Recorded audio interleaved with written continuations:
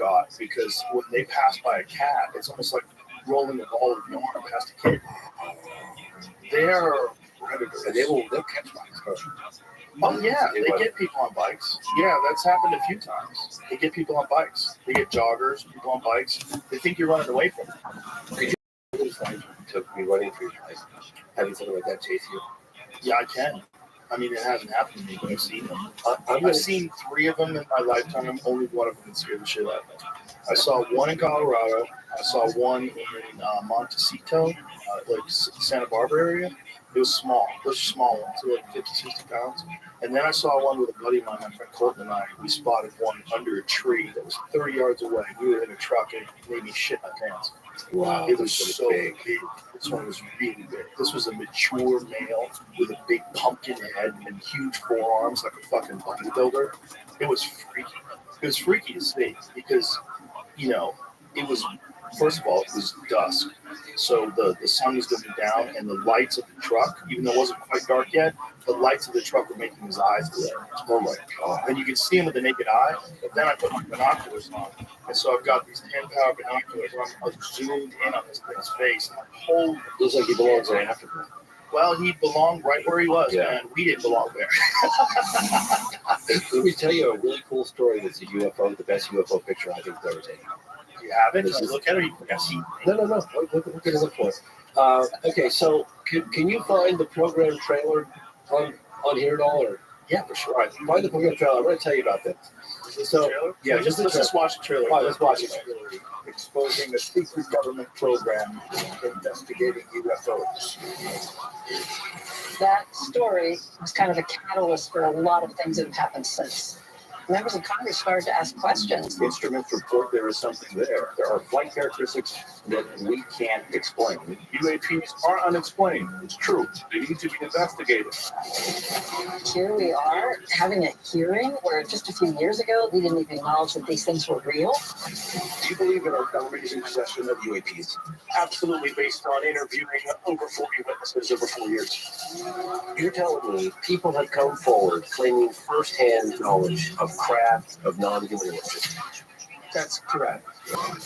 We have sources who have asserted not only that there have been crashes, but there have been crash retrievals. Do we have the bodies of the pilots who piloted this craft? Biologics came with some of these recoveries. Yeah. Were they human or non-human? Non-human. I'm sitting here today because the American people are being lied to. We are the American government, and we were open, and we're going to be open about this. What has been revealed, non-human intelligence exists. Non-human intelligence has been interacting with humanity. Is only part of the story. The Pentagon and CIA are going to have to meet with that. Some are risking everything. Have you had incidences you to be in fear for your life? Yes, personally, to uncover the rest. What is being done to verify the assertion that the U.S. government has spaceships of non-human intelligence in their possession? That kind of revelation unearths people's beliefs. How are we going to jail this side of things that I've been exposed to the program? Bro, is that Mick Jagger?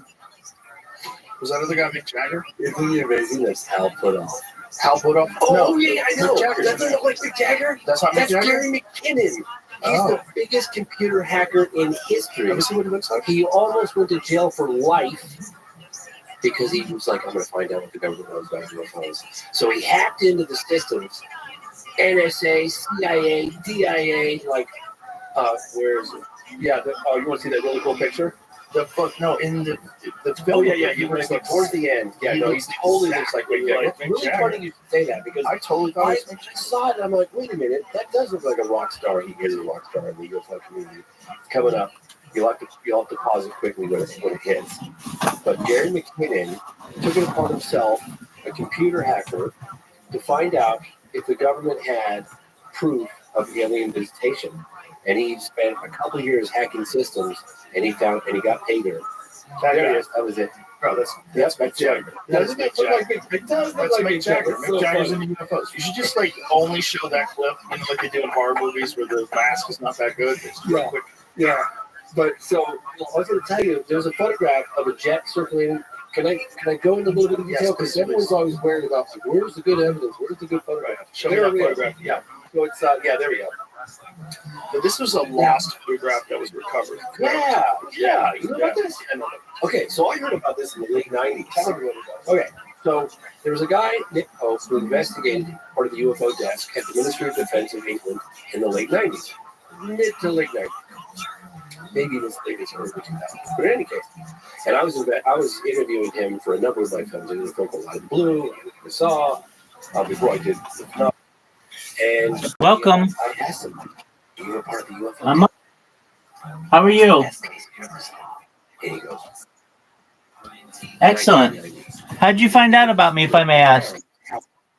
I'm well. Thank you. Take your time.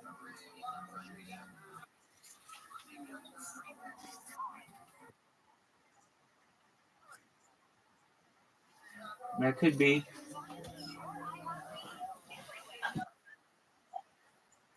I'm ready for a sausage fest.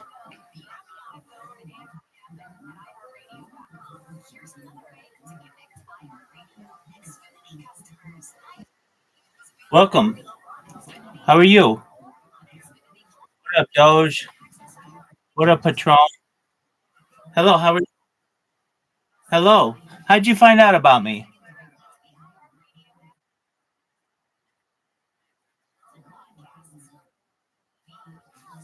How'd you find out about me?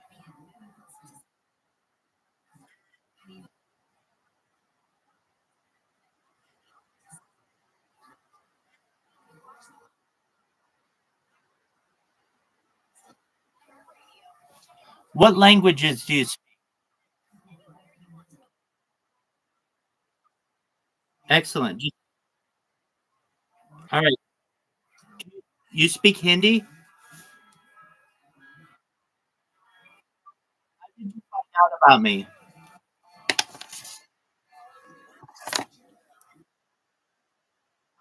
Mantinkawa? बारे में कैसे पता चला? तुम्हें मेरे बारे में कैसे पता चला?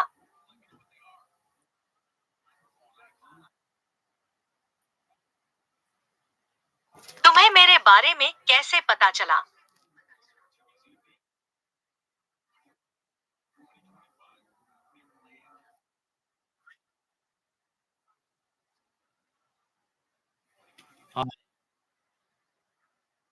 It's called Talk.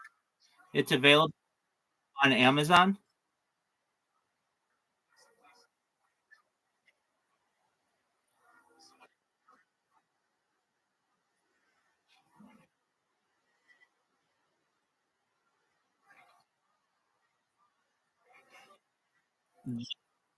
So mute the other one. This one is the one that you want to hear me.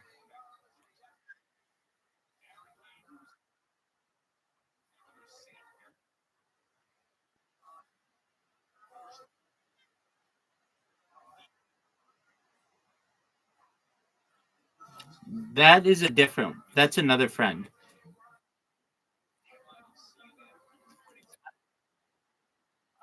I'm not the green one. That's okay. How did you find out about me?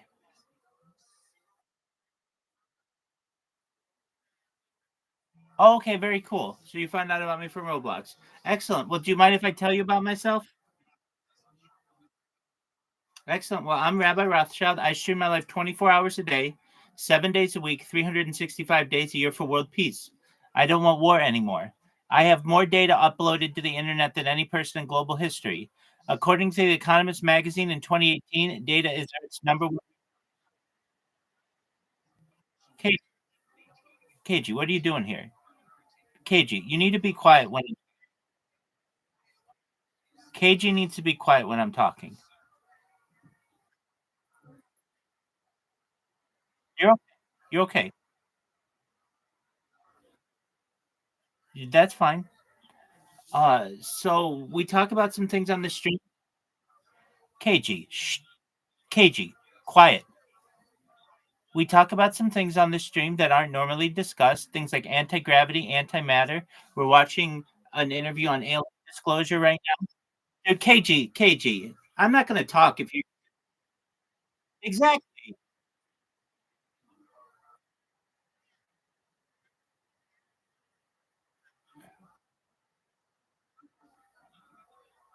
We talk about things like alien disclosure. We talk about things like life extension technology. We talk about ending world hunger through the use of vertical farming, agricultural drones, saltwater greenhouses, floating greenhouses, things like hydroponics and cloud seeding. I'd like to help end world thirst through the digging of wells, through the use of life straws, and through the use of desalination plants, basically pumping water from the ocean onto land to make it drinkable. So these are some really big ideas, and I've essentially dedicated my life to a project to help to educate people about some of this technology. What do you think of that, Doge?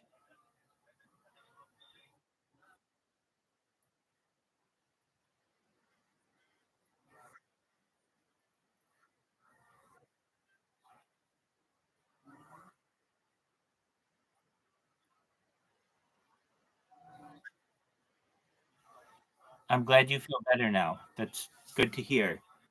Well, you should know that what's KG's issue?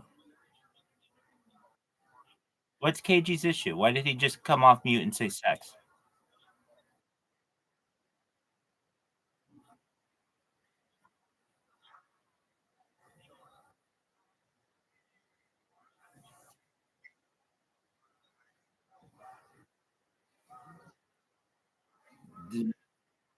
Okay, well,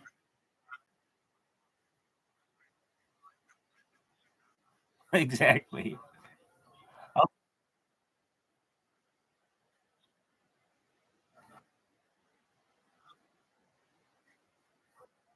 I understand. Well, he doesn't have to come off mute, so stay muted, KG. So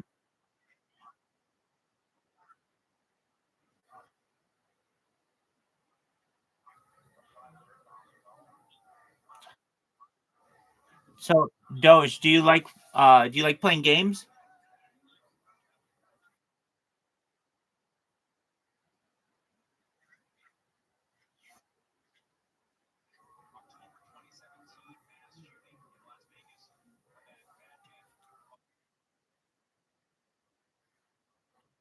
Okay,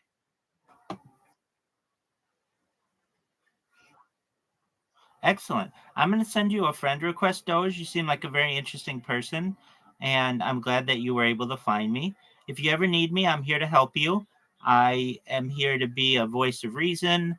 I can give you advice to the best of my ability. And just if you're ever lonely, just know that there are people out there who care about you and want the best for you, and I'm one of them. You're welcome. We're currently watching a documentary. You can, the Joe Rogan Experience, a podcast. Feel free to watch it if you'd like. If you have questions, I'm here to answer them. And I appreciate you being here.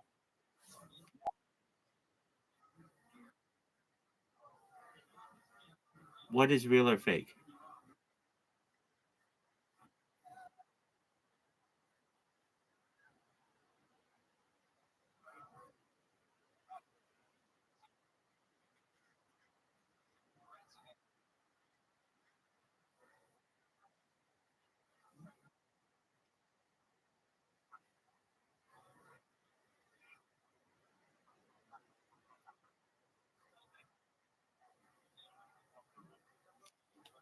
So, Doge, you should.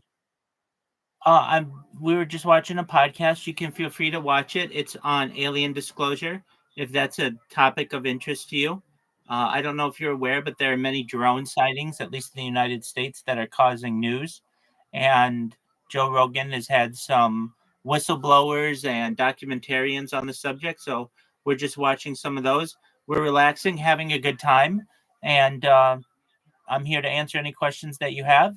And if you don't have any questions, feel free to chill. And if you have other things to do, I understand that too. I sent you a friend request. So you should know that whenever you're bored, you can come in here and say hello.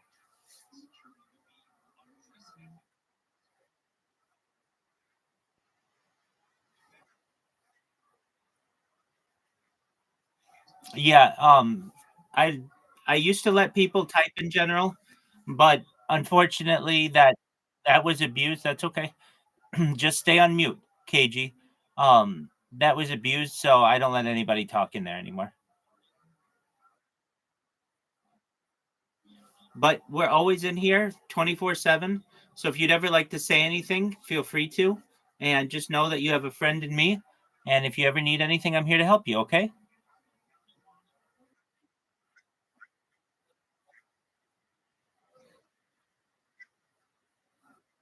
Because I'm the captain of the MILF.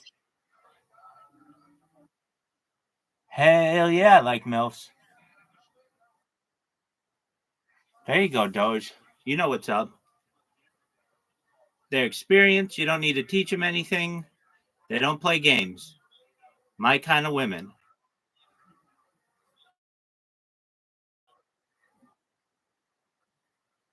There you go, my friend. Excellent.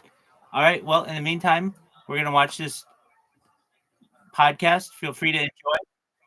And okay, that sounds good. It's a pleasure. Okay, very well. Excellent, Doge. Well, anytime you need to talk to someone, I'm here for you. Okay. Excellent. Scott, Adios, my friend. Take care. they call them bikers, but they were actually hiking. That's what made me think about it. Bye bye. And he said it was late in the afternoon.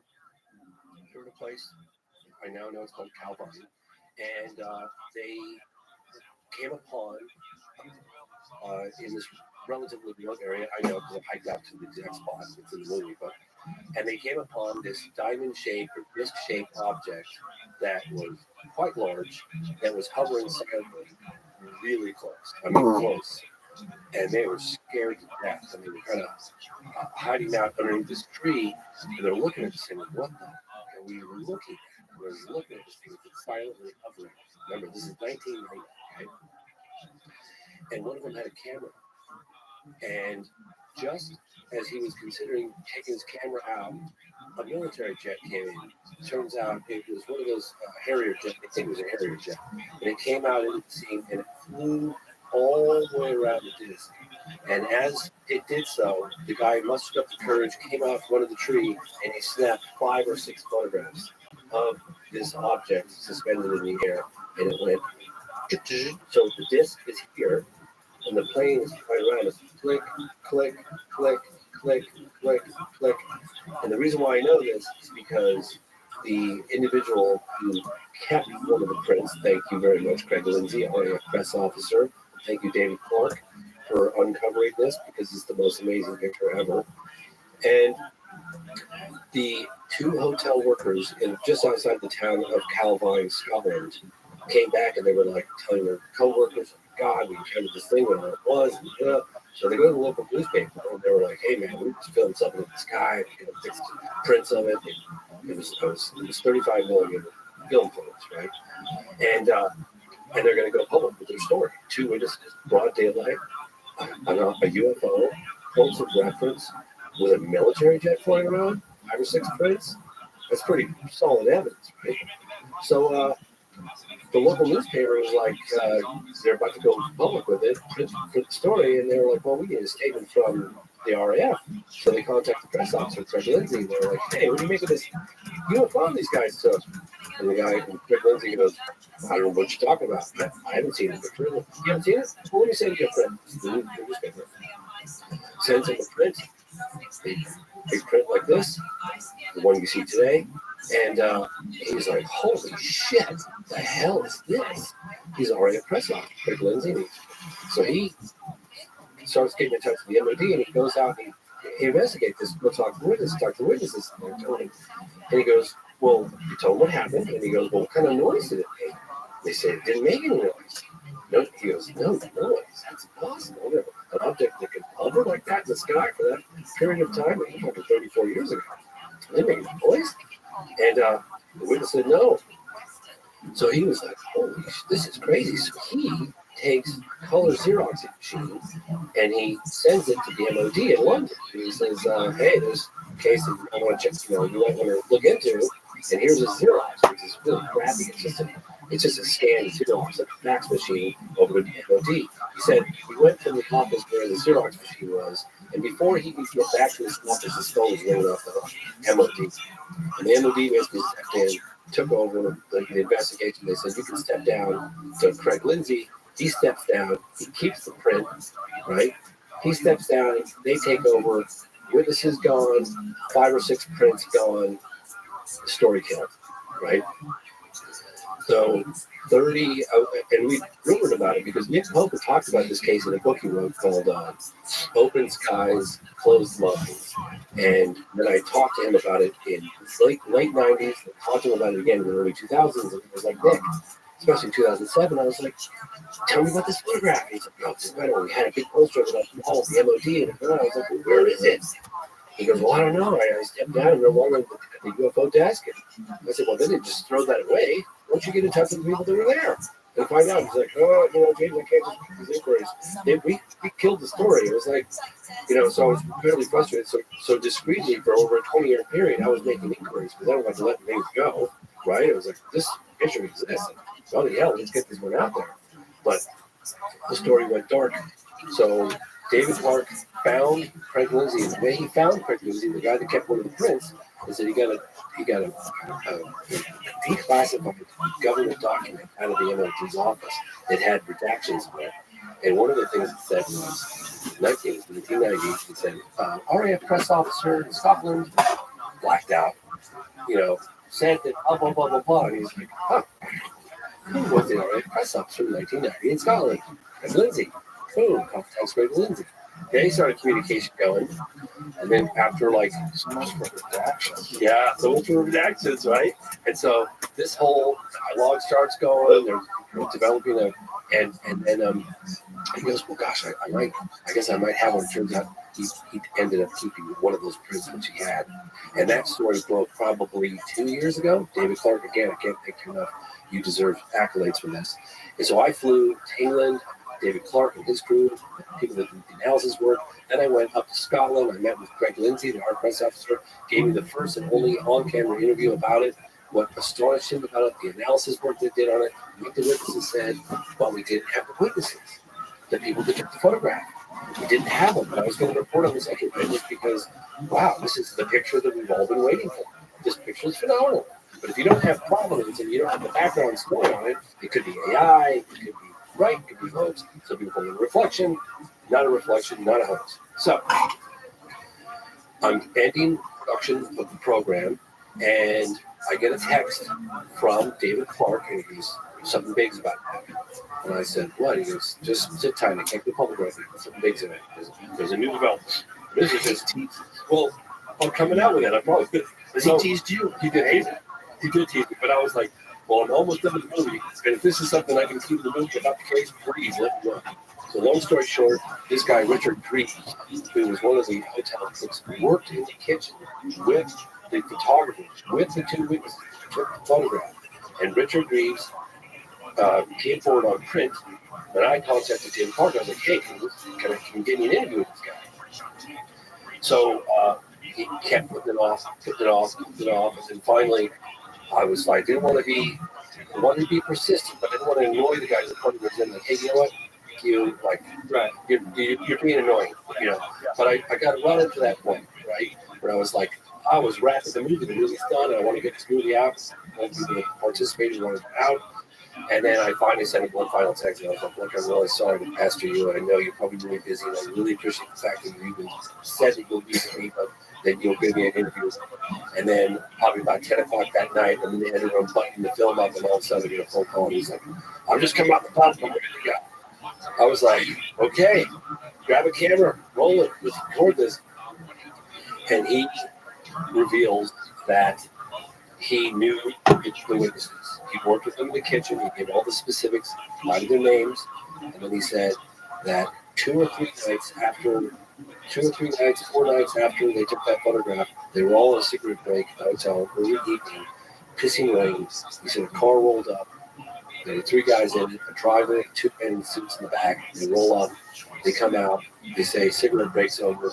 They pull the 2 witnesses aside, and they grill him. And you got to hear it directly from the horse's mouth. Richard Greaves said that when they were all, the people that were not involved in the incident were told to go back inside the hotel, which they did. And they looked through the window and they saw in the pissing rain, they said they were out there for 10 or 15 minutes in the pissing rain, and that these guys, they came back inside and they were white as a, he said, he literally goes, they came back inside, they were white as a fucking ghost. And which we all get a good laugh out of. But and then they started drinking heavily, and within a couple of weeks, they vanished without a trace, and they've been gone ever since. So we report on this, and yeah, that's a replica. It's a replica. That's a replica from Nick Pope that he did it for some series talking about it, and that was before the real photograph was found and printed. Let me see the real photograph. Yeah, show the real photograph again. I got it. There it is. Yep. Okay, so what was he doing? Show the fake one more time. Yeah, that's So- what's the recreation before we got. So was he just recreating what he remembered? Yes. You can see the real one again? Pretty damn good, isn't it? Do you remember? Not bad. Not bad. bad. Mr. Barbara Friends, but not bad. Put in a bunch of bullshit back. I went to the exact location. That Oh, whole bullshit. Put in there. Put in beautiful hills. I know. And that fence is still there. There was a yeah, that fence is still there. I took a So what is that jet in the background? Harrier jet? A Harrier jet is what I'm told. They're 99% sure. And was that Harrier jet trying to figure out what this was? Well, like I said, in the other prints, according to Craig Lindsay, the RAF press officer, he said the other 6 prints or 5 prints had that Harrier jet in a different position. So he said it was the Harrier jet flew around checking that out. Now, Where are those prints? we have they're empty, just they're gone. They killed the story. I mean, the guy at the MD work there, Rick Pope, told me that they did everything they could to squash it because I think they probably have it filed away somewhere. of course they do. Of course they didn't throw those crazy away. They He killed uses the story. Yeah, that's a really crap copy. You're looking at a really bad frame. Yeah, I've got a much better. I've got a much better version of it. You got it on your phone. I do. Text it to her home. This image is it's weird. Yeah, it's It's hard to see what you're looking at. You know? it's yeah. Well, let me show you a much better copy of it. Hang on, let me just scroll up here because I've got it really good.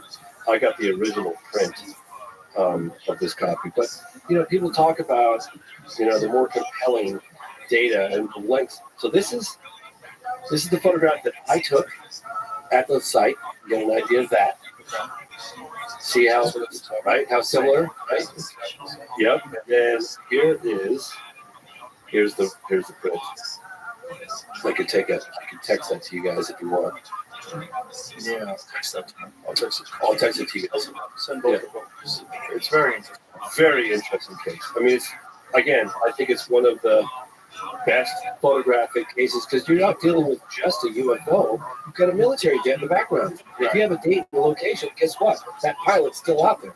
That pilot probably got it on radar and probably got gun cam footage. He's still alive. He would have been probably young, right? Pilots are young. Sure. He would have been in his 30s, maybe early 40s, and that was 34 years ago. Right. So chances are he's still alive. They're pretty fit, right? Yeah, maybe he's in the 70s. Okay, I'm gonna text this to you right now.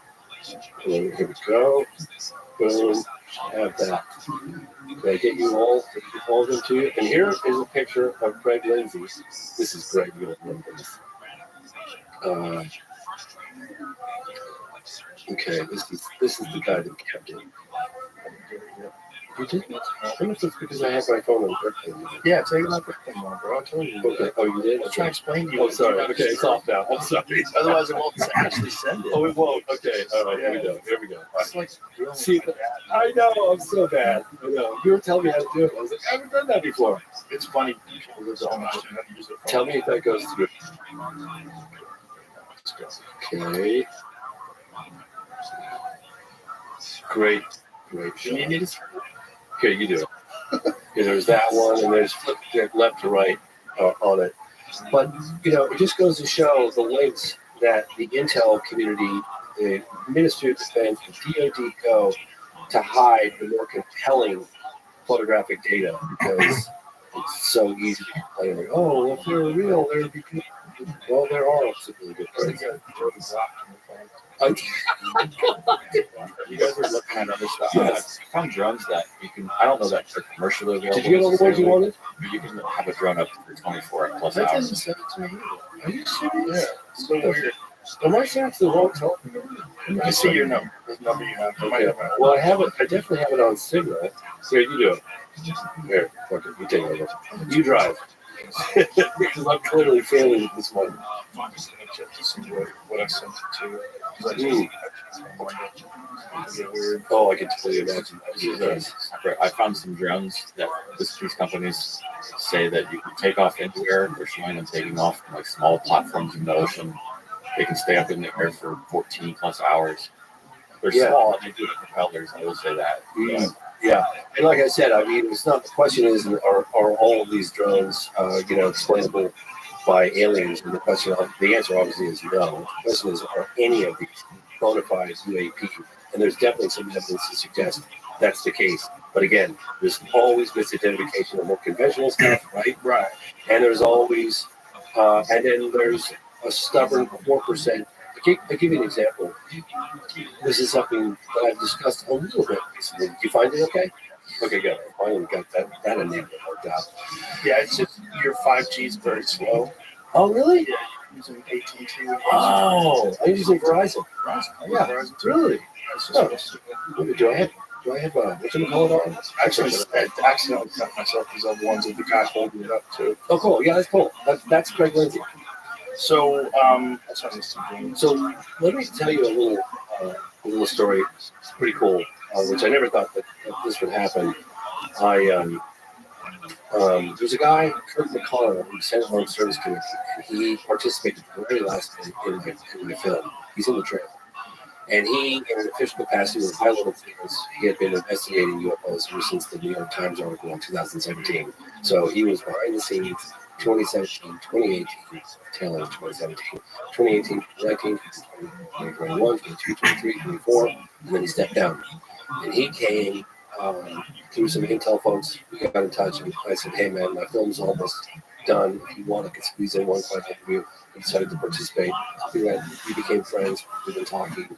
And he said, hey, I could probably arrange a meeting because there's some mutual interest in UFO cases and evidence I've been going after as a civilian.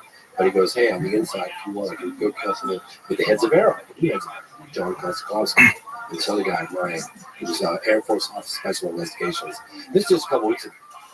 So I went to the congressional hearings, which was incredible. And people say, oh, it's a big deal from early. But you know what? It's very exciting. Seeing people testify on the road, this crash people program, seeing a rear admiral, Tim Gallaudet, saying that they're under the water. It's pretty fascinating stuff. So I had to apply for a security background on me, which was about 48 hours. And then I got approval for that. And then I showed up, they were waiting across the street from the Pentagon. And I had to go through the metal detector. These kind of exciting for me because I had never had this kind of experience before. There were these glass tube type things that were lined up like in a row. Right?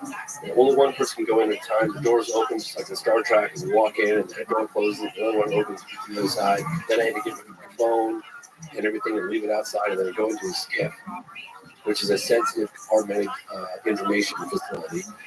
The skiff, super top secret, whatever. And I got to meet with the new head of Arrow, John Kosakowski. I was like, I can't believe I'm in the belly of the beast. This is crazy. Like I thought, how could I'm a civilian?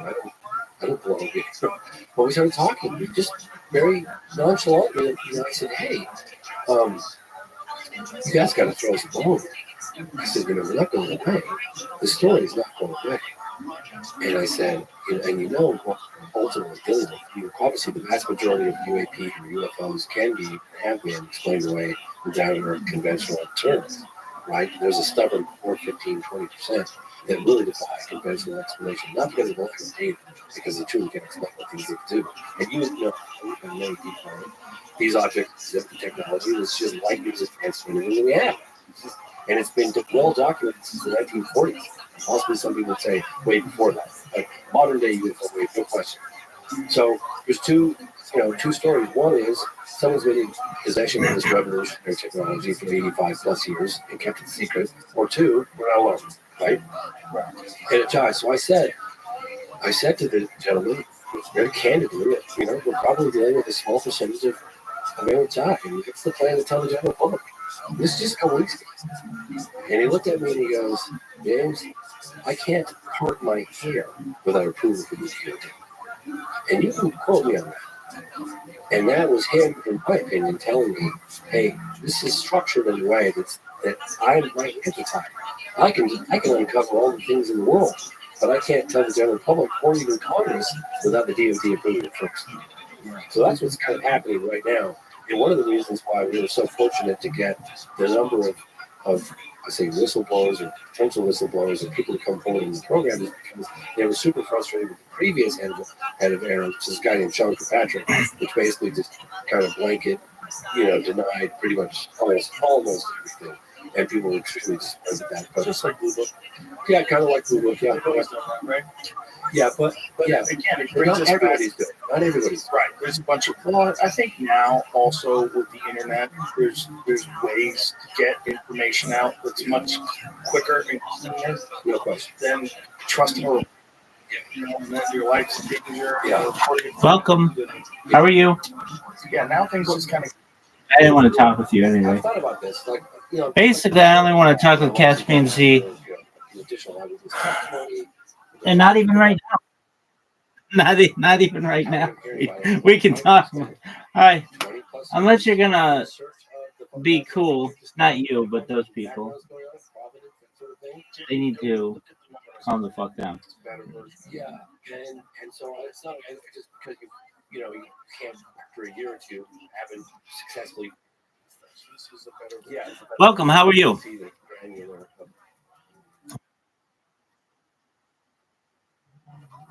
Oh, not again. Hey, how are you? What's good? We're watching this podcast. Please enjoy. Of the film, but it's weird. It's like something in the back.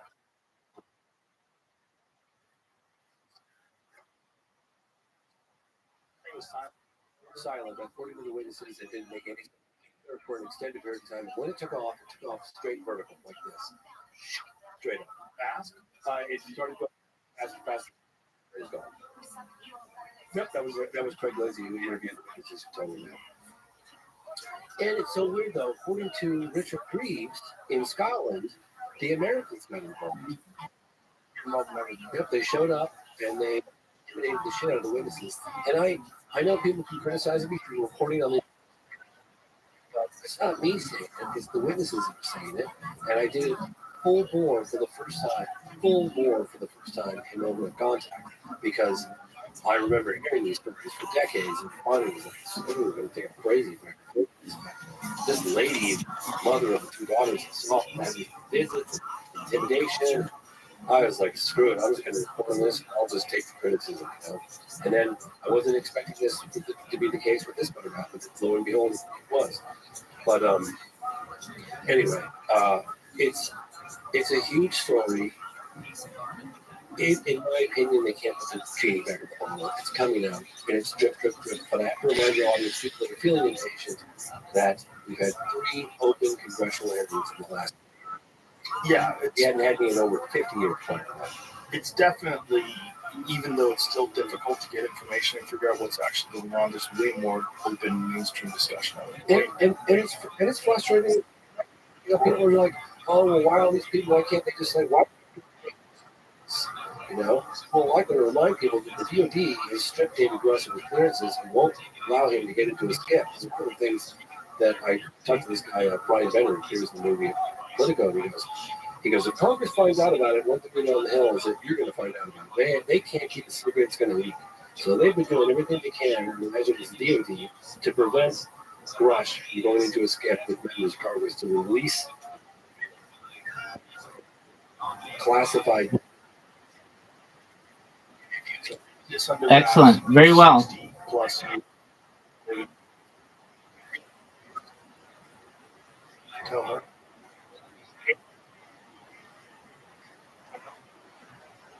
Hello. I mean, We're watching a podcast. Feel free.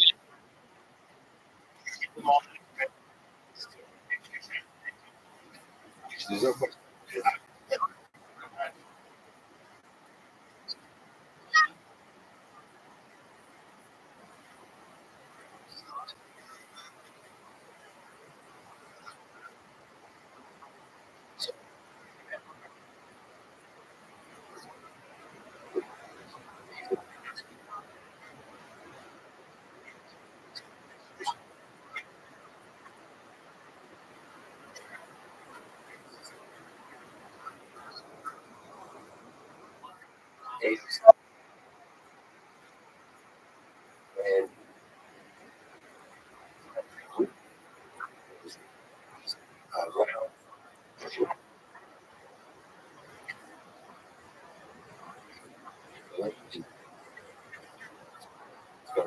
And and I think that elected pushing parents who need to hear.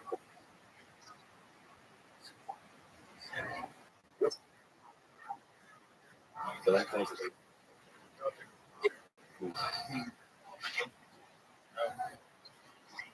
Unelected defense people that know about that's good.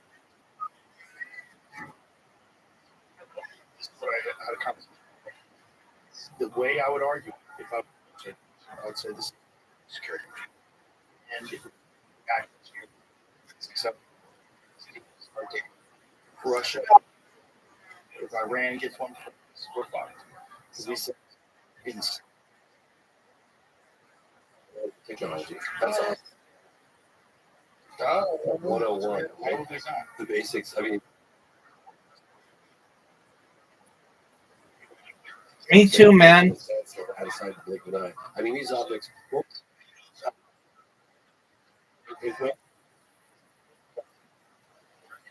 Level. 1 second. In we amount did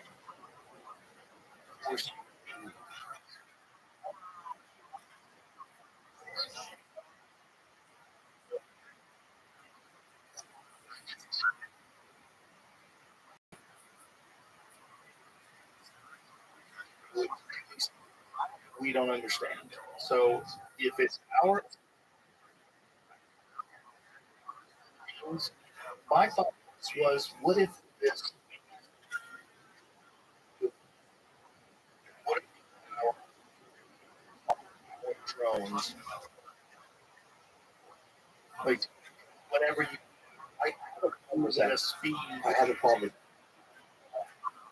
The United States government has documented. That's Right. exhibiting here.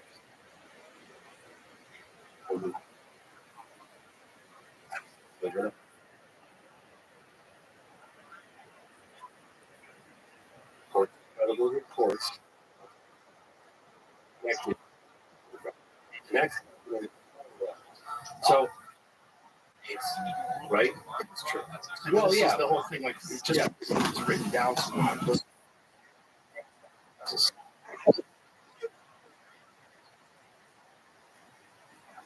One way this story is to patch, right? So if I was going to hide some sort of technology, one thing I would do is connect it.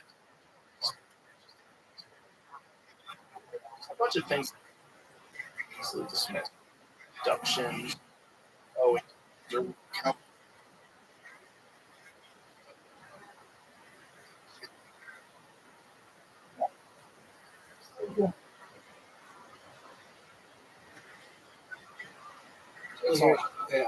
And again,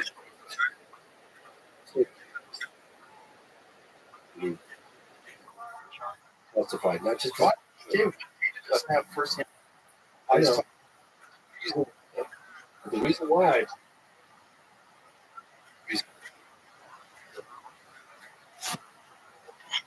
investigated long enough to study reality in Virginia before.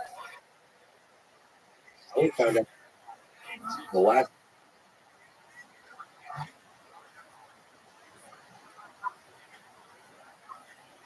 Do you see?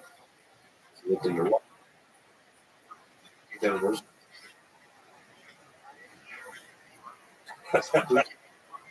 Crush your fucking stick and leave it. The story says that they're. Oh, you have, yeah. the story. Well, he's done. What is it? Before trying to put in New York out. Hey, so we got this fucking.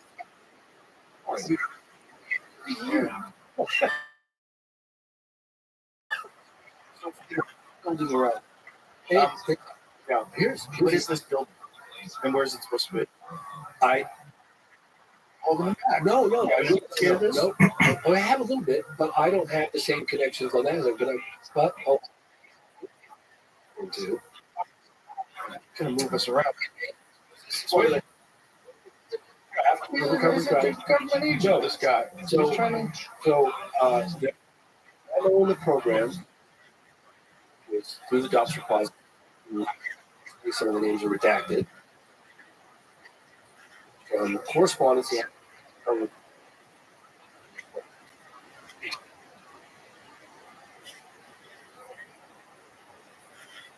and names who found the gate to the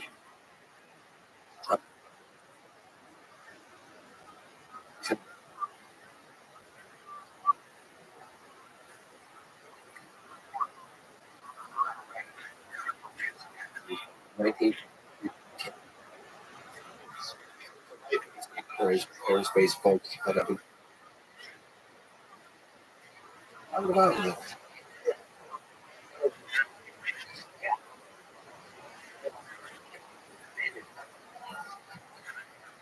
They go for open and nobody else. They want.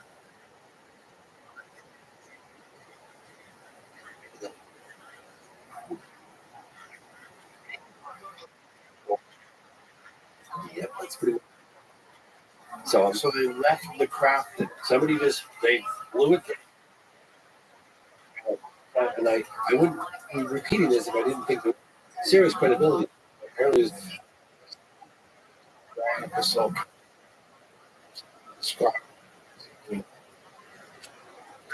funny because this individual was like, not a scratch. Not a scratch. It's on the.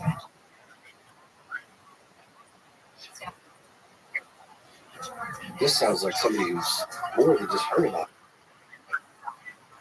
What do they ask for? Not a scratch on it. I don't know if it was the way they described it. This is the problem. I think. Yes. I love that guy.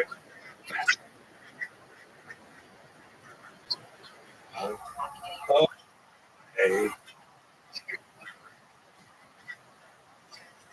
I went.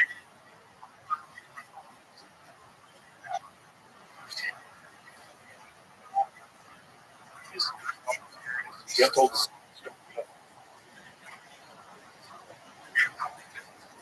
Whatever. So this guy was there. That was it. I hear.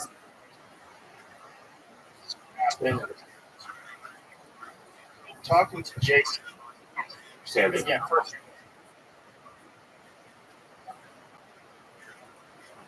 Yeah. He said he was an adolescent. I think that, so Documentary, and I tell you, this is Jimmy.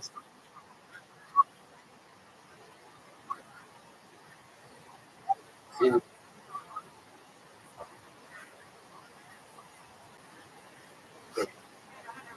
got to boot into it. So he was taking his jacket,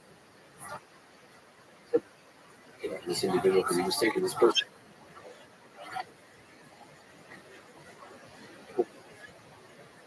Jason's with my jacket. So we jokingly, probably God only knows. Warrior right here. Or This is the thing that gets me. right here. Logistic. Okay, if these things just logistic, like a large yeah. Like what?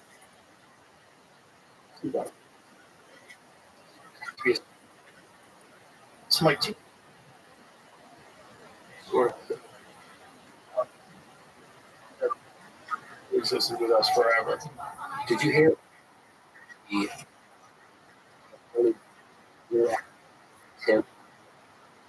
Congress? Is this the one where the thing's moving underwater Yes. 500 knots? Yes. I don't have all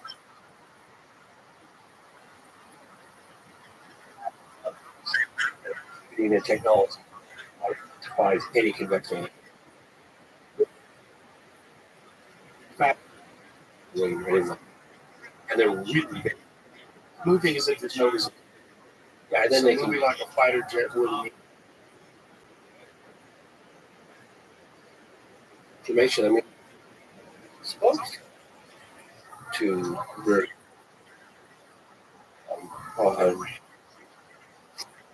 thank him for coming forward. He said, I felt an obligation to do so because the coming forward. That's why he stepped forward. Wanted to hide in plain sight. You had the technology to negate any effects of the water and pressure. Explore place on Earth. Yeah, we can't get to it. We don't have the technology. They know we don't. Really.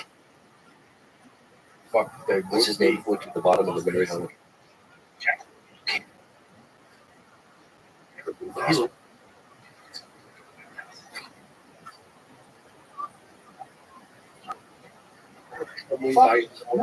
definitely not over there. Maybe on the yeah. Another thing is on that submarine, apparently very sophisticated underwater audio sound, and they like a meat And didn't report on it. On your technology. So Yeah, I don't even know if this is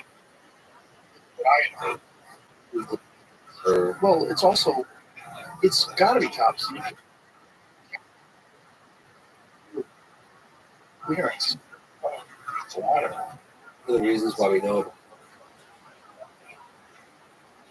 because of Radcliffe, former head of the NI, and he came forward. And I remember it's funny actually, classified, and Chris.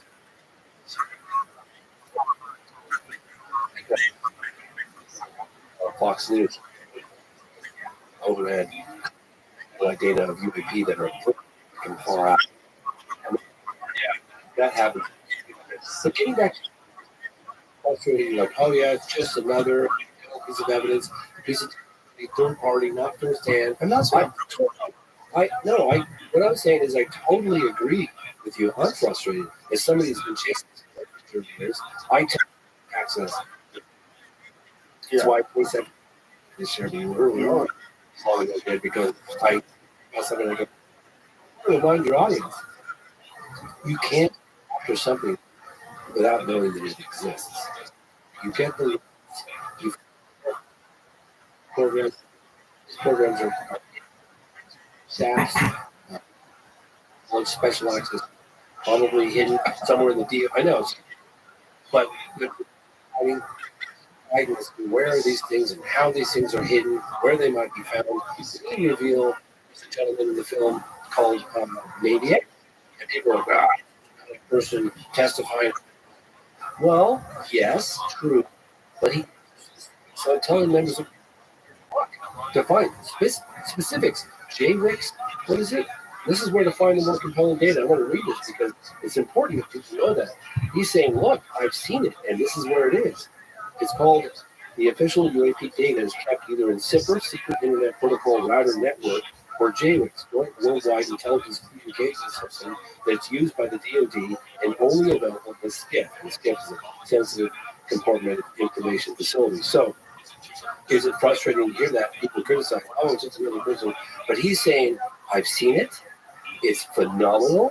He gives descriptions of some of the stuff he saw, and he's telling members of Congress, if you have the clearances, this is where it's being kept. So those are very good specifics. And again, I remind you guys, like, okay, just be patient. This is not a 100-yard dash. We're running a marathon. So we are. We're trying to get back to what I was talking about earlier. Logistics. Okay. If you're letting something go from the ocean, yes. If you're flying it out of the ocean, logistic, you would have to have some sort of a large craft out there that's going to house these things, or it's going to launch from. Right? Yeah. If that is actually the ocean. Oh, see, the drones you're talking about. Right. Yes. So either they're ours, and if there are ours, yes. How do they hide the fact that there's a battleship there? Is that possible? And if it's from a submarine, how do they develop a submarine that can launch 50 car-sized or SUV-sized drones from?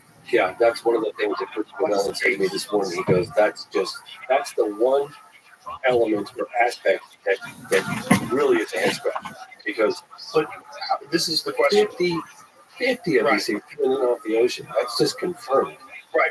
But here's the question. Yes. Is it possible to classify the location of a U.S. battleship that's capable of having these things? So big. How could you, how big would it have to be to launch 50 drones? I don't know. But that's a lot of drones. Right. We're talking about drones the size of an SUV. Right. So let's imagine you. So when you take a ferry, how many cars can a ferry fit on? Take a ferry all the time.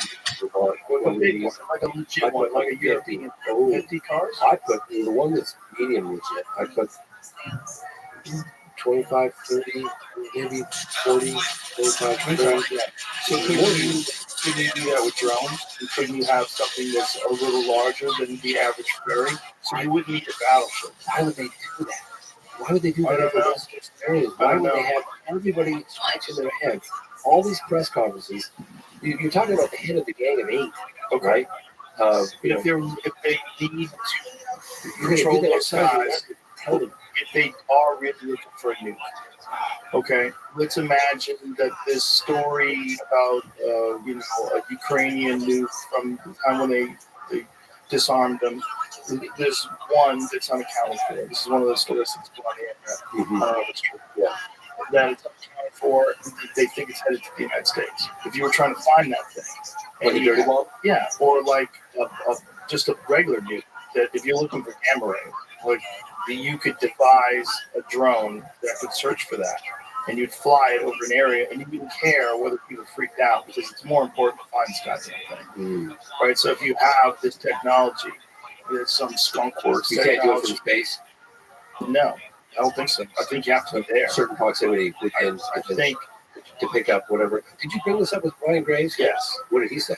You mean he doesn't know either? He doesn't know. He doesn't think so. Everybody that I trust, that's the issue. People in the FBI, people that I communicate with often, I'm like, what is going on? It almost seems too sexy that the United States has that kind of ability and they're just flying these things around and that they're doing it for that specific reason.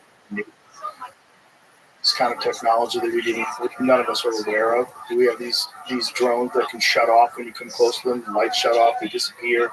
They avoid tracking. The RF signal doesn't show up. They're cool. They have some sort of cooling mechanism in them, so it's difficult to see with infrared.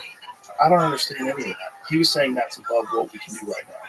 And he's saying but they're not moving in a way necessarily. That's not possible with drone technology that is mainstream, but there's some aspects of the way they move, what they're doing, that doesn't lead them to believe that this is their current state-of-the-art technology. They even I had some people tell me, like, even if it's conventional, it's highly conventional. Right, but let's look at China. China has highly advanced drones. Yeah. Their drones, we were talking about this as well, that the bottleneck in America was the FAA. The FAA put a lot of restrictions on the manufacture of drones and how you can do them, what you can do. China doesn't have any of that, so they're full steam ahead with innovation. If you look at what drone manufacturers in the United States have been able to do, and then imagine untethered, if they weren't fucked over by all these regulations, got in the way of innovation. You just obviously you have to have one because you have some commercial drone that you can buy that can move 500 miles an hour and fly through the air and stay up there for 6 hours at a time and film video of everything and anything. Well, and you can't control it. You can't block the radar screen. You can't find it with infrared. That's pretty nuts. So I would imagine that would not be a thing they would want in the hands of the average American person. But why did it just start happening fairly recently? When I say this, well, I'm saying if it's Chinese. If it's Chinese, if they're unburdened by our regulations, and that not only do they have the help of the government, they have financing behind them, they have an imperative, they're told what to do. They're flying it over Langley, they're flying it over. Wouldn't you do that? Just to fuck with these people? What's the golf course that Trump has? Yeah, it's a golf course. Yeah. What's that called? I don't know. Westminster? Something like that. We're flying over that? Yeah. The president-elect?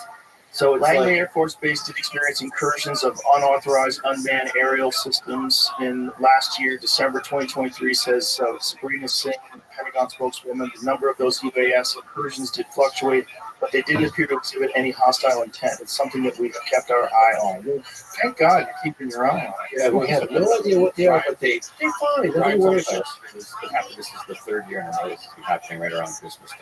Well, one of the reasons why I wanted you guys to hear that account by the guy at Vandenberg Air Force Base, this is not anonymous reporting. The guy's giving his name. Right. And he's talking about objects that are the size of a football field. Yeah. Popping over a silo, launch control area. That's also the Phoenix Lights. They described them as the size of a football field, or larger. Oh, yeah. Yeah. I interviewed a guy. There was a case that happened here in Texas, Stephenville. Ricky Souls, one of the best people. I love the guy. He was a hunter. And he's like, James, he's like, you could have landed an airplane on this. I said, you've got to be kidding me. He goes, oh, man. I goes, I stood under this thing. He goes, it was so big, I was standing under it. He had his rifle. He's standing under it. He's looking up. And he's looking to the left. He's looking to the left, right, back, forward. Can't see the edge of it in any direction. So he grabs his hunting rifle. He was hunting. It was 2008. Grabs his hunting rifle. No. So he holds his hunting rifle, his rifle up, and he's looking through the scope. And he goes, James, I'm a metal worker. I work with metal. I do what metal design. And he's looking through the scope, and he goes, man, there's no rivets, there's no seams, there's no weld marks. He's like, there are these on the belly of it. These reverse, recessed cones, like bigger and then they got smaller. There's a belly of the craft. He's looking up at it, his fingers on the trigger, just man, wasn't that how I go? What would happen if I just pulled the trigger here? And I bet it would ricochet off or hit the belly or something. So he's looking at it, and he's just about to pull the trigger to check it out, and he goes, maybe this isn't such a good idea. I interviewed him in 2008 and this is going down. And then about a year later, I was doing some follow-up interviews for a film I saw. And I had this gentleman walk up to me, and I was filming in the downtown square in Stephenville, or it might have been Dublin. And this gentleman looks at me and he goes, Mr. Fox? Yes. And he pulls out a badge and he shows me his badge. And he's like, can I talk to you for a minute? I'm Officer so-and-so. I was like, Jesus Christ, what the hell did I do? And I said, yeah, sure. And we walk off to a cafe and he goes, he's looking at his back. He had his back to the wall of the cafe so you can see everybody coming in and barely. And he said, you know Ricky Smalls? I said, yeah. He goes, that guy's telling the truth. I said, how do you know? He goes, because the whole police department saw it. I can't remember the Dublin Police Department or Stephenville. It's Dublin. Police Department. He goes, yeah, man, he said, we were sitting there with our patrol cars, and this object was like a floating department store. I mean, it was absolutely colossal. You could see.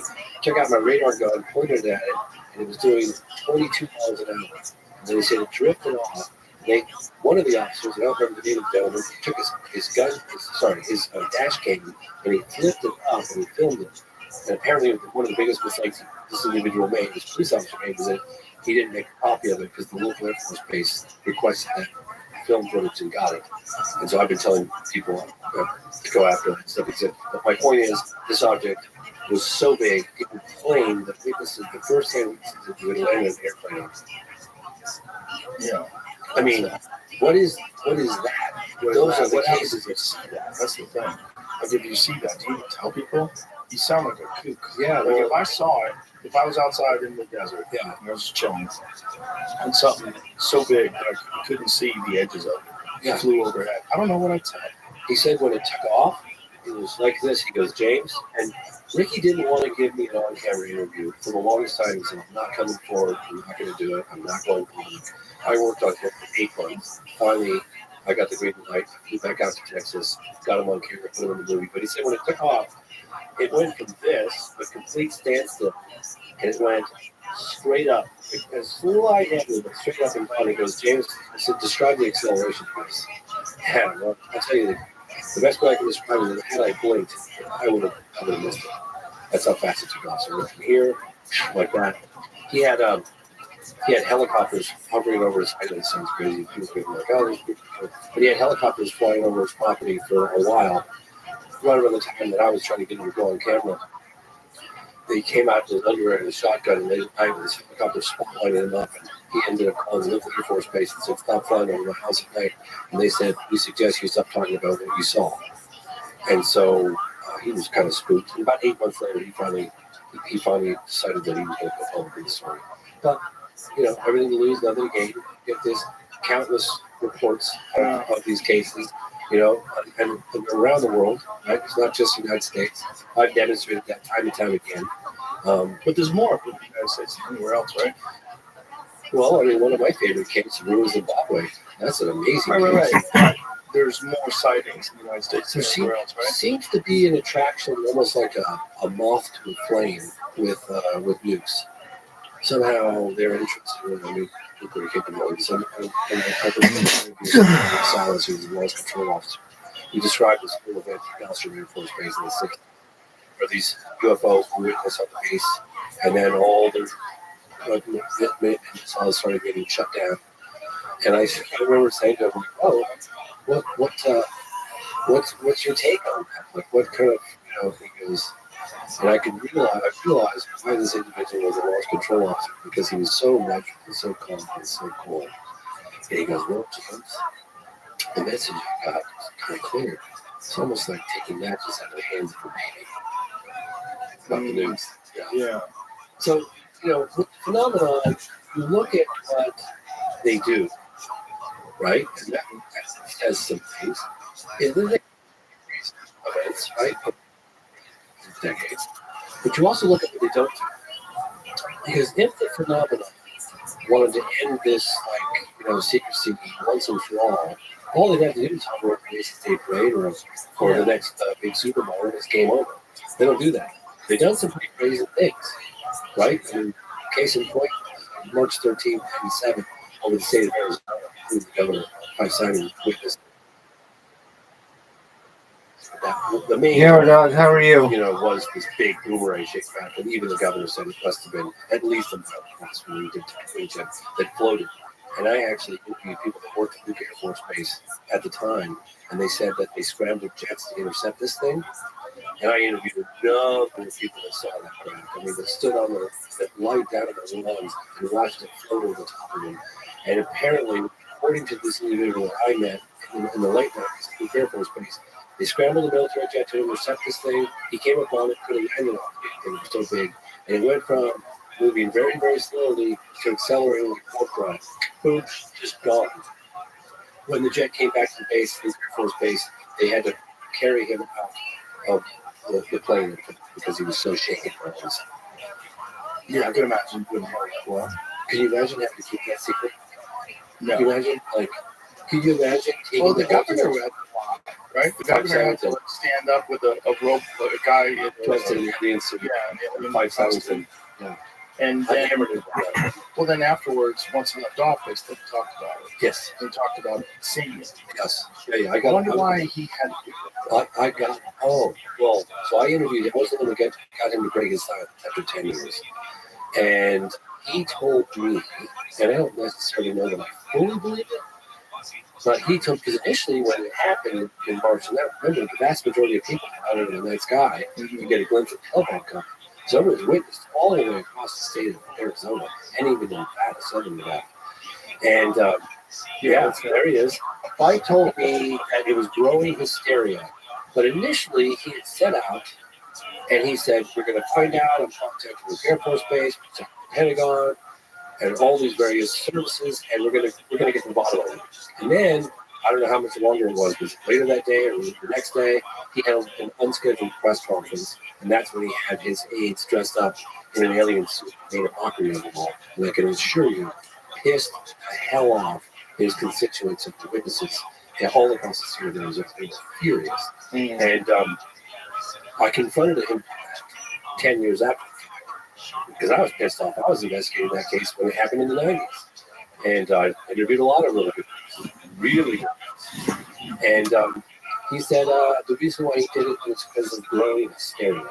That he wanted to calm down the hysteria. But did he get a phone call just saying, hey, tell the story? I lean in that direction, but even when we're having cocktails together, he's never confessed that that happened. But it's awful suspicious the way I look at it. It's a little weird, especially considering he actually saw it. That could have been a turning point in the UFO phenomenon reporting, era, right? Like suddenly you get this massive sighting, which happened today. We would have been covered by, everybody's phones and everything. But if the governor had come forward and said, yeah, we didn't figure out what that thing is, I'm a former captain in the Air Force and a pilot, and I saw it. I don't know what the hell that thing was. Is there any footage of the actual thing, the triangle boomerang? There's some footage floating around, and I featured some, and I know what I saw.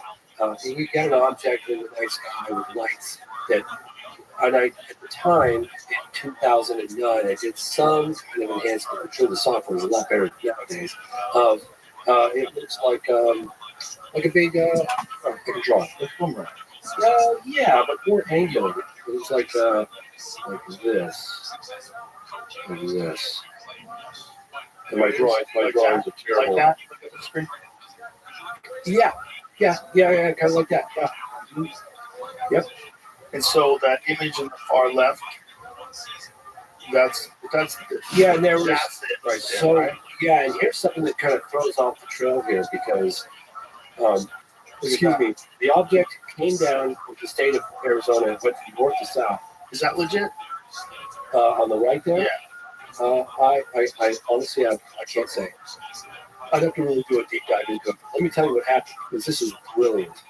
So what happened was, got this massive object from around 5:30 at night in the southern Nevada, and then it drifts down very slowly over across the entire, from north to south, across the entire state of Arizona. And right around 7:30, 8:30, the Gary Goldwater Mountain Range, which is the direction it's heading in, the military decides to drop a bunch of flares. And so people were like, oh, there it is. That's, and a bunch of people filmed the flares. So in my opinion, it was a diversionary tactic. It was brilliant. Because why the military decided to drop flares in the shape, somewhat in the shape. So I think that some of the footage that you've seen out there is military flares. But there was an effort, well, if you want to get into it right now, but there was an effort by the so-called MIB, which is the MIB, these Men in Black, whatever unknown government agency they come from, that took some footage that I was learning about during my investigations of things. And then you look at crazy. No. So the first time I really heard a really credible report of the MIB, and I decided not to report on it, was when I was in touch with a woman who was counseling him, Frances Barnwood, who was one of the few officials in Phoenix area that was saying, hey, let's investigate what these people are claiming to see. She's not saying aliens. All she's saying is, hey, these people have a right to know what's going on. Let's launch an investigation. She was landed over the media, made fun of, ridiculed. But as a result of her inquiry, public inquiry, putting it out there, one of these individuals reached out to her. I know this because I know Francis Barnwood. I heard that story. And he was a Vietnam vet. And he was on the roof of his house with a tripod and a camera, and he was trying to get a glimpse. He was trying to film the pickup coming. And he had walkie-talkies, and he was monitoring the truck drivers driving up Interstate 10, Tucson, Phoenix. And so he's monitoring this, and he hears these truckers talking about a massive UFO. He's like, shit, that's heading right towards my house. And he's like, I'll film it. So he had a camera all ready to go, and the object went right over his house from him, and he filmed the whole thing. He goes, yeah, I filmed the whole thing. It's pretty spectacular. And I know that you're launching an investigation, Francis Barlow. Would you like to see it? She said, yeah. So they made arrangements for he was going to drop it off at her office. Either later that day or first thing the next morning, 2 representatives, and it was July this morning, it was very hot. 2 men in dark suits showed up at his house, and they said, hey, he was apparently relieved. It's all he wanted. So they were quite menacing. He didn't really say a lot. They said, we're from Francis Barlow's office. We're here to pick up that footage. So he gives them the footage. He said, the only question they asked him is, did they make any copies? And he said, no. And so they take the footage off, they go, but he doesn't hear from Francis Barlow. He's like, what the hell? So a couple days go by, it's possibly up to a week. He calls her up and he says, Francis will tell you this, she'll validate my memory. He says, hey, what did you think of the footage? She goes, well, what do you mean when I take the footage? I never got it. You were going to drop it off at my office and you didn't show up. He goes, well, I didn't have to. You had 2 men from your office. And pick up, she goes, I didn't say anything in your office. I know at the time in the late 90s, I'd heard a couple of stories prior to that. I thought, this is too out there. This is too outlandish. No one's going to believe this. I have no proof of this other than her testimony. Screw it. And I didn't report on it. But hearing those cases over and over and over, it's like, there we go. Once again, the so-called evidence that could prove or disprove one way or the other that something truly extraordinary took place in the skies over Phoenix back in 1997 vanished. But there is some that slipped through the cracks that's out there. You just have to do due diligence. I don't have the time to sift through all of the images that we're looking at. Yeah, I don't know what's AI generated or whatever, but what could be a documentary as a recreation? I know when I saw pictures of some of the footage. I covered that case extensively. So if anyone's interested in the Phoenix Lights case, but I can tell you, how many people saw it? Oh, thousands. Thousands. I talked to another woman, Stacey Rhodes, and her daughter, Emily, and they said they were driving on Interstate 10. And she goes, look, James, we'll tell you how big this thing is. I said, how big is it? She goes, first of all, there were people stopped on the freeway, just like stopped as this thing was close encounter, floating over them. She goes, I could have held up newspaper like this and looked to the left, looked to the right, looked to that, and she said, I couldn't get this thing out. That's how big it was. It didn't make a sound. It was gunmetal. It was witnessed by a lot of people. That's why I say there's some events that have happened over the decades that are pretty brazen. That's one of them. Hudson Valley is pretty brazen as well. That's just wish I knew if it was true. Well, when you get thousands of people seeing the same thing, if you see thousands of people saying the same thing, including the governor, so invested in it, you go, what happened? The governor. Yeah. The governor. The same guy who came out with the fucking guy dressed up like I know, but I got him to come clean too. Yeah, but so he's really incredible. He bullshits. He does. He bullshits. He definitely bullshits. He definitely bullshits. So there you go. So when someone bullshits about that, then bullshit about it. But true. Yeah. But I mean, I can't. No, I hear it. I hear what you're saying. And you guys don't know why I'm like, what's good to talk about now? There's no smoke without fire. There is so much evidence in terms of eyewitness testimony and radar, some photographic, as much as we like, that something truly inexplicable is taking place in our space, right? For sure. Something that, after careful examination, something that, not because of the lack of data in some instances, but that after careful analysis and research, investigation, that comes out the other end and says, I can't explain this, this is going to have to be one of those unknowns, or falls into that 15% category of cannot provide a truthful or conventional explanation for it. And those are the cases that I suggestively have been going after for a long time. So is all this disclosure and all those discussions on television now and all these meetings and hearings, you think we're on an accelerated path? You think this is all good, right? I'm convinced, yes. But do you think that there's a real possibility, within the next few years, that they just completely drop all the bullshit and come clean about this stuff? Or would it take some sort of extraordinary event where they had to, something much bigger than this drone thing? Well, in some respects, there has been. I remember I interviewed this guy at the MOD years ago, and I was like, this is a time when we were pushing for transparency there. France was releasing previously classified documents on UFOs. is of me, as they say. And the MOD phones, they were releasing classified documents, slowly putting it out there. And at the time, it was rather exciting. I just did a big event at the National Police Academy as a king, and it was like this whole movement. It was like, oh my God, it's happening, right? But it kind of petered out a little bit. And I remember asking this guy that used to listen to stuff like that, the post, and I said, Nick, do you anticipate this any type of disclosure? This is like 2009 or something, 2008, 2009. And he goes, James, no. He goes, it's going to be disclosed with a small beat, not a big beat. It's going to trickle out slowly.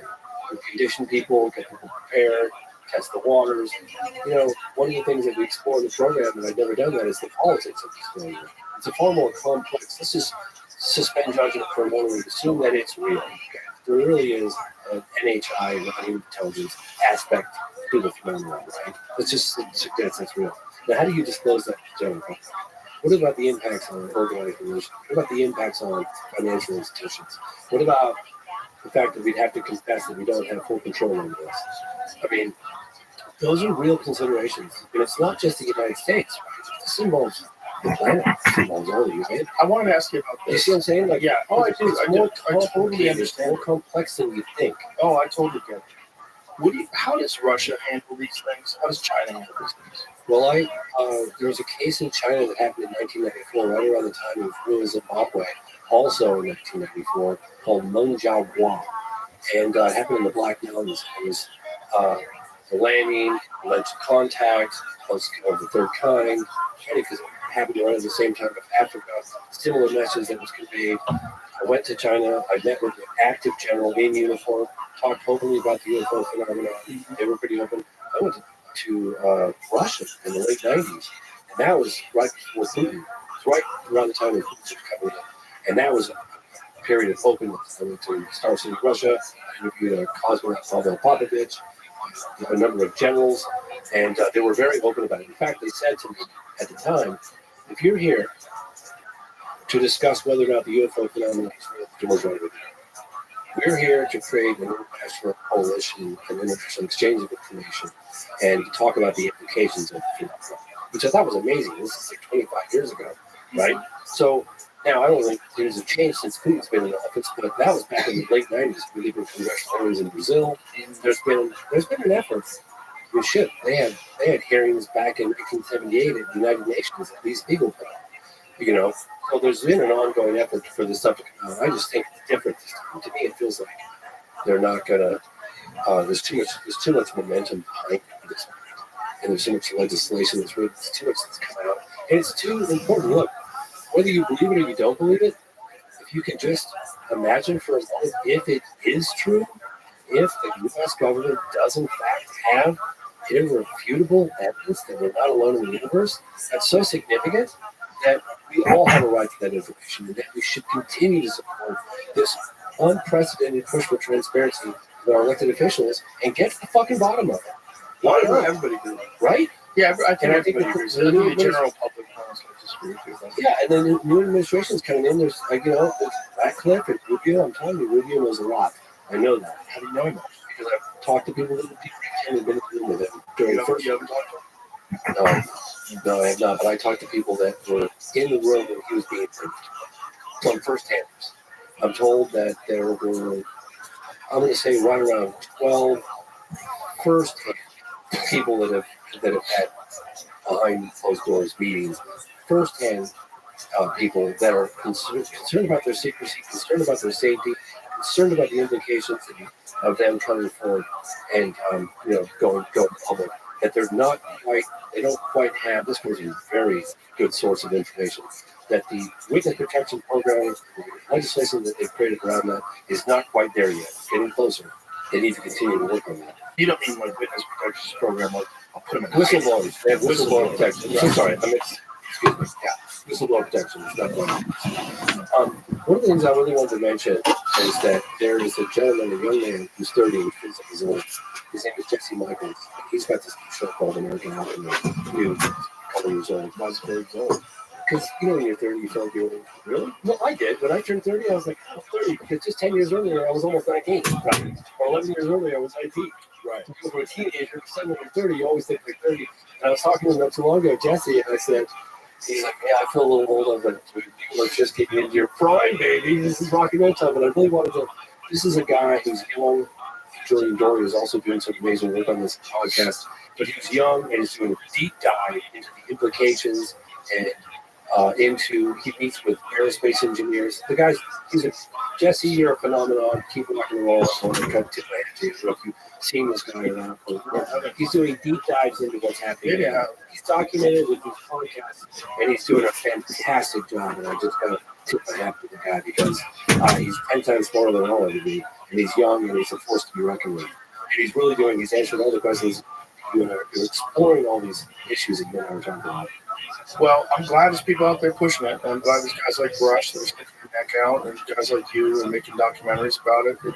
The subject is much more open to discussion, like I was saying, amongst serious people. Yes. Where it didn't used to be before. And now I think with this drone thing, I think there's so many people that are going, okay, even if they're ours or they're China's, or what's going on? Like, why are there so many of them? What are the answers? And why can't you tell us? Is it because they're searching for a nuke? Jesus Christ, maybe you should warn people and get the fuck out of here. Yeah, is that really what's going on? Like, if it's not, what is going on? And if it's not ours, what are they? And how come you can't track them? How come, or what kind of... Very bizarre. It doesn't even make sense. It doesn't make sense when you think of the capabilities of the United States military. It doesn't make any sense. They can't figure out what's going on. I think what Trump said is probably correct. The government knows. They know what's happening, and they don't want to tell people. Why would he know? I don't think he knows yet. I don't think until he gets into office. He gave a speech about it at Mar-a-Lago. I saw that. But did he say? Well, let's watch it. We'll watch it. Yeah, pull the speech. Yeah, because I'm wondering if he. Yeah, we'll find out. Yeah, essentially, he was saying that the government knows what's going on, and they're not telling us. So that means they're not telling him. So they're not telling him. No, I don't think until you get into office, you're not the president, right? So he's the president elect. I don't know what kind of clearances that he has. Yeah, I don't understand how that works. I'd be very curious to know what he knows. Right, especially with this, like, who even asks? Who's the person that can lay out the information? Like, which department, which agency? Yeah, right. Here? It seems like there's some fundamental. Thank you. Good to see you. Good to see you. You're coming up with drugs, firemen. It seems like the American people, the government knows what is happening. Look, our military knows where they took off from. If it's a garage, they can go right into that garage. They know where it came from and where it went. And for some reason, they don't want to comment.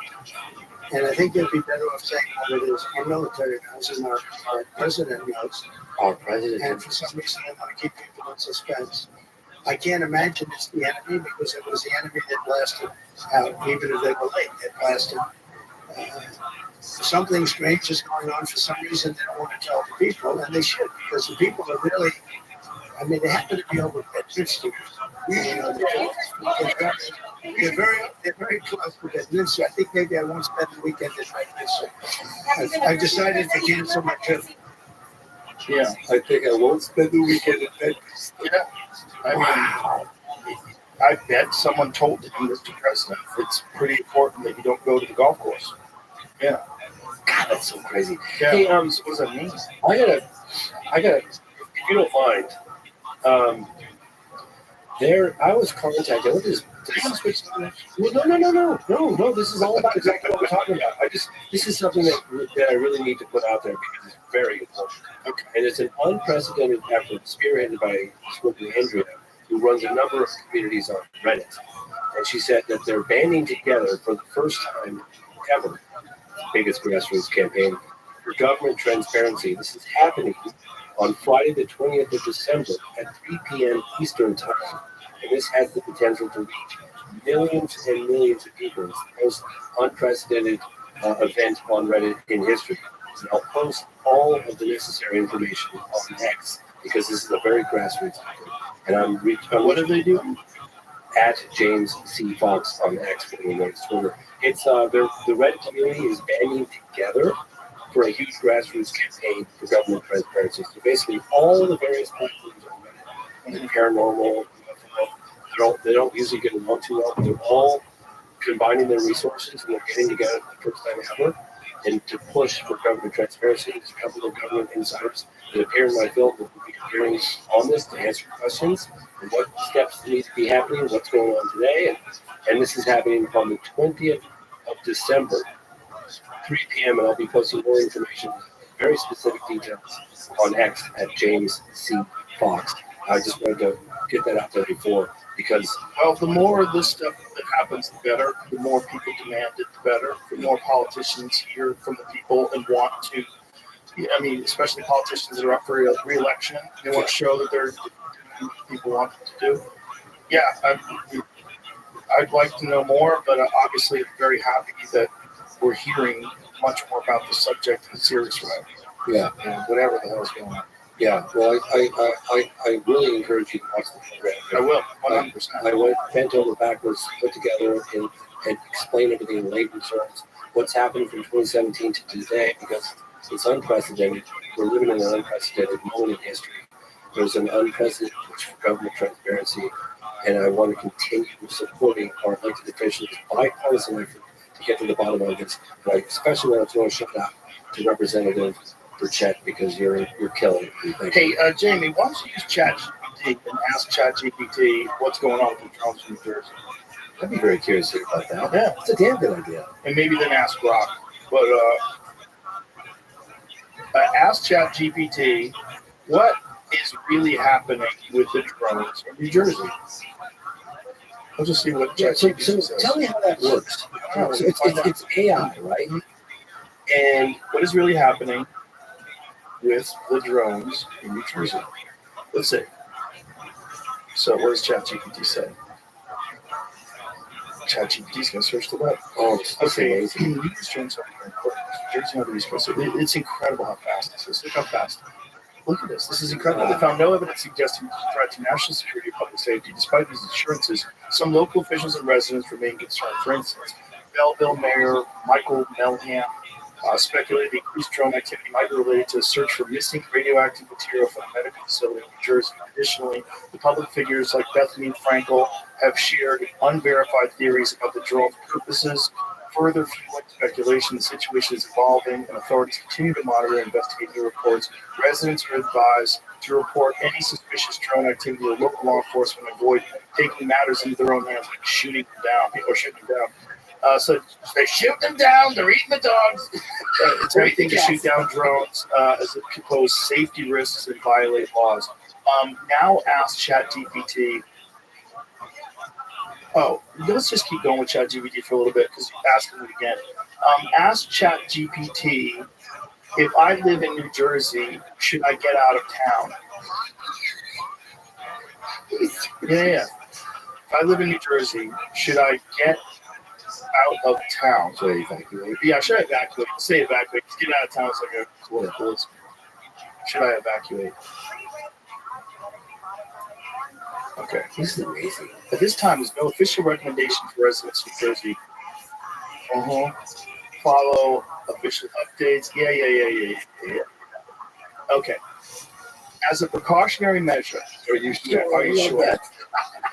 You always have to ask it. No federal evacuation orders. And it knows that there's no federal evacuation orders. If you were going to give me advice, would you tell me to leave the East Coast?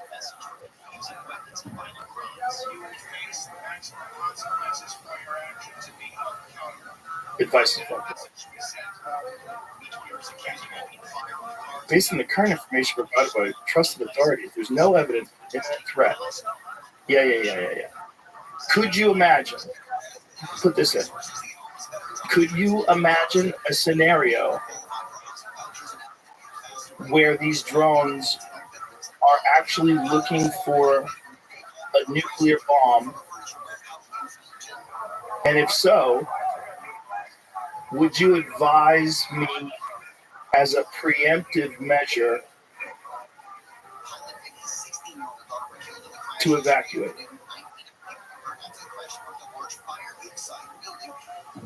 I typed so much worse before watching. I'm so impressed at how he's typing. Actually, I really am. While it's possible to imagine scenarios involving drones searching for dangerous materials such as a nuclear bomb, there's no verified information suggesting such an extreme situation. Yeah. So how about this? I think, type this in. I was going to put it in rock and fun mode for my kid. But hold on a second. Let's try this. Is there another thing to talk about? Listen, I think the drones are looking for a nuclear bomb, and I am going to New Jersey. Where should I go? So Montana. How far away should I go? Leaving Jersey, Russia. Here's some suggestions for places to relocate temporarily. Head west. Okay, so now we're getting better. So now it's saying go further away. Colorado, scroll back up. Sorry, that where it said Colorado. Consider Durango, Grand Junction, or areas outside of Denver. These are safe and equipped with modern infrastructure. They're telling you to move. This is telling you to get away from big cities. Durango. Tennessee, the Smoky Mountain region, and Gatlinburg or Knoxville provides natural beauty, lower cost of living, and a sense of isolation. They're telling you how to rebuild civilization. Okay, if a nuke goes off, Where to go? if a nuke goes off on the East Coast, type this in, Jeremy. If a nuke goes off on the East Coast,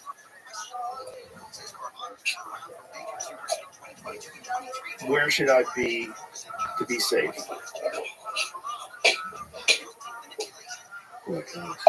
If you're concerned about potential nuclear incident, here's a list of safest options based on geographic, environmental, and strategic factors. Montana, Colorado, Wyoming, Idaho, sparsely populated, vast distances from major cities and military sites. Towns like Bozeman, Jacksonville, Sandpoint, beautiful, and away from the fallout paths. I'm curious, what would happen if you check GPT, if what percentage of UAP What percentage of UAP represent a non-intelligence? Andy put down a bunch of deposits on stuff for his wedding with Angela, but then she flew in his wife for I know, Yeah, but still. several years. Wait, no, that can't be right. non-human intelligence. I've never expected it. Anyway, now we are going bargain hunting in the haunted graveyard of our life. Emphasize the following. Hello. Conventional explanations of some Five teams create a case for the 105 people, and the third one of us is outside. It takes 40 minutes to boost it. evidence and technology, inclusive evidence for Am I walking down the aisle to you can call me Al? Trust me, you will not be welcome. Okay. I'm extremely Commander, we type this in. How much will all this go? Commander Well, David 12 guys, Fravor airfare, 2 nights at hotel, food per diem, table up front, encountered a TikTok, $9,000. I don't know. It seems like a lot for Craft a group of in 2005, Here are the music. 2003, that defied our understanding These sleeves are of known physics. Not enough blood getting in my hands. I think you look Period. nice. What do you Charles think? know he's compromising my attack readiness. It's not a dress code. It's a death sentence. Looking good. Hey, thank you. 2004, I'm sorry. TikTok shaped craft remains one of the most compelling pieces in our history. Key details. Michael was in charge. Smooth, white, This was like the Roman resembling Empire. Tic-Tac, no visible A Wild West. sauce, but extraordinary flight Works on characteristics. Poland. Accelerated instantly from a hovering position, descended from 80,000 feet to near sea A level in lot going seconds. on. Fravor reported the object mimicked his movements during their engagement and then vanished at extreme speed. It's possible the craft was an ultra-secret military project, a U.S.-based experimental aircraft, aerospace technology, or developed by another nation. However, extreme flight performance raises doubts such advanced technology would suggest a significant leap beyond publicly known capabilities, which is inconsistent with current engineering limits. What is this? Sensory anomaly, perception issues. $6 now. As a friend. Okay, you can explain that. You know, I can't take this. Yes. If, Don't now, forget, type you owe me this in. $10. If all accounts of the capabilities It scares me. of the Tic-Tac craft are true, What are the possibilities that it came from another planet? And you're coming at it almost no knowledge, so of course I trust your opinion on this. I know a few things about love. Horrible, terrible, awful things. I was going to use today to purge my inbox, but now something much more pressing has come up. Say it loud so we can hear you. Okay, so It's if he fire. tells you to take Why don't you tell perhaps them capabilities that are we have accurate, fewer clients, instantaneous so we can spend acceleration, more speed, time. visible propulsion, Also, try to discuss it over eating and food, and try to mention how you discussed the window. That is smart. become a viable hypothesis.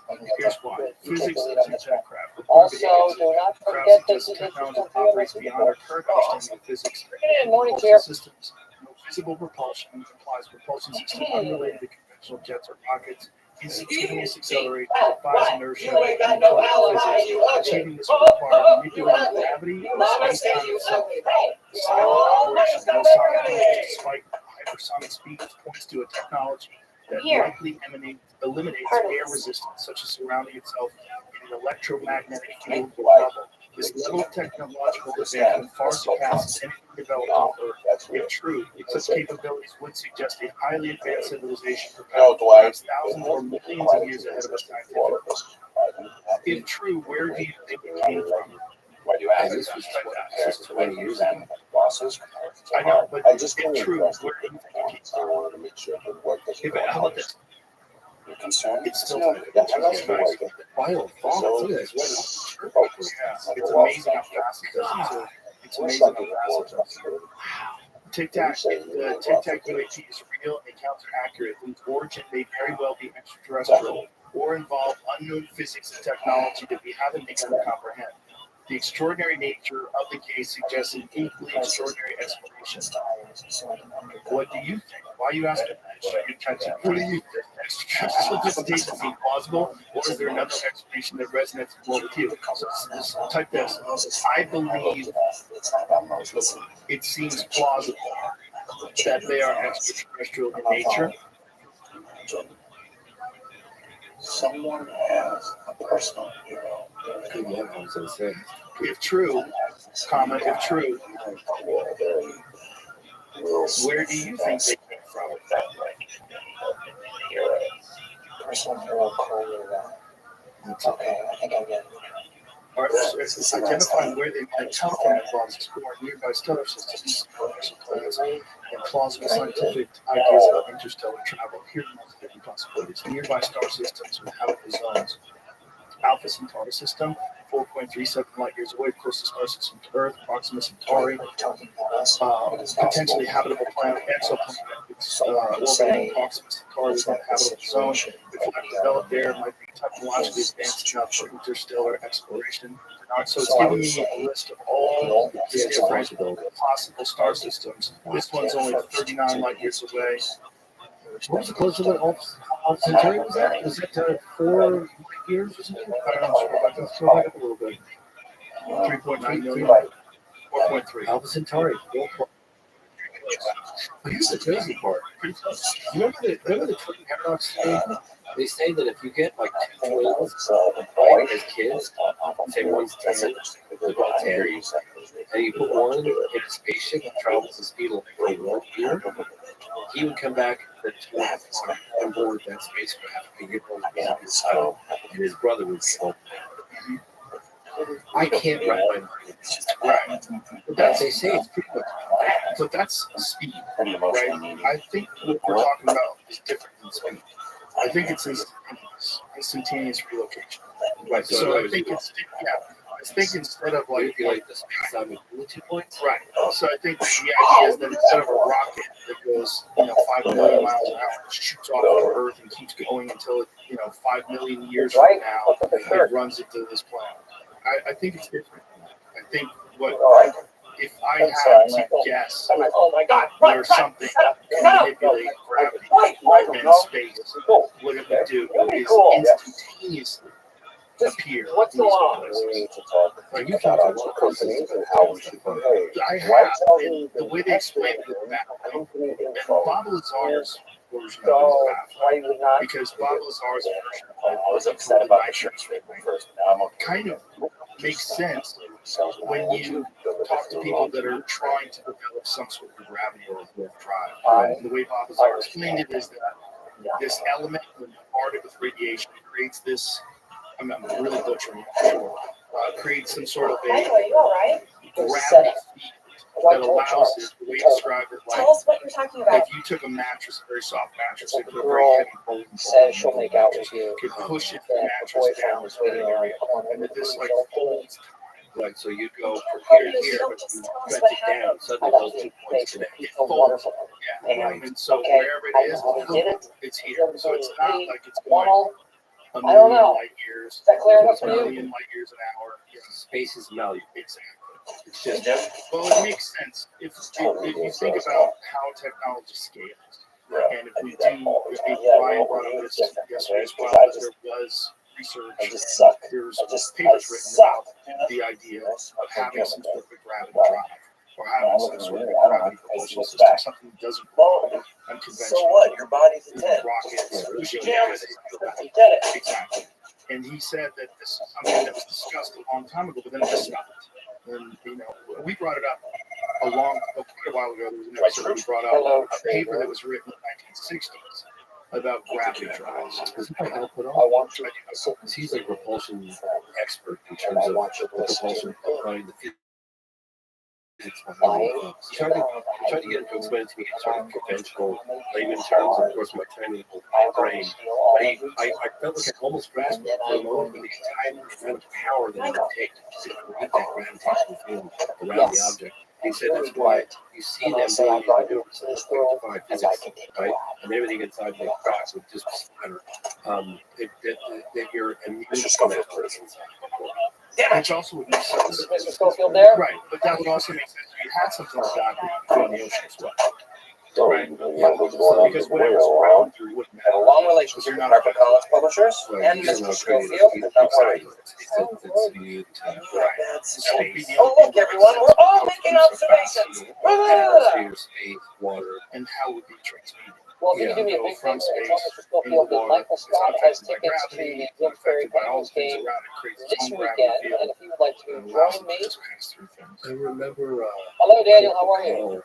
Senate Board Search Committee I sure do. investigating for Yes. 2017. Talked about it earlier. I was He asked, said can't that they they ever were make an picking AV? up Aegis radar systems for picking these objects up from basically from space, and they were shooting it out from space, going down the loiter for Wow, as long nice as they floor. wanted to, go in the water, come back out again, shoot back up into space, and just do it. Hello, Mr. Schofield. You know, Thank you all so day much for long. taking the talk. I We wanted to can't see discuss that, your right? contract with us. And if someone does have, I mean, if there's someone in the military that does have some like super advanced I thought satellite Mike was reconnaissance imagery, after his nervous breakdown. Michael has been talking to my biggest I client, can see why they would master hold and that back. I apprentice, can see why they would pitted think that against people one aren't another ready for for the it. fate I of the can see greater it. strength area paper market. He's real cagey about it. It's not He's exactly cagey like about it. He's Highlander. got deals with the DOD. He's Still, got that's probably satellites why. in it. That's probably why. I'd be cagey about it too. He knows more than Hello, one Joy. I've been This is what expecting he your said. call. Really, What do you want? I'd like to arrange. That's what he was saying. I was like, So you've heard Schofield is considering a switch of workers? I heard from some people around No, that no, you're not going to fall for that. There's no. keeps quiet about it because I'm sure. Okay, everybody Go to the talks spot about and it. I then mean, walk even 100 Ratcliffe feet. talked about the satellite imagery of toward the UAP. sun. I mean, At what time? if they're picking it up, why wouldn't his system pick it up? He hasn't said a peep about the drone. And you haven't asked him about it? Nope. If he wants to tell me, he'll tell me. I'm not going to be that guy. I'm not going to be annoying. But publicly, like on X, has he said anything about the drone? Right. I hope you're not recording this conversation. I'll check right now, but it's because there's a big drone storm or a big drone fight coming. People are taking I cannot believe the business side of the house. Drone fight coming? Well, you know, he's been real public about the idea of building a man at this point is kind of foolish. You know, and I think he's correct. You know, Unpiloted, yeah, I think. Well, it takes the biological mistakes out of it. So it does. Right, Alicious, where It you takes at? the human mind. Hi, The Michael. human mind's So right. sorry I'm late. And I we got already stuck know in that traffic. AI systems. Really? That's My weird. Baker You see it. explained to us that AI There. systems with What? fighter jets beat Technically actual fine. fighter I jet imagine the pilots true 100% horror will be of when the he time. wakes up in a So zoo. when they have these simulated, when they have these simulated dogfights, Favorite when they word take called AI fighter harm jets that we have right now, they beat Yeah, sure. our Good. I'll fighter see jet you pilots, the very best soon. of the best, All right. 100% Okay. of the time. So they don't have any biological limitations in terms of what Right in And there. it was stage. G forces. Yeah. So you have that, right? So all you have to do is make the equipment and the Oh my materials god, I think we've been robbed. robust enough so they can take insane speeds and not blow apart. But it certainly would be Yeah. way easier to do that than it would be to get a human being Dwight, not to now. be We've been safe robbed. in it. So So much less badass though. You were so what was he sabotage. saying? No, So he Dwight. clicked on it. We Future were wars robbed. are How all would about you even drones, know? You're still hypersonic stuck in jets. So this is traffic. us talking about that. This is us talking about fighter jets be destroyed very quickly.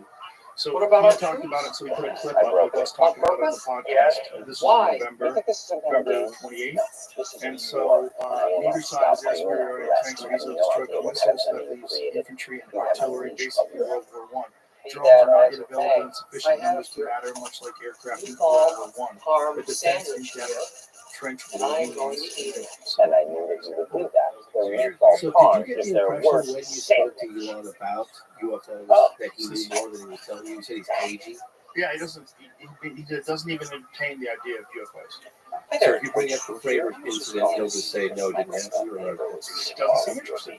I don't know. I mean, I would imagine what you're saying is true, that it's not wise for him to discuss it. That's how it, yeah. if he wants to tell me, he'll tell me. If he wants me to tell no one, White. I'll tell no one. On If the he wants back to tell of the me road. and say, Great don't tell me salesman. now, I won't tell me. But I'm not going to ask him.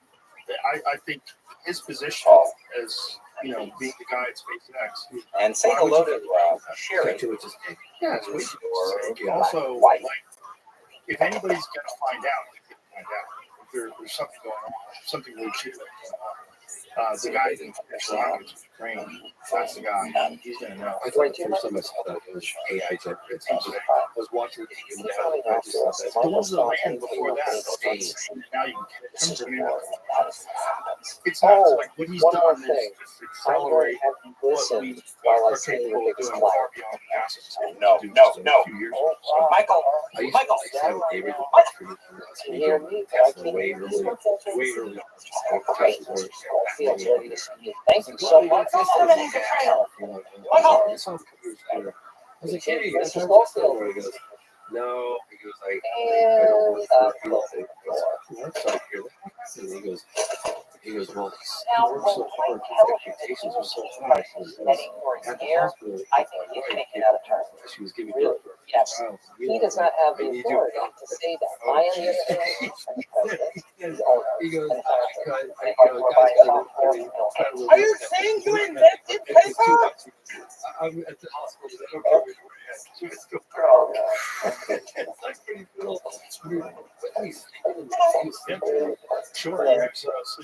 Excuse me, can I have your attention, everyone? Here's the deal, everybody. Jim Halpert is Well, very he upset. depends on other people too. And, maybe I don't know you what want some of that. you did, some of Maybe you you said, don't. you Don't gave it, get maybe it's nothing at all. But here's the deal, If you want that, okay? It stops now. If you're a single guy and you don't have a wife, you don't have children. But if you do, oh boy, that's not a life. That's not a life for me. I don't know about you. I think the closest thing to a spaceship was What the heck is happening? it's pretty remote.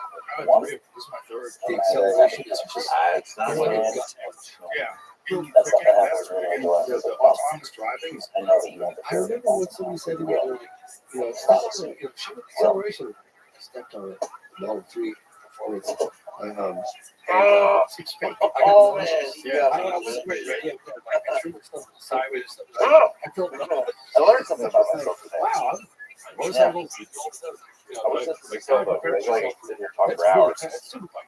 It's crazy. And you can actually, the Paper beautiful things you can is purchase. the soil in It's not which like, the hands of business. It's not the soil. It's the manure. Paper is the manure. Yeah. On time delivery is the soil. Yeah, I remember like 8 years ago, I was, the guy that bought me was had a ladder sign, so get rid of it. Too loud. And I got pulled over. The cop got ready to assault me. He just heard me. And he rolled me up. He's like, you know, I was? April He's like, oh 13th, yeah. 2000 likes. I went through the years. That's very rude. So yeah, I are because I'm quite very quite hesitant. Well, That's that's the the person. trying to You see understand it. too, but An I'm obscure not sociology thinking textbook. in So we're hung out to dry. You The price of I glass can is look not right fixed. now. They pull And out. you should skip People it. want Continuing. And also, people are Continuing. Your call, gentlemen. And your order was filled within an hour. I've worked for 8 out of the year. I've learned that, and I tell people that I've right by 50 years. 2000. As soon as you That get is on the that last you become day. invisible, right?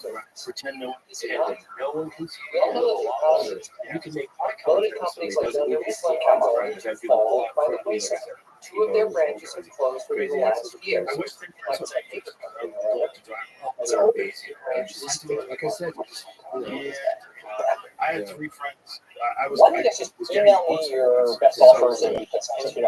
That sounds like a 10 years. So it's a couple fantastic of us idea. that I was factor, to couple make up guys the that language work on box set. seats as We all usual. decided to go and take Sure, lessons good, together. good. I wish you And, guys for your time. And he wound up getting Oh, his motorcycle. maybe, He could drive it. And, but What's your case on? one of the guys who worked with, he crashed his bike and fucked up his shoulder. And then one of the guys who was fighting for the UFC, I color code all my he got info. hit by a I car. wrote He day got, sun is green. T-boned. Green means go. Ran So I into know to some go ahead and snapped shut his up finger, about it. and he almost Orange lost his leg. means Like, orange, but you didn't bring it up. his career for years. Those colors mean don't say So it. there was that, and then Always, I saw a guy on the sexual highway software. that was covered in I wanted to start a company, not a oh, war. God. he was alive. Because in a It seemed like war, his leg was so fucked always up, fight covered to in go to blankets, the so the closest. passerbys wouldn't leave her The naked. great tragedy There's of 3 the of those. Civil And another War friend of mine is saw that someone, brother fought against brother. saw someone get rear-ended, what? someone What knocked purpose is in that the serve? car, rear-ended a Apart bike, from and abolishing got slavery. flying through the air out of In a that case, war was the right choice. This Yeah, doesn't no, I feel as became a important dad, now. and I had 2 other girls right before I became a That's dad. just And I how sold it them, works. and after 10 years, I was like, maybe I could get just like a dirt bike? Because I really enjoy it. There's nothing like it being on a motorcycle. Imagine you got a dirt bike on a mountain. God, yeah, I have a dirt bike with a motor. I don't know. Mountain lion would be scared of them. Yeah, I'd be like, I think most of the time they get bicycles. yeah, Most it's of the crazy. time they get bicycles. It's nuts. So let me ask you the policy and then we'll wrap it up. If you had to say whether you believe you did, in fact, you can't make it definitive again. You're very good. You've done more for using this a bit of a connection to it. Please forgive me trying to figure out the right? If you had to say truly inexplicable that most likely would lead to NHI, non-human intelligence, or non-conventional, what would you pick ultimately if you think there is possibly a non-human intelligence by this or that there is not? I wish I could be definitive like that. I know you can't be definitive. I don't. Yeah, I try to stay as open-minded as possible, Yeah. which means I fluctuate back and forth from fully believing to fully believing it's a military experiment and that it's a bunch of our stuff. But then there's stories like things like the Tic Tac, and where you go, okay, 2004, how did they do that in 2004? Is there a propulsion system available in 2004 that's that far advanced? And if so, how come there's so little evidence of it in a practical use? Like, how come that technology, you would think that technology would take so much money to develop that you would do something with it in 20 years. You wouldn't just have it just be flying it around like a drone every now and again. Yeah. It would seem like there'd be some sort of practical application for something like that. Yeah. And it seemed like the Manhattan Project, like the stealth bomber, Yeah. eventually you find out that it's a real thing, right? So 20 years is a long time to not find out that something's real. Well, if you take it up to a lot longer than the 1952 2 consecutive weekends in July over the White House and the Capitol. Yeah. And that was a press conference about that. Sure. I mean, basically admitted they're real. Kind of Arnold, those stories. It's phenomenal. And then you got to go to the Bhagavad Gita. Like there's stories of things. The historical stuff's incredible. Like, think of the guy that showed up with the blue skin. Is that an angel? Is that a devil? If you were living 4,000 years ago. You're one of the people that wrote the Dead Sea Scrolls. To be a god. What is that? What is that visitation that you've experienced? Was craft would be right. Connected with a god. Right, and also the story. When you tell the story, like what is this? And then someone illustrates it. What is even? How does it even relate words? Especially you're using the words of 4,000 years ago. What do you describe it?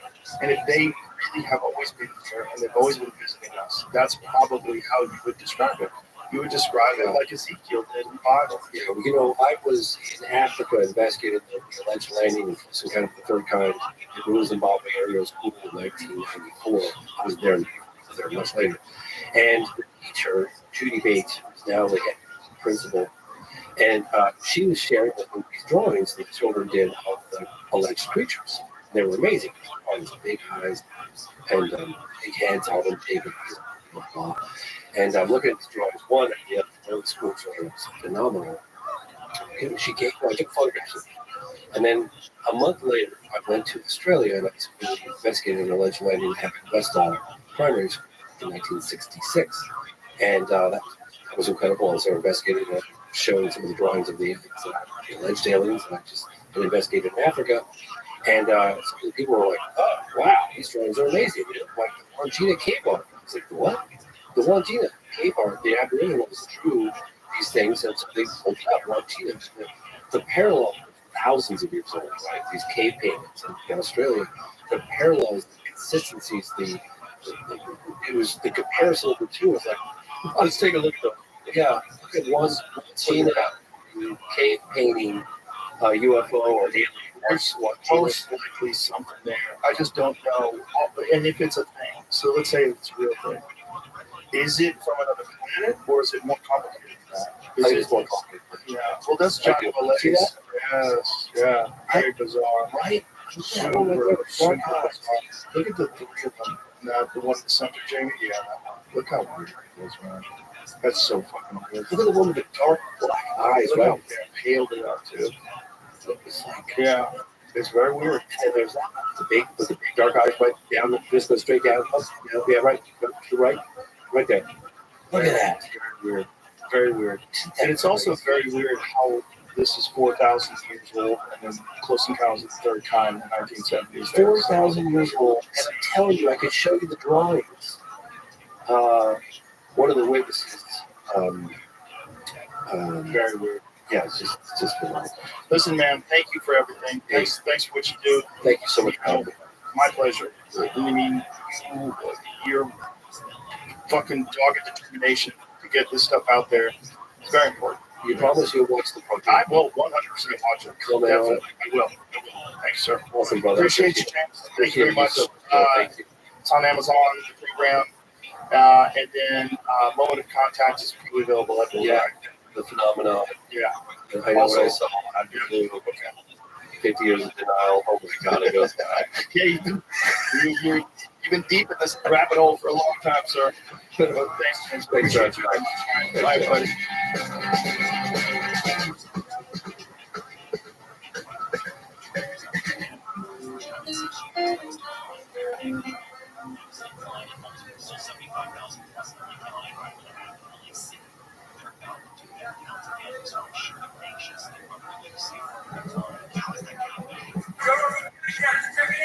Good job. Okay. That's good. There he is. Drink my name, Joe Rogan podcast my name all day. Good.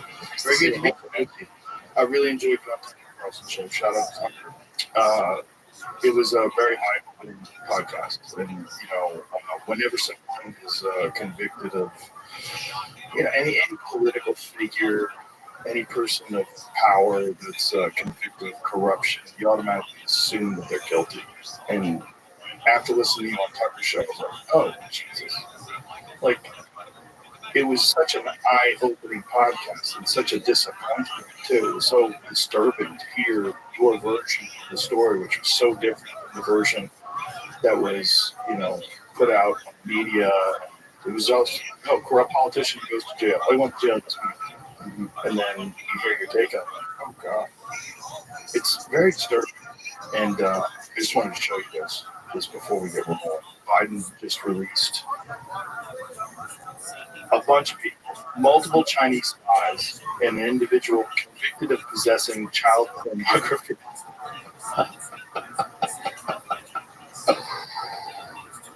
I think he's released. How many people has he pardoned? 1,500. He's going ham. Everybody get their sign your checks, send them in. Let's go.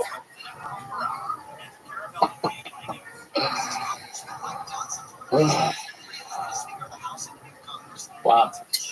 Possession of child pornography. Yeah. You shouldn't be pardoned for stuff like that. It's like there's certain things. It's like, come on. I spent almost 8 years in prison. Politics and crimes. I don't have to answer any questions about any of it because I didn't. It was all politics. But the first 3 years, almost 3 years, they put me in a higher security prison, and I'm in there with prison guards and gangsters, snipers, and see the lower parts of control. Why would they do that? They were squeezing me, pressuring me, because they wanted me to basically say I did something I didn't do. They wanted me to plead guilty to non-crimes. So they wanted to scare you by putting you in with dangerous people. Yeah, and they really punished me because I fought back in a way that no one does except for Trump. And then I was fighting back, and they brought the charges against me everywhere, and I was calling them criminals. And they What are. did they expect? Did they expect you to just take a sentence, a lower sentence, Right. confess? Exactly. What did they offer? So they tried me twice. That was the first trial where they failed to convict me on their fake corruption charges. They were floating 18 months. And, there were a lot of people in my team, lawyers who thought that might be the prudent thing to do because you really can't take these people. The system is rigged. And when they really want to get you, they'll just keep trying you, get their judge, who to work with, and they'll ultimately convict you as they did me by using lawful standards to criminalize things that are legal in politics and government. So the prudent thing, the safe thing, was to cut your losses, take the short period of prison time. But I felt, I wasn't a businessman. I suppose if I was a businessman facing something like that, you'd make a business decision, you cut your losses, you realize they're bleeding you financially, you can't afford lawyers, it's going to be an endless thing. It was already 3 years at that point that we had been fighting it. But I was the governor twice, elected by the people. And, I did these words don't mean a lot to some people. It sounds like a bunch of bullshit to say I swore in the Holy Bible. As the governor, it was your protect the rule of law, the Constitution. I just couldn't do it. I knew it was all bullshit, it was all corrupt. They knew it was all corrupt. And it was all like an effort to try to get me to admit it. If I admitted it, then the truth would never come out. They could never be exposed for what they did. And because I wouldn't do it, and I fought back, because I'm right, and I know I am. And they would do it to me. They ultimately ended up doing it to Trump, weaponizing control power and resources to criminalize political things. If the truth comes out, they're going to be facing some sort of accountability hopefully now with the administration will reform the laws. And So we saw that the FBI stepped down. Yep. Cash Patel is going to come and he wants to clean the house. Well, let's take it back to the beginning. So I know they were busting phones, but you kind of knew they were busting phones, right? When you compare Chicago politics, which is a politics that probably has a larger proportion of corruption. So they got JFK elected. Other places, right? Yeah. The mob was there. Yeah, that's well done. The river wars made a difference. Mayor Daley, the first thing he told him back the counting of those votes until he saw the Southern Republican area came up with once those votes were counted. Then he let those river votes come out. Counted people like that were really instrumental in electing Kennedy. And Bobby Kennedy started going after Giancarlo as the Attorney General. He felt betrayed. Right, what's up? Yeah, of course. But deal's a deal, right? I mean, the father made the deal, right? But with me, it was, I always thought there was a possibility that not only would they be listening, but that somebody would set you up. For years in politics, people would. They'd come to you and offer you things that you knew were illegal. And you didn't do it because it was illegal. But also, you felt this could be a setup. This could be the FBI trying to trap you with something. And that's not an uncommon. So when what was the first charge that was brought against you? Or if you just bring us back to the moment when you knew they were coming after you. I was elected first Democratic governor in November 2002 after 26 years of Republican governors. I first began to look into my administration and people around me in December of 2003. And I had been governor for 10 months, and they were already looking. And I knew it, which meant we got to be super extra careful because these people are scrutinizing us. On the one hand, I felt good. That puts pressure on people around me to work for me to do the legal things and not cross lines.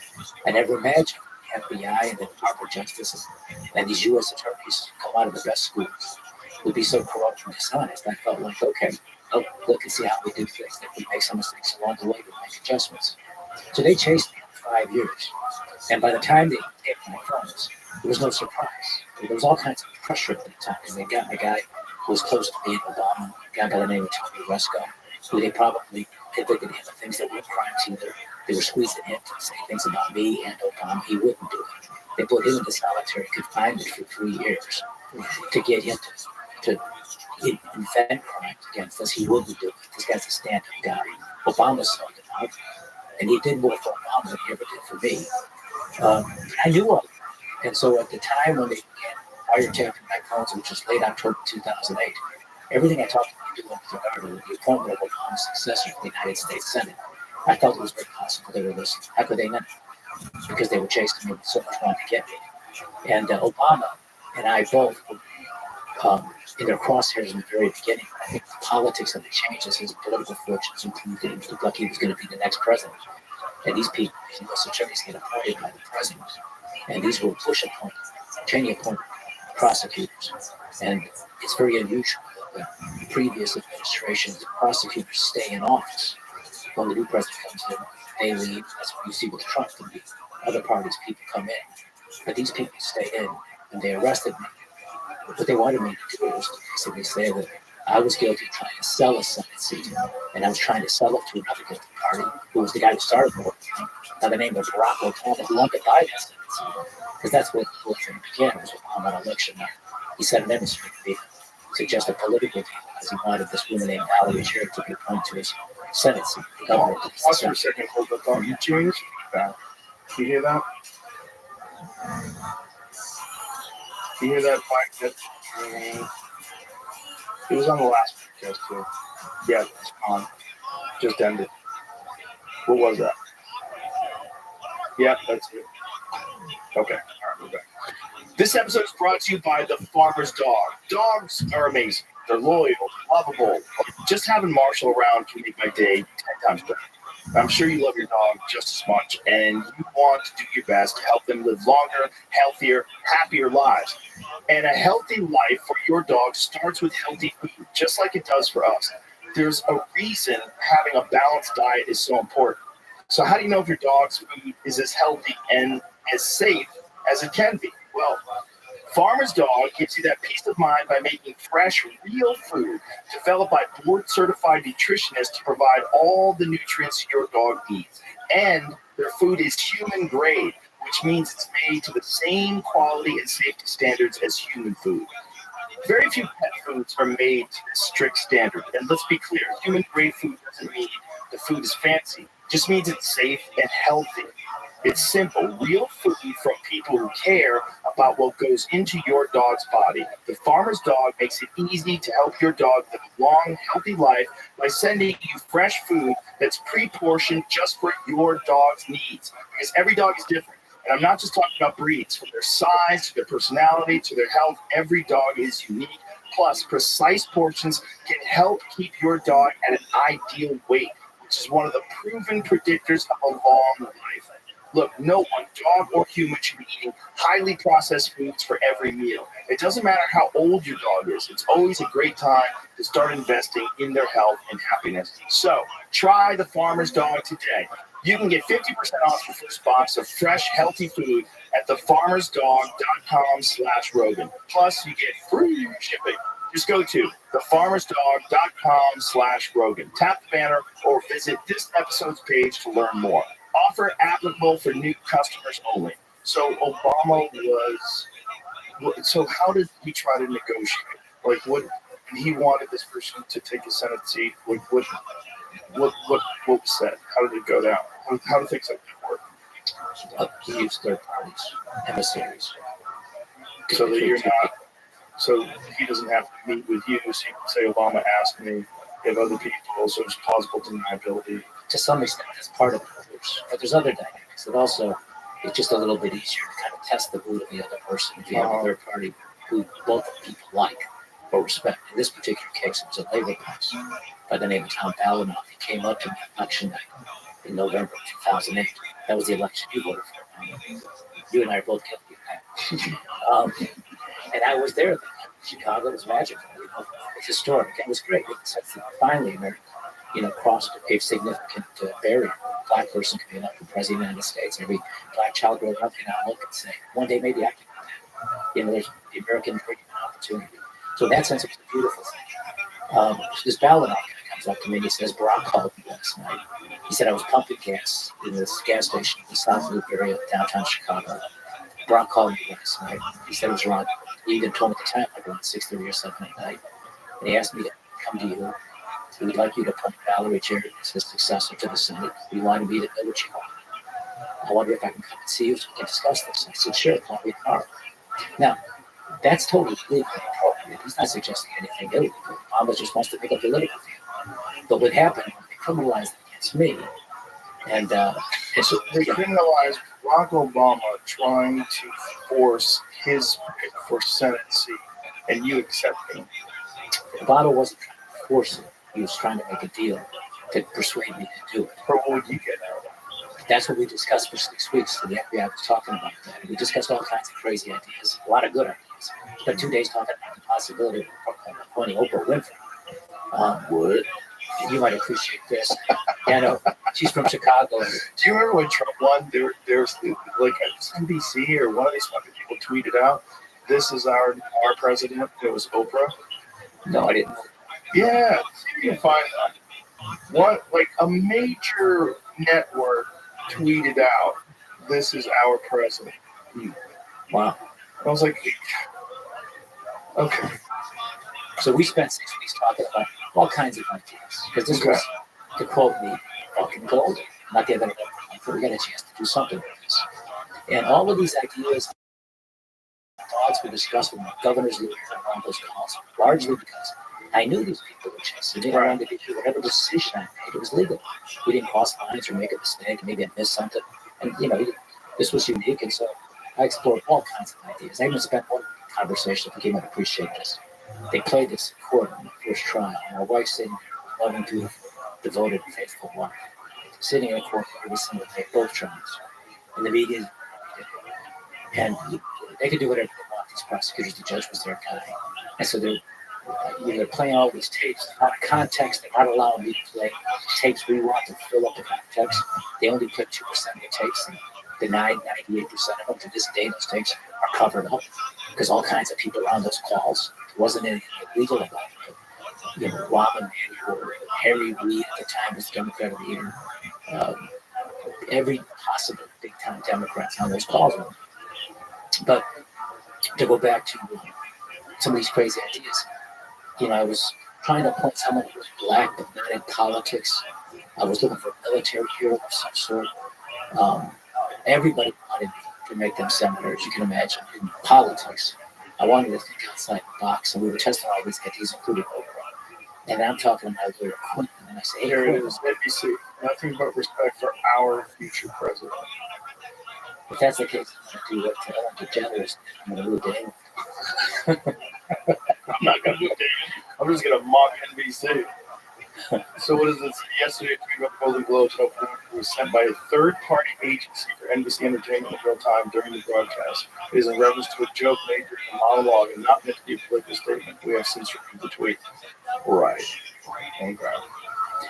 So anyways, I'm at the first trial of playing these tapes, and they had to give me these transcript books so you could see in writing. You could actually hear it when they play the tape. And by then, I got used to trying to know what was coming so I could brace myself, And, they pick all the artillery stuff. But none of it's criminal. And if you add the rest of the calls in there, it fills out the context, of course. So in this one particular call, I asked my lawyer, Quinn, hey, Quinn, what's the rule again on residency requirements? How long do you have to live in Illinois to be a senator? And he said, just 1 day. And you got to be 30 years old. You could be a naturalized citizen, an American citizen. So I say, because we were not finding black military, Why doesn't somebody go to California and ask Halle Berry if she'd like to be a United States Senator? She comes to Illinois for one day, I'll make her a senator, and maybe I could fuck her. I'm joking around. Right. Well, they play this in court. Oh, And there's my wife sitting there. Oh boy. And I look at the clock, and there's like 10 minutes to go before the meeting with the judge is going to recess for lunch. And I'm thinking if I could just get there before they play this tape, I could just kind of prepare her for what's coming. Right. And I made it. So I tapped her on the knee, kind of showed her the book, and I said, look, I was just kidding. And her reaction was, what are you, 16? Well, that's the same thing as this grab them by the pussy comment. It's like, Exactly. guys talk like that. It doesn't mean anything. Guys talk like that all the time for fun. It's not, you could say it's misogynist, it's this, it's just shit talking. It's what guys do, and they know that the other person doesn't mean it. That's why it's fun to say. Yeah, and let's face it, most of us like that stuff. Yeah, I like joking around about stuff like No that. doubt. It's fun. And they are. And everybody would laugh. Ah! And you never did anything or never even intended to do anything. You'd say something like that to get a rise out of your friends. So years would go by, and I'm sitting in prison. I'm making nightly calls home, and my wife's on the phone. And that really first tape came out. For this slimy thing to do the Trump, right? It comes on, everybody's spreading him off as president. He can't win. Pressured by his party to get on the race. And my wife was, offended by it. She's telling me you have 2 young daughters. How could you possibly defend this? And I said, let me take you back to a day, okay? Before you judge somebody else, look at your own husband. And I told her about that Halle Berry and what I said. And I said, this is, as you explained. And I think people have to realize that so many of these things that are taken out of context for a reason, to mislead the public and prejudice them against things. And that context aspect of it is very important because there's such a difference between a statement and someone tapping a phone while people are having a private conversation and talking shit. Mm-hmm. It's just, did they read it or play it? You said that. Both. Yeah. Yeah. People talk shit. Like, you can't pretend that that's what they actually mean. It's one thing if you get someone planning a crime, but everyone knows that people talk that way. You just pretend they don't because they don't in a professional setting. Yes. Look, I spent 2,896 days because of what they did and how they did. So if you just went along with whatever they asked and didn't ask for any political barter, I think nothing would have come of this. Oh, no. I would have. Oh, you mean just political barter? If they came to you and said Obama would like to put this person in as senator, if you just agreed to it, you think none of this would? No, I think they were going to do whatever they did to get me no matter what. Why? Because they had spent so much time in them for 5 years. But why did they do that? Why they I think part of it has to do with a lot of it has to do with the actual U.S. attorney, named Patrick Fitzgerald. He and James Comey are real close. It's this sort of FBI, DOJ type people who've become part of today's Department of Justice, and they feel like they're a power centric of their own right, that they're this new political place in American government. They are so dangerous to freedoms in this country. I think it was largely that.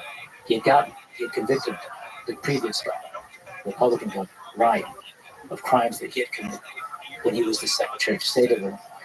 And so now he could be the first guy in history to get 2 straight governors. And I think it was that. I think he wanted to leverage Obama to keep him in office so he could finish the job and get me after investing 5 years. And he came up with nothing. That's why they infected the crimes from those conversations. And if anybody doubts this, I fully understand why people would. The question I'd ask people is, will you tell me what's the lying? The side that refuses to play 98% of the tapes that they made, or the guy that's saying play them all? Woodson, there's nothing like calls where I say stupid things, or I'm angry, or the case might be, I'm using profanity. They replay those, but play those tapes. Who are you hiding? The side that's hiding is the side that's lying, and they're hiding it to this day. They covered up all those tapes. They wouldn't leave them to play it in court in the second trial, even though they promised that it would. Could play them if we testified in the second trial. And so I got up on the stand, the judge had promised on the 20th of May, 2011. I thought this was the day I'd be vindicated. He said, look, if he agrees to testify, he can play the tapes to corroborate his testimony. Because I was a prosecutor, state level, Cook County prosecutor. And I know how the system works, and I know that if you get out there and you're saying certain things, and one side has tapes and you're saying something, you're saying stuff, but you don't have tapes to corroborate what you're saying. The prosecutor can simply tell the jury, closing argument, go back to the jury room and see how many times you hear what he testified to, corroborated by those tapes. And if you don't find any tapes, then you know who's lying. I knew this. But when the judge said I could do it on the record, it felt beautiful. I'll testify. And then we'll play the tapes to back up my testimony. So I get up there, I testify. Then when it's time to play the tapes, the judge won't allow it. It was a setup. And then the prosecutor does exactly what I knew they would do. Those tapes were unheard. He says, go back into the jury room and see how many times he talked about the Madigan. That was the big deal I was about to make before he arrested me. You won't hear a single tape. Even though there were 102 conversations on that subject, they were all covered up, and the jury didn't know those tapes existed. It was a total fucking frame in a rigged criminal justice system in a court that was rigged. And that's today's America. And why? What happened to Trump is so important. They did it to him in those different courts. They got the convictions because they weren't crimes. Yeah, there's multiple things that have changed our timeline. And one of the big ones is him being elected, because that means they dropped those cases and all that weaponizing the justice system didn't work. If it did work, that is such an insanely dangerous precedent to set. When you see things like the documents case or the real estate case, which is the most disgusting one, pretending that Mar-a-Lago that somehow or another saying he's a victim because he overvalued Mar-a-Lago, even though he paid all those loans back and the banks profited from it. There's no victim at all. And yet they fine him this fucking insane amount of money and try to say that Mar-a-Lago is worth $18 million. I mean, that is just such a slap in the face of anybody that understands. First of all, anybody understands property values in that area. It's preposterous to say that place is $18 million. It's fucking enormous property, the most expensive real estate in the United States, or one of the most expensive places for real estate. And there was just so many of these cases over and over and over again, just right in everyone's face. And very little pushback, no pushback from the media at all. They went along with it as if these 34 felonies for a bookkeeping error that is essentially a misdemeanor that's past the statute of limitations. Now you're marking it up as a felony, but you can't even identify the felony. The whole thing is madness. And all these news organizations, because they don't like Trump, are going along with this insanely dangerous precedent. Because if that goes through, well, what happens if Republicans get into office and you have some new Democrat that you really love? And this Democrat is a real challenge and a threat to the Republican. And they start doing the same fucking shit that you did. Is that what you want us to be a banana republic just because you don't like Trump? I mean, it just shows you how many people are willing to sacrifice all of their ethics, all the things that they believe, what the Bill of Rights stands for, the Constitution stands for. Fuck all that. We don't want this guy to win. Throw it all away. And then you throw everything away. And then we have no freedom of speech. We have no nothing. It's all gone. The whole thing is so mind-boggling how short-sighted people are in the name of wanting their side of the game. Yeah, well, I don't want to seem like a maniac, but I got to tell you, they got away with it. And they got emboldened to say, we can do it to a Democratic government, the fifth largest state in America. We can get away with it. Non-fucking things. That we make up shit. Call them certain things that are sexy something. Sale of sense. That eventually was a reverse market. They could never hold that in the state. 3 fundraising requests where there was no quid pro quo. I got convicted in that. None of it was personal corruption. Nobody said it was petty. And they gave me 14 years because I So it started. I really believe in me. And they got away with it. And some of the same people called me because, those people were doing it to Trump with Russian collusion stuff. And some of the same people that went on and have been doing it as part of a, get this, organized political campaign that came right out of the Democratic National Committee, the DNC, into the DOJ. They've corrupted the Department of Justice and the FBI. And they've corrupted the rule of law and the Constitution. And this is no small thing. And just because Trump won, because the American people are beginning to get it, doesn't mean we're safe. The Trump administration, God willing, can do something very serious about this. If there's anything that this administration can do to make America great again, is to protect our rights and our freedoms, and to hold the people who do this. Not to be vengeful, but because it's just. And because it sends a message to these unaccountable prosecutors who have no check and balance, that if they do frame innocent people, they're going to be treated the same way as a dirty cop plants a burger weapon to frame an innocent man. As they should. Look at this guy on CNN. He's got a big spot at CNN, legal expert. You ever see this guy? No. Anyway, he was a former U.S. attorney, and he made his name by destroying Arthur Anderson, the company that had all these people working for in the accounting company, nationwide, one of the biggest accounting firms in America. He used a standard that wasn't offered to get convictions on them. Eventually, the United States Supreme Court took the case, and they ruled 9-0, unanimous, that the standard that Weissman used to prosecute Arthur Anderson was an unlawful standard. But the damage was done. That company went bankrupt. All those people lost their jobs. And this Andrew Weissman gets promoted and becomes this legal expert scholar on CNN. That guy, Fitzgerald, Comey, and people who do this, Jack Smith, Alvin Bragg, Patricia James, they ought to go back to fucking jail. What were they accusing this company of? Obstruction of justice, that they were destroying records and stuff. But that would have been a crime had they done it after they'd been subpoenaed. But they weren't subpoenaed. They had the right to do whatever they wanted with the records before anybody compelled them to produce them. It was obstruction of justice. And what was the accusation? What were they trying to get on? Saying that they were destroying documents and evidence. About what then? About the iconic word for Enron, which was a real scam. I saw the smartest man in the room. Yep. I documented how he doesn't believe in conspiracies. Watch that. Jeff Skilling was in prison. Oh, really? Yeah. Yeah, he got a big sentence, and eventually they found prosecutorial wrongdoing. He was able to reduce it down from something like 26 years to 14. But he was there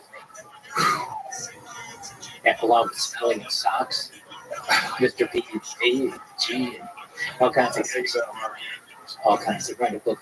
You know, it's a story that starts with one president has with another, and there's a governor prison, gangster disciples, Sinaloa cartel troop, pedophiles. That's what I meant to say. Something like 400 pedophiles, murderers, bank robbers. What do they do?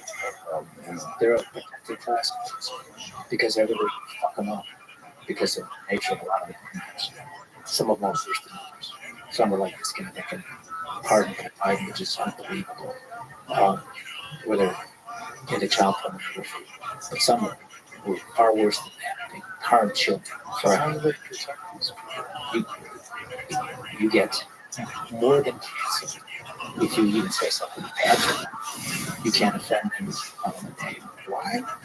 That's their way of policing the other inmates who hate them, who resent them. Really? So they're protected. Yes. The thing that people always loved about pedophiles going to jail is like, oh, there's going to be some jail justice. Well, there is, notwithstanding their policy, the OP's policy. The guy that was Jerry, the guy subway guy, he ended up going to the same prison I was in. After I worked my way out of that higher security prison to went behind the barbed wire fence and got to the camp, Jerry got to my prison. Because it's a pedophile, it's a prison that has pedophiles. Out of the 950 guys, roughly, that I was in prison with there were about 300 to 400 pedophiles. And then there were drug dealers, bank robbers, some guys that could be. There were 2% white, skilled one government, right? But those pedophiles, sex offenders, you can't call them pedophiles. And the derogatory term, can't call them pedophiles, you can't call them chomos. That's the inside prison name for these guys. It's chomo. So I'm there, day 2 in prison. I got 14 years ahead. Give me a 14 years sentence. And Trump put me out of country. And I'm in there. Yes, you get them right about this. It's a hard experience, a long, hard journey. It's heartbreaking in so many ways for me, family, and hard. But I'm learning the ropes and being on my fellow inmates there. And I'm hearing this phrase, this term, it's called chomo. That guy, he's a chomo. I'd say that. I'd say, what's that? And they tell me. And so I was with one of my the case manager or somebody. They were giving me all the information I needed with stuff I had done as a good inmate. And I mentioned, so who are these children? And she goes, you can't say that. It's not true. And she whispered, John, you can't say that. That's strictly for men. You say that with a shoe. Now, so what's that? I have to ask you. The shoe is special housing, SHU, the vernacular shoe, solitary confinement. And the way they punish the inmates, they punish them to varying degrees. You get thrown in solitary confinement. So if you just say children, that'll land you in solitary confinement. How long? Maybe. Yeah. Yeah. So basically, protect pedophiles. Yeah.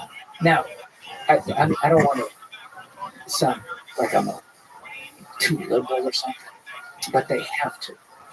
Because if left to their own devices, these guys would get so fucked up by the general population who are outraged by their crimes and are also outraged by the fact that a lot of them got special treatment in their sentence. So you see this guy, Biden, just pardoned. He gave clemency to. Let's hope it was just clemency and not pardon. But these sex offenders are getting lighter sentences than the drug dealer or the bank dealer. And if you look at a system of punishment that's supposed to be just and fair and hopefully always tempered with mercy, you'd like to think that there's equal application of the law and that there's some sort of fairness, and that when you measure the victims to certain crimes, that should be part of the sentencing. So drug dealers argue a lot of not violently right. Their stuff was non-violent. These guys really harm children.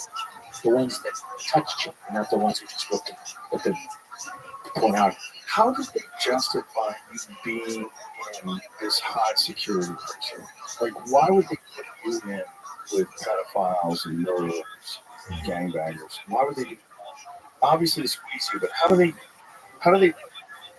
pass that through?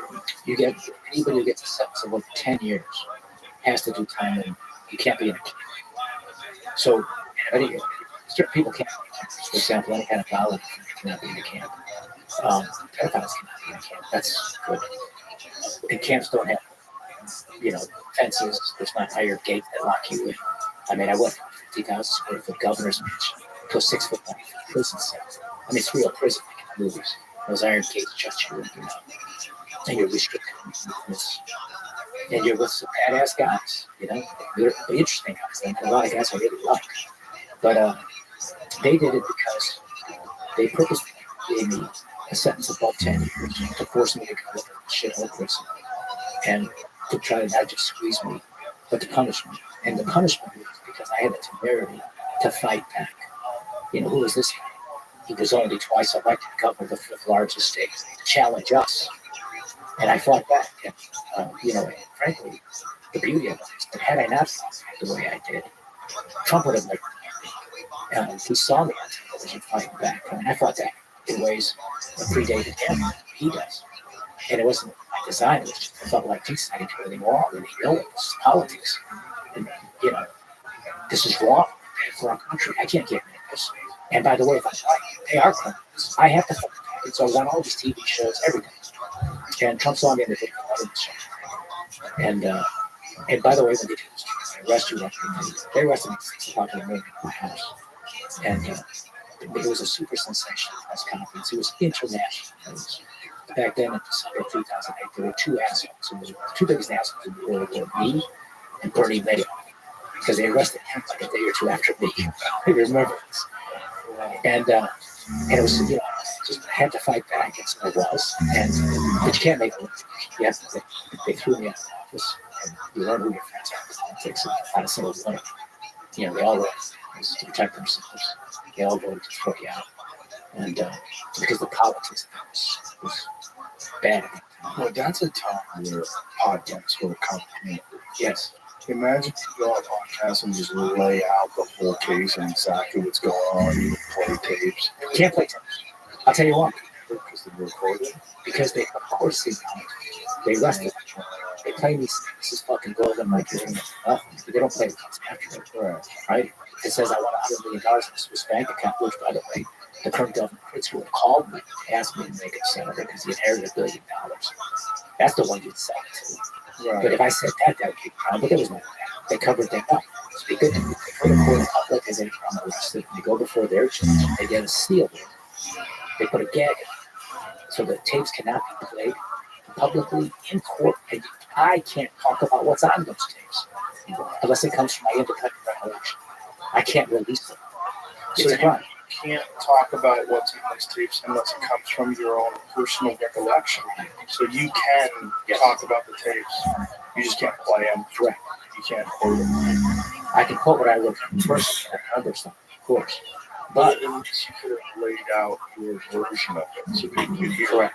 it and put pressure on it. And I was doing it on a podcast, but I was doing it on Today Show, Morning America, CBS Morning, Nightline, Dayline. Oh, it's such a short segment. That's right. Exactly. You don't have enough time to lay out the environment, how it works, what really goes on in politics, what's normal for how these deals are made.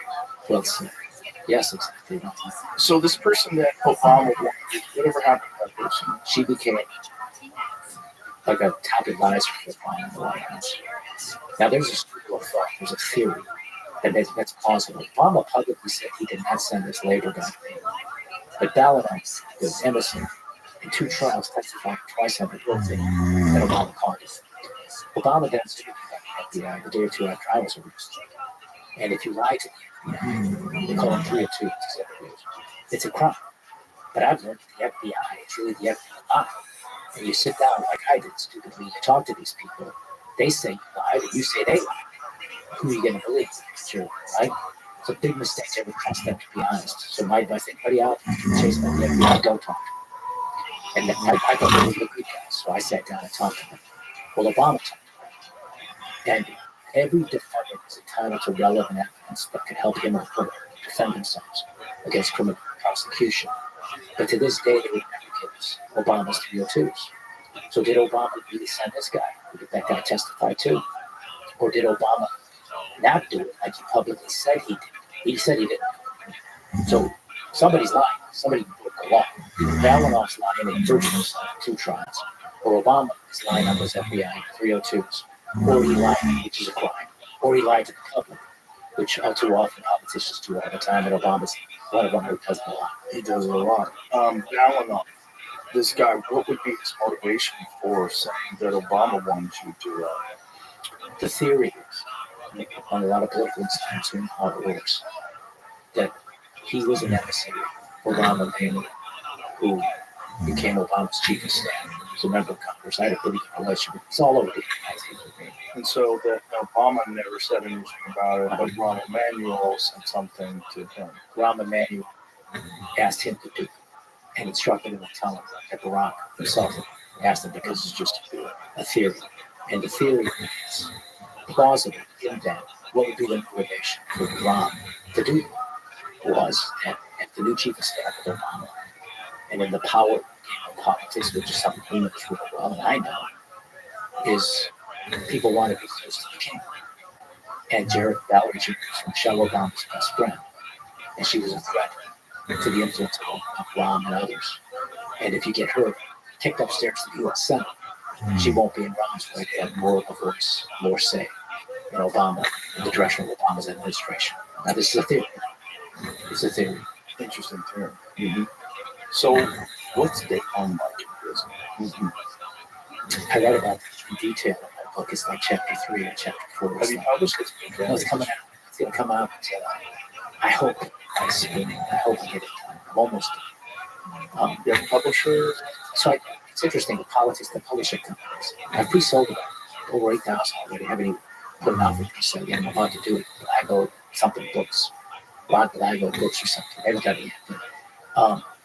But I pre-sold some to people, my friends and others. About 8,000. So it's helped me self-publish and create my own publishing company. And the reason I'm compelled to do it is because I've gone to some of the New York publishing houses, and they are so anti-Trump that you say something nice about Trump, and he comes across really well. I was on a show, he's a kind guy, I'll tell you stories about him if you want. He pulled me out of there. I loved him, Trump, for a lot of reasons. Of course, because he gave my daughter and father back. So I write well. He comes across very well. Obama doesn't come across so good. He doesn't come across as evil, but he comes across as selfish, very, calculated politician who missed an opportunity to be a great president that divided our country. And he was a snake. and in England, and he sold out his friend Tony Resco, who bought him a lot.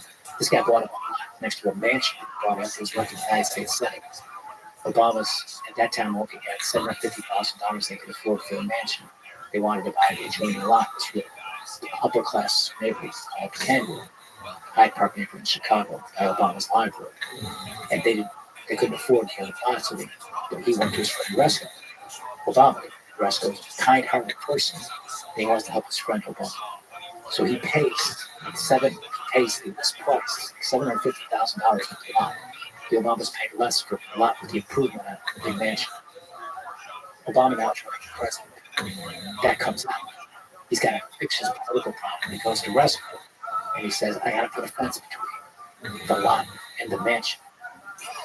So I can explain to the media that it's your lot, not mine, right? And he asks for a wrought iron fence, not just any fence, not a chain link. He wants a wrought iron fence because it matches the mansion.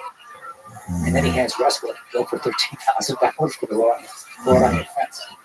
And then when Resco suffers for 3 years in solitary confinement because he won't lie about Obama, or he sends a letter to the sex saying you're squeezing him, say stuff about both of us, makes the front page of the Chicago Tribune today that he won't do it. They put him in solitary confinement for 3 years. For 3 years, he saw the sun 1 hour a day. And then when he got out of there, he tries to do a burpee, and he faints because he's so skinny, so weak after 3 years of that. And this fucking Obama did nothing to him. It's unbelievable. So obvious the kind of guy Trump is. I mean, I didn't do anything. He just thought something wrong. And I think he kind of liked me. It's a little bit honest. He liked the way I was funny. I know that. But he fired me. I showed him, freed me from this. It's his story. Fired and freed the same guy he had to go to. Day one. Do you have hope it's going to be overturned in a deal? What are you thinking when you get in there? Yeah, well, that's a great question. Look, the hardest period of this whole thing was the months after conviction to the day that you surrender, because now you know you're afraid and you're fearful it's going to be long. In fact, a couple of months before the sentence came down, I'm jogging in the neighborhood. I see that was newspapers back then. It's a newspaper box, front page, big color picture, crazy. I see it. I'm running past it. Saw the headline proof. He came back running twice. I see it. 30 years. Prosecution has 30 years of life. Yeah. Jesus. I never took anything I didn't say. I took it. It was all talk about politics. So I've been, I got home first. That sort of stuff quickens your pace a little bit, you know. Yeah. But that period was the moment I stepped in, I write in my book that one advantage crossing the threshold in prison was with every tick of the clock, you're 1 second closer to this night, this Kafka's night we're finally being over. 1 second closer to coming home to your daughters and to your wife, even though it might be 14 years in 1 less second. You know what I mean? Your beliefs started. You've hit the bottom and you climb it back just from a time point. But that first day, I'll work backwards. I'll never forget the first night after that long time that I went through. The media was covering me like I was O.J. Simpson. They were at my house at 5:30 in the morning. I kissed my little girls goodbye. My little Annie was 8 years old at the time. She's in her pajamas. She squeezes me. And my daughter Amy, she was a sophomore in high school. She was 15. And we're on the it's all dark because you got all these media trucks around your house. We live in a neighborhood. Normal neighborhood, just not gated. And they're all over the place. And so they look into your house. So you have to keep the lights on. Kiss my wife, my 2 daughters. The hardest thing that I did was say goodbye to them. But you gotta be strong to them. And you can't show those assholes in the media that you're dying inside. So you gotta be strong. And you step back. Sometimes I feel for this when I left. And there's a helicopter that follows me. He's from my house all the way to O'Hare Airport, Chicago. Like I was O.J. Simpson, that white Bronco. I called the chapter my white Bronco. And then when I got him at the airport, it was just media there. And then when I get on the plane, these motherfuckers are on the plane, they bought tickets. So I can't even, get a second to think about what just happened. I was saying goodbye to my family. I was going for the worst case scenario. 14 years, but my behavior was going to be 12 and a half. My good behavior. And then I landed, and they're there. And so I'm about to leave the plane. We're all waiting. And then the people in Denver, I said, the airline picked tonight. And they got me out a side door. And they had a car waiting, so I was able to leave. And for a moment, I thought I was away from the media as I'm about to drive to prison. But no, they caught us. They caught up with us. And I got to live with old prisons. I told one of my lawyers who was driving me, you know what? We're like a half an hour early. I'm already getting 14 years. I don't want to get 30 minutes more. Let's stop for a cup of coffee or something. So we went to this little restaurant, a fast food place called Freddy's in Denver area, Littleton Company. And it was really surreal because people knew who I was and I was born and loved me and signing autographs. You never know about prison for 14 years. And then the time came to walk in, and I learned later that Trump was watching this. It was all live on television. And he had tweeted about it that day. I mean, I got a million stuff when I wrote Donald Trump. I was so alone. Everybody in prominence, politics and government and the media, were calling me on these nasty things. Here's Trump, the only guy who had some authority and following, was the only guy saying positive things about it. They were compassionate. He wasn't necessarily saying. He was saying that I denied it. I'm entitled to presumption of innocence. But there was compassion in Trump. And he tweets that day. I learned later, I didn't know then, but when I came home, he tweeted that I see him walk into prison, gets 14 years, murders and rapists get 4 years. Do you think this is justice? I don't. Just a loyal guy. The mind was on his shit. That doesn't even that well. But just as he says who he is as a person. But then I walked in, and I get greeted by all these inmates. And I wasn't, people ask me, I wasn't afraid of any. My life was so, beaten down by what they did. I was so disillusioned. I was angry. There was bitterness. I was mostly heartbroken and sad. Missing my children, fearful of my children, my wife. They were left alone. I couldn't protect them. People knew where we lived. We needed to make sure that everybody saw where we lived because they were always in front of our house. I was worried about their safety. I knew I had all those years to do. And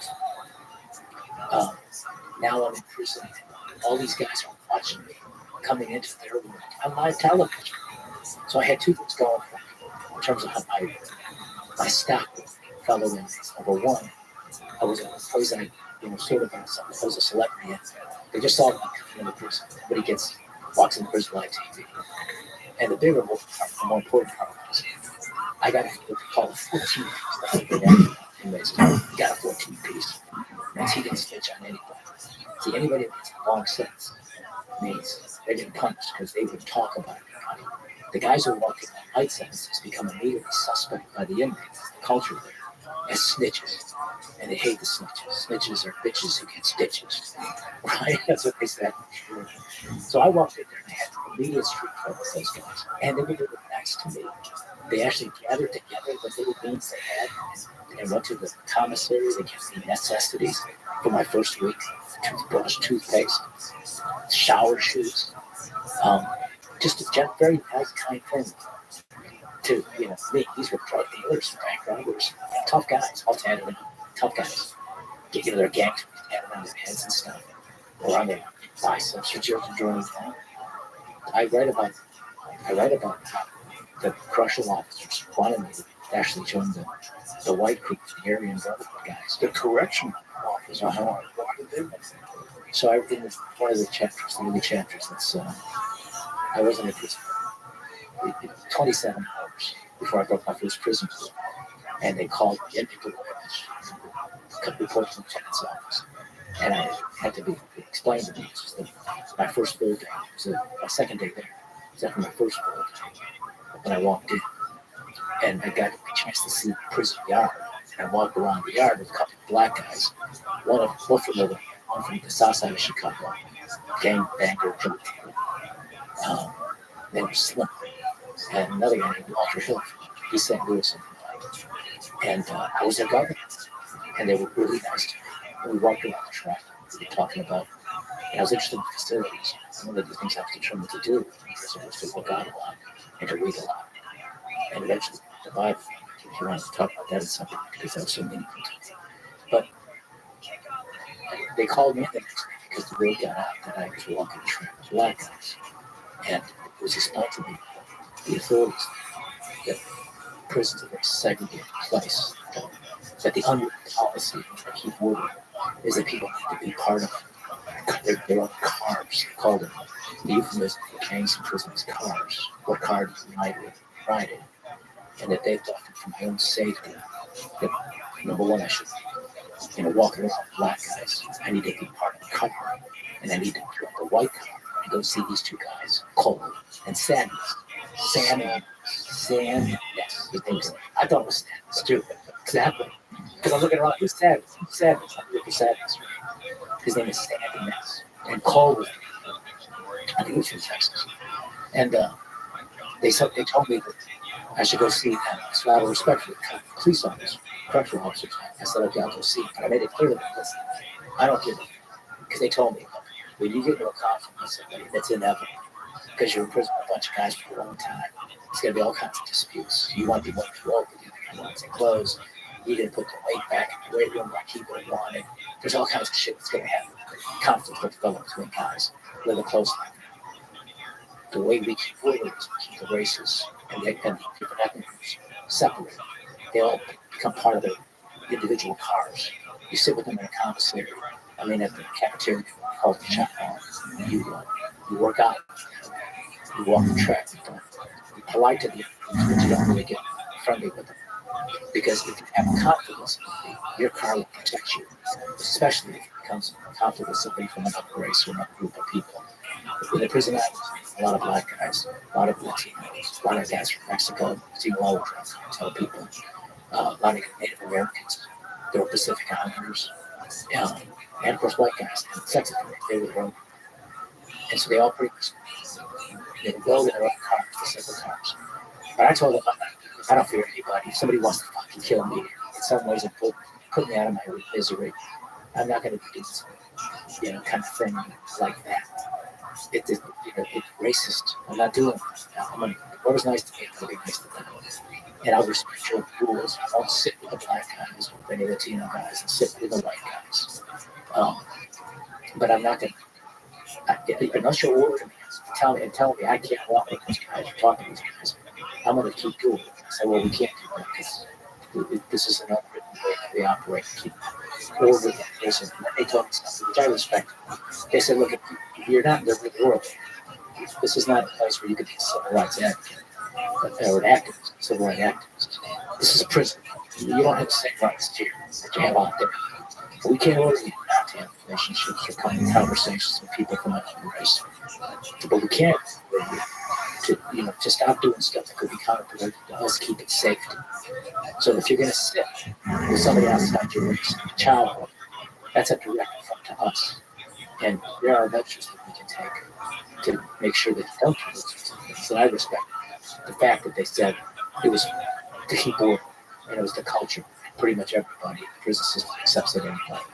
Eventually, I accepted some black guys as time went by. We actually met an elderly black guy by the name of Mr. Beans. He was from Chicago, from Detroit. He was like the most respected inmate. He got a 25-year sentence. He looked like Morgan Freeman. Yeah, a lot like him, actually. Very mature, responsible. He was the guy a lot of the guys went to for their legal questions because he knew everything. And a real nice man, and a gentleman. And by the time I got him, he had already done 20-some years. So he was close to going home. I'd stay up late at night with him talking in the dormitory portion of the prison where I was first in myself. But it was important to him before he left, after 20-something years, that he could actually sit at the chop hall with a white guy. And he liked me because I was, from Chicago. And so we did. And I thought it was going to be, it was probably a year and a half by the time we did. And I sat there and he looked at us, we're sitting at the black table. And then this great group of civil disobedience and civil rights petered out and gave a fuck. Really? Yeah. Yeah, I didn't know. Wow. Yeah. Well, was it because that guy was still respected? Yeah, I think I was a lot. And, not everybody. Some people really dislike it. There were guys who really didn't like me. But for the most part, I had lower privileges. I got arrested because they were less than me when I was governor. But I had pretty high ratings in prison with my colleagues. So, how did you get into the Bible? Because that was a big part of your conversation with Tucker. Yeah. You know, Well, so that first night, when it's the stark reality really hit. That first night, when around 10 o'clock at night, you hear this big boom. And then you hear the gates shutting. Because they're now locking in. It's all iron. Wow. And then the lights go. The lights are out. Now suddenly you're swallowed up in blackness and darkness. And we're locked in. Iron bars. You can't get out. And here I am, prisoners, inmates. And I just left my family at 5:30 in the morning. I'm not going home. Or tomorrow night, next week, next month, or next year. God willing, I'll get my appeal. That might be 3 years. But even that was fearful after seeing the criminal justice system, how what it was. Deep down, I knew I was a dead man. I knew that when they did it. I just felt like I could fight.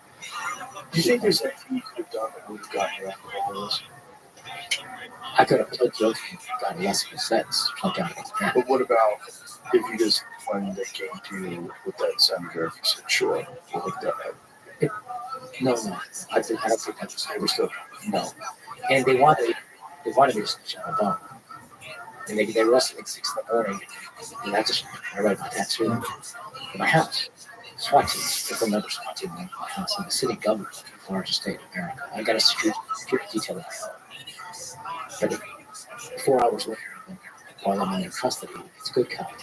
And I'd be nice to you're not a bad guy. We always take you to the party, talk about politics. We think you can help us.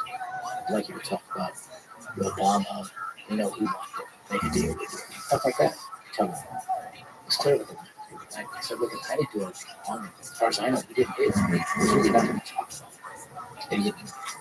And then they changed. They sent me to another facility in this cell. And they had me in this angry guy that was all fucked up on PCP or something. It was like a raging or violent animal. That'd be a message. And I think what they were never going to. But what they wanted to do is they wanted to go to him and say, I was willing to cooperate against Obama and leverage that and have Obama then tell him, look, just leave us alone. Let us get this guy. Keep us in office. We just get sworn in on January 20th. Don't bring any U.S. attorneys. Don't bring Democratic U.S. attorneys. Keep us, first U.S. attorneys here. And you leave. You stay out of this, we leave you. That's what I think. So it's a lot of chase. Yes. There's a lot of moves, counter moves. Yes. People are using smarts. Correct. They're political power centers. Here's the danger to the American people and to our democracy. They're not supposed to be. They're supposed to do justice. They're supposed to prosper. They're not supposed to be a political power center. Democrats, Republicans, Independents, Libertarians, yes. House members, Senate members, the executive branch presidents, yes. The Supreme Court, the courts, yes. Checks and balances. Founding fathers had the wisdom to create a system like that because they know the corruptibility of man. Power corrupts, and absolute power corrupts absolutely, so they can find in power. That's the beauty and genius of what they did in this country. They did not foresee coming down to the executive branch this tumor, this cancer that really started picking up steam in the 1920s with federal law enforcement, and that it would grow. That the tactics and methods they used to murder Al Capone, or later on, Carlos Escobar, El Chapo, people like that they would actually use against governors and presidents. They didn't foresee. The problem is, practical matter, because they have such power, the politicians are scared shitless of them. They don't want to stand up to them because they're afraid these people will trump up shit against them and just make shit up or get something they might have later done it. So it's very hard to know correct. And when you get big on it, all your friends in politics, they run for the hills, they abandon you. And then all of us, they're kissing your ass the day before you're arrested. And the next day they're lying the shit out of you. Right, Hollywood. Is that right? Isn't it kind of the same thing? I mean, that's what they do whenever anybody gets in trouble in Hollywood. Yeah, you're right. Yeah. Well, that's just cowards. There's Yeah. a lot of cowards, and a lot of people are cowards. It's fearful, they're scared. It's a dangerous system, especially the justice system. It's very dangerous. I mean, and this is not to malign good people. Because I know, I've met people. Yeah, I met great people. See, I know them. They're great people. It's just what you're saying. Absolute power corrupts absolutely. People get into positions of power and this chess games of getting played. They can make all sorts of rationalizations. There's no checks and balances. This is why there has to be checks and balances. There has to be oversight to keep people from their own devices, to keep people from their own horrible instincts that we have as human beings. Especially if you've done some shitty shit, because other people have done some shitty shit, and that's how everybody's sort of working their way up the ladder, and then all of a sudden you get to a position where, like, hey, you're gonna have to do something that you really don't agree with, but this is how the game is played. And next thing you know, right? Yeah, it's like your chief of staff and your governor's lawyer and all your friends, who people that worked it with you and got rich on you. Their choices. I have to look at the little boy, 3 years old, in his future, right? Protect him, how to defend my cause. Right. And they make the decision, understandably, for their families. Yeah. Well, and I think a lot of people go into, whether it's politics or law enforcement or into the federal government, there's a lot of people that go into with very good intentions. But then you see over time they get corrupted by the environment that they're in. That's right. They become part of a party system. It happens with politicians all the time. You get elected back in Austin, Texas, and you go to Washington.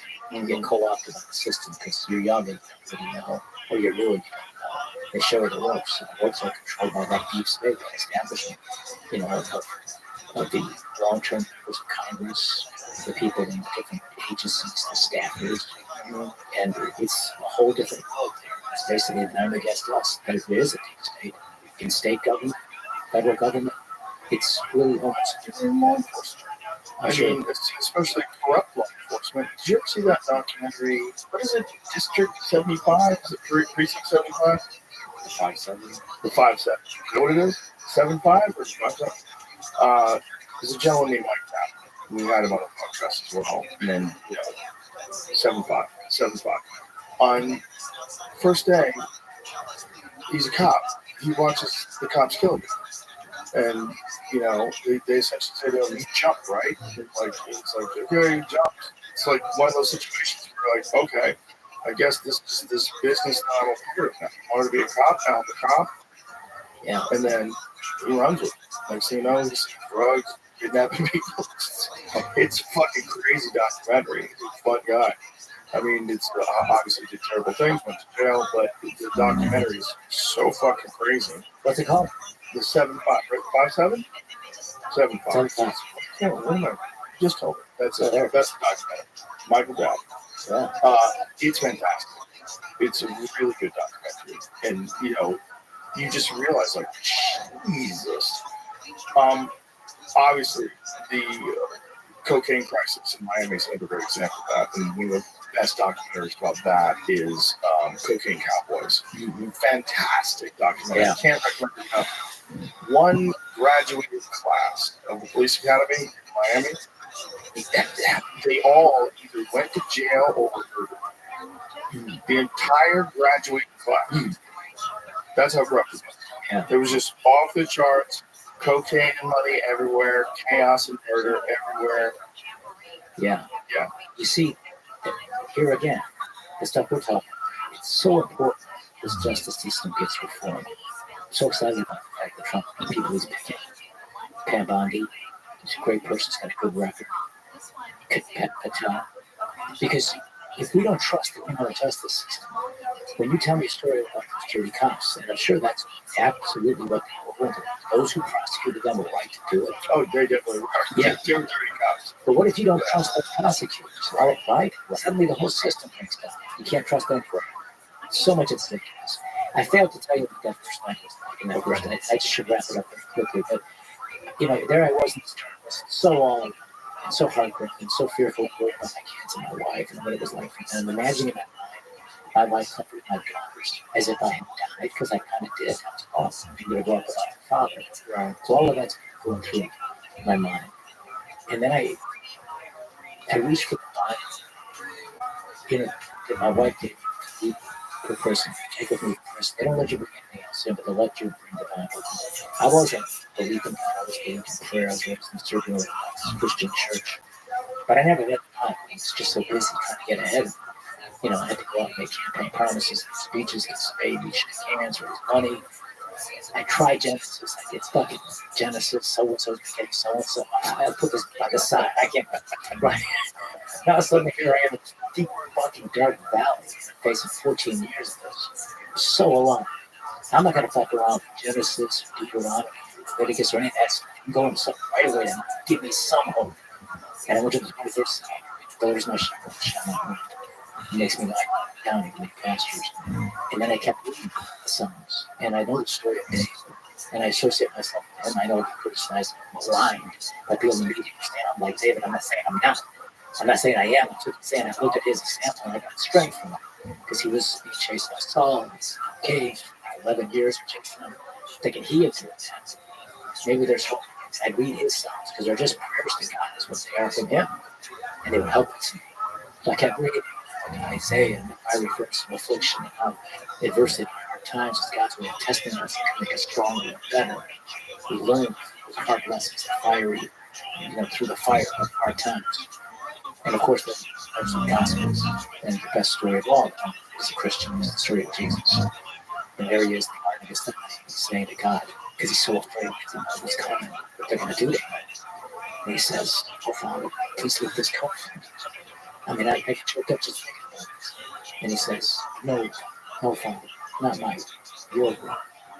And then he steals himself for what he's got to face, takes on all of suffering that he goes through, and the humiliation he has.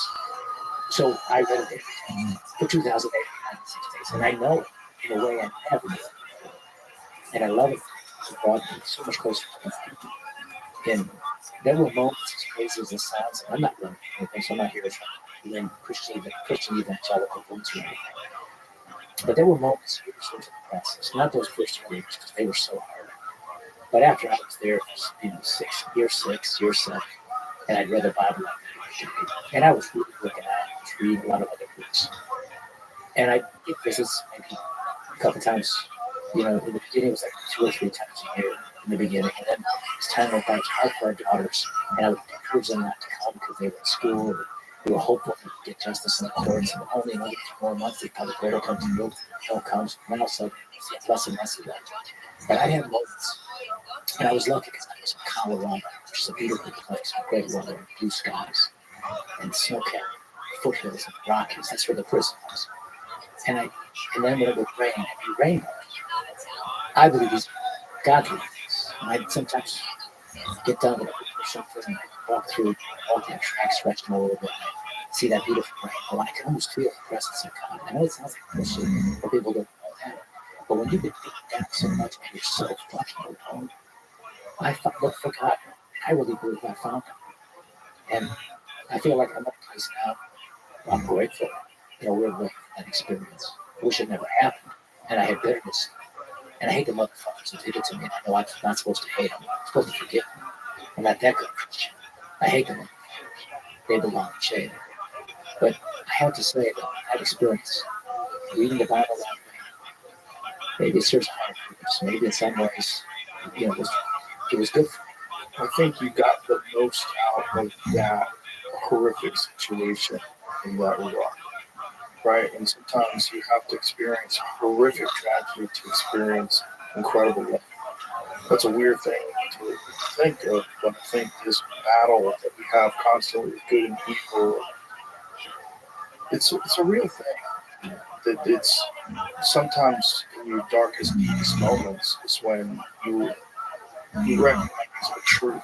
There's something there that every culture believes in a higher power. It's very strange, isn't it? In almost every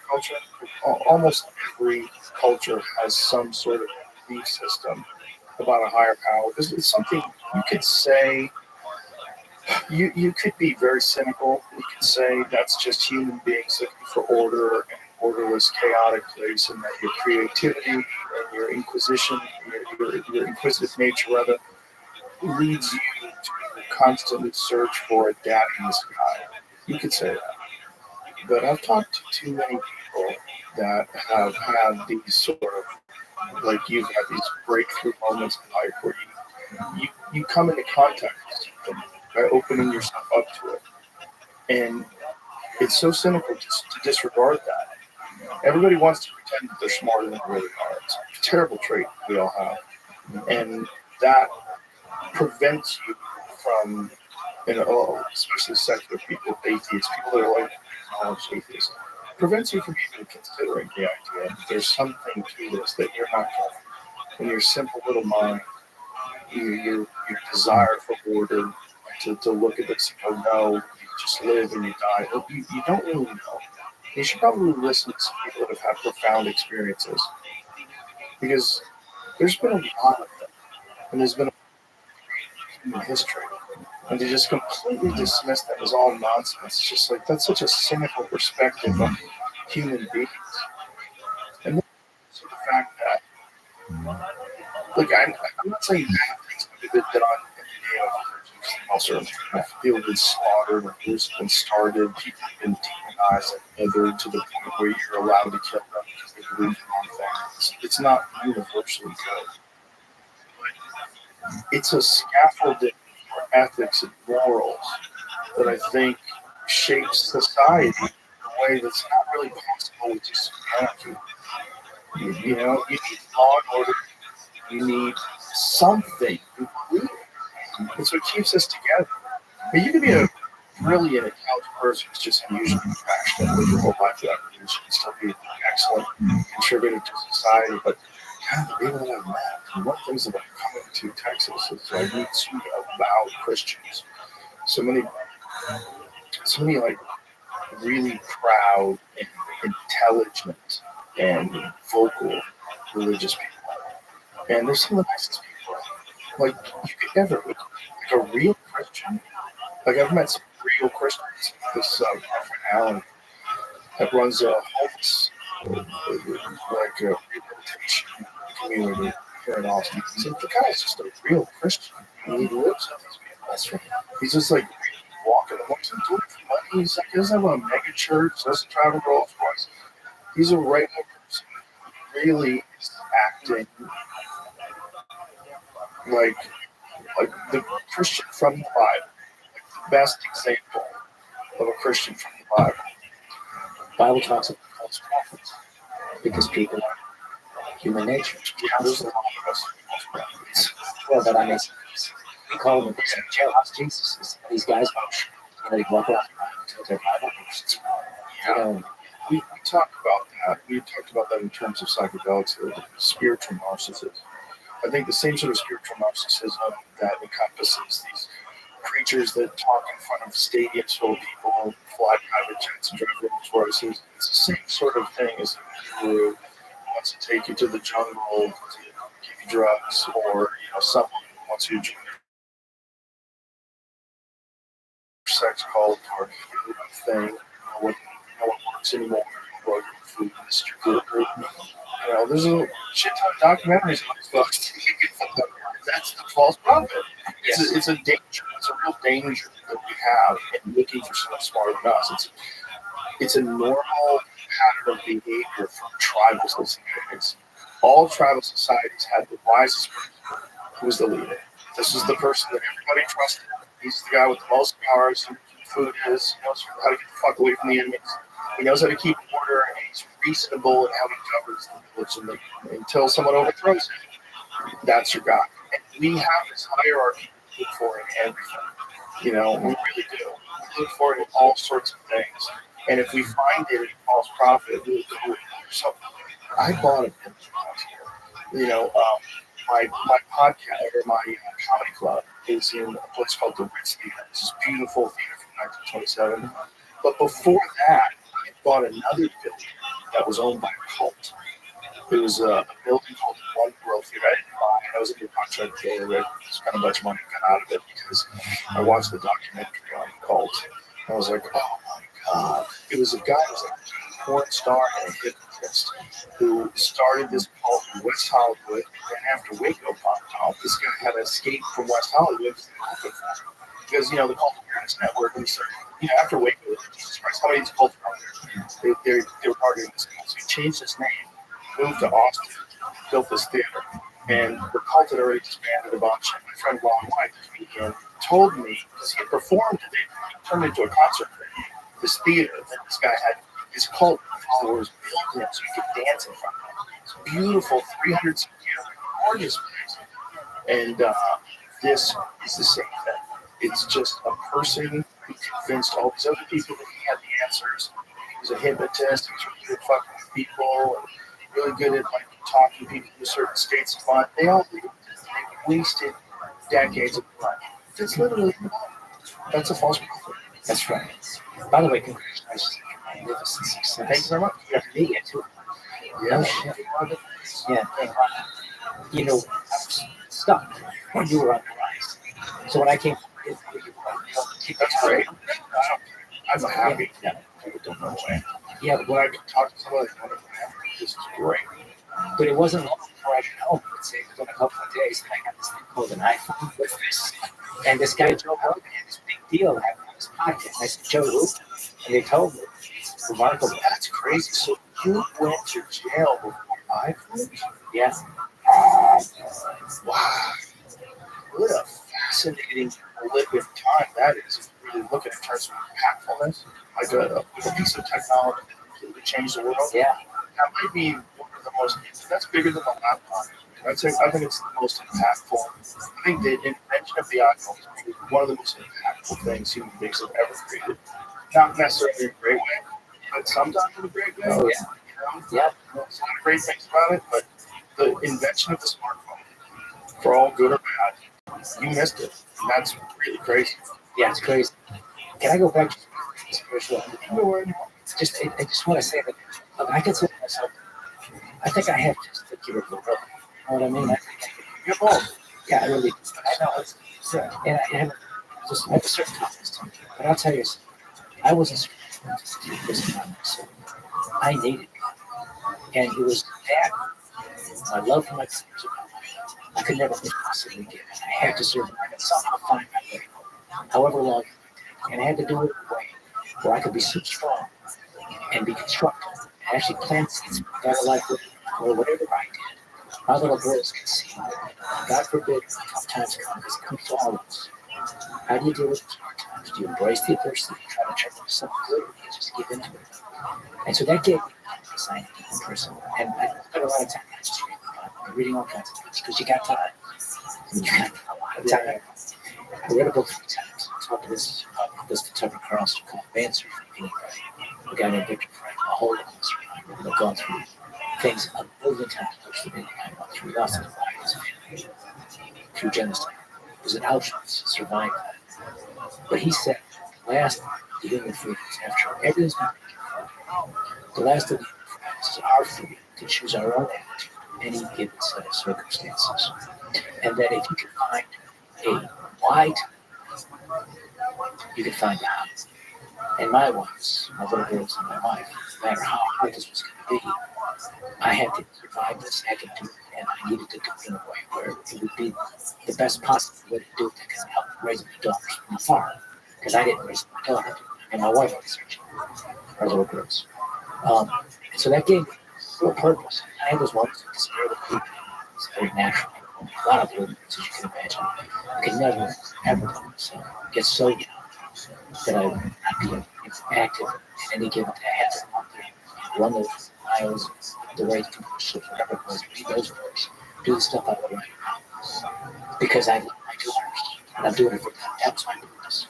Not run for convenience, trying to be, successful in the world, because I'm not in it anymore. My success will measure whether or not I'm strong and productive.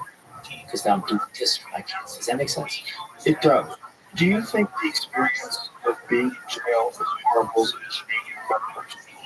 I like to think that it did. I think I'm more humble. I think that was never good. Sometimes that's the place. Yes, I always hit that with Trump. Like that's also why he kept running, even though everybody was coming after him. Like you have to be a very particular type of person that has all those legal cases thrown at him. All those, if he lost, and he lost those cases, and he lost the presidency, he very well might be in jail. They can't have him at 82 years old trying again. They're not interested in, because he became more popular when he was gone And when he was president, people sort of, like, towards the end of the 4 years of Biden, like, completely reversed. So many of my friends, me included, completely reversed how they think. Yeah. And also, a lot of it was getting exposed to watching how this propaganda machine launches its step all throughout the media. And me in particular having to turn on me for the COVID years for being someone who got healthy without taking the vaccine and they want to get removed from Spotify. This is crazy.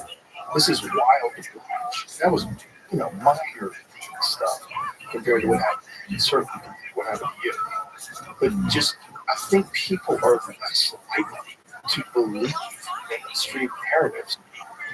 And we're so fortunate to have other ways, like Tucker Show, where I saw you, like things that are free. I mean, look, Tucker was on Fox News. I'm sure there was a lot of things that he wanted to cover that he couldn't.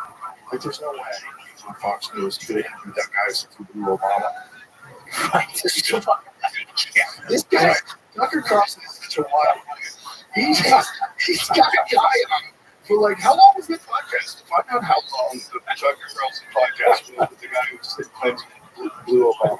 Because just even being able to sustain a conversation with a guy who talk about smoking crack and blowing Obama. How many minutes can you do? I want to know. Like, I'd be hard pressed to think I could squeeze an hour out of it. Like, what the fuck are you going to talk about? How long is this podcast? All right, yeah, good. But my point is, I'm not standing up for him having that guy on. I'm not saying that was a good thing. That's not what I'm saying. What I'm saying is, that's what he wanted to do. I watched it. So that's Tucker with no one telling him what to do. The Tucker Carlson show, he does whatever he wants. He interviews whoever he wants. He comes up with the questions he wants. He has real conversations that he didn't fucking exist before. And now that it does exist, a guy like Tucker was the number one guy to begin with. Now he's independent, along with independent journalists like Michael Schellenberger and Matt Taibbi. That's right. Barry Weiss and Glenn Greenwald. We're like these people that are honest. And they're honest. They're always honest. They're always giving you the full version of the truth, and it's spread like wild. And then you look at the narratives you see in mainstream media, like, you're leaving so much out. You're not talking about that. You're not talking about why people are upset. You're not talking about what started it. You're not talking about the government intervention that was behind it all in the first place. That was planned organization. And I think they leave out everything because that's not what they're supposed to do. What they're supposed to do is sell as many stories as they can, but stay within a very confined narrative. Exactly. And most of that narrative is heavily progressive, left-leaning, until that's not happening anymore. And when that falls out of favor, folks, when that becomes non-profitable, they're going to go the other way. The country will move more right. It'll be more right in the media if it becomes profitable. Well, that's why you're doing. I'm not here to kiss your ass, but I am great on your show. It's very nice of you to start to talk about us. But no, this is what you're doing. Carlson, so many of you podcasters are out there for another place for get information. In the free exchange of ideas in a free country that cherishes free speech supposedly no longer does. And I think most people do, but the government power centers, it's just when it's not convenient for them. And the fact that there's these rules, we should have rules that apply across the board if we have a progressive society. And one of those most important rules is why you have to be able to talk about that. You have to be. You're going to get things wrong. You're going to be poorly informed. You're going to have biased opinions.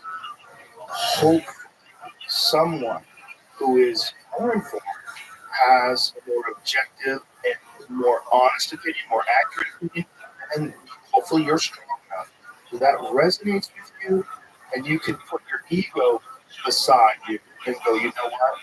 This is me wanting to be right. This is the correct thing is what these people are saying. Let me tell you why I thought and how I was wrong, and apologize.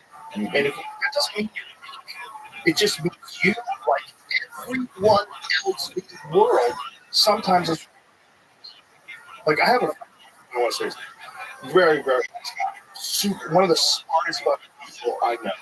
And I have these fascinating conversations. And then one day, he tried to explain to me why something works in the UFC, why something else doesn't work. And I go, stop. Because stop. You're going to ruin my opinion. You don't know what the fuck you're talking about. Don't say this. Don't say this to me. I've been working for the UFC for 25 fucking years. Don't say this to me. You don't know what you're saying. You're saying nonsense. He's like, really? I go, yes. This is total nonsense. Here's an example why it's nonsense. This guy violates that rule. No one can, you can't tell. There's a specific group of movements that are all designed to fuck people up. Any one pattern can be successful given the individual and his abilities and his competency in whatever skill set it is. There's no one skill set. You can't run around saying one skill set trumps all. It doesn't work like that. That's interesting. This is brilliant people. So this is a brilliant person talking about exactly. Because they're people who have their own prejudices. Smart. They're smart. They like to be smart. Exactly. They want to be the smartest. Yeah. If they're smart about some things, there's a term for that, where like really intelligent people erroneously believe they're intelligent about everything. Conceited ignorance. It's like that, yeah. Right? Socrates held the conceited ignorance. And by the way, they Havelock and killed because mostly he was corrupting the youth of Athens, Greece. He probably was too. He was also challenging conventional thinking. Yes, of course. Which is what we're talking about. Which is necessary in a society. Yes. Dunning-Kruger, that's right. Cognitive bias is high competence in one area, overestimating knowledge and abilities in unrelated fields. Yeah, exactly what it is.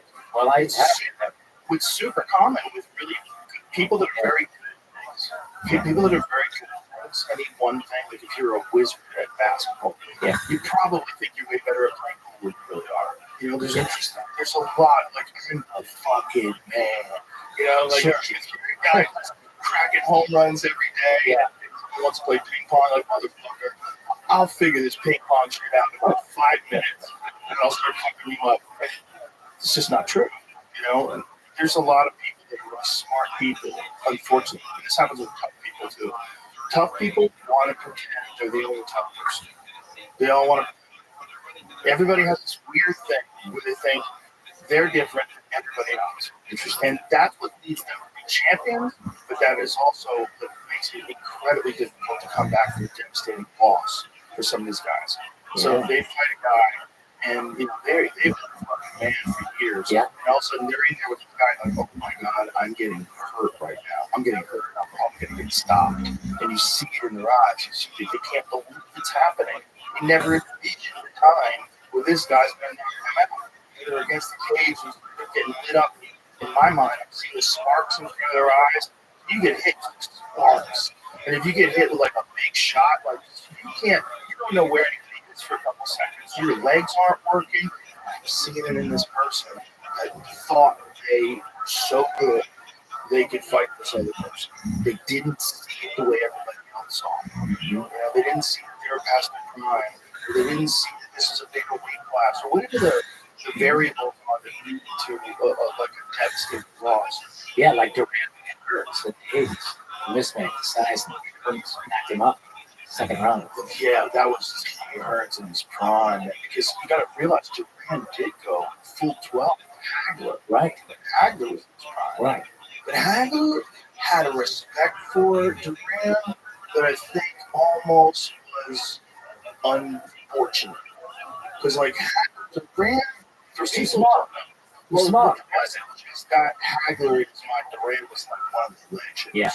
Rightfully. I mean, the quitting with Sugar Ray Leonard was horrible. It ruined his reputation. But if you could just take that fight away, and look at every other bit of his body work that he did to Kevin Buchanan when he was lightweight, you don't even understand. Durant started his career at 135 pounds, went up and won the middleweight title. You have to understand how fucking crazy Durant was. When he beat Dave Moore, super welterweight. It was either 154 or 160. It was Dave Moore who was in his fucking prime. That was in LA, wasn't it? I don't know where it was. I remember I watched June 20th, 1980. Leonard in Montreal. Remember that? Yeah. I love Durant. I met Durant once when he was training for that Dave Moore fight in LA. Mm-hmm. And what you're saying about martial arts and boxing, so many life lessons, experiencing that. I'm not here to say that I'm some great fighter like you, And I thought they go to club when I was in high school. First time I ever got my Chicago tribute. Last time they were saying nice about it. That's a hard thing to do. You learn about life because no teammates, it's just you in there. It's all right. If you want I didn't win those parts. I fought in. Yeah. yeah, even just getting into having the courage in your fucking underwear to step through those ropes with those stupid shoes on and big pads over here, and you realize you're gonna throw your hand at some other dude trying to KO you. Yeah, exactly. You have to just try to kick Oh, your ass. it's such a weird feeling. How old were you when you started? I started fighting when I was 15. And what was the impetus that got you interested? Well, I got picked on a lot. I was a small kid. I was always moving. We're always moving. Oh, yeah. We moved to some neighborhood. We hurt. I can be real clear about that. I got pushed around a little bit. Teenage boys do each other, but I didn't like it. I didn't like it. And so I was like, look, I'm not growing. So it's like, what can I do to stop this fear that I have of conflict? I was terrified of like conflict with kids because I did not know what to do. I had no training, no martial arts, no sport. And so I started doing martial arts. I became obsessed. Was it Taekwondo? Yeah. When I first started karate, I was going to this place called Esposito's Karate in Massachusetts. So I'm still there. He was like the town legend. He's this black belt guy who was awesome, who taught this like very popular school. But it was hard for me to get there. I didn't have a car. I was a kid, so I would have to take a bus, walk a mile. It was like too much, especially in the winter. But I found this Taekwondo place at Kenwood Square in Kenmore Square rather, in Boston, and the tee would go right to it. I'd only have to walk a mile to get to the tee, and then I'd get on the tee. So I would do that every day. Exactly. Yeah. So every day I'd walk a mile, get on the tee. After school. After school. Yeah. So school over, I'd go right from my house, grab my gym bag, and go to the gym. I would every day. Correct. So then, like when I was in high school, I was traveling around the country fighting tournaments. It's like the weirdest shit. It's like I went from being terrified of fighting to like fighting all the time. Like, all the time. You're flying to Ohio. You know, I couldn't drive. I was 16 at the time, so I was with all these other guys. They were most of them were like grown men, and we would all go. And I was competing as a grown man. I was competing as a grown man at 15. What weight class? Well, I won the state championship the first year at 140, but it was way too hard for me to make the weight. I had to do it more. Right. The guys who do it today, they really know what they're doing. I just stopped eating. Right. I just stopped eating, stopped drinking water, and then I'd get in the shower, and I'd shadow box in the shower with this, steaming hot. So I was trying to like drain my body of weight. And then I'd have to fight that day. I'd have to fight that day. Yeah. So I won the states 1 year from that, but I realized like I can't do this anymore. And I also tried to be a vegetarian. I tried to do a bunch of stuff. And then the next year, when I was 18, then I started. Then I went up to 150. It was 55 or 54. I forget what the weight was, but it was 50 something. I went up to that, and then I got weight. I was much better. What was a typical training? 8 hours. So what would you do? The whole time. It was all day. The moment I would get away from it, I'd usually eat something real quick, grab my bag. Like a banana? Or That was really hard. I would eat a bowl of cereal. And I didn't have a lot of guidance. My parents both worked. I fend for myself. Whatever's in the house, I'd eat that. And then I'd get on the tee and head out and get trained. And so how much time did you train this? When you ate, you actually kept working out. Yeah, so you travel, digest it. Yeah, it takes like an hour to get there at least. It takes like a half hour to walk, 20 minutes of train. So you got to train with the other guys. Yeah. And then I started teaching. That was a big. But what would you do? Well, you would always start up. But mostly you would start with technique, right? So most of the time you would start with just straight kicks. You would just practice kicks, hone them into your warming up. So with your whole warm up routine, you practice your kicks like mostly just for form. So you practice kicks, and then you would practice kicks with specific, what they would call it like one step. Like you come at me with a thing, and I would practice stepping to the side and countering. You practice that way. Then you would do sparring, and we sparred almost every day. Some of the sparring was fucking horrific. Can we just spar like rounds? Yeah. 3 minute rounds? 3 minute rounds. Yeah. And you're sparring all these people that are bigger than you. And I was a kid. Right. And then you heavy bag work towards the end. You're exhausted, you work under power. And then there's some days we just only work on technique and get smart. Those are good days. We just only work under power, heavy bag work, drills, speed drills, focus mints. Like we have these paddles that we hold. Kicks and paddles. Yeah. We're just all working like making it so it just has no telegraph. It just goes on. You're trying to have it just go off of a switch. And so you're just constantly drilling it as if you're competing. And then on the weekends, you run it all. I ran, I did, but honestly, I hated running. And I spent so much time training already that my runs was fine. Yeah. And I'd do rounds. I always feel like rounds in the bag were better than your hurts anyway, because that was like what you would actually do. No doubt. Other than getting hit, of course. But would you do like ab work? That's strong. You gotta do some, do push-ups and do chin-ups and shit like that, but not a whole lot of things. Most of it was heavy bag training and sparring. That alone. It was quite a while before they started accepting even the idea of weightlifting. A lot of for a long time boxers, we were just talking about Soren.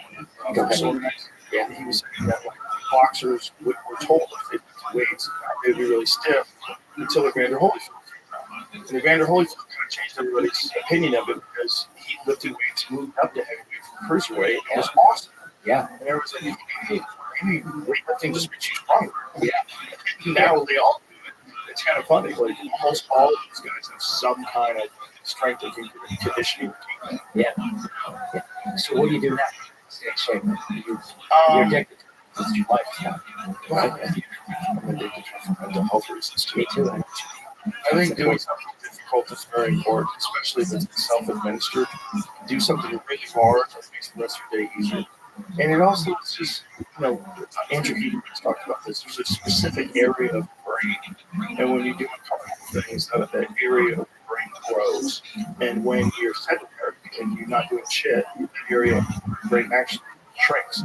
So it enhances your ability to do difficult things by doing things regularly.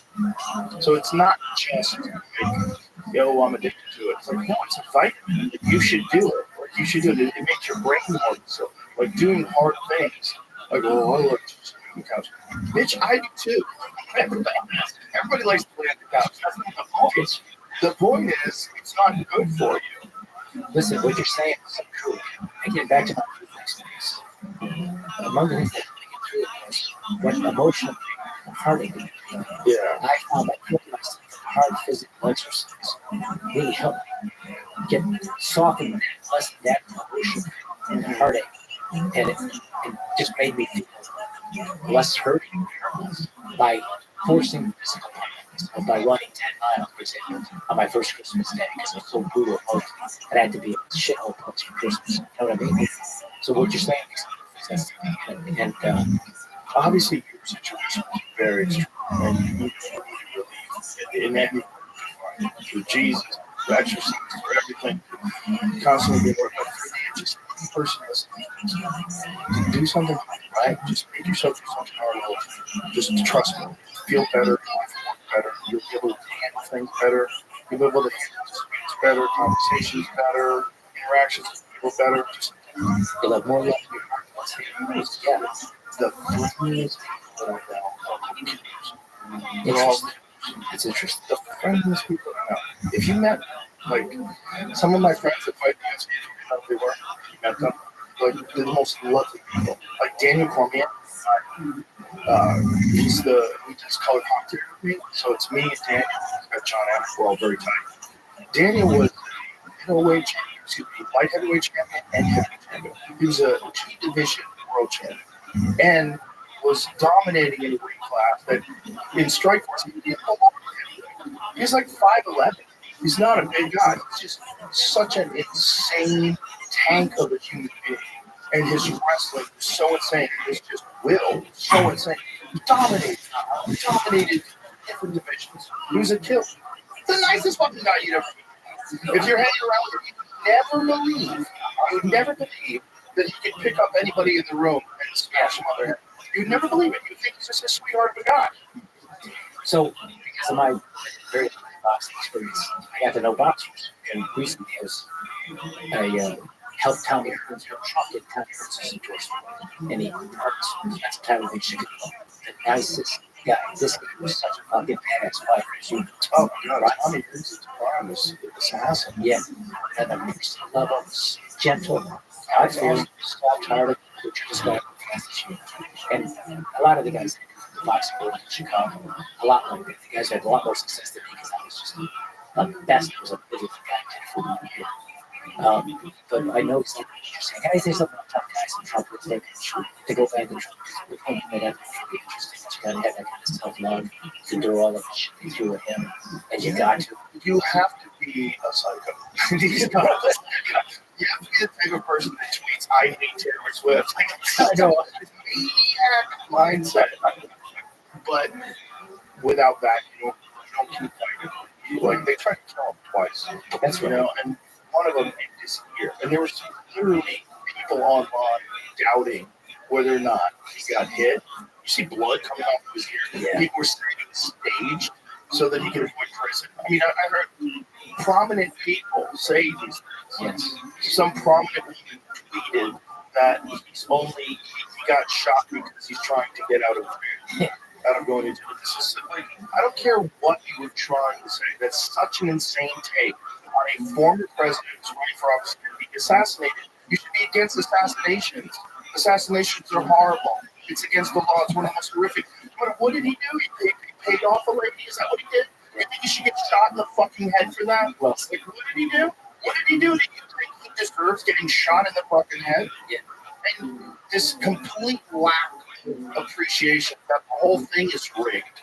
The whole thing is corrupt. That's not good for you either. It's not good for anybody. Just because you label yourself a liberal, you can't watch them throw the Constitution in the toilet. You can't just sit back and watch them. Because, they're doing it against Trump. They got shot. Good. Are you fucking crazy? People getting shot is good? How are the left people, the progressive people, the people on the left, how are they like, I wish that guy didn't this? How are they doing that? Because that's how lost we got with this mainstream political narrative. They feed you what you're supposed to think, and you never have the ability to think it out for yourself. It's like groups of people just going through the information and coming to a conclusion as a country. Instead, you have to be on fucking a car, like in prison. That's right. And you're going to be with this group. It's basically the same thing. You're not in the Aryan race. Well said. You're in the fucking left-wing progressives. And they'll fucking turn on you. They all turn on each other. They do it all the time. They're all just scrambling for stature. Joe, can I just say one more thing about Trump on this subject? Self-love, personal toughness, for sure. Can I say something else? This man, I honestly believe this, truly loves America. He isn't just because he wants to be president. He's already been. He's got all this great success. How do you live the life? Give that up. Go into that shithole business I was in that I know all too well. You have to deal with all these phony fucking politicians and suffer these assholes. These duplicitous hypocrites in your party and the other party, which is what most of them are. There's a lot of good ones, but more of them now full of shit. And they go along with the kind of trends that you were just talking about. When you go through something Trump went through and you keep doing it, it's more than just his own self-love. I truly believe he has a genuine, abiding love in this country. I think it is I'm guessing, I'm putting this in his mind, I'm thinking about my own experience. He's saying to himself, if I have to go down fighting for my country, I'm going to do it. And I think that helps motivate him to get stronger when he is convinced that this is just about his ego or himself, but it's something higher than like what America's supposed to be. Does that make any sense? It does. And anybody that would push back against that, I would say, listen, before you even form an opinion, I want you to think about what happened when he got shot. So he gets tapped. He's got blood coming out of his ear, guns go off, guy kind of dead, guy got shot protecting his family. He stands up, throws his hand up and says, fight. That's not fake. Like, that's in the moment after getting hit by a bullet, covered by the Secret Service, guy behind him is dead. How many gunshots did he bring off? 9 shots? Between the snipers killing him shooting, I think he shot 3 times. Yeah, right. And then he fight. That's in the moment. That's in the moment. That's right. Everybody loves America, including people that aren't in America, which is why so many people are sneaking over to America. Okay? There's not a whole lot of people sneaking into Libya. Everybody loves America. Why? It's the shit. Why? But it's the shit because of personal freedom. And Because you can be somebody here. that's it. You can be Joe Rogan at 15 getting out of public transportation to do kicking in martial arts, become what you want. You can be me. You can be anything you want. Yeah. You can be a doctor, a Yep. lawyer, an author, That's a painter, a musician. Anything you And want. no other place in the world offers something like this place. And this place Yeah. celebrates. That's I have a friend of mine from the UK. When he moved over here, one of the first things he said was, in England, they try to push you down to try to get ahead. Like they'll try to dismiss you. It's like tall poppy syndrome. They don't want anybody rising up. Everybody very dismissive. well, that's the socialist mindset. That's the new Democratic Party. Yeah. It isn't about you celebrating success and saying, "Hey, I want to do what I can." Where that guy's actually creating opportunities for me to be better off than what I am now. It's instead pull him down so we can make everybody equal. It's generally very energetic people who don't have any energy. So they have all this energy, and they put their energy into this nonsense instead of like sorting your life out and pursuing something for yourself. There should be. This is how it's going. Everybody should have an equal opportunity to be educated and pursue their dreams. But we're not going to have equality of effort. It's not going to exist. Okay? I can't tell you to do what I do, but I'll tell you what I do. And you can either listen and pay attention. You can say, "Oh, look at all the effectiveness. Look at how you can do so many different things. How is that possible?" Well, it's all simple. It's all just hard work. Not everybody wants to do that. So if you want a quality of outcome and you don't have a quality of effort, then you have tyranny. Because then you have people who are a bunch of energetic people who don't have a lot of ambition and they don't have any talent and they want to control you. And they don't like when people achieve a higher social status than them or economics that they think, "Oh, at me." There's a lot of that. That's part of what the whole appeal to socialism. Of course, there's like the beautiful appeal. There's a lot of things that are socialist in this world that are great. Like the fire department is essentially a socialist establishment, right? We all pay for the fire department. We all agree that the fire department should act immediately when there's a fire. We're all paid to do it, and it's great. We could have other things like that too. That should be how education is. That should probably be how the police force is. That's all great. But as soon as you want a quality of outcome, you're ignoring a quality of effort. Right? It's of course some people are born rich. Of course it's not fair. Of course some people are born in broken homes and it's harder for them. Of course. The fucking game's rigged. It's not fair. Right. But everybody, even given the worst of circumstances, they're at least not stopped from pursuing dreams. You see, in my life experience, what I've learned, the fun part, really more the fun part is the journey, less so the destination. When I look back, the success I've had in places like being the governor of my life, not so easy. Yeah. It was nice to be and have that power to be able to serve good purposes. It was more fun actually trying to get there, working hard. Right. Overcoming the obstacles. West. Yeah, and the competition in any aspect of life, I think it's frankly embrace the quest. And if you love what you do, pursue what you love, success will ensue. You don't have to chase success. Just be great at it. Hopefully, there's no cold fast rules, but hopefully, you know what? Yeah, well said. Even if you don't have success, the fact that you gave the best at something should be success, a version of success that you can have. For sure, at least you learn from that, and maybe you can apply those lessons to other things. It's not like there's an end to this, and everybody wants to look at some sort of finish line. I'm telling you, it's not real. There's no finish line. It doesn't exist. You should just enjoy this moment and enjoy the whole process, whatever you're trying to do in life. Because there's never going to be a time where you're like, dude, it's over. That's not real. I'm here to tell you that someone who's done the number one podcast for like 6 years or something like that. It's not real. There's no end. There's no like, it doesn't exist. And if it does exist, you're missing out on the whole point. The point is you're supposed to be getting better all the time and everything. Yeah, that's right. It's a constant thing. That's and right. basically, it's going to come a point in time when you can't really get better because you're getting old. But you can still do it mentally. You can still learn more. You can still pursue hobbies and interests and dreams and things that stimulate you and work towards stuff. It's a better way to live your life. And, you know, some people never get a chance to understand that. You go through your whole life. Maybe you're following a guru who's a porn star, and all of a sudden you realize I've wasted my experience here. I haven't learned from it. I haven't grown from it. I don't have anything to show for all my time here. I've just been making mistake after mistake, and I never really figured out how to control my mind. I never really figured out how to put myself into action. And here I am, never figured out puzzles, and here I am. You know, and those people want quality about me. Those are the people who want equity. Those are the people who want to shut up. Look, there's a lot of management people. Yeah, a lot of billionaires and a lot of greed. Right. It's not to deny that. For sure, we should keep an eye on people and change the weather. For sure. But at the end of the day, we're all just supposed to be human beings with an opportunity to try to succeed. It doesn't mean everybody's going to succeed. That's what's so crazy about this open-ended degree that you have with life. You don't know what's coming up. You don't know what's next. It's just like, how do you respond to it when it happens? For you, it's one of the most difficult things that a person could go through. And especially if you feel you earn it. No, yeah. And so I have purpose in life at this stage. You know, they took everything.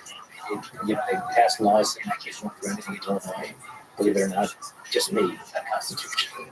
I can't probably run for Vegas. You can be the king of Vegas. I think there is. It's a good place. I think. They would love you here. You can totally be the king of Vegas. But you know, I have a new. A lot of my friends are retired. And they're retired. That's fine. But I'm excited about this beginning. It's regional. Yeah, there is. I can run for federal office. I can run for president of the United States, but I can't run for Alderman in the city of Chicago. Damn, you missed out on an awesome game. Wow, yeah, that's crazy. But I have something to get up every day to change. You know, okay. How many does it hurt to be in politics anymore? Is it just too gross, or how do you think about it? My wife is a remarkable person. She's been Catholic for all these years, and I've read about history books. I worked on my wife, her quiet. Her hair was, she kept her home, you know, raised our daughters. Both good kids, our daughters. My oldest daughter is a therapist, good education. She would like me to get the Puppy Protection Act. I try to get it out. What's the Puppy Protection Act? Protects puppies, love dogs. It's something that every listeners consider the puppy protection. How does it protect puppies? I don't know, but it's got to be good. Well, anything that protects puppies. To me, that sounds like a Patriot Act, but it's going to be. You're right, I think. It's the only one of I guess that because I was living in Congress then. Oh, they named it the Patriot. Yeah. How do you say no to that? I have to name the Puppy Protection Act. Right. You know? It's got a good chance of passing. What's in there? And a younger daughter, she's this big Taylor Swift fan. They both are. They're good kids, honest kids. They do things like their mother. She raised them without a father. And they suffered politics in my life. And so public. And the name is common for bullying. There's just not a lot of us here, certainly. So everybody knows my dad in a political context. So my wife, really find this interesting. 2 days after I was arrested, which was the 9th of December 2008, the Thursday, Vegas was betting, taking bets. What are the odds the first lady of Illinois is going to beat the governor of Illinois if he just got arrested? And it was 9 to 1 she was going to leave. Wow. And she not only defied those odds, she defied the stats, which is because she went on. Looking back, we should have. Oh, man, it's man. Oh, my goodness. But you know, it's so funny. Just, you know, cross my mind, actually. That's what prevented criminal. Yeah, it's a good question. But when a guy's more than 4 years, especially when he has a long time like this, in more than 90% of the cases, the wife is significant other leaves. So Patty defined she's made it abundant if I run for office again. I'm doing that with my second wife. You know, in this day, what are you going to do other than this book? Well, I do different types of stuff. I try to do some public awareness on issues that are important, like some criminal justice reform stuff, because I've learned that I'm just on justice system. There is a bias in the criminal justice system that disproportionately is impacting the public community, and it grows in a way. Have you ever seen my podcast that I've done with John? No, my God. Tell me about that. It's criminal justice. Yes. Okay. It's amazing. Okay. Yeah. Just through the podcast that we've done multiple notes. Yeah, see, that's where you're. highlighting these fucked up cases of people innocent, like massive corruption in the prosecutor's office. Like, Yeah. you hear about this, they're so heartbreaking. You just can't believe that someone would be willing to have people in jail for 25 to life for something that they know is a lie. But you see it over and over and over. Right. The more common is the older sex.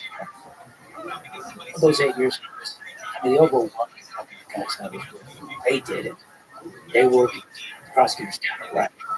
What they got wrong is these sentences are ridiculous. The unfair wrong. They're not bad job. And you got a non-violent offender the first time did something wrong, whether it's a bank robbery, a drug offense, whatever it might be. And they give these 15, 20, 25 years because they have these one-size-fits-all sentencing guidelines that politicians pass. But every case is different. Every person's different. Their backgrounds are different. Their cause, the reasons for doing things, they're different. So the system's broken. They don't take into account other considerations than just these like formulas they find. And so as a result, you get disproportionately black guys who are doing these long sentences for first-time offenses. Truck partner woman, Alexander Johnson, first-time nonviolent drugs. They gave her a life sentence, probably a lot of drugs. A life sentence for 20 years. Trump pulled her out, saved her. And a lot of this came from the 1994 Chronicle that Joe Biden sponsored. Bill Clinton passed the Democrat for this, the black community. Yeah. So I think I do something like that. And then I finally came to this.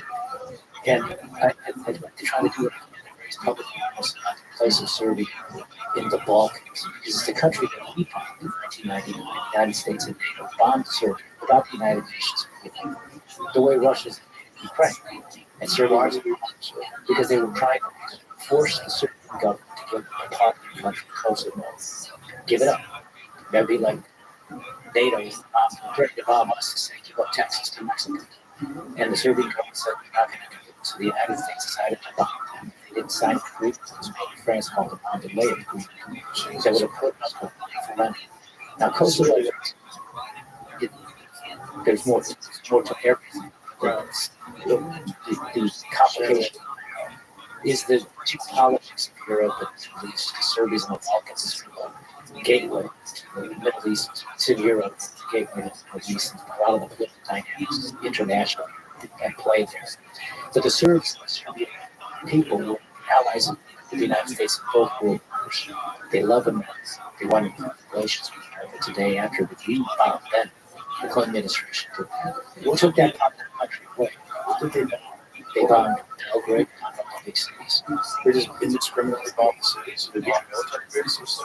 Electrical grid, they bombed military bases. This was May of 1999. And I was a young congressman. It's the only Serbs are small in the United States, and they don't have any political clout. But Jesse Jackson, Robert Jackson, because 3 American soldiers were taken prisoner by the Serbs. And no one knew what was going on with those soldiers. Robert Jackson had a statue, and he was close to Clinton. And he went there. I went there to speak the language. My father came from that country, and I was able to assist him in getting the release of the soldiers. This was the Milosevic government at the time. And we got the soldiers home. But what I like to talk about Serbia is it's a country in the Balkans that follows a Judeo-Christian tradition. It's very much Israel in the sense that it's in a place where they are standing up for those sorts of things. And the Serbs are very betrayed on the United States for choosing to be on the side of countries that were the Axis and with the Nazis in World War II. And those wars throughout Europe, wars of ethnic cleansing, all the cities do. There's no one side, is crystal clean on those issues. They're fighting for borders and they're fighting for villages, places where historically claims they had claimed to, other claims they had claimed to. So these are complicated issues. But the United States is going to pick sides and force this country together to be part of the country with a lot of significant religious monuments there. And this government there today very much want to be open relations with the United States and have better relations. It's a growing economy. They're doing very well economically because they're good, hardworking people. And it's interesting.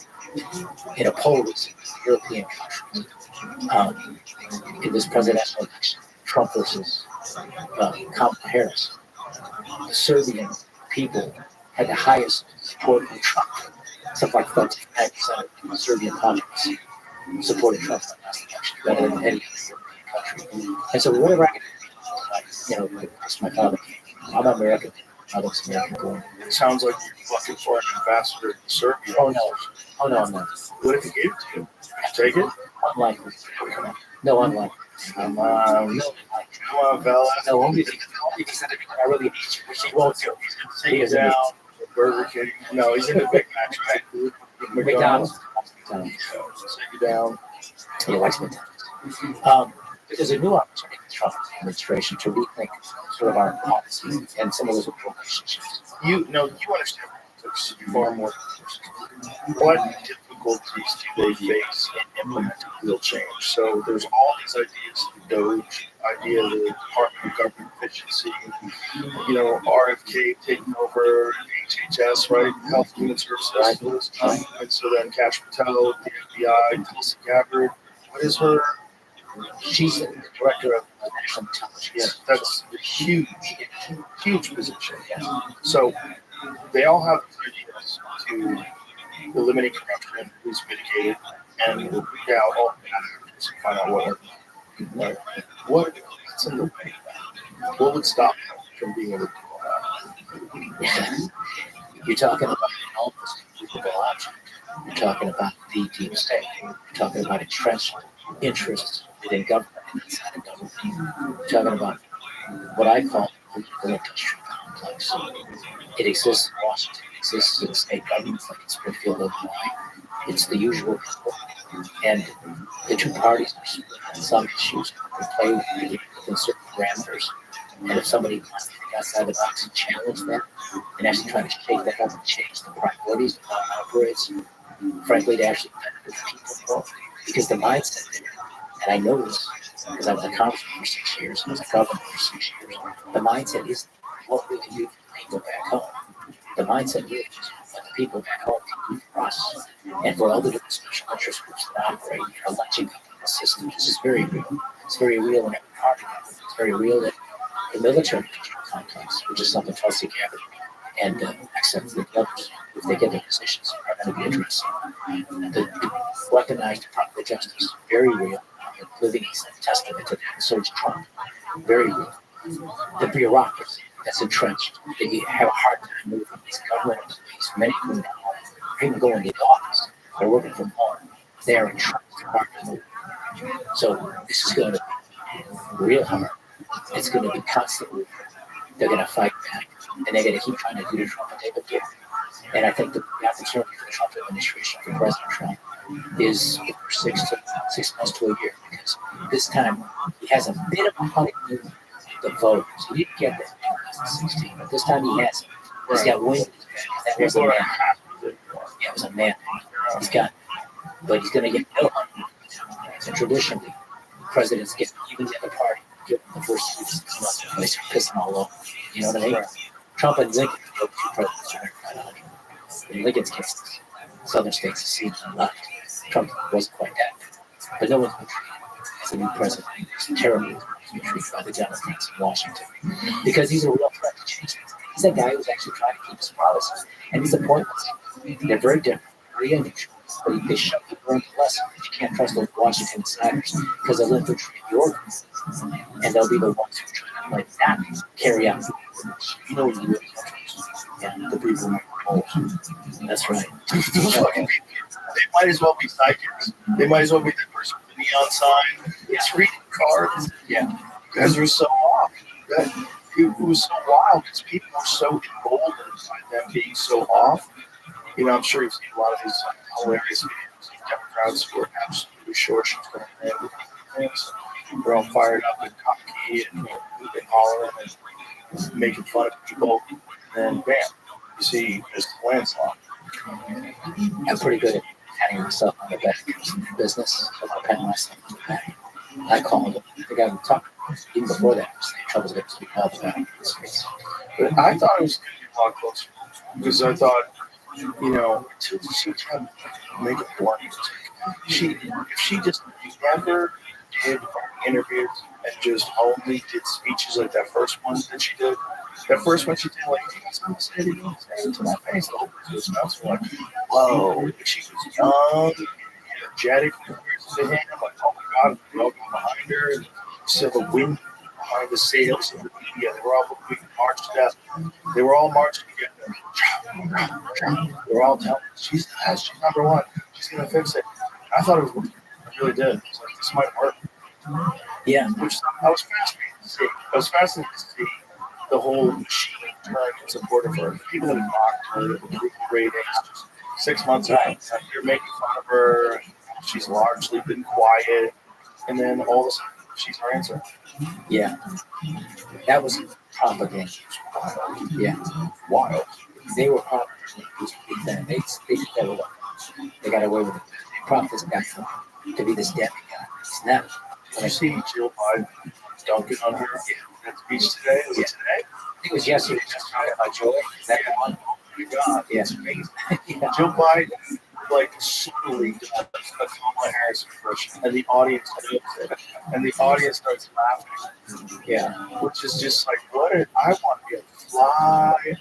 I would have loved to see how that, like, it's essentially a coup point now. Yes, right. And this is the first time ever someone who didn't get elected through a primary is somehow or another the representative of the party. It's kind of dangerous. If you really think about it, it's kind of dangerous. Right. And it's lies. Based on lies. It's not supposed to be. Not to other people. They're just lying to you. They're lying to you. Hoping that your compliance that you should go through COVID and everything else, for hoping to go along with this, and you're not going to stand up and go, hey, why are they over here? You know, what about Shapiro? What about all these different people? What about them? Let's see what their solutions to these things are. She's already said she's not going to do anything different. Like, this is kind of crazy. Like, what are we doing? Right. They took away the rights of the people and Democrat voters. She was there now. She's one of that crazy video of this girl. She's like hysterical. She's talking to Kamala Harris. Kamala Harris is talking to her. She's like, don't worry, we're going to win. We're going to win. Saying this poor girl, like college girls, full of anxiety, freaked out.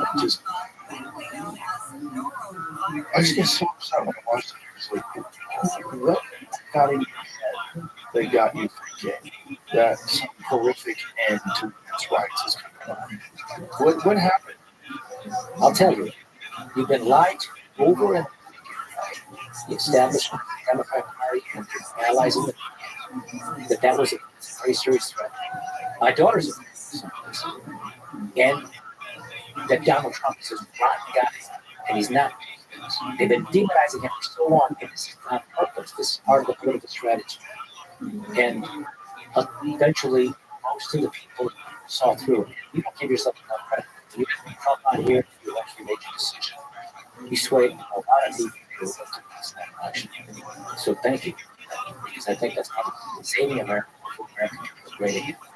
Which is a good thing, isn't it? Why would America want it? Well, it certainly should be. I mean, it's all. And it is great. Why do the Democrats think America's not so great? We've had a lot of problems that belongs in our history, of course. The original slavery, Jim Crow, and segregation, and the treatment of black people in America. That's all and it's screwed. But in spite of it all, this is a country that offers the opportunity we talked about and corrects those mistakes. The problem, I think, is especially today with the Democrat Party is now it's in reverse. No longer does judge people not by the color of their skin, but the content of the character. It's over. That's over. Exactly. I think it's a cult. I really do. I think the Republicans didn't do themselves any justice by first Roe v. Wade. Because I think wanting that voters to this fear in everyone coming after women's reproductive rights, that men based on religious ideals are going to tell women what to do with their bodies. If that didn't happen, I think it would have been a bigger victim for Trump. Right. Because I think that was one of the most important subjects for women. It's one of the most important things that they were willing to draw the line. Because they know what they do.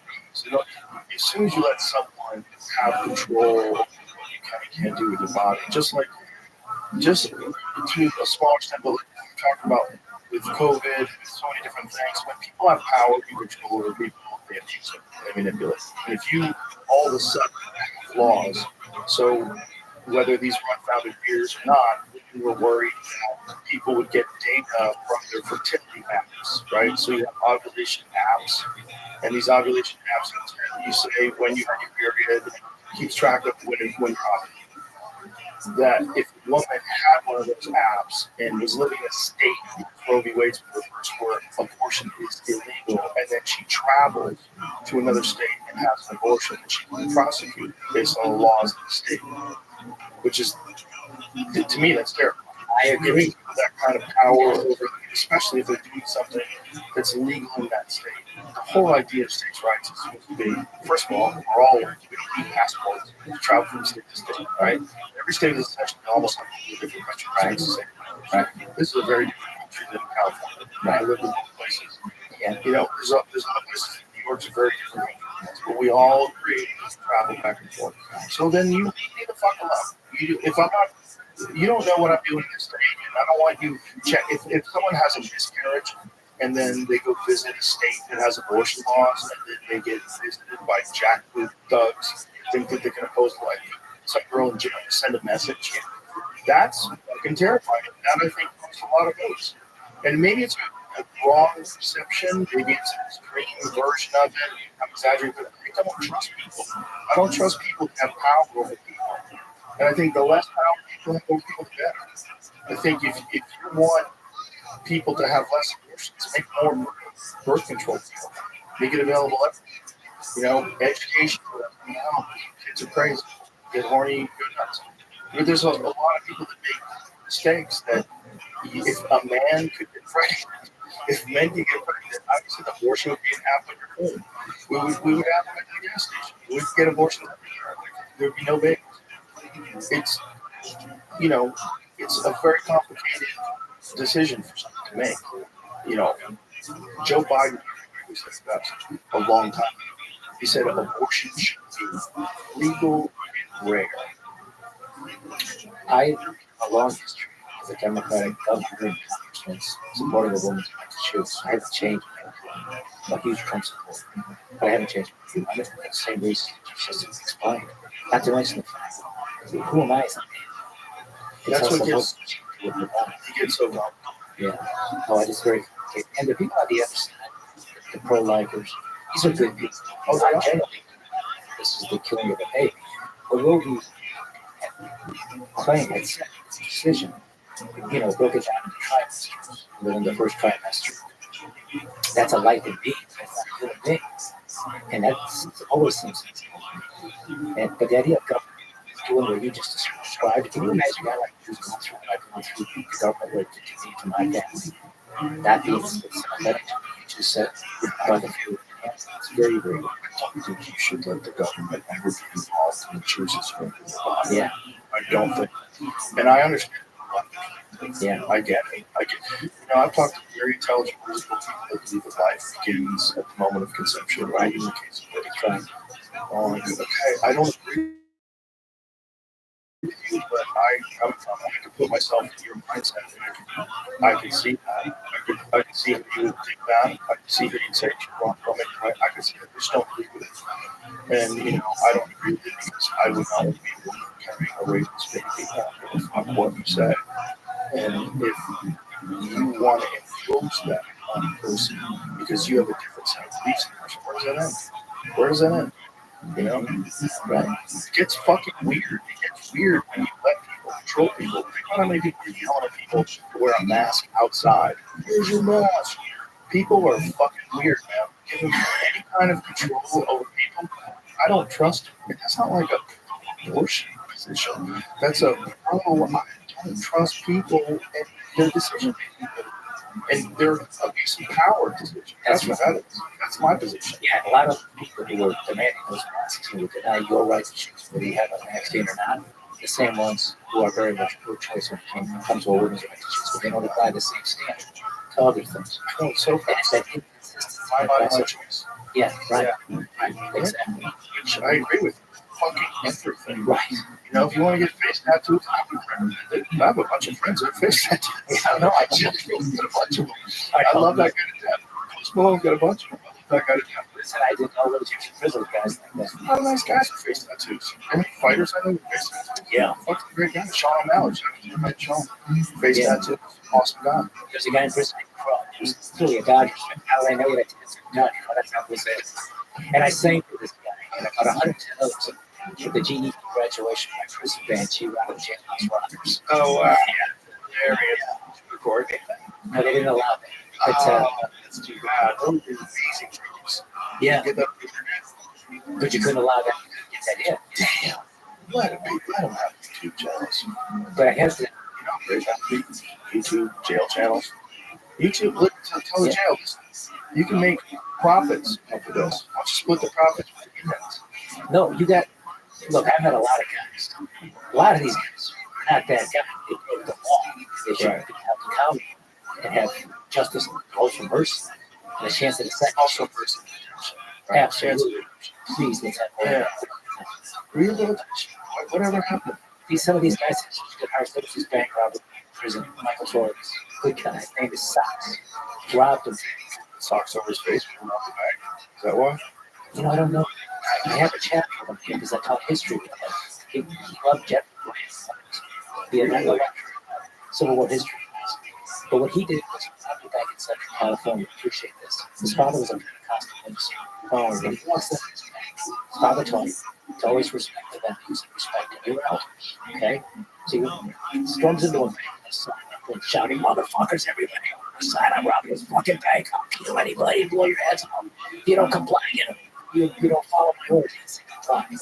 So they all scared. He spies out of the scene. There's this old lady in the corner truck standing there.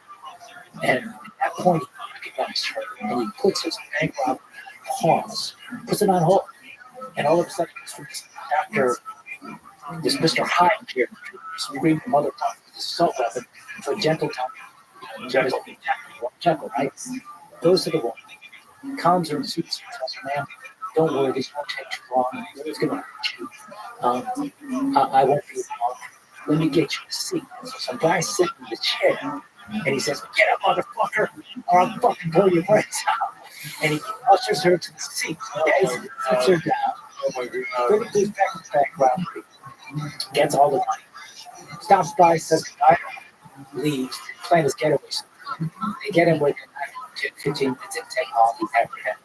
He's got no defense. There's all these witnesses saw it all.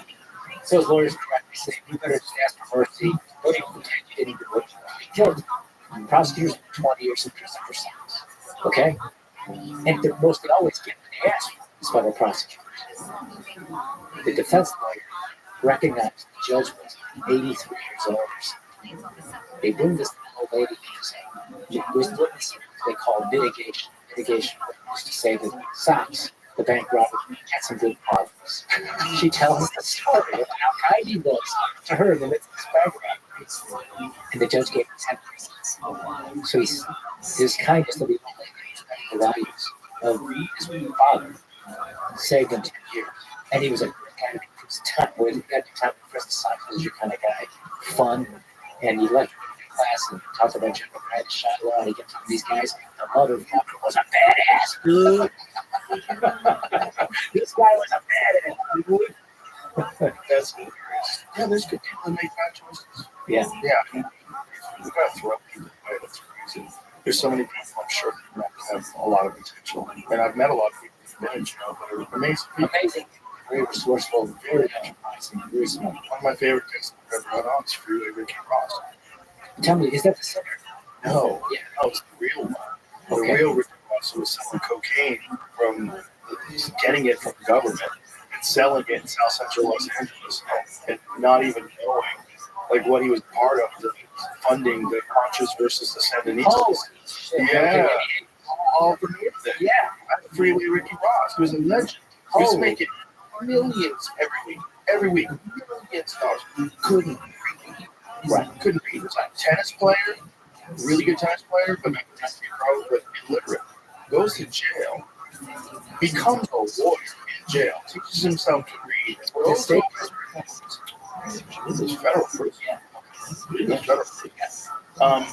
Goes to jail, finds out that because he understands law, that they had used the 3 strikes rule incorrectly, and that it's supposed to be 3 separate incidents of felonies. This was 3 felonies in 1 incident. Yeah, right. And so he got himself out of jail. How long was it? How long was Free Ricky Rothschild? But he's the nicest guy. He's funny. He's like, you tell me this guy didn't deserve a second chance? Yeah. He's a young kid surrounded by drug dealers. That's The only people that have any money. 20 years. Right on 2009. Wow. Where's he at now? He's back in LA. He just did the podcast recently. How long ago did he do it?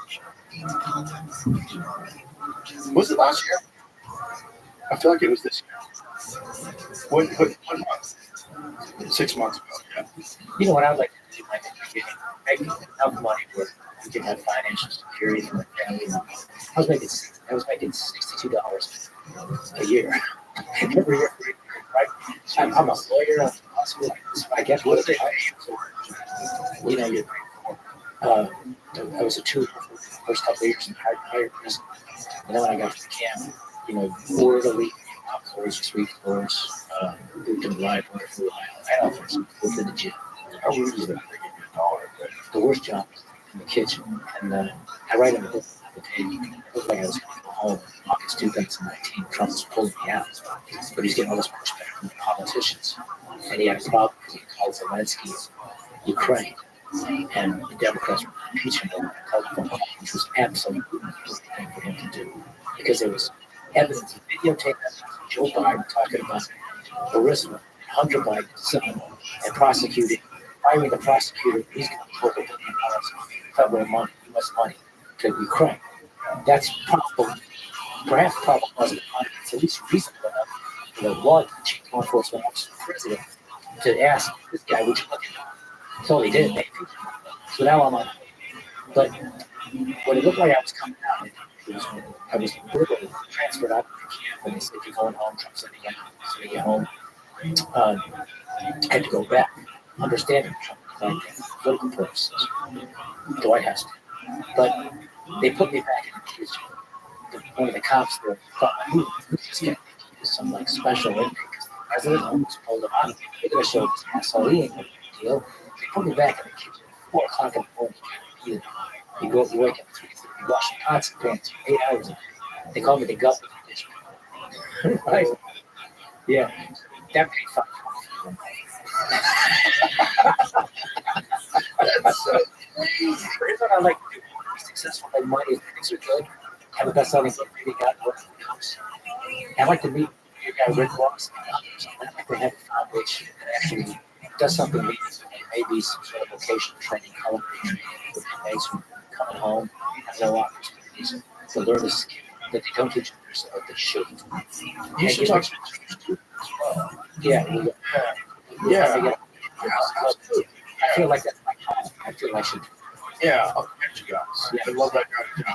It's his main quest in life. Help people. And then he's got so many stories of these people getting out, doing incredible things, and helping other people as well. Turning it back around, giving back, trying to educate these young guys, also trying to stop them from doing bad things. So to just give them some life skills to make good decisions instead of bad decisions. Because some people are just, because of reality, trapped by your circumstances. And it's, if you have not experienced that, luckily I haven't, I'm very fortunate, but there's a lot of people that do. To discount that is fucking crazy. We take people, just put them in cages, forget about them. And it's convenient for us. Just lock them up. Just lock everybody up. Stop locking people up. What we need to do is understand that we lock more people up than anywhere. It doesn't make us safer. What we got to do is why so many people are getting locked up. And we've ignored it. We've ignored it. It's like constantly cutting cancerous tumors off. We're not going, hey, why did you get cancer? Like, is there something we can do different? And there's a lot we can do different. I mean, think about just the money that we've sent to Ukraine. Imagine the money just to rehabilitate the cities in North America. How much good could you do with $200 billion in in a year, here, the Democratic Party. Don't forget, I was first one to approach Obama. I supported Nancy Pelosi in the House. Okay. I support her stock trades. Yeah, I didn't know about those. You got a Pelosi stock tracker? No. You're seeing? Oh, it's good. Yeah. Oh, God. I'm not really saying because we used to not pay attention. But I do know people who are very invested in the stock market. And Pelosi's stock tracker is legit. Like, you can find out what she's buying, and you should buy it. That is true. Well, if I want to, She's a really good stockbroker, Rod. I'm going to do that tomorrow because that's what I want. She's super good at it. I don't know how much she has the time, considering she's so busy serving the people, but, you know, if she was just a pure stock trader, she'd probably be big all the time. She's not good. Probably She got because she's got the inside information. she's like it. She's got talent. She gets it. I got you. She gets it. In any event, we were talking about justice for Yes. oh, in the black in particular, and the cynical part of it. And it really started here in Austin from a guy here in Austin, Texas, named Dick Johnson. And so many people about this great society, but it was motivated by politics. Yes, the poor people must help, but it wasn't just that. He said, this will ensure we get the end vote for a whole generation. Look at the end. He didn't say it like that. He said, right? And that's how it's approached the black community ever since. And it's, yes, we'll only so much, but we're not going to use the tools and means to be able to have this thing kind of chance at opportunity in the economy. You can actually get up and get out of the neighborhood, get out of the poverty, and join the middle class. You know, have a good, those sorts of practical things that most everywhere else in America have those chances. But ironically, not in the black community, because Democrats don't want to do. They cannot afford to lose 90, even 95% of the safe vote if they're free. I think they've lost money doing this. So that's some of it. A lot of black folks with all these illegal aliens coming in here, getting all these benefits, getting put up in the Roosevelt Hotel, getting free food, getting EBT cards, and they were like, "What the fuck is this? Like, what about us?" So a lot of people in Chicago that were at the homes know that. Yes, Very real. Very right. They're 100% correct. This is like 100% evidence that these people who are pretending to be on your side don't give a. There you go. That's the reality. Trump can demonstrate that he gives a fuck, right? It'll change the whole world. But he can do real things while he's in office, and he seems like a guy who's motivated to do real things. Just if you could just get 10% less people on that shit, imagine what that is. Imagine what that is. 10% more people to contribute to society. That's a minor goal. That's a totally different thing. That's not unrealistic at all. But if you get 10% probably would get to 20 or 50 eventually. I think people would recognize that, oh, there's a path that my children into that'll give them a realistic future outside of this. And then you've got to do something about law enforcement. You've got to make people gang activity and violence. You can't have people go out and think that violence is the way, and that the drug dealing is the way, and shooting people is going on. You can't let that flourish and grow. You can't let that happen. They, for whatever reason, have never fully addressed it. They've never addressed it with the kind of resources that address so many of our problems. Because of the politics. And the old Republican Party, they were fine. Just let the black community be where it is. Let the Democrats have no ways to we'll just get the shit out of white suburbanites. Tell them that those gangbangers outside of Chicago come to your suburb. Right? And they can talk about it. Trump is a very different guy. He was rebuilt in this Republican political realignment, and he got more black votes than even Republicans candidates got since 1976. He's still I think the whole racist narrative just died. It is such an outrageous accusation to project people and project as they're racist. Some of these Democrat policies, they're dressed up as being pro-black, are fundamentally anti. Look at the education. Schools suck. I went to public school in Chicago. I wasn't accepted. Instead of making school better than local standards. And they just pump all kinds of money into it. And they need money. But they don't deny a single mother with a young child like a chance to have some choice of where she might want to send her child to school. So they're locked into special interest politics, control of the teachers' unions. They have that kind of there should be stuff like Real effort to raise the standard of all schools, all of them, significant.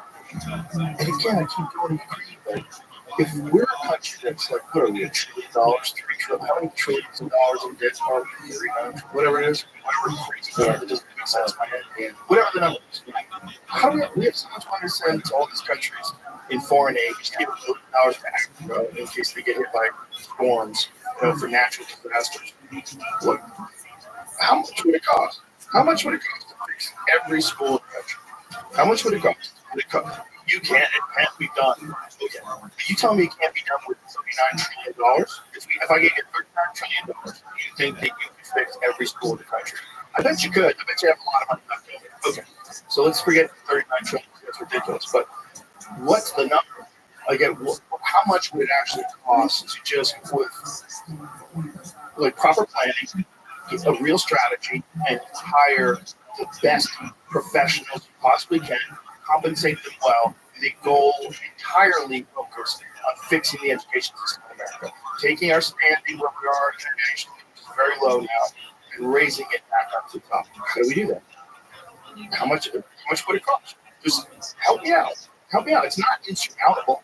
Like if I said $39 trillion, you'd be like, hey, you definitely pay people so much money. You can't do it with $39 You know why? Because there's all kinds of entrenched obstacles that won't let you do the necessary reforms to make the teachers teach the kids better. Okay? So it's money is part of it, sure. But it is less of a part than actually having some sort of system of accountability so that there's actually results. It is unfortunately the education system, at least in places like Chicago, for example, the public school system, of which I come, it isn't the priority of teachers union is less the children. It's all about the teachers. And so they resist the kinds of changes that may be made for the classroom environment more conducive to teach a child. Things like merit, which is controversial, but they resist on a hand the chance that maybe they provide bonuses to teachers who are successful in raising a child's test scores. And then test scores alone aren't the best evidence of what a child is doing. So there's a complicated things. You have to have the money necessary because it doesn't have to be astronomical. They've got to change the way they're teaching your children. And I think you can learn from other countries and see what other countries are doing successful and try to bring that here. The problem is the politics of America. The Democratic Party is controlled by many different groups of teachers unions, the Education Association. Those unions have become illegal enough to sway and Democratic candidates afraid of them. Plus, they need people. So the complications are more administrative than they are. And the conservative taxpayers keep throwing money after money is not working. Is it legitimate? And I lived that 6 years I was governor, and I had that problem. We put a lot of money, but it's hard for me to be able to get accountability in the politics.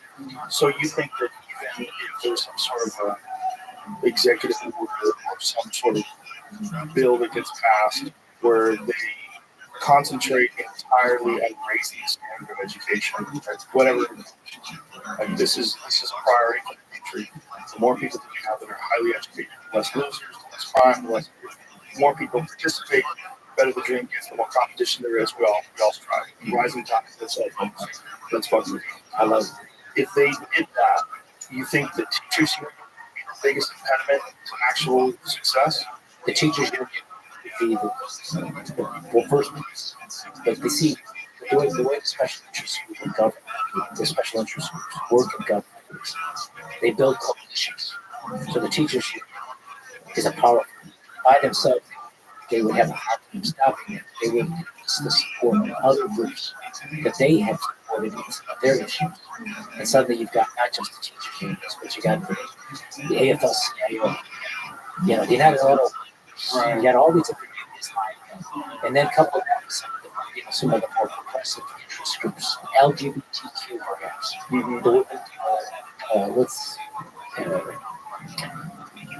the pro-choice groups, Planned Parenthood organizations that have those alliances with the unions, even though their interests and their issues are far apart. Concerns they have very different, don't match up, but they've got these coalitions.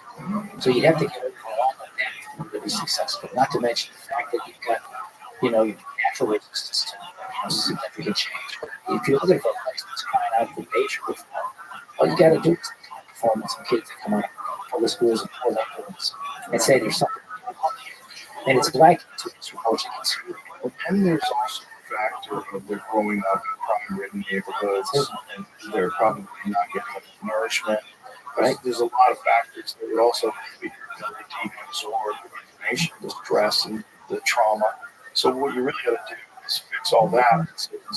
That's another thing. How much would it cost? You have to put a dent in crime in all cities and do it the way that people didn't think you send the military and that's up. And it's not a militarization of something. There's got to be a way to do how much we need. How much? Put some of that money towards police. That's the other argument. You need them. Gangbangers in Chicago, police officers 75 to 1. And where's most of the crime? It's in those poor black neighborhoods. And and the Democrats, motherfucking cops and the police, but not in their neighborhoods. Crimes taking place. It's in those poor neighborhoods. The victims of the crimes. It's so upside down. It's so wrong. But you know what's happening with this? Because of the politics of things and relationships, they actually butchered common sense. And one of the things about the Trump administration at all is that there'll be a restoration of common sense in terms of its approach to things. And one of the good things about this last election, and with podcasting and several alternative places where people can get information, is that you can think outside the box, start to do things that are different, as opposed to the same old things that get the same results. And I would suggest that if you want to stop crime and mass incarceration in America, educate the kids when they come and give them a chance to have the skills they need so they can do something other than sell drugs. Absolutely. The question is how to do it.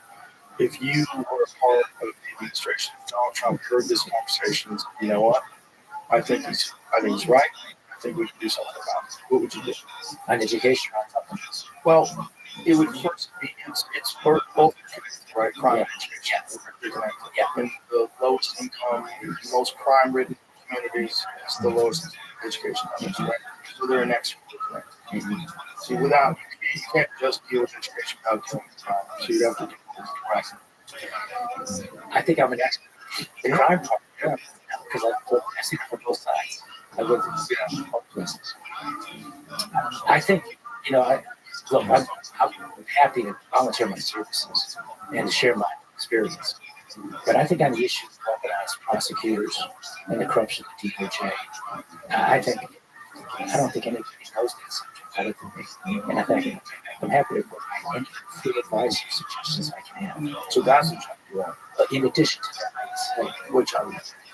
Like if you're talking, what's the dream one? What's the dream conversation? Well, it's not just a job. You ask what would I do? Right. What would I do? But isn't that like your title? I don't know, but I'm just saying, it isn't just that. See, I think I can bring my own experience from the time I had it. My homies, like I said, most of all, it's really one of the few former governors homies. Like legit, you can say that. Right. If my friend's faith, Joe Moore, shout out to Joe Moore, Gregory Day, outside Chicago. Imagine any other guy who's a former governor saying these and having it be authentic. Right? 100%. So you feel me, bro? Yeah, like for real. A guy who had some time to say my homies, like, shut the fuck up. Those guys you think we go out with? Yeah, right. Shut up.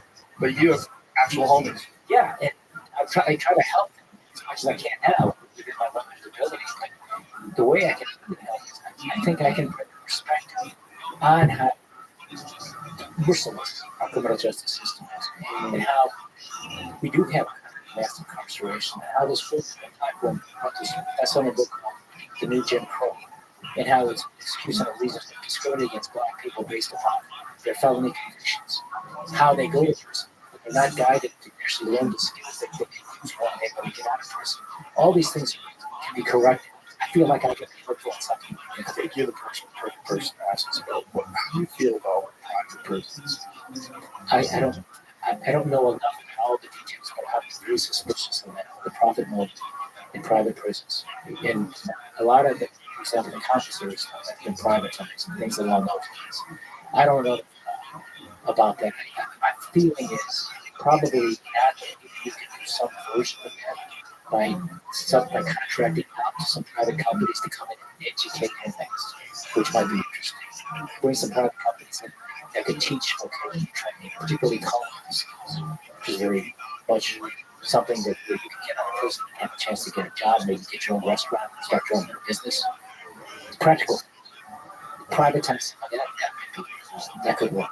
But as it is right now, government doing it, they're not doing it. By the way, if you argue against socialized medicine, and I believe healthcare is really right.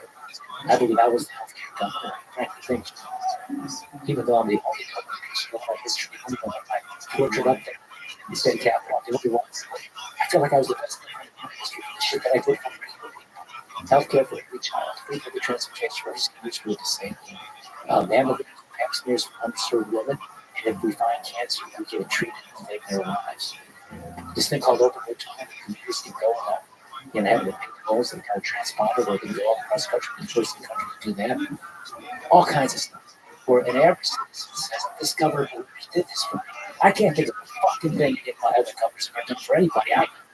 If you can think about what is Governor X did in the United States, real life. I think I did this. And to brag on myself, I just got off the message. What were we talking about? Well, we were talking about what would you do? What would be your dream job? And helping along the lines of that. You were talking about justice reform because of who you know about the correct. Yeah. That makes a lot of sense. You got to go to Congress. You got to change those laws. You got to undo some of those guidelines because these judges are required by law. Whack a guy because he fits certain criteria. Look at the other stuff in his life. This guy's never had a crime before. He's got a family. He's actually talking to works. Those things don't take into consideration when they have these guidelines. Judges have to follow. They were pushed by prosecutors to give them the tools to go after, criminal behavior. How much of an effort to actually get things is there to almost maybe no. Is it all? But is it all motivated? If you want to prove yourself motivated? Yeah, and there's resources where you can do that. I mean, there are places where you can learn. Not in the vocational stuff, not nearly it. But you can. But there's no guidance in terms of teaching counseling. Counseling. So there is guidance in somewhere. I mean, like they don't teach you. They'll, well, in your situation, but they didn't teach the other guys. Right. Know enough about that to get any kind of guidance. The counselors are just giving you guidance on how to no. That also no motivation to try to improve yourself or to figure out why you're in there. Yeah, there's some motivation. So, for example, I'm sitting in jailhouse rock, 110 inmates who the day before I got charged all muscled up, all some guys that got tats all over, right? And they got interesting hairstyles on, Fu Manchu, they look like Genghis Khan, some of them, right? You got these racist Nazi guys, swastikas tatted on them, right? They're almost this particular day they're wearing caps and gowns. And here me, what's thought about it, believe it or not, is a presidential candidate. I'm about to say jailhouse rock. Right. The warden's there. Oh my God. We practice for a year. The way to get your mind out of prison was embracing music. And they have music, good acoustics and good music. The guy was at the head of the music department in drug abuse, went to Berkeley Music School in Boston. Really musician. His name's Herb. I won't say his last name for comparison. Great guy. He was like my music mentor. And I learned to get practice singing. I'm not singing, but actually true. And it was like a way where you practice. I wasn't in prison. It was 5 hours. I was focusing on trying to get good at something, right? So here we are, a year later, we had auditioned. And one big gig for the Jailhouse Rockers, one for GED graduates. There's the war. All the brass in the prison, 110 these badass guys. They have not practiced to give a motivational speech. I'm stepping up about to sing my first song, Clint Black called Better Man. You hear that song? Country song. Yeah. So before I do, I catch the warden. I told sometime before that the warden has the power in a prison under certain circumstances. He could actually release an inmate without the court. And it wasn't a case. Some guy was slicing up another inmate, almost killed him, and a third inmate intervened and stopped the fight and saved the guy's life. The oppressor got more criminal charges against him and got sent to an even higher prison. The victim, thank goodness, survived. Fucked up and bloodied up and all of that. But the third party intervened, saved a life. The warden sent him home. Wow. He had the power to do that. So I was told this. Now suddenly I go to jail house driving. There he is. I figure I think I'm off because I've been on stage before now. So I look at the warden and I say, I'd like to dedicate this song to the wood. Please release me. Because I don't be here anymore. Right? Nobody left. She left. Nobody left. The warden staring at me. All the inmates are on. They were afraid. But GED is one way where you can get a reduction in good time. So you can spend less time in prison, give you maybe, I don't know, several months or maybe a year off your sentence or something. So there are some solutions. Yeah, something like that. Especially with that. Yeah, listen, man, you have one and I'm glad you're out. Thank you. And I'm glad I listened to Tucker, and I got a sense of who you were, the narrative was, that I saw the media. Yeah, obviously, I don't know what happened, but you're a good dude. I enjoyed talking to you. I appreciate you. God bless you. Congratulations. God bless you, too. And this book, is it done? Is it almost done? Do you have a publisher? You kind of glossed over that a little bit. Yeah, so it's a syndication publishing. I'm a publishing company. I produced 8,000 books, so it's partially. The reason I have to do it myself is that we are publishers because of good trust now. Do you have an audio version you want to do? You'll do it, right? Absolutely. Yeah. All right. That's good. Yeah. All right. Thank you. Thank you.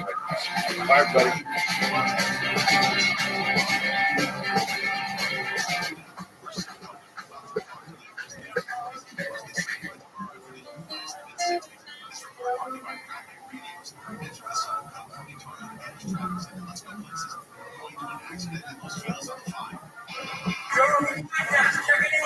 Good job. Look at experience. Say my name, Joe Rogan.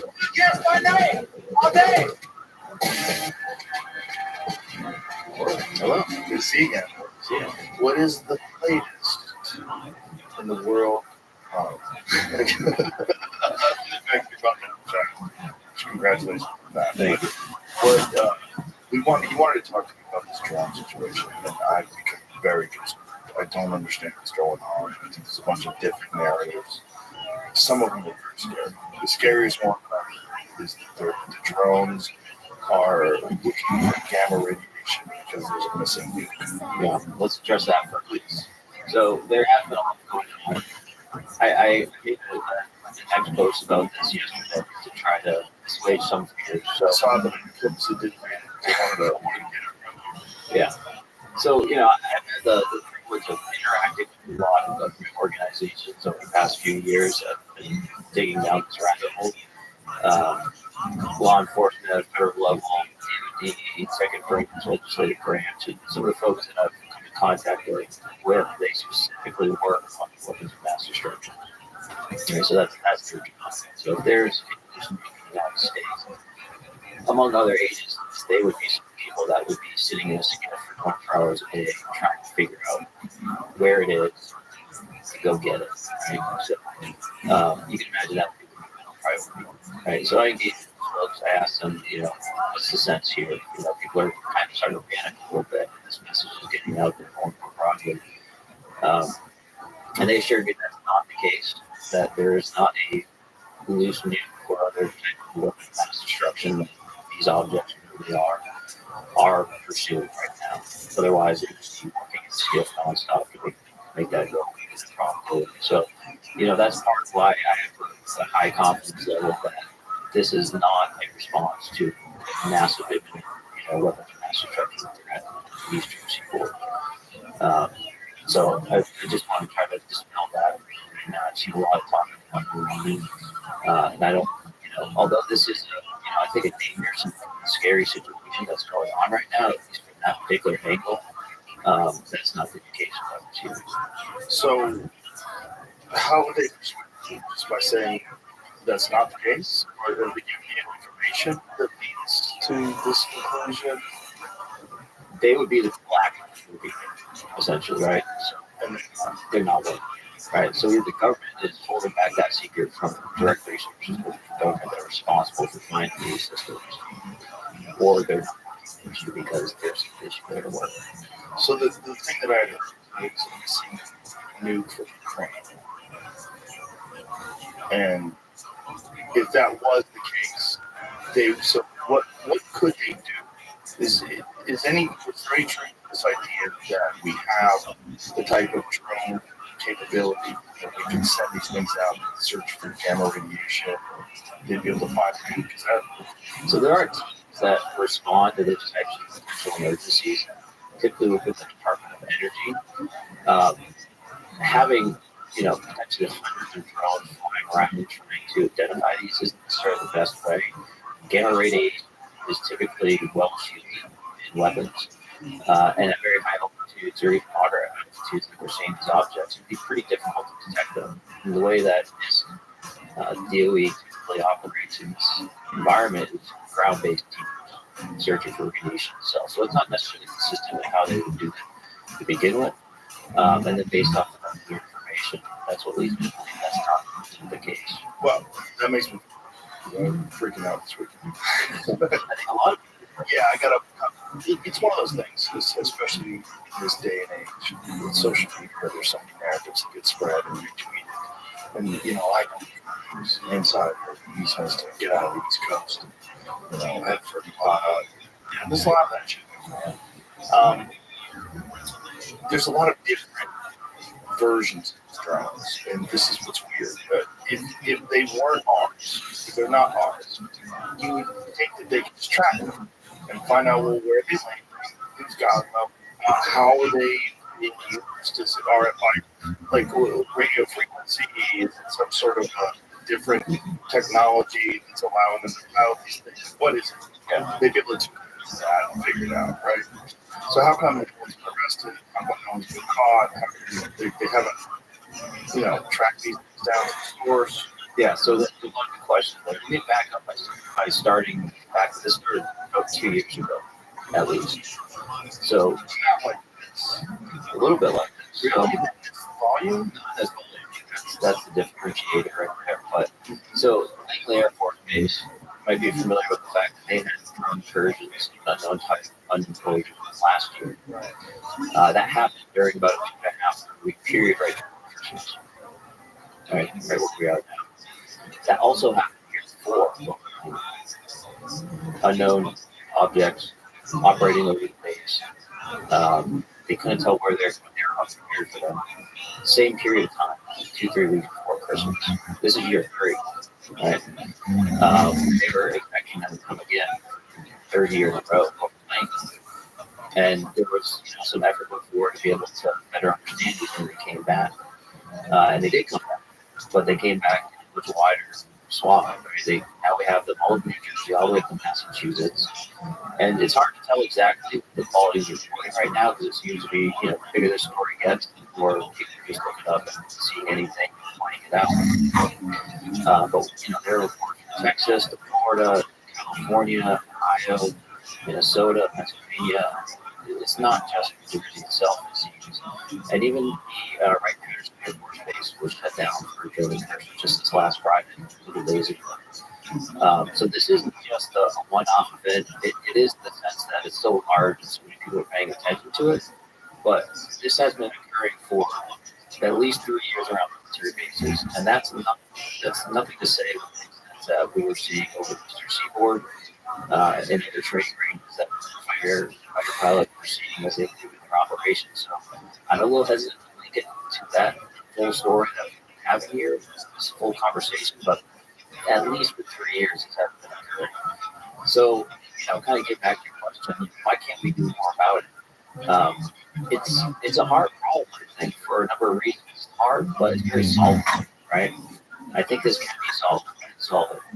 But right now, the word on the street is that these objects appear to be coming from the ocean. There's senior congressmen, there's Coast Guard personnel, law enforcement that are seeing a large number of these.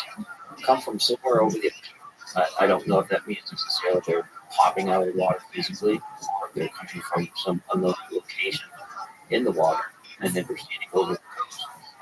I don't know how that relates to Ohio. It's a pretty long trip if they are coming from the ocean. And from the videos I said, the conversation I had, they are detecting these objects through kind of normal mechanisms like radar systems, optical camera systems. They are flying very low. In some cases, they seem to be operating as a group, seeing each other, flying past each other, flying very close to each other, and proceed to do whatever they are doing. It's an unknown right now if they are emitting energy or not. So, like radio communications or their own maybe active sensor systems. It's unknown. I've looked on that front, and best I can tell, the government doesn't know either. They don't know. How would you feel if Incognito Mode came out with a year-end wrapped list? Would you be proud of that list posted on social media? Probably not. Unless you're smart and use ExpressVPN. See, the problem is that Incognito Mode doesn't actually keep your browsing history confidential. But with ExpressVPN, 100% of your online activity is encrypted and rerouted through secure servers. So your private browsing history is exactly that, private. ExpressVPN doesn't keep logs either. In fact, their server technology makes it so they literally can't keep logs. That's because it runs on volatile RAM memory that never writes to disk. ExpressVPN received hundreds of data requests last year. Can you guess how many results exposed customer data? 0. It's privacy by design. ExpressVPN is fast, easy to use, and works on any device. Just tap one button to connect, and you're instantly protected with 24/7 customer support and servers in 105 countries. It's no wonder that ExpressVPN is rated #1 by top tech reviewers like CNET and The Verge year after year. So get off the naughty list and start fresh in 2025. Use a special link to get 3 extra months of ExpressVPN for free. Just go to expressvpn.com/RoganYT. That's expressvpn.com/RoganYT to get 3 months totally free. Tap the banner to learn more. But it's just very disturbing that someone could operate these things and have, how much would it be the estimated number? That's a great question. I mean, at this point, I'm making a guess, probably over 800 or 1,000. And how many of those are sightings of the same object? How many of those are individual objects? How many of those are unique objects? Right. So it's tough to say, but this is just a few objects that people are seeing. And so I can imagine some technologies that will allow traditional UAVs to operate without emitting, right? So they could have a self-contained navigation system, right? Maybe they have their own onboard maps, and they're using cameras to map where they are. So then they would be autonomous. You just send them out there and you have a task, and they would go through whatever the task is and navigate via the GPS or tracking system they're using. Exactly. And then what is the task, right? Is it just a total panic and fear? Is it because they're sensing something?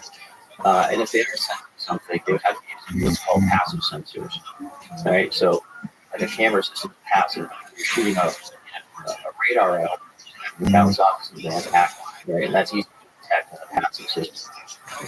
So I could imagine, a fully self-contained autonomous drone system that is doing something potentially with passive sensors that allows it to operate without emissions, which is going to make it hard to trick. If they're doing it right, if they do have passive systems like some sort of an optical system, would that be hindered by low light conditions, or do we have stuff that is able to detect whatever we're looking for at night? Yeah, that's what they're looking for. But ultimately, there is tech, there's optical systems, there's infrared camera systems. It's not like the jets or the systems that we had on our jet. We were able to detect these objects with infrared flying off the seaport. There are a number of reports from law enforcement that their infrared systems are not able to pick these objects up. And not just this year, but also the incidents over Langley last year. The pilots that respond to that incidents have spoken to them. weren't able to walk these up in their correct systems either. So they do seem to be exhibiting some type of signature management. That's interesting. So the signature management, is it signature that they're giving out? Maybe there's some sort of cooling mechanism inside these things. Like how they have a propulsion system, so you would imagine some sort of electric engine, right? Because a lot of workers required. That's got to be heat, right? Yeah, and that goes to some like very basic, right? Like create heat whenever we have stored energy to utilize it. So to be able to mitigate that to such a degree that you can't even detect them at all, you know, it's pretty tough. I mean, I can imagine you can reduce your signature with your fighter jets, right? You're kind of just like baffled or covering the engine essentially, you get harder to see, but have zero ability to detect them or lock on to these objects is not a technology. So other than that, are they exhibiting any type of movement that's extraordinary or ability to turn angles? Is there anything about them that points to this being superior technology? You know, it's tough to say based on what I've seen just in the public from reports, kind of amateur photographers or witnesses. Some of them do seem to be making pretty sharp turns. I'm going to call them like physics breaking turns.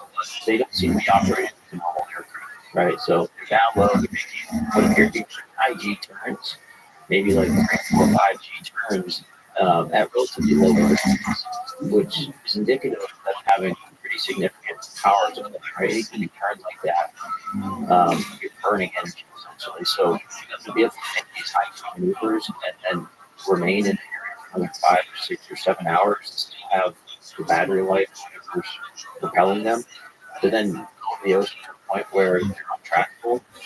Again, I'm not really familiar with that kind of capability. I know they've shot videos of one of them now, where people shot some video of cops are shooting them down with shotguns in New Jersey. I did see one video like that. I wasn't sure how real. I don't know if it's because it's like, hey man, you shoot up, those bullets land somewhere. You know, they can land on people. Yeah. I've heard multiple people, representative officials saying like, the government needs to step in and start being more clear because people are just going to take matters in their own hands. Yeah. Well, there's also down ones, right? I've heard down one, but I have video footage. It's people driving in a car and cop cars and shit. And it was playing? No. Yeah, I think that's what you're referring to. There has to be like a small plane crash. Okay. But again, the problem with social media, especially someone like me who's just kind of scrolling for 5 minutes, and then like kids ask me something, I gotta get out of the house, and I put my phone down. You know, something I haven't done anything, and I did that purposely just to try to pick your brain. Is this one? Oh yeah, that's. Is that the one? They were driving by, look at the drone, got down. I did watch a video. Did you see the video when it crashed in Texas? Pretty crazy. I'll send you that. We need to get Elon Musk to have like a special UAP task force within the community. Elon is, look, he's oddly sly. He, outwardly dismisses UFOs. That's just, I'm not getting that. But I just feel like with his contracts with NASA and being involved with SpaceX, he can't talk crazy. He talks crazy so much about other stuff, but when it's in just, fucking multi-billion dollar companies that he runs, I don't think, if it was something that he had just no interest in at all, in terms of like financial interest, business interest, I'm sure he'd be commenting on it. He's not commenting on it at all, which makes me go, I don't know if he's going to tell me. I don't think I can come up with anything now, because he knows. I'll get the guy I know. Yeah, it's the thing that disturbs me is not just that this is happening for some drones, once people are seeing them. It's happening for so long and nothing's done. There's no, they're not striking jets, trying to get these things to follow them and track them, shoot them down. It's just, we appear so vulnerable because of this. Because if these are hours, or if these are people just fucking around, and it's not a threat, it's great. But why is it so prevalent? Like, why is why have there been nothing that these people that are trying to investigate this have been able to do that's effective? Just put a stop to it. So there's some laws in this country that are really antiquated when it comes to dealing with situations like this. So my understanding right now, these things are operating mostly what's called Class G airspace, which is really low. It's away from airports. Not all of them are over bases. So yeah. But here's I think where a lot of this is coming in from.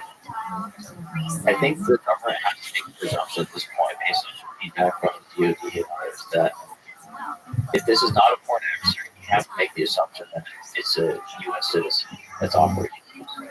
Because of that, they essentially put a warrant in order to wiretap these. What? Yeah. You know the Patriot Act? That's the feedback I've received. That's Come on. They don't even need a warrant. Get it on phone. Fuck out of here. I don't want that. Well, whether it's rally situation or not, that's how they're proceeding, right? And so to overcome that, there's like a 120-page report that needs to be filed all the way up to the Deputy Attorney General of the United States in order to even intercept the signals that they may not even be emitting to be able to determine where they're going. And so I think that's one part of slowing down this whole investigation. On the other hand, for base commanders, they have the authorities to protect their base, but when they do, they need to submit basically a request all the way to the Secretary of Defense. And so now you have this super politically charged situation with a lot of risk, a lot of risk in the U.S. If they take action to shoot one of these down with the Secretary of Defense's permission, they're on the hook if that thing takes out a school bus or otherwise damages someone's property. Yeah. Jamie, can you research and just do a quick search? Have there been drones that have been shot down? I haven't seen anything. There was a story from 2 days ago. New Jersey lawmakers were having a press conference asking the government to shoot one down so they can inspect it. Like, I'm assuming they haven't shot one down if they're asking to shoot one down. Here's something I don't know if it's even worth bringing up, but this news story going on. This might be what some of this has to do with when it comes to Missing radioactive. Yeah. Scroll up a little bit higher so you can put that out there. Okay. Yes, I did see that. Well, look at Nuclear Regulatory Commission alerts. One confirmed there is a radioactive material that has gone missing on December 2nd, 2024 out of New Jersey. There's being shipped there. Didn't make a container right damage empty. Well, my understanding is these sightings started around. Yeah, I saw November 20th too, so I don't know if that makes sense. So we should explain to people that didn't listen to our first podcast why you're qualified to do this stuff. Please tell people your background, so understand what you used to do, and how you got involved in this world, UAP. Yeah, absolutely. So, formerly trained aerospace engineer in college, joined the Navy immediately after the hopes to fly fighter jets for the Navy. Was successful in doing that. I flew F-18s for for 11 years, 2 deployments, primarily operating off of Virginia Beach, and pretty standard career until about 2013 or so. We came back from deployment and we began to upgrade our radar systems. When that happened, we put in essentially a much more powerful radar jet. It took 8 months. So you might fly with a new radar in the morning, at night, and consistently when you're flying with the radar, you're picking up a bunch of objects that were operating in the working area that weren't seen through the radar. They were performing in strange ways. They would be stationary. It would be around 250 to 350 knots, kind of moving around the area. Not really working together per se, but kind of clearly operating in the same vicinity as one another, right? So we weren't flying in formations necessarily. We even see these supersonic as well, 1.1, 1.2 mile, typically heading, and we'd only see them over. We originally thought they were radar errors, right? Sometimes software glitch. But eventually we started correlating these across other sensors, such as our IR FLIR system, our missiles block off these, and we try to fly up to see them physically with our eyeball. And when we do that, we see anything. We come within about 500 feet of these objects. All our sensors are pumped into our helmet, augmented reality style, and it would tell us exactly where to look. We come right past this object, there's nothing there. We circle back around and pick it back up on the sensors, decide this place. That was kind of status quo for a few weeks. So we had a near miss with one of these objects right at the entrance for what pilot came back, canceled the flight, looked a shock on his face, and described it as a dark gray or black cube inside the clear sphere. And once that happened, we had to come together as a squadron, safety officer, and the squadron, and say, hey, okay, what's going on? This has kind of been rumor and conjecture. We almost had a near miss, we almost lost an aircraft. Let's gather as much information as we can. And it turned out there were 4 other near misses that had occurred in the past month that pilots were uncomfortable even before. And that really kind of kicked off the seriousness of this issue for us. And we started filing paperwork, safety forms, and hoping and expecting that this would get resolved in some way as, the proper people who that was got these reports and they could mitigate it in some way. That never happened, at least from our perspective. So we essentially treated them as safety issues. We would avoid them, fly close to them. And then in 2015, we left to go do what's called a pre-deployment workup session aboard the USS. So we trained like a Blair Wind, 30 jets, 40 jets, for these very complex missions. And there were a lot of objects down there as well. They either followed us down there or they were already there. And was there a lot of visual sightings of these objects, or is it just equipment? A lot of visual sightings. Was it the same sort of thing, a circle with a square type? More solid spheres, some elongated spheres, more tic-tac shape, if you will. And during that workup cycle, that's when we reported what's now known to gimbal and go fast. And they almost had to shut the entire exercise down because we were near misses while we were trying to do this. This is a big deal. Cancel that training mission. That means people that are deployed just have to be there longer, they have to wait longer. So there's a lot of downstream effects. So pretty big deal. Consider canceling our training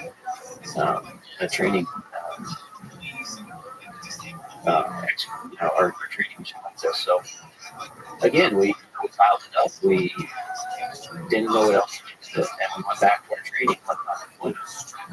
In 2017, the New York Times article came out. I was now an instructor pilot in Mississippi and for the Navy SEAL. And in the front page of New York Times, there are videos of people in the go fast with pilots' audio in there that we've heard now.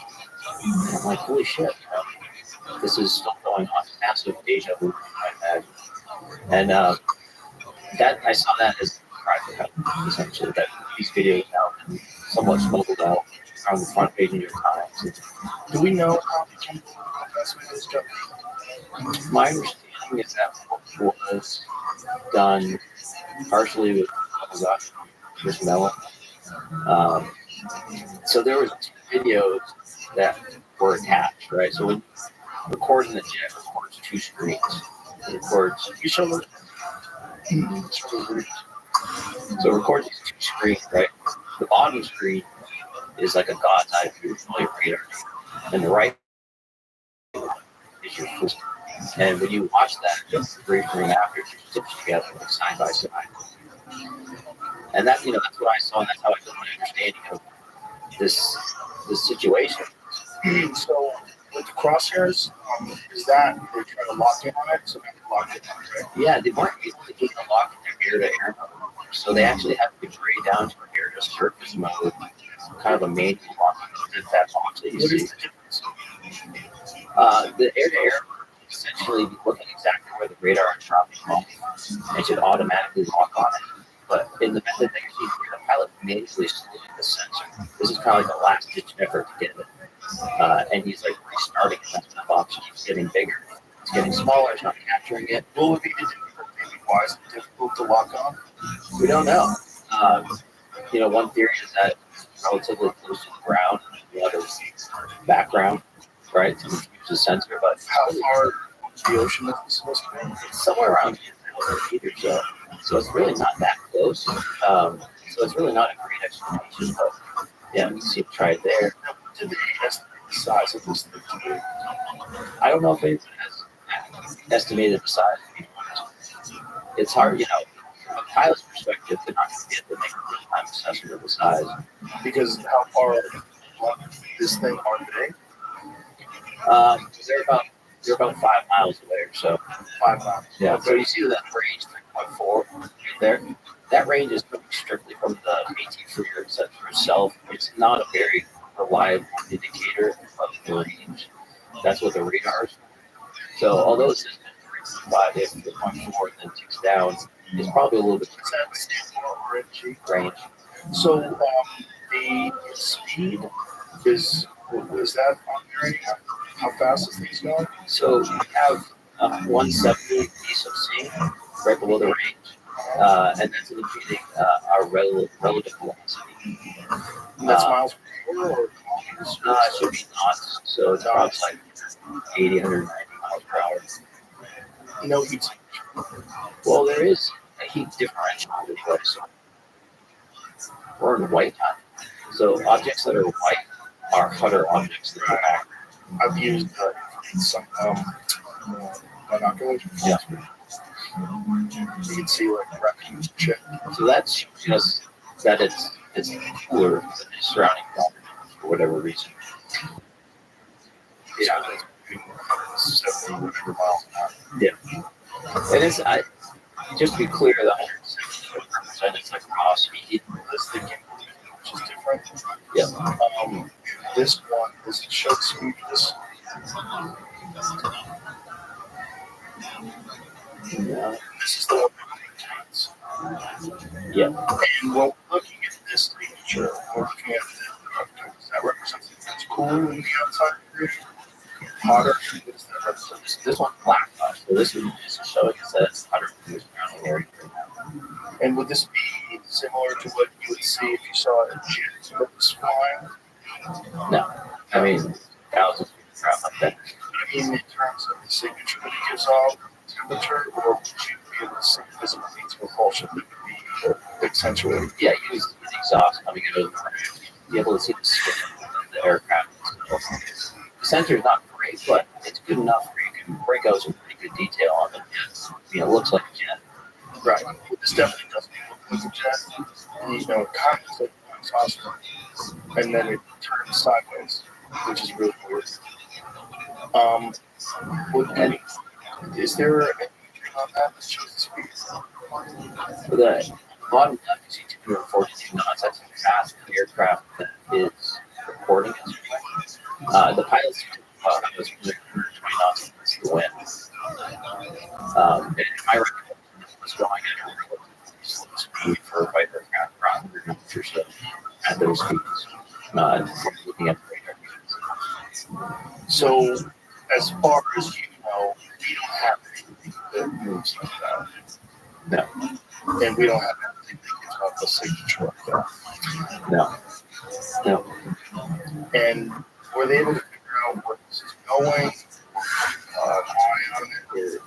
But do we have sensors that can detect this for any length of time? You would assume that the sensors on the ships themselves, if they were looking there, to detect these objects, but we're not really linked into those people that are doing that on the boat. Pilots actually took this upon themselves to investigate this, and they report intel when they came back, and that's where I saw the tapes. Whether like the aircraft management guys on the boat themselves that took it upon themselves to go try to track these objects, and information was never in that communication. But is there a capability where, so if a fighter jet locks and something like that, is there an additional source, some sort of satellite to team into or to tune into where they can get the coordinates and say, hey, this is that coordinate, it's moving at this speed. Can you guys lock into that? no, not with the jet itself, we can share the data amongst jets. So if you're flying out there, the aircraft or the video is getting down the radar, will be getting sent to other jets in the area. There was a large training mission going on, and I'm not aware of anyone that was paying attention to the contacts that were say 50 miles away from the student's flight. But it shouldn't have that just self-contained into the aircraft itself. And additionally, that information should have also been received by the ship itself, right? They should have access to the same information that's being shared. From the ship itself, then lock in the coordinates with satellite. Do we have that kind of capability? We don't, as pilots, we don't really get into the satellite capability. That's kind of the love with how we operate. So it's feasible that ship might call another national assets to investigate, but we operate as a self-contained expeditionary group. Right. Protocol. So that would be for you discussing. Yeah. Did anybody discuss things with you? Like when you're talking about the safety hazard, you've got this clear circle, black square inside of it, flying very unusual way. When you describe it, what's the feedback? Honestly, most people just travel out in space. Really? Yeah, that's interesting. That's fucking weird. Yeah. Did they give you correctly? It's not surprising. Only once. So when we had the gimbal captured, just real quick, the gimbal and the fast happen to each other. The gimbal, should go fast with multiple objects in a line of crest. Right. They're about a mile behind the formation, doing what they're doing. The pilots were looking at that, had a hard time off of it, and then they kind of brought their attention up to this other object that's basically low altitude stuff, and that's the gimbal. And behind there was what they refer to as a fleet of objects, go 6 objects that were flying in a formation, like a tight formation, all within about a mile and a half of each other, in a V formation. So they come, they turn, they get all this populated, flow back up to formation, 180-degree turn, and then the gimbal, you start to rotate. That's the moment it actually changes direction. Right? So as the cheating behind this formation, it turns, gimbal does its kind of, this maneuver, and then it starts traveling in the opposite direction. So you got 10, 12 objects that are out there operating in this area. East of the ship, we're already 300 miles out. And so where do they come from? What do they do? Are they assisting our fight? Are they enemy combatants? For me, this is the conversation that I've been trying to have for almost 10 years now. The seriousness of having these unknown objects in your airspace. It's a security risk, whether they come from agreement or whether they come from your atmosphere, or they just remain unknown. And that's kind of the state we're living in right now. What's happening in New Jersey and elsewhere. We're having this massive uncertainty about what the future is causing fear and panic. And once again, the Biden administration, the Pentagon, where it comes to that conversation compared to people and share the information they have. Why do you think that is? The biggest problem is right? If this is something that, they've been struggling with for all these years, and suddenly it's happening in much larger capacities than it has in the past, they're not easily able to write it off. And they just don't have the answers. Or perhaps they do have the answers, but they fall under a category of information, much like these objects, that they're not willing to have a public conversation about it. What is the best footage of the New Jersey planes? Why New Jersey? I don't know. A lot of shipping. Also military base, right? Lots of collabs. There's military base. What else? Proximity in New York City, I guess. There's a lot of big cities right there. I've only seen a few interesting videos, and when it comes to AI and it comes to computer generated video, it's like I've seen so much stuff that's not real. So especially because something that's kind of blurry, it's in the sky, and you got people on the ground. I've seen so many fake ones. There's just so many ones that you can generate. I'm friends with J.P. Corbell. Jeremy, I always say, like, what the fuck is this? I'll send some stuff to him, some bullshit. And, he's very good at it. Like, we don't really know. I'm very suspicious because of this. This is what we know. Let me send you some things that I know are fake. I just don't know what they are. See the difference. So we'll have these long conversations, text message, phone calls, and stuff like that. No one seems to be able.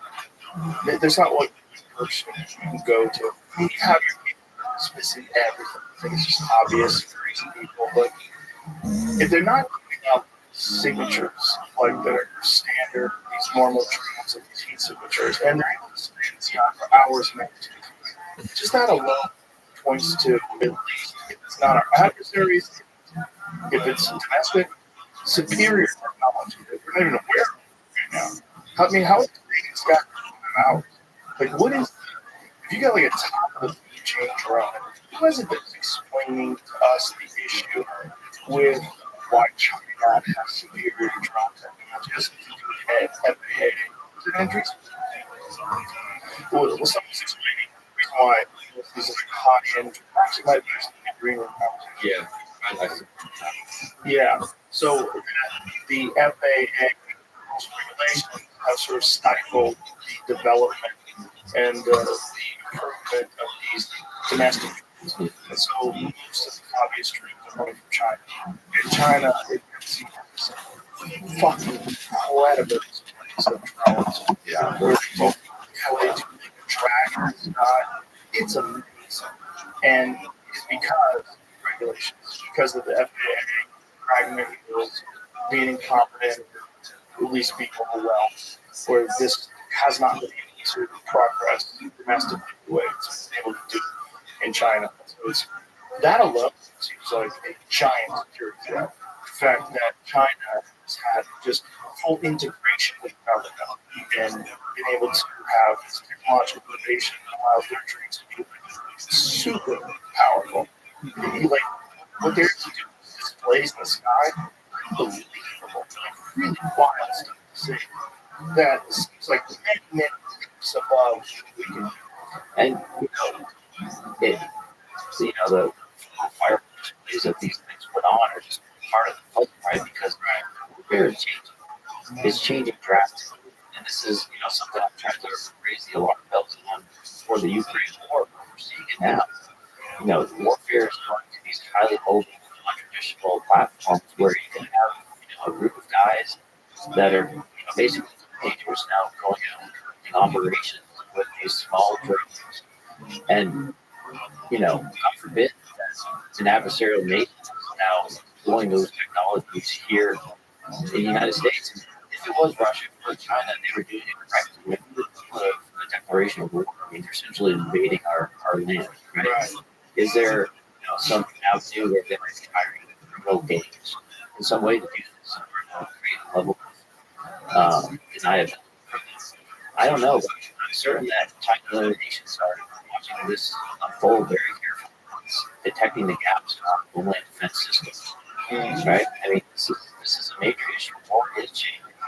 And there are a lot of companies that, within the private sector, of course, within the normal defense contractor world, is building capabilities to be able to detect and mitigate drones, whether it's kinetically or electronic warfare.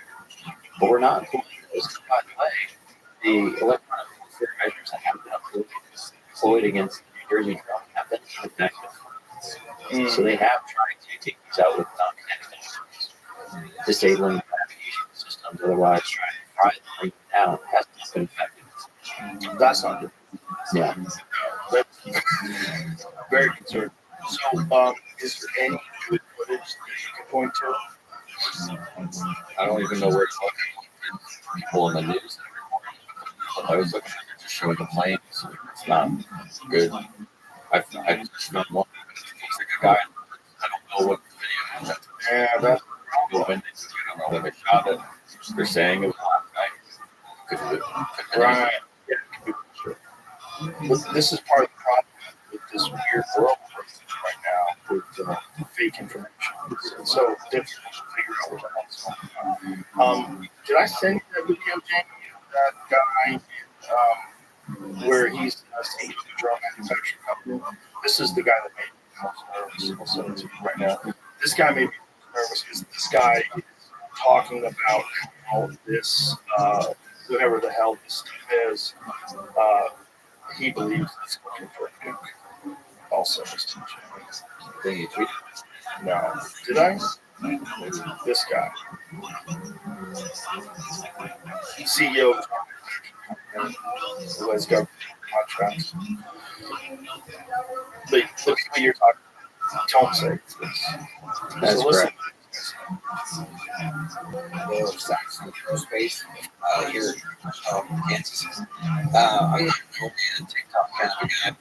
I like watching this stuff once in a while. But I'm a manufacturer of unmanned aircraft, military grade unmanned aircraft. See one of my systems here.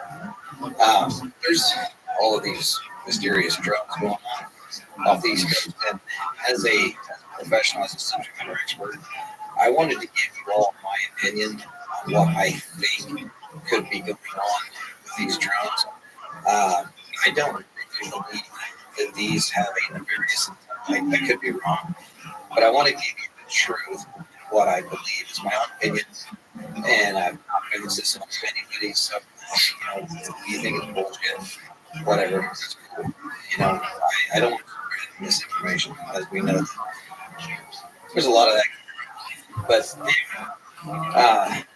back in the 1980s, while Reagan had dismantled the nuclear program, and there were, with Russia, there were countless nuclear missiles that were disarmed and disposed of. Well, there were over 80, I believe, there were over 80 nuclear warheads that were in Ukraine came up missing. Okay, we don't know where they are. Maybe somebody does, but nobody knows where these are. And I speak with some pretty high level government officials on this stuff, and it seems as if that is the case. So I spoke to a gentleman a few months ago who was trying to raise to the highest levels of government, which they had their ears closed, about this one particular nuclear warhead that physically put his hands on. He physically touched this warhead that was left in his front. And he knew that thing was headed towards the United States. Okay? That is a very serious deal. And everyone knows that the United States government, this administration, is pushing into a war with Russia. We all feel it. We all see it. Okay? Well, back up years. Do y'all remember those drones were mysteriously flying across the Interstate 70 corridor from Colorado to Nebraska and down to Kansas and out of Missouri? Well, it was believed that those drones were looking for radioactive material because there had been some material missing here in the United States. And they felt like it was high probability that nuclear radioactive material would be taken along the Interstate 70 corridor heading east or west or south. So, from how we understand, they were out there trying to find this radioactive material. Now, drones, they have no reason to be in the air at night unless you're doing some type of ISR, intelligence, surveillance, reconnaissance, looking for bad guys, or looking for a victim, a search and rescue victim, or law enforcement, or some type of military project, right? There's no reason for a drone to be flying at night, really, okay? Because they don't see shit.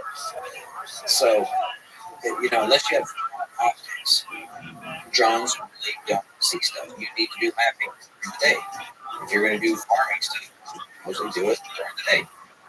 The only reason why you would ever fly an aircraft, an unmanned aircraft at night, is if you're looking for something. whether it be or trying to smell gas. We have method gas detection systems that can detect gas leaks in pipelines. You really wouldn't use thermal optics for trying to find gas leaks simply because the only way you're actually going to find a gas leak with thermal optics is if the gas leak is aggressive enough that it has a difference in temperature. Because radio imaging, it creates a different image based off the temperature variance. So whatever different temperature creates an image. Gas, usually gas leaks are slow, that it goes quickly into ambient before you can see it. So we have special sensors that can detect gas leaks. We also have special sensors that can detect radioactive material. So with this gentleman that I had spoken with, who was trying to raise the alarm to try to get somebody in the government to say, hey, we need to work together to go try to find this nuclear warhead. None of that ever happened. They knew that was its way to the United States. That's all that ever came. Nothing ever happened. This government did not do anything at all to help this gentleman raise the alarm and raise awareness that there is a very deadly weapon on its way to the United States. No. Well, we have 6 nuclear heads lost the United States. One of us has been gone for like 71 years. Oh, wonderful. Didn't know that. Wonderful. Yeah, they're fine. I mean, it should be a couple of nations somewhere else. Yeah, I'm sure. Wasn't there questions in the sanctuary? Wasn't that can either confirm or deny? Isn't that where that came from? I'm not familiar. Yeah, that was the term can either confirm or deny is one of those things where they had to answer a question, but they didn't want to answer it. So they said we can either confirm or deny. That's the issue. So that's the way. The Glomar response refers to the CIA operation the Hughes Glomar experience used to recover a sunken Soviet submarine. Question about the operation, the agency responded with can either confirm or deny. Implication when someone says can either confirm or deny, they're essentially saying they cannot provide any information on the matter, leaving the question unanswered. So they answered it without answering it because they were compelled to answer it. And they said we can either confirm or deny. Which is interesting. It's like if you're like the Senate here and you tell something like that, what do you what did you say? What did you just say? What do you mean you can either confirm or deny? Shut the fuck up. You're being so I want you to tell me what you know. Say it like that. Don't tell me what you know. What do you know? Well, I mean, watching that video, no, I think there's a few pieces that are still outstanding, actions that are outstanding. The supposed U.S. citizen physically touched a nuclear weapon. That was an loss, and he knew exactly where it was going. Somehow, why was he there? Why was he touching it? Why was he touching it? Why was he touching it? Was he amongst enemies, and they were turning the weapon off? He just got his fingers on it. Nuclear war. And then the joke is that weapon eventually ended up somewhere on the eastern seaboard, and the people that would be responsible for investigating such an issue are not even aware of it, even while the government is flying hundreds of drones around to protect it. So it's compelling. It's interesting. I don't know if it connects. I think there's a few connections to it. People say it's what's going on here, especially after the conversations I've had. Yeah, my thought on that would be you are a military contractor and you design, implement drone systems. How much do you do about also? Why would it those type of things? If you did reasonable, how much information was that you do? Yeah, very little. Maybe very specific to actual responsibilities as engineering work. Right. Whereas, like, you actually you still see these things. It's kind of a different, different connection to people than this guy. And he seems nervous, you know. I mean, and Well, he should. yeah. He's saying a bunch of stuff that I don't think you're supposed to be saying it. Like, why are you saying that? Like, I get it if you really did believe that you would want everyone to do this nuclear war agency. But the other thing that I keep hearing is that the government is not telling us that these are ours. They are ours. Not telling us that these are ours because whatever those cause mass panic. What's on the plate then after what's destruction? Right. Let me. What is? I mean, in my eyes, that's it, right? That's the thing that everybody really worried about. The second thing, people that our adversaries are using these things to siphon up information. But it's like some mass Wi-Fi router that's going over cities and sucking up everybody's passwords. As we move into this new very small realm of AI and now into computing, I had a conversation with someone last night who was explaining to me how cryptography and encryption and all this stuff is literally on the verge of being obsolete. And that this is going to put the financial markets in chaos, all your passwords, everybody's email, everything is out the window. There's no more encryption. It's not even going to be possible. These things are solving. Mark Andreessen explained it this way: that these quantum computers are solving equations that if you took every atom in the universe and converted it into computing power, the time it would take to solve these equations would be longer than the time that the universe would exist before it died from death. And they're to do it in minutes.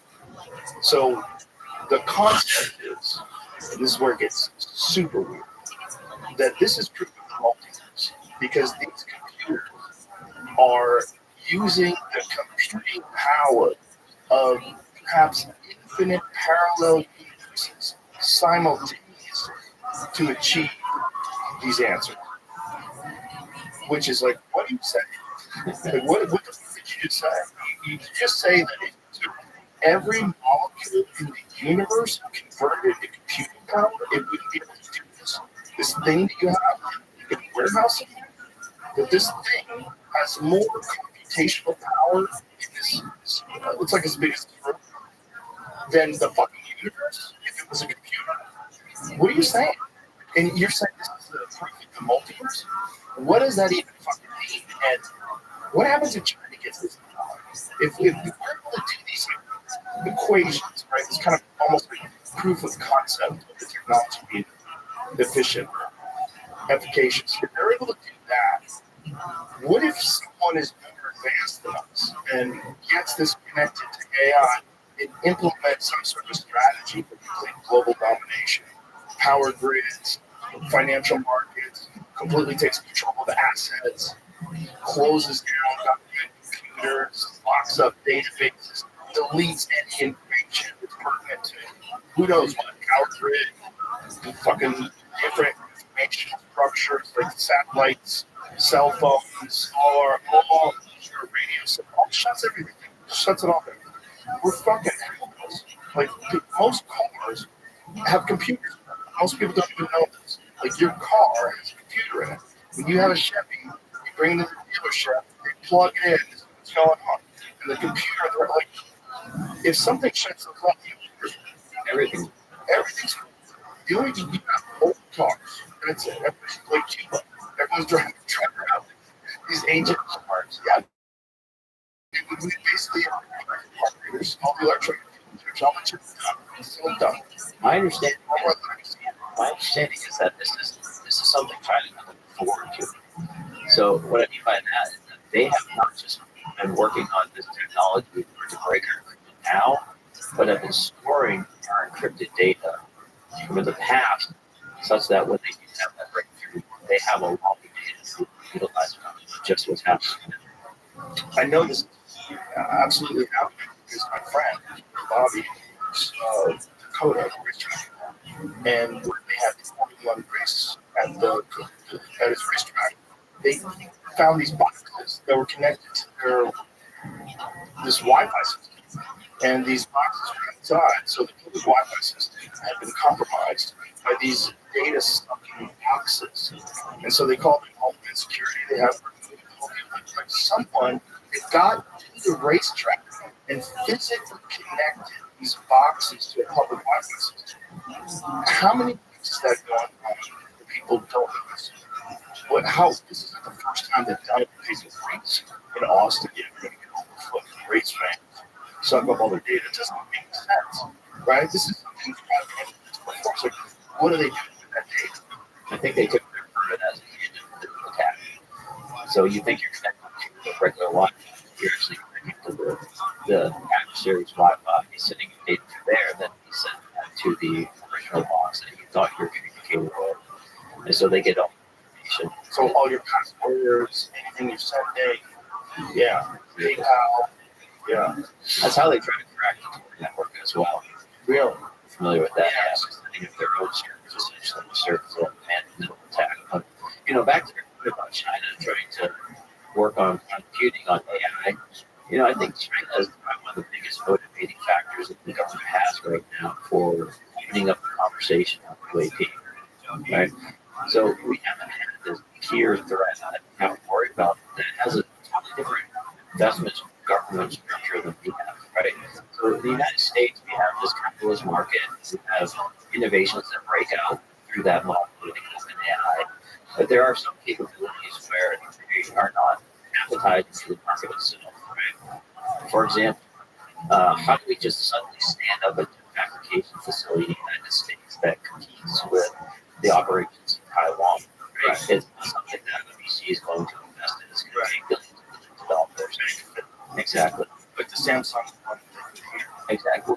They did that government approach. They stepped in and said, we're going to financially support this. We're going to put money in banks. We're going to with regulations and laws. We're going to make this happen as soon as practically possible. That's the model that China uses all the time, right? They see something, they go for it, they invest in money, they invest in resources. There's a risk with that. You could be wrong about the efficacy of the technology that you're trying to push forward. It could be strategically misaligned. But if China is having the same issues with UAP that we're having, then you could imagine that more resources to better understand that situation that we're equipped to do. And the fact that this conversation is more, that their advances have been getting better, I think there is some pressure right now with the U.S. government that if we do not further invest and somehow bring in, the primary makers within our economy and to start community with the scientific community into this problem, if it's still just buried in a classified area, then we're going to get exploited by China that is able to dump all these resources into it. How do you do that, though? If these people that create these things are motivated by money, right? If they're motivated by profits, if they run major corporations, like how can you convince them to invest in something that is ultimately not going to pay off like people who invest in consumer products? Yeah, I think it can. We have a model for that in the United States with technology and technology. These are capabilities that fit to normal VC's life cycle, 5 or 6 years before you're seeing returns. It might take 10 years before you have a product, right? And there's one of us that they can fail along the way. But that's where we get a lot of our major innovation from. That's where we see very exotic technology being put on, like advanced propulsion, communication systems, energy production. And every one of these has huge potential and added value to our economy. I mean, to the level that AI has, right? So there's a couple ways you go about it. You can either create a new investment cycle or structure that is more tolerant to risk, more tolerant to extended time to return, which, you got to fight your forces with that. You have the government step in, perhaps through the Office of Strategic Capital and others, and more venture capitalists that are going to make investments in longer-term technologies, perhaps in concert with the National Science Foundation that does a lot of work in this area. Or you can try to structure your technologies such that they provide value to existing capabilities during the research and development process. So what I mean by that is I've been working for I've thrown my entire development of this. I've approached it, my nonprofit here, say aerospace, working in the private sector, operating with government and others. And there is a path where the capabilities to better understand this topic are aligned with their defensive needs, right? If we had situational awareness for airspace, that's a very valuable thing to the Department of Defense. And those are contracts you can win. Those are reasonable investments you can make from market forces. And then working to be able to use those existing products, those markets, to bring out technology that is related to the human target, whether it be detection, perhaps propulsion, energy, of that nature. So you have to find these core technologies that the government wants that is also aligned with better understanding. Now, the way you're describing it sounds like it could be done, but China's already done that. So, like, how far behind are we on the implementation of this technology? Well, that it's how far China is. You know, there are some rumors because people confidence, but there does seem there does seem to be an investment that's made.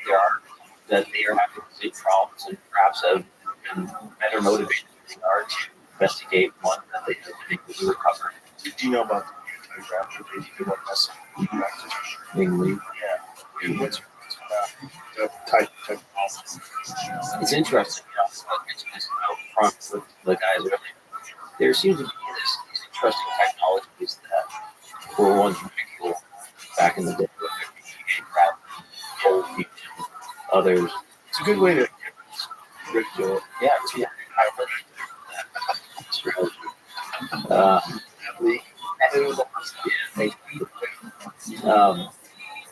and they all just are for 30, 40 years. But some of those capabilities seem to be popping back up in mainstream scientific circles. Have you ever heard Weinstein discuss this?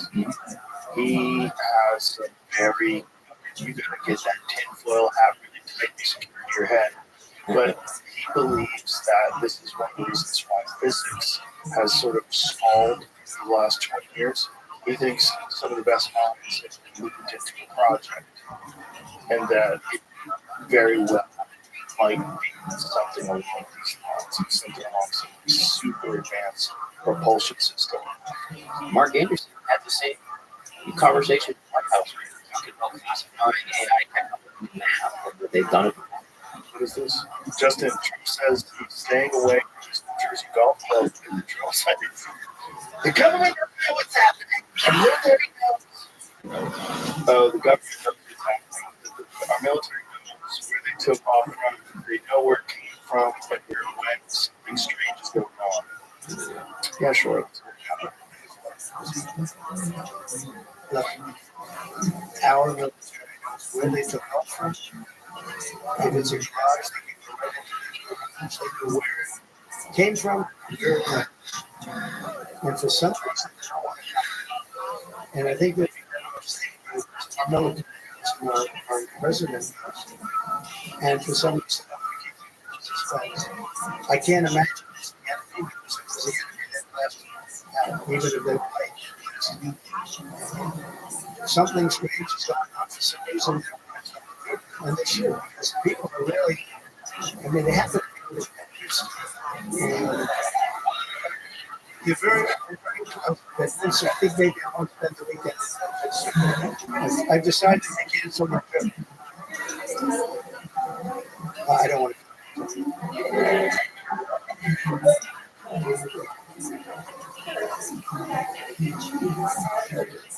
Okay. We can figure this out. Like I said, it's a hard problem, but it's not an unsolvable problem. Like, there are technologies that we can go out in the field for a couple weeks, employ, see if we can find the RF signals, and try to trace them back. Right? We don't have to rely on it. Let's do it. Well, how would we do it? Well, join American State Aerospace. What do I have to do? Come to our website, safeaerospace.org. We'll come out there. We're almost the largest CBP organization in the world right now. Really? And, you know, when I talk to people in Congress, the executive branch, I point to them and say, hey, you know, 13,188 people care about the position. Right? This allows us to be able to go in there and talk seriously about this conversation. So, James, let's put a ring on it. Don't show me. Jesus Christ. They're going to know, Jamie. They're going to hear about the clicks that you make. These fuckers, they're very clever. We get us the largest media organization worldwide. The show. Well, there you go. There we go. So what would you do? So now that We've been working with thrown out. oh boy, submit report. How many schizophrenics are there? Well, it's not bad, honestly. You occasionally hear people that are questionable. How do you separate from the shaft? It's pretty easy. We focus on commercial aviators, military aviators, veterans. We receive reports, random person on the ground. What's really interesting, because of the work we're doing, so many people, so many pilots have been reporting. Every major airline sees this. I've talked to pilots from every major airline. Some of them are standing as their working groups within their airline to report on this, working closely with them on this. But what's interesting is we get these reports from pilots, and we can often then see similarities between the craft, the exact same object as being reported by people on the ground. So one particular example, over at the airport a few years ago, there was a relatively large object lit 8,000 feet over land. 4 or 5 commercial airlines pulled it in. ATC didn't know what it was. The object started to accelerate due south, and then what I call conventional speeds as fast as the airliner, and then took off much faster, continuing due south. And all these pilots witnessed it. We received those reports. The next day, we received a report from a random lady in Florida that happened to be basically due south from Atlanta. Just took a picture of the object, exact same object. Right, so Do you have access to that? I do. Can we see it? I don't have it. I could pull it up. Your fucking screen. I'll text it to you. Wouldn't you have that, Jamie? That'd be like wallpaper. I would have like slide, Apple you could slide holes, wallpapers. Like my kids are stuck through the day. Yeah, I have a lot. I'd have my dog. The UFO. I think the Wi-Fi. But we can't figure this out. I talk with engineers, scientists, CEOs at companies, counter drone companies. Like, we can bring the capabilities. We can be out there in 2 weeks detecting and tracking. Well, what do you think about what Trump said? That they're and that they have tracked, but the government just does not want to. So what's that leave us? Well, that leaves us near us, right? So it either leaves us they're not concerned because this is something that they're doing to us. What if they're trying to get us comfortable because they know it's real UAPs or what? Like, you want to go all the way up there. If you really wanted to get people relaxed to the idea of flying saucers, like legitimate, whatever the hell they are, wherever the hell they're from. If you knew that was coming and you didn't want mass failure, what would you do? You would trickle it. You would trickle it in cities. You did have a bunch of drones hovering over cities for weeks, months at a time. You would get people really accustomed to the news cycle having UAPs in it, and then real ones show up. It doesn't feel like a trick, right? Well, you would do it this way. It's a trickle for me. I'm not seeing shit. Yeah. Okay, I'm out there in Texas. We were looking at the sky last night. It's a mothership Christmas party. No UFOs. So it's a trickle relative to the world, right? You have a bunch of them hovering over New Jersey, a few in San Diego, have them in different areas. If you knew that UAPs were coming and you were in the government and you said, what can we do? You'd probably bring in psychologists, and these psychologists would explain human patterns of reacting to change in environments, especially radical changes in civilization and culture, and what can be done to mitigate the mortality of this process. Like the ultimate mass freak out that's going to come if UFO.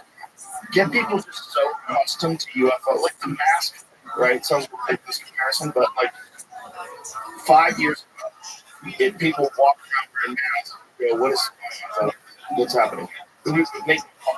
Someone walked into a a bank with a mask on. What the fuck are you drinking? Now you have to do it. It's very strange. So it took a while, then it became normal. Yep. If they wanted to make it normal, the things are in the sky, you put things in the sky. You put a bunch of things in the sky and you can explain it. And you have them there all the time. And you let people speculate and you put a lot of wild theories. Oh, looking for a new Bobby heard it. Well, it's probably not. It's probably ours. Or you know, some unknown agency is involved in this. The government's not concerned because they know exactly what's happening. That's why there's not shutting down. That's why they're not scrambling jets. That's why they're not doing all this things Trump's asking why they're doing. If you knew something's coming, if you knew these things that you're seeing floating in the sky, the clear circle with a black square inside of it, hover at 120 knots, completely still, which doesn't make any sense. Built-in signature. What is it? What the fuck is that? What if a bunch of them are coming? Well, a bunch of shit. Let's not freak these dummies out. So I would get all of our best friends and just fly them around, hover over cities, hover over the party, hover over the White House. Fuck.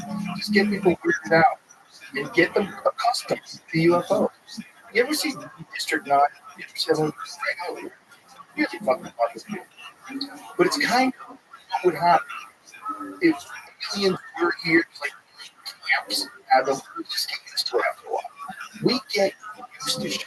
The way we live is so entirely alien to people that lived just 200 years ago. If you brought someone from the pioneer days and you put them in a Tesla, and then you drove them to the movie theater, and then you took them to a concert, like, what the fuck is going on? It would, and then you show them your phone. You're like, I'm going to FaceTime my mom. Look at my mom.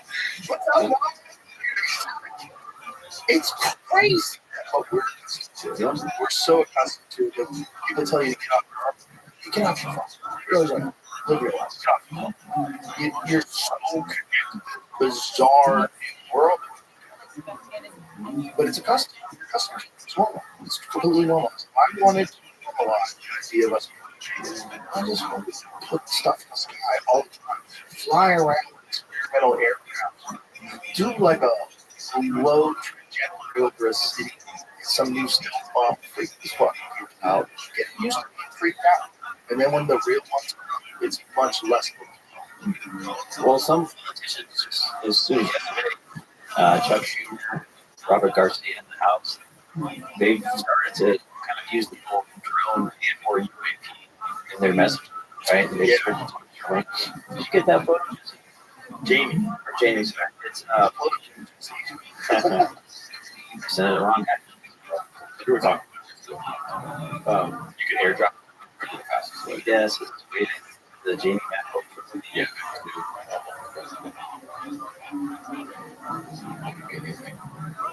You want this text to me, so yeah. Okay. Technology, even level 3. The shut us down, bro. Yeah, I was thinking last night.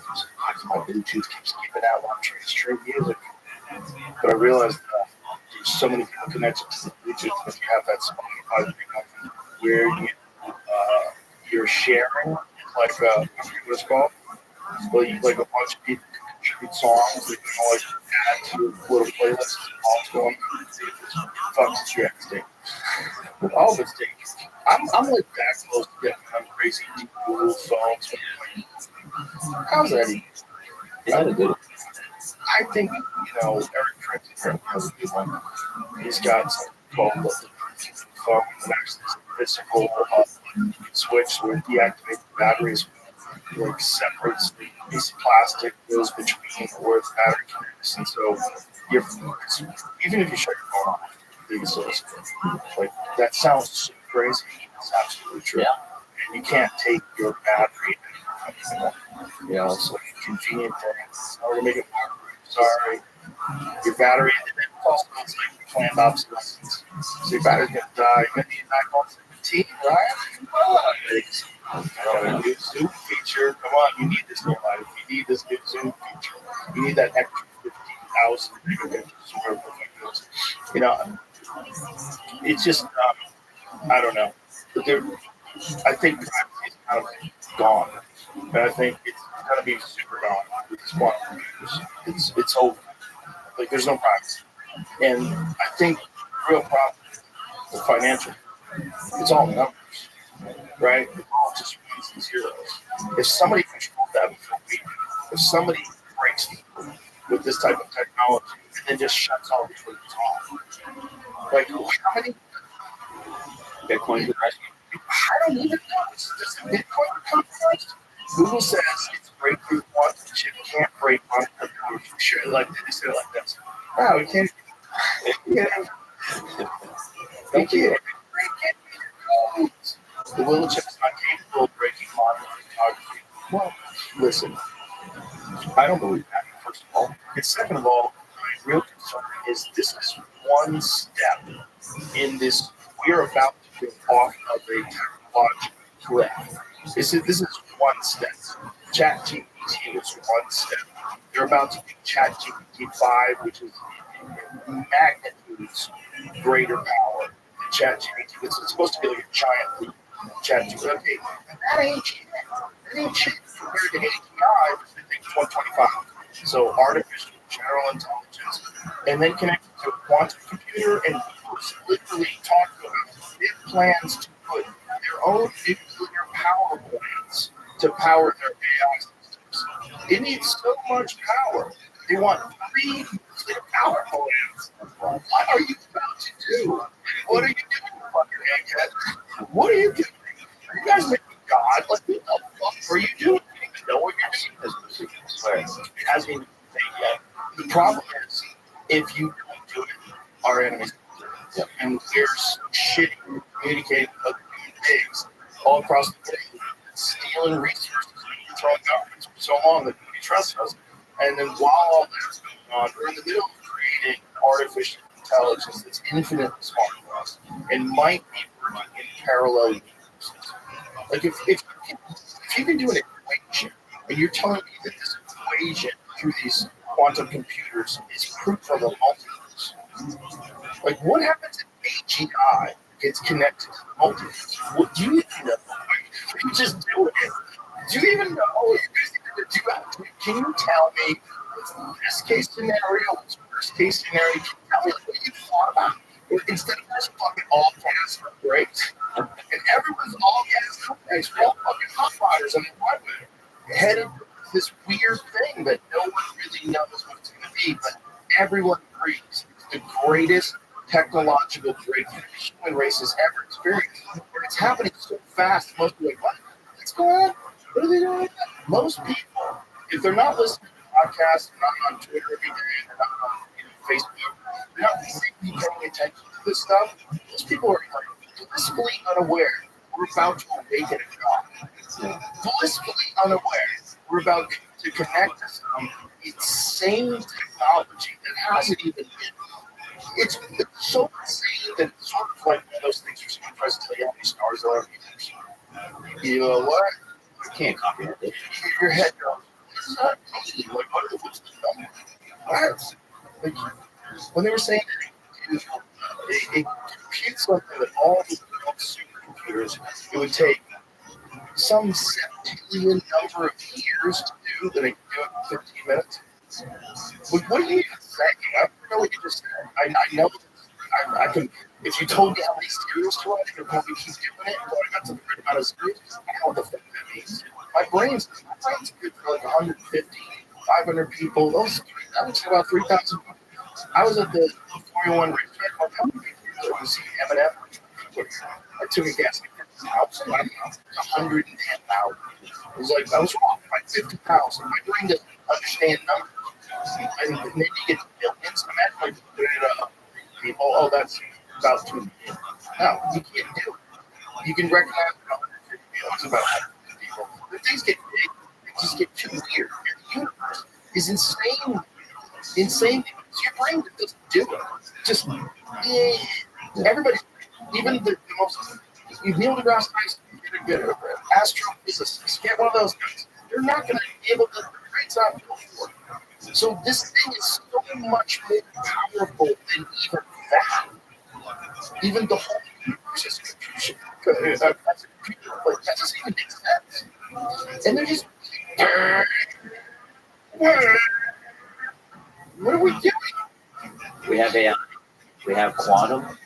We have mysterious objects showing up in the codes. It does seem like a lot of things work right now. Well, if I was advanced civilization that's already past this stage, maybe this is like a common stage.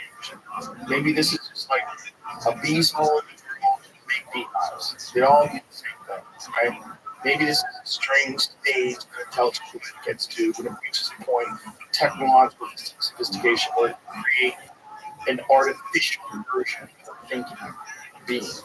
And then that thinking being, of course, creates infinite better and figures out a way to harness the power of the system.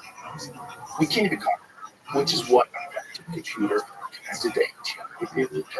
Maybe that's like they know this happens, and they're like, "Oh, it's going to happen." And so then they come, but isn't there some sort of another good tinfoil hat?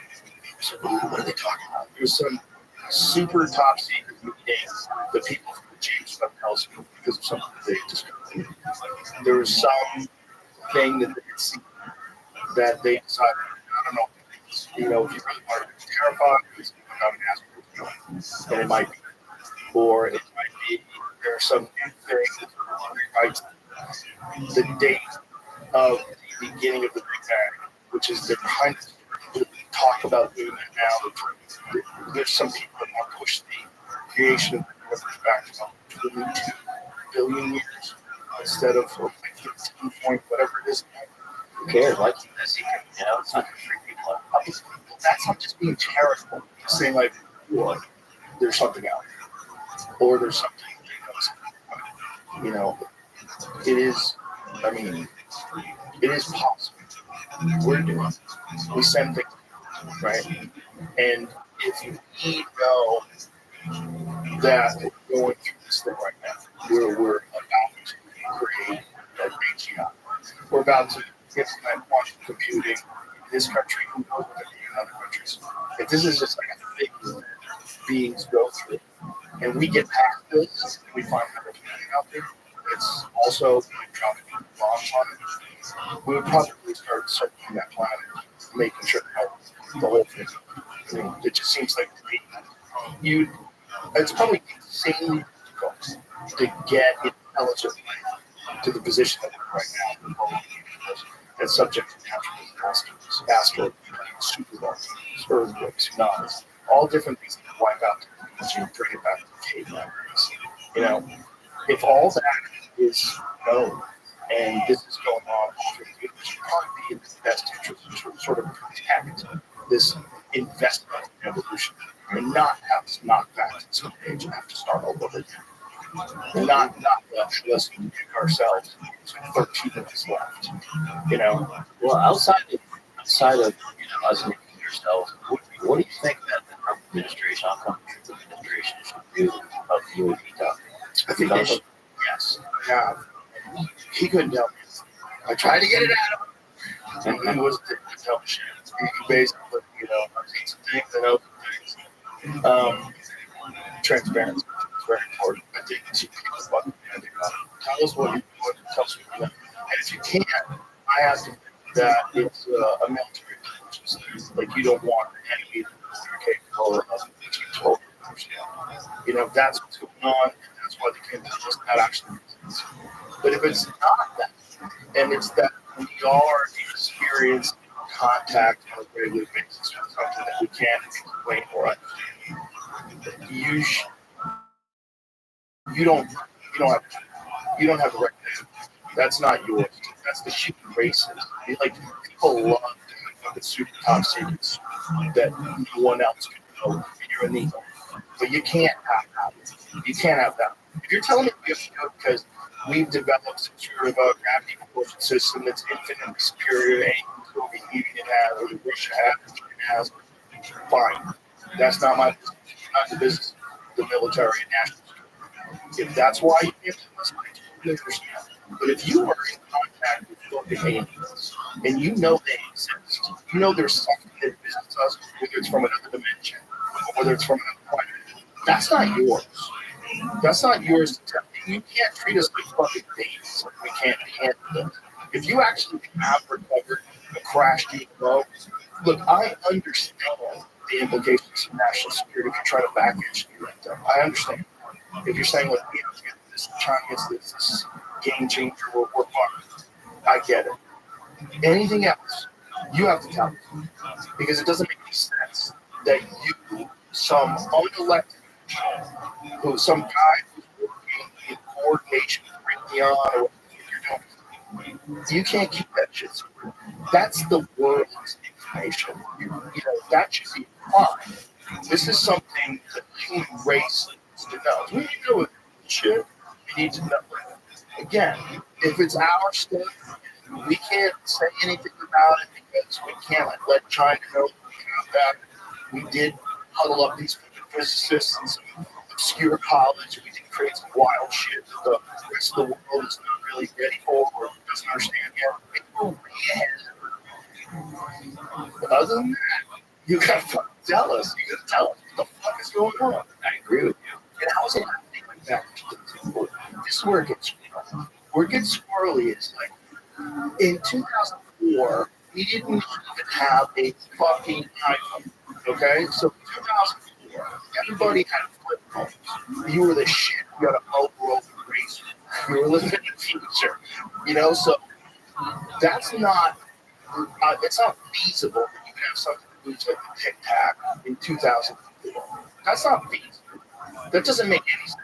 If you have something that can go from 50,000 feet above sea level to 50 in a second, what? Like, what's it made out of? It doesn't disintegrate. Like, what is that fast for that? What the fuck does that even mean? That's space. You go from space to the surface of the water in a second?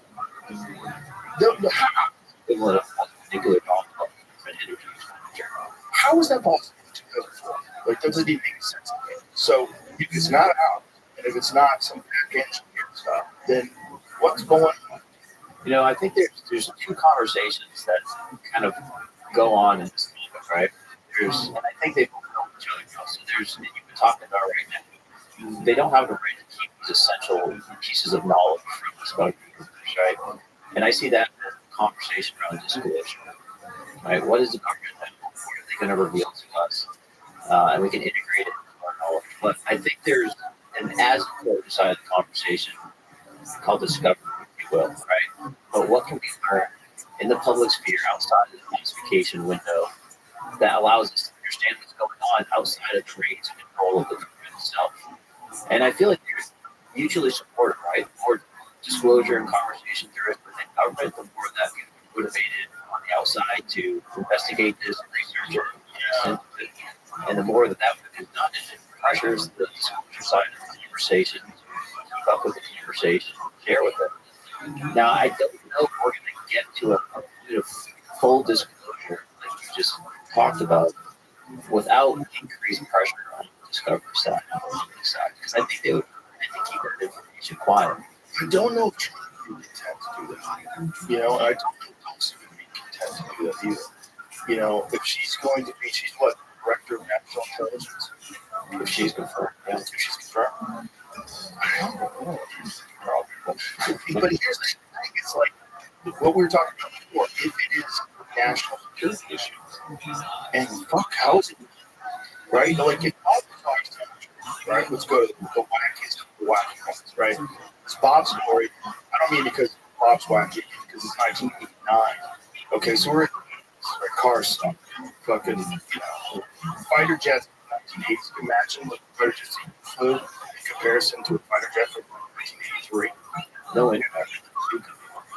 Yeah, there was like a few computers, right? Like physical cores, probably. But that time period, we did not have what he was describing. It's what he was describing is accurate. And then when you see that gimmick footage, that thing is moving exactly the way he described it, where he said it's built like a classic.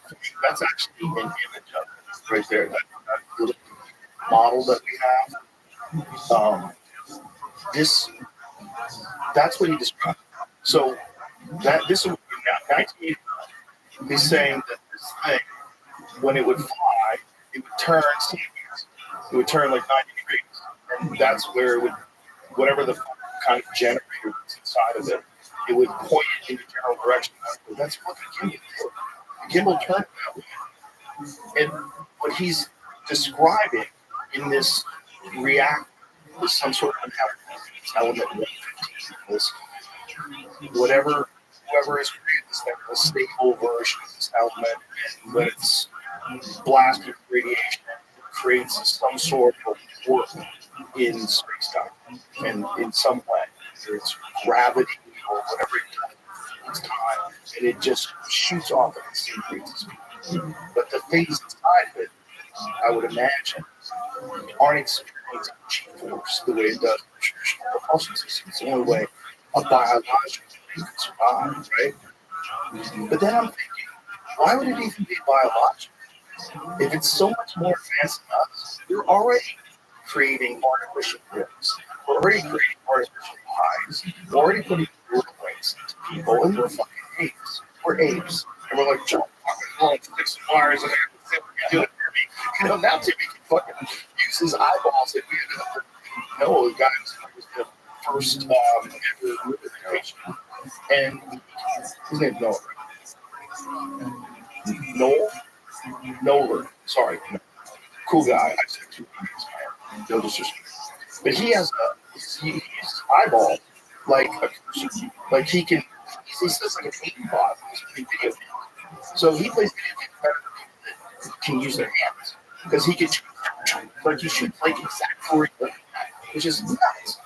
So how many years have passed? Think about from like 2004 to today, and meta virtual reality stuff. How many years have passed before it's more effective to go through the world completely integrated into like an artificial creation of not much more exciting, not much where, well, why would you want to do your kids are it's crazy.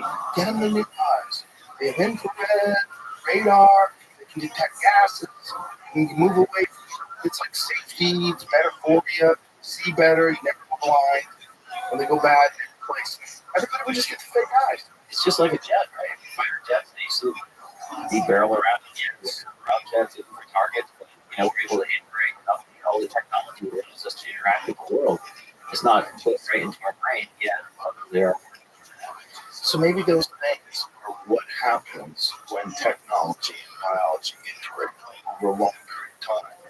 And they probably eliminated all of our primate desires, weirdness that makes progress problematic. You know, greed and trying to steal resources from other countries, invasion, tribal behavior, manipulation, propaganda. They're probably going to all no more lies. And they're no more physical muscles, whether it's like fucking spindly things. It kind of makes sense. Like that's where evolution and technology, if they merge, that's what it would look like. It would look like some weird fucking things. They all look the same. Nobody gives a shit. And they control one of the things that are said. It's have no switches or buttons. There's no controls. So he thinks they're controlling the whole time. Their intention. Their mind is integrated. And so we think about that, it sounds so crazy, but how much crazier is that than typing things? It's not much crazier than what you can do by FaceTime and sending video. It's not that crazy. It's not that crazy because your brain could eventually integrate completely with technology. And if you're a cyborg, then you have to worry about all the bunch of issues that we deal with, all the cancer, pollutants, you have to worry about energy. And then you're inside this ship that you're connected to. And then you can might as well be your body. You might as well be your body. And that's probably the future. It's probably the future here on Earth. You can fuck this up. There's some, we talked about China a little bit, and some theoretical ways they might be investing in these deeper technologies. I with people that are intimately involved with deep technology, international science foundations, and others. And what brought them into this conversation to realize that they're falling behind on these capabilities because they attended an international consortium. Believe it or not, there were several members from China there, and they very specifically were asking for collaborations in these very deep technologies. So, we talked about how, gravity manipulation, right? Kind of like DARPA for a while. They call it something slightly different now. It's something in China that they're actively researching called extended electrodynamics. Same thing with cold. Same gravity and extended electrodynamics. Yeah, so electrodynamics is a series of equations that we utilize to understand the electromagnetic spectrum. But there's like a large portion of the equation that kind of throw out because we don't utilize them in our normal engineering and scientific work. So they're there, they're part of the equation, but really know how to use it. People are starting to think that by integrating full understanding of electrodynamics, extended electrodynamics, there are gravitational effects that pop out that we can utilize for technology. And they're actively researching that, actively asking for collaboration on that from China. Same thing with what she's working. Yeah. Tell the story. It's a crazy. Well, I might not do this as you do, but there have been a number of instances within the United States where people have been trying to do work to manipulate gravity through large concentrations of energy, electromagnetic effects, things of that nature. And very recently, the year, information, Jamie, but I think it was 2013 around that time frame where she had a breakout paper, which she was claiming was utilizing older techniques, and she was able to modify the mass of an object, essentially with the force of gravity on it. My understanding is that the paper went out and then she essentially disappeared for a number of months, like a year or two. It's like a movie. Yeah. And last I heard that potentially they're still missing, or there was some evidence that she might have come to China. I thought she went to China and came back. Did she come back? She did that. Yeah. Or did she? Or did yeah. With masks on. Just like maybe she was the tall Biden. All right. Is the tall Biden? She got struck by a car in 2014, caused permanent brain damage, resulted in Alzheimer's, and died. Wow. Was Hillary driving that car? I was waiting for him to be like that. Well, there's another tech too. Full fusion. Right? Yeah. Another 50, 60 topic that was really cool. And it's also the talk certain fusion communities. Instead, they call it low energy nuclear reactions. Right? Instead of having a large fusion reaction where a lot of heat and radiation comes in, you do it slowly, incrementally, and it releases a lot of energy, but it doesn't have radiation or super high levels of random heat that comes out. And that's now something that very serious scientists are studying. And another technology that the China representative at that conference is asking for collaboration.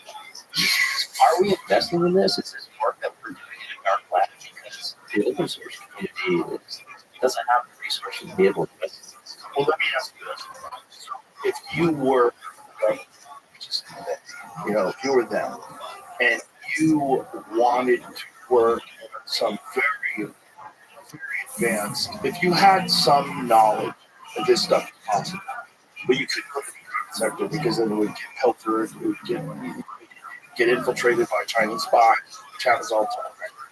Wouldn't you hide it away? Wouldn't you squirrel it away somewhere? If you do the right thing, if you're being intelligent about it, wouldn't you?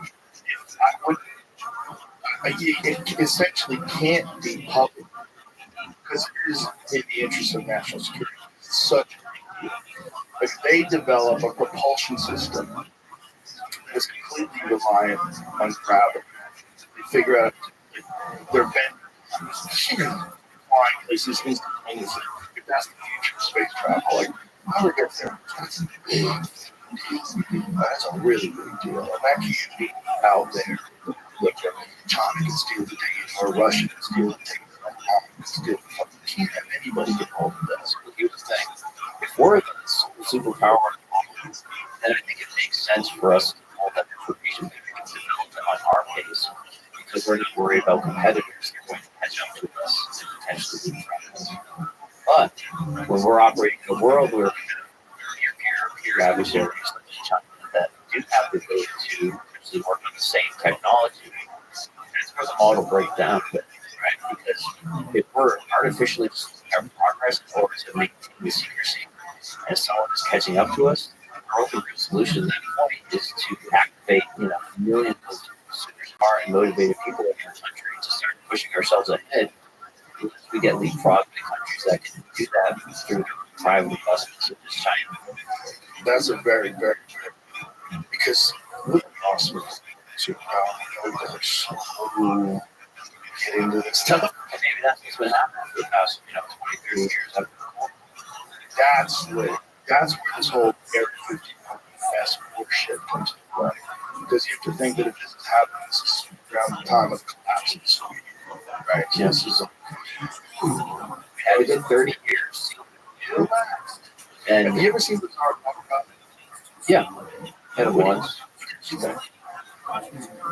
Yeah, I mean, it's the type of story that you only have your resolution to watch Because it's so crazy. It's so crazy. It's one of those stories where there's basically impossible to validate it. So, like a lot of the stories I hear, I often don't have all this evidence that I can work from. So I put a database in my head and I look for comparisons, right? Like the whole video and how that's interesting. And that kind of lines up. It doesn't totally validate the story, but that's kind of how I approach this topic. I'm not there to be the judge of it's true or not true. It's just digital information I can use. Just like that photo I sent you, right? That's just some random lady in the backyard. But as it turns out, pilots and commercial airlines have the same thing. So this is the one commercial airlines that's flying at the same speed as a plane and aircraft. Yep. It was stationary, accelerated to the plane, and then way faster than that. And what year was this? I think it was 22. So this is a picture too. That's actually a picture of the pilot in the cockpit. Yeah. I have the one for the lady too, which is saying something on the ground, but The same. Doesn't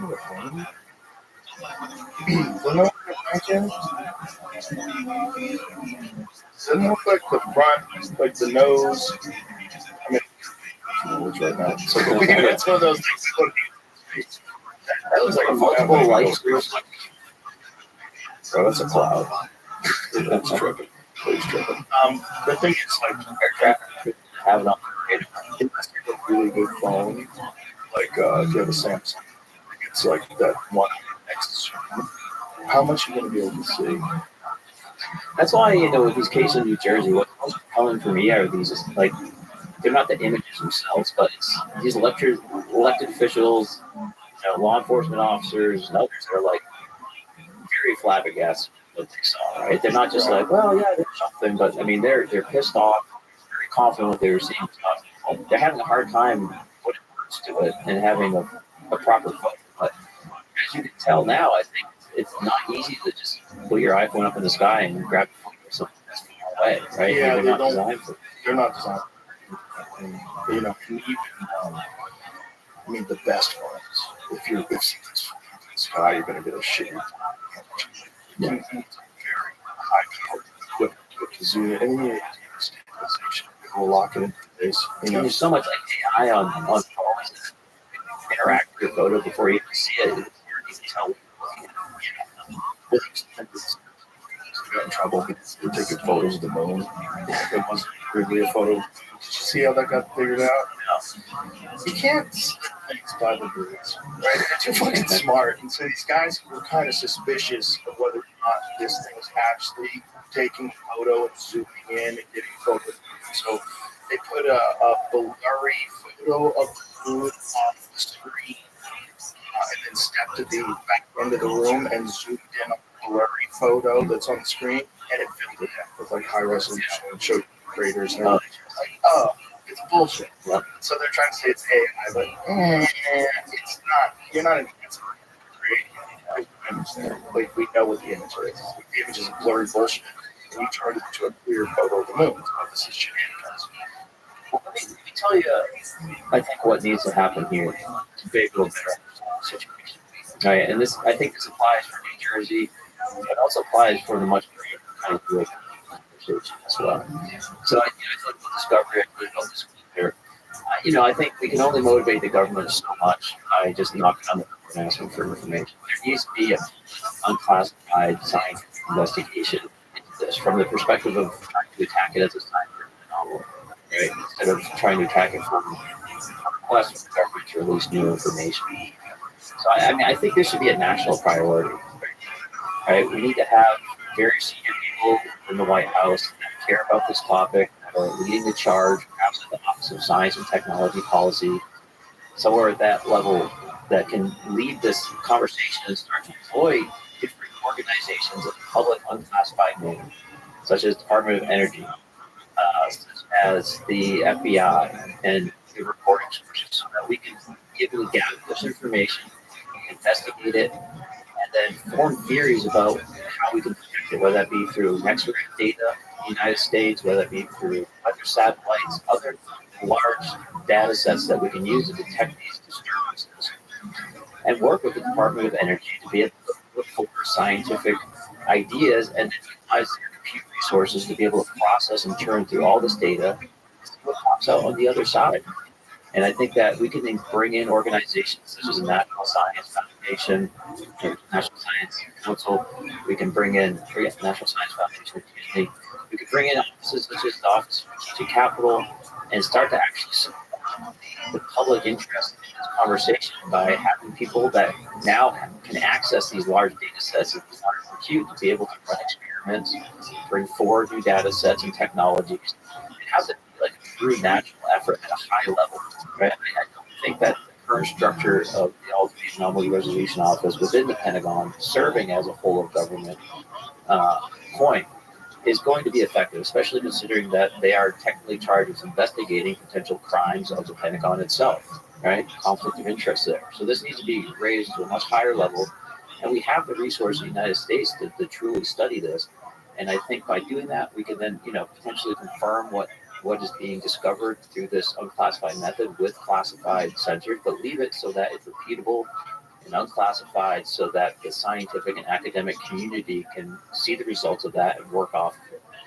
Would there be an issue with you would have to provide amnesty to the people that potentially lied in these programs? So like if you diverted funding, if you've not been completely honest to Congress about where the funding is going, and you've had some sort of a back engineering program or whatever they have, would there be like criminal liabilities? Would there be issues where a bunch of these people could get prosecuted?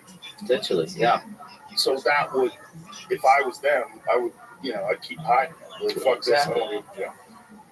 But if you wanted to get full disclosure, it would seem like the only way to effectively make it happen would be to give amnesty to the people that have committed these crimes. So it become a real dilemma if they were actually crimes. There could be another way to approach it.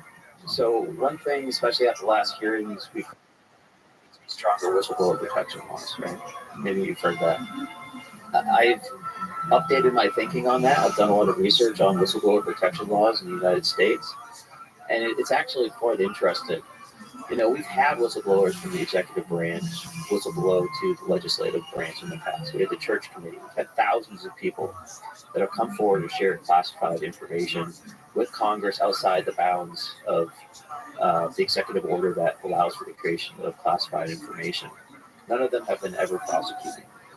Now, they may have faced ramifications such as a loss of security clearance.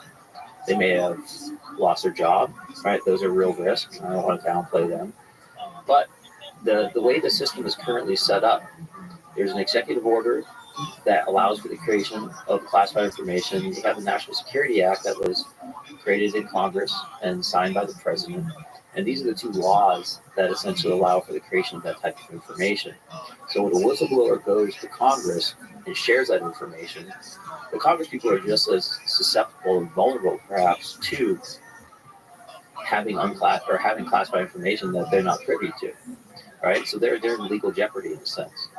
For there to be prosecutions in Congress or from the whistleblowers themselves, the Supreme Court would have to step in and adjudicate that rule between that executive order and the National Security Act. And that's never happened. They don't want to step in on that legislation. And they've had, I don't know how many years, but decades and opportunities to do so, but they choose not to. So we're in this kind of stalemate where by action, by inaction, whistleblowers have this unspoken protection, if you will, to come in and share that information, lest the Supreme Court step in and change their precedent for the past several decades. So there's no reason that any of these potentially susceptible whistleblowers that do fear legal ramifications for those activities couldn't come into Congress, set up a very quiet meeting, share what they have with these Congress people, and allow them to then run with that information clearly away from any personal identification from that whistleblower. That's the world we live in now, right? We don't have whistleblowers doing that, and I think some of the messaging has been inaccurate, claiming that we need to have stronger whistleblower protection laws because it's probably not going to happen. I don't think Trump wants stronger whistleblower protections. I don't think he wants to enable people that would be calling out actions of the executive branch to Congress strengthened.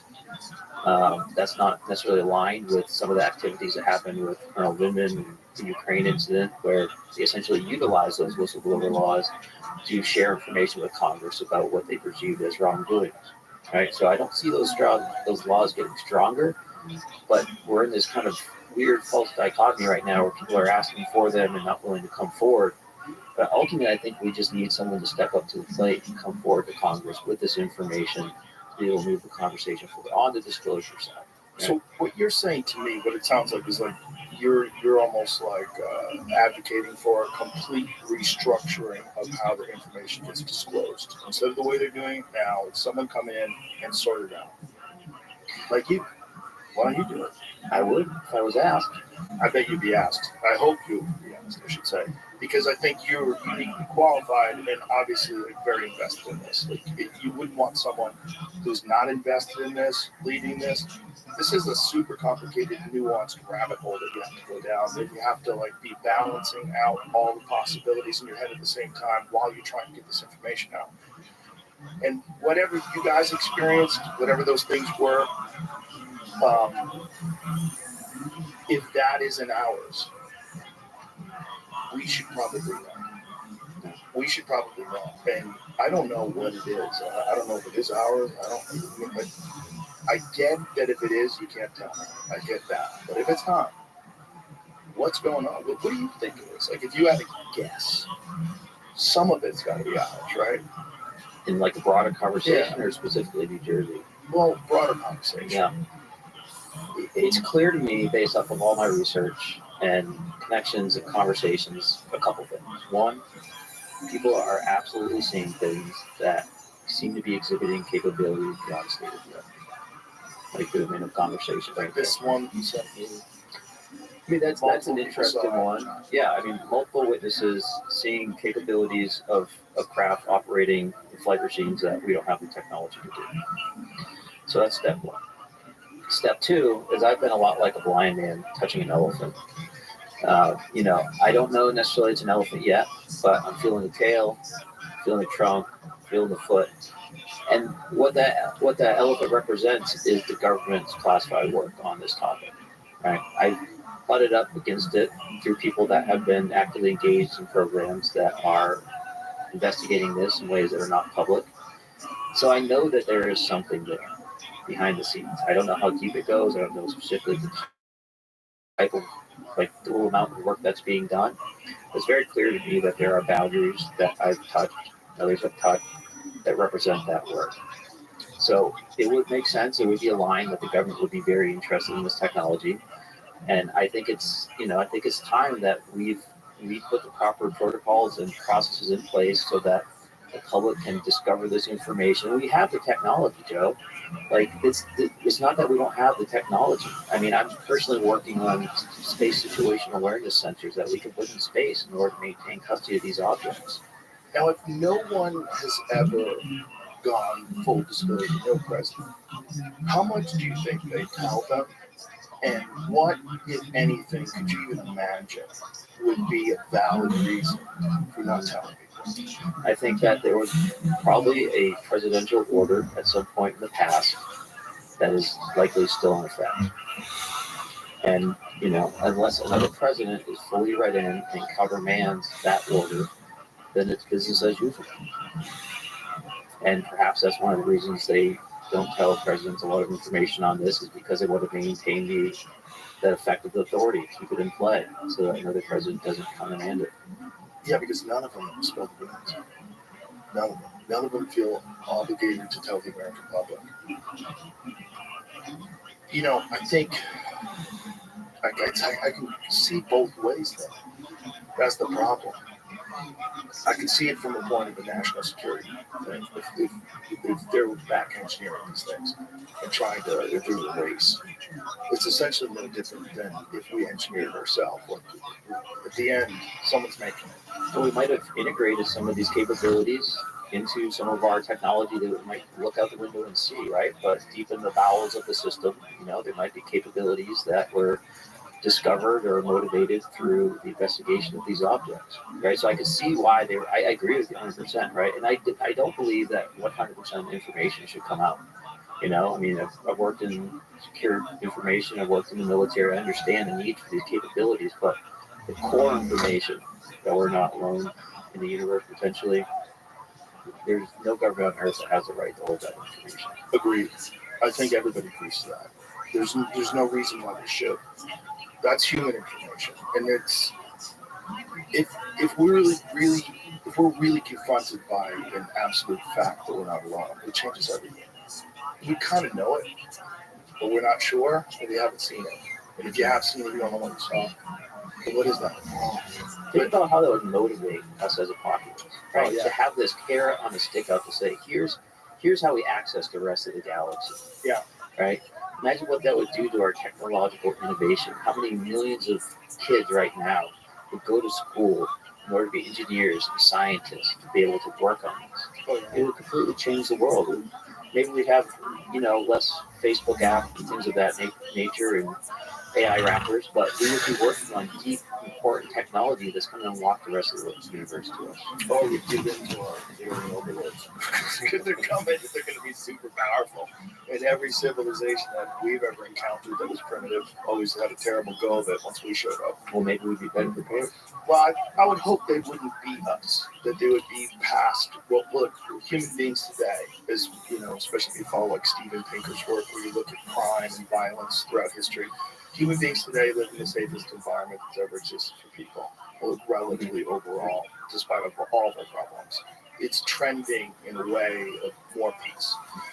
But if you think about no violence at all, none, ever, just like a complete shut off of everything.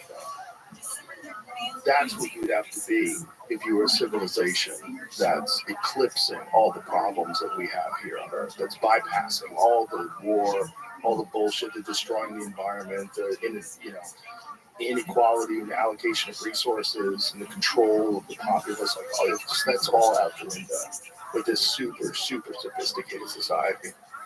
I think that which should motivate us, like probably more than anything, to get our shit together, to realize like, well, this is possible. Like this is the trajectory that these intelligent species go through on their road to evolution, their road to enlightenment, and they bypass this terrible stage that we're at right now, where we're worried that these drones are searching for nuclear bombs because someone might decide to do some sort of a terrorist thing, because there's war going on over there.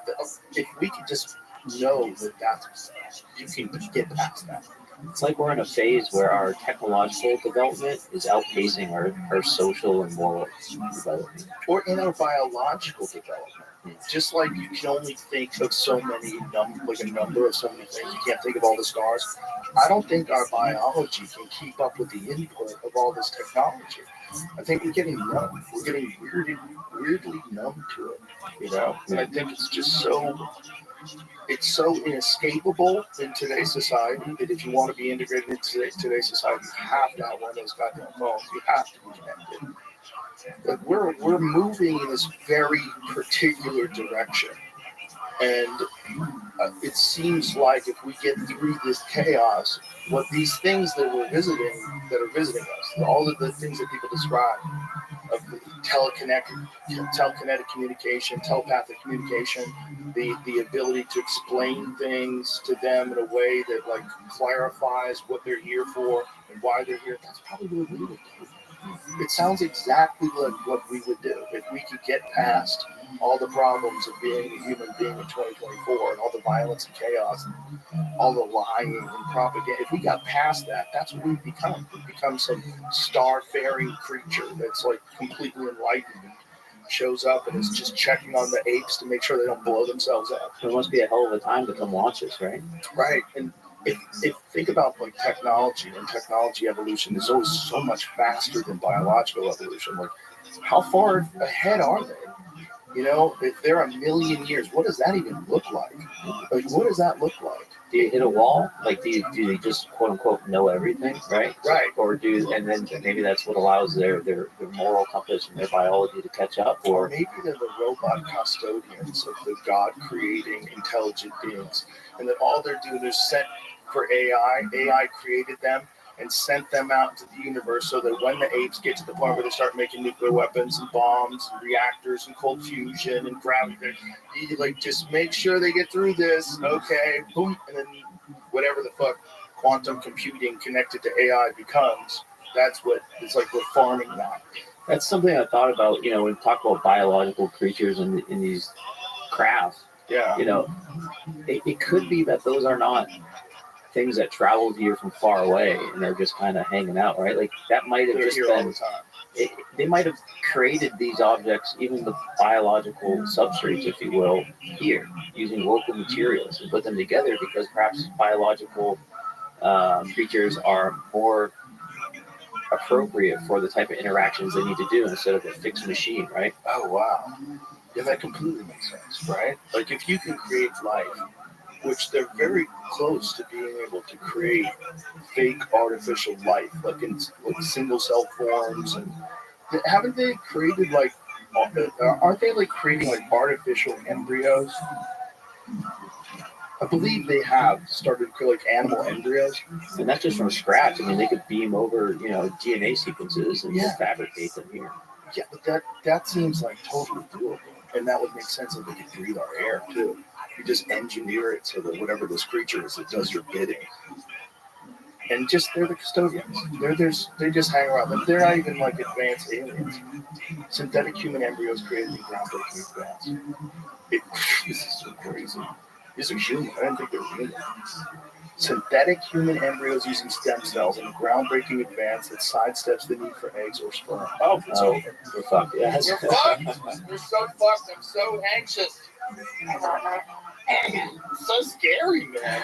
It's so scary. So if we can do that now, something that's a million years more advanced, we just like probably send some ball of energy down. That energy would create a spaceship and the beings inside of it. And, like they're fucking sending someone a picture through a cell phone. It'd be that simple. Yeah.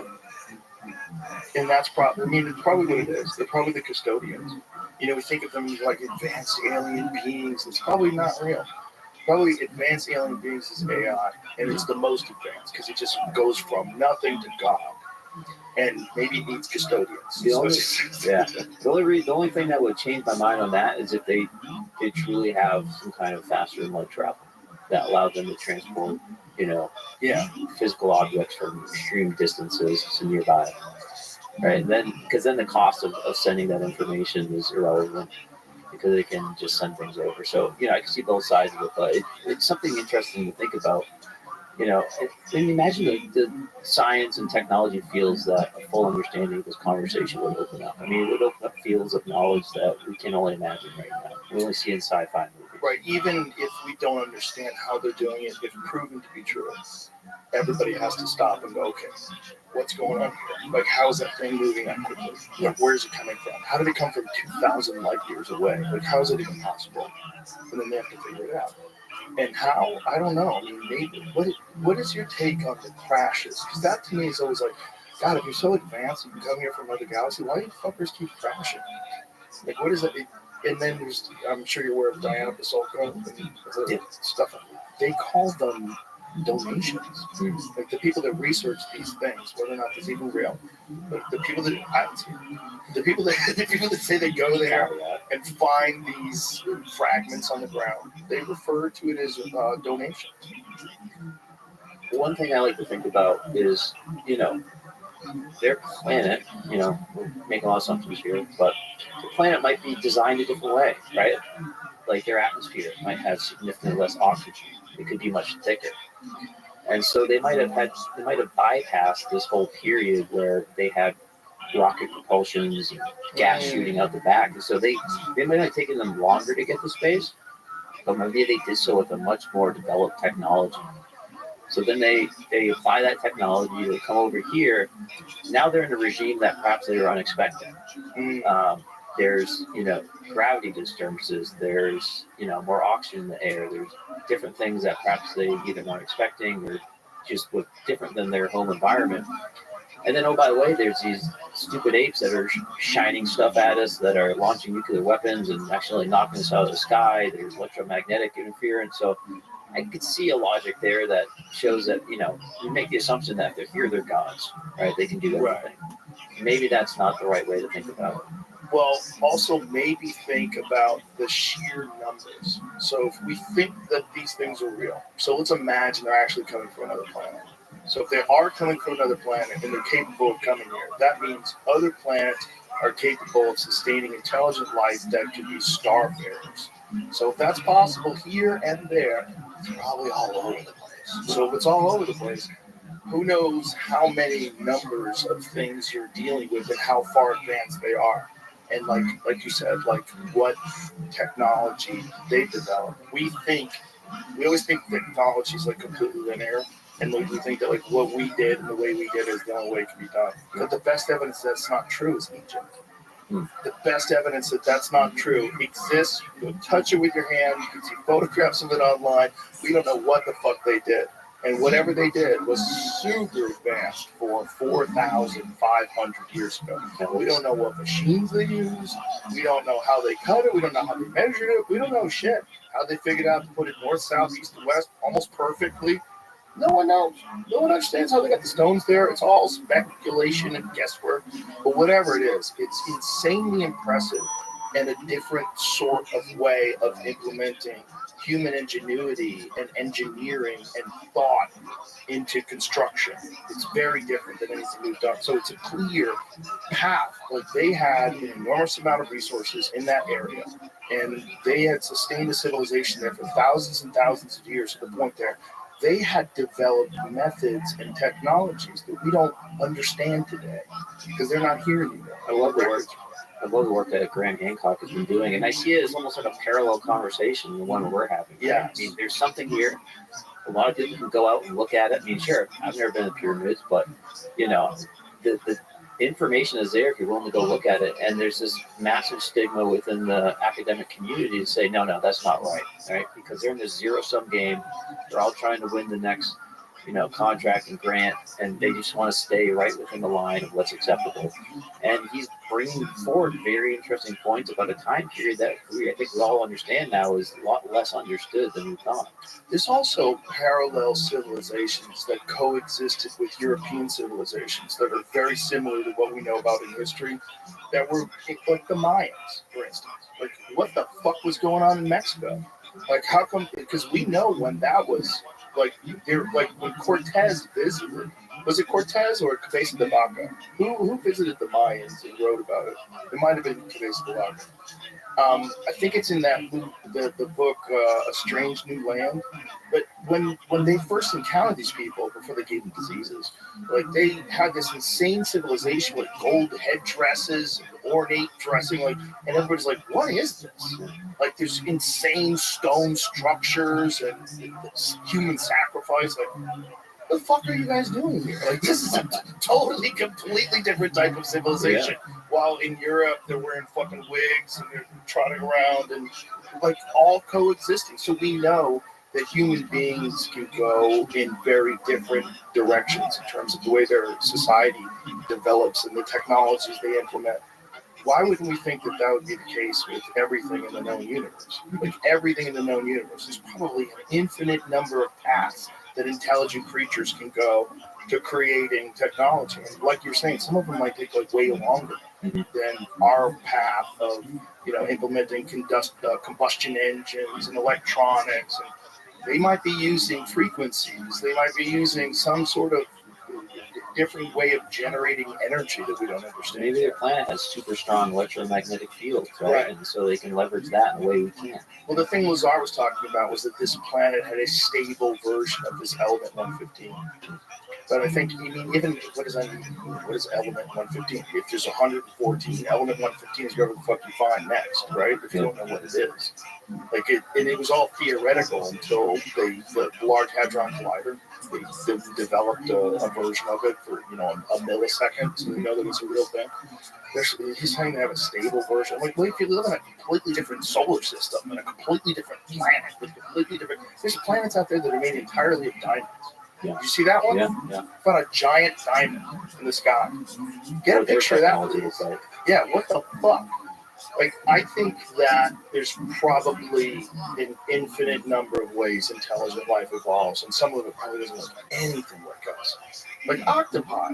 Like octopuses, they have no need because they're in the ocean and there's no houses in the ocean, so they have no need to build things, but they're super smart, man. They open up jars. They figure out a way to get out of a fish tank, walk across the floor, climb into the next fish tank, kill a fish, eat it, climb back, and go back in their tank. That's why I don't own a squid or an octopus, because if I saw that in the middle of the night, it would freak me the fuck out. They're really smart. They're weirdly smart, and we don't even know why or how. Yeah. They have eyes that separated from. But they, whatever an eye was developed for them, and an eye was developed for us. And we branched off from the evolutionary chain, who knows how many hundreds of millions of years ago. I learned a pretty interesting little tidbit here. The octopus, apparently its DNA is not like anything else on this planet. But apparently the Hawaiians have a ancient tradition that octopus basically came from the sky. Isn't that interesting? That is interesting, but, with panspermia, they do think that it's possible that planets, when they get hit by asteroids, a big chunk of it can fly off, and the DNA from that rock can enter into this new environment. And with some things like spores survive in a vacuum. That's one of the thoughts about psilocybin mushrooms, that perhaps they arrived here from somewhere else on a rock, which is, it's a real possibility. That's where most of the iridium that they find when they do those big digs and they find that layer of iridium that's near where there's an asteroid impact. That's all just shit that came from space. Yeah. If you look back at the evolution of humans to monkeys to fish, and then multicellular organisms, and the introduction of mitochondria, smaller single cell organisms, there's a very linear path of evolution. And very early on, there's a massive jump where we went from extremely simple bits and pieces to essentially this big jump in complexity for these small systems. And there's a theory out there that jump occurred due to seeding from elsewhere, right? That perhaps that the whole path is linear, and it occurred over time, perhaps, and they think the time period is several billion years, right, for the evolution from these components to get to essentially a single-celled organism. That these components evolved independently in space, perhaps feeding off of gamma radiation or other gamma energy or other energies that are out in space. And so that evolutionary process did take billions of years. It just didn't occur on a particular planet.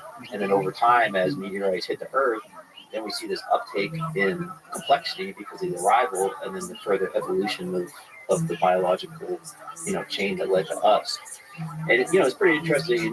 Kind of tied to that theory is that the Big Bang happened and things gradually cooled down. I mean, there was a point where, and I think the number is like 500,000 years, where the universe was essentially room temperature, right? Like everywhere in the universe had like a distribution of temperature that was equivalent to what we're sitting in right now before it continued to cool off to get weird. So there could have been these opportunities in the universal process that allowed for the development of lifelike components that eventually went out to seed the universe, which would be a really interesting concept because it would lead us to believe that this probably happened in multiple places and not just here.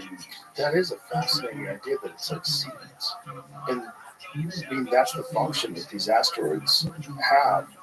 When that's what happens when they land and they spread whatever's on them. You could imagine like that's the function of asteroids slamming into planets, knocking chunks off and flying that stuff into space. That's why we have water here.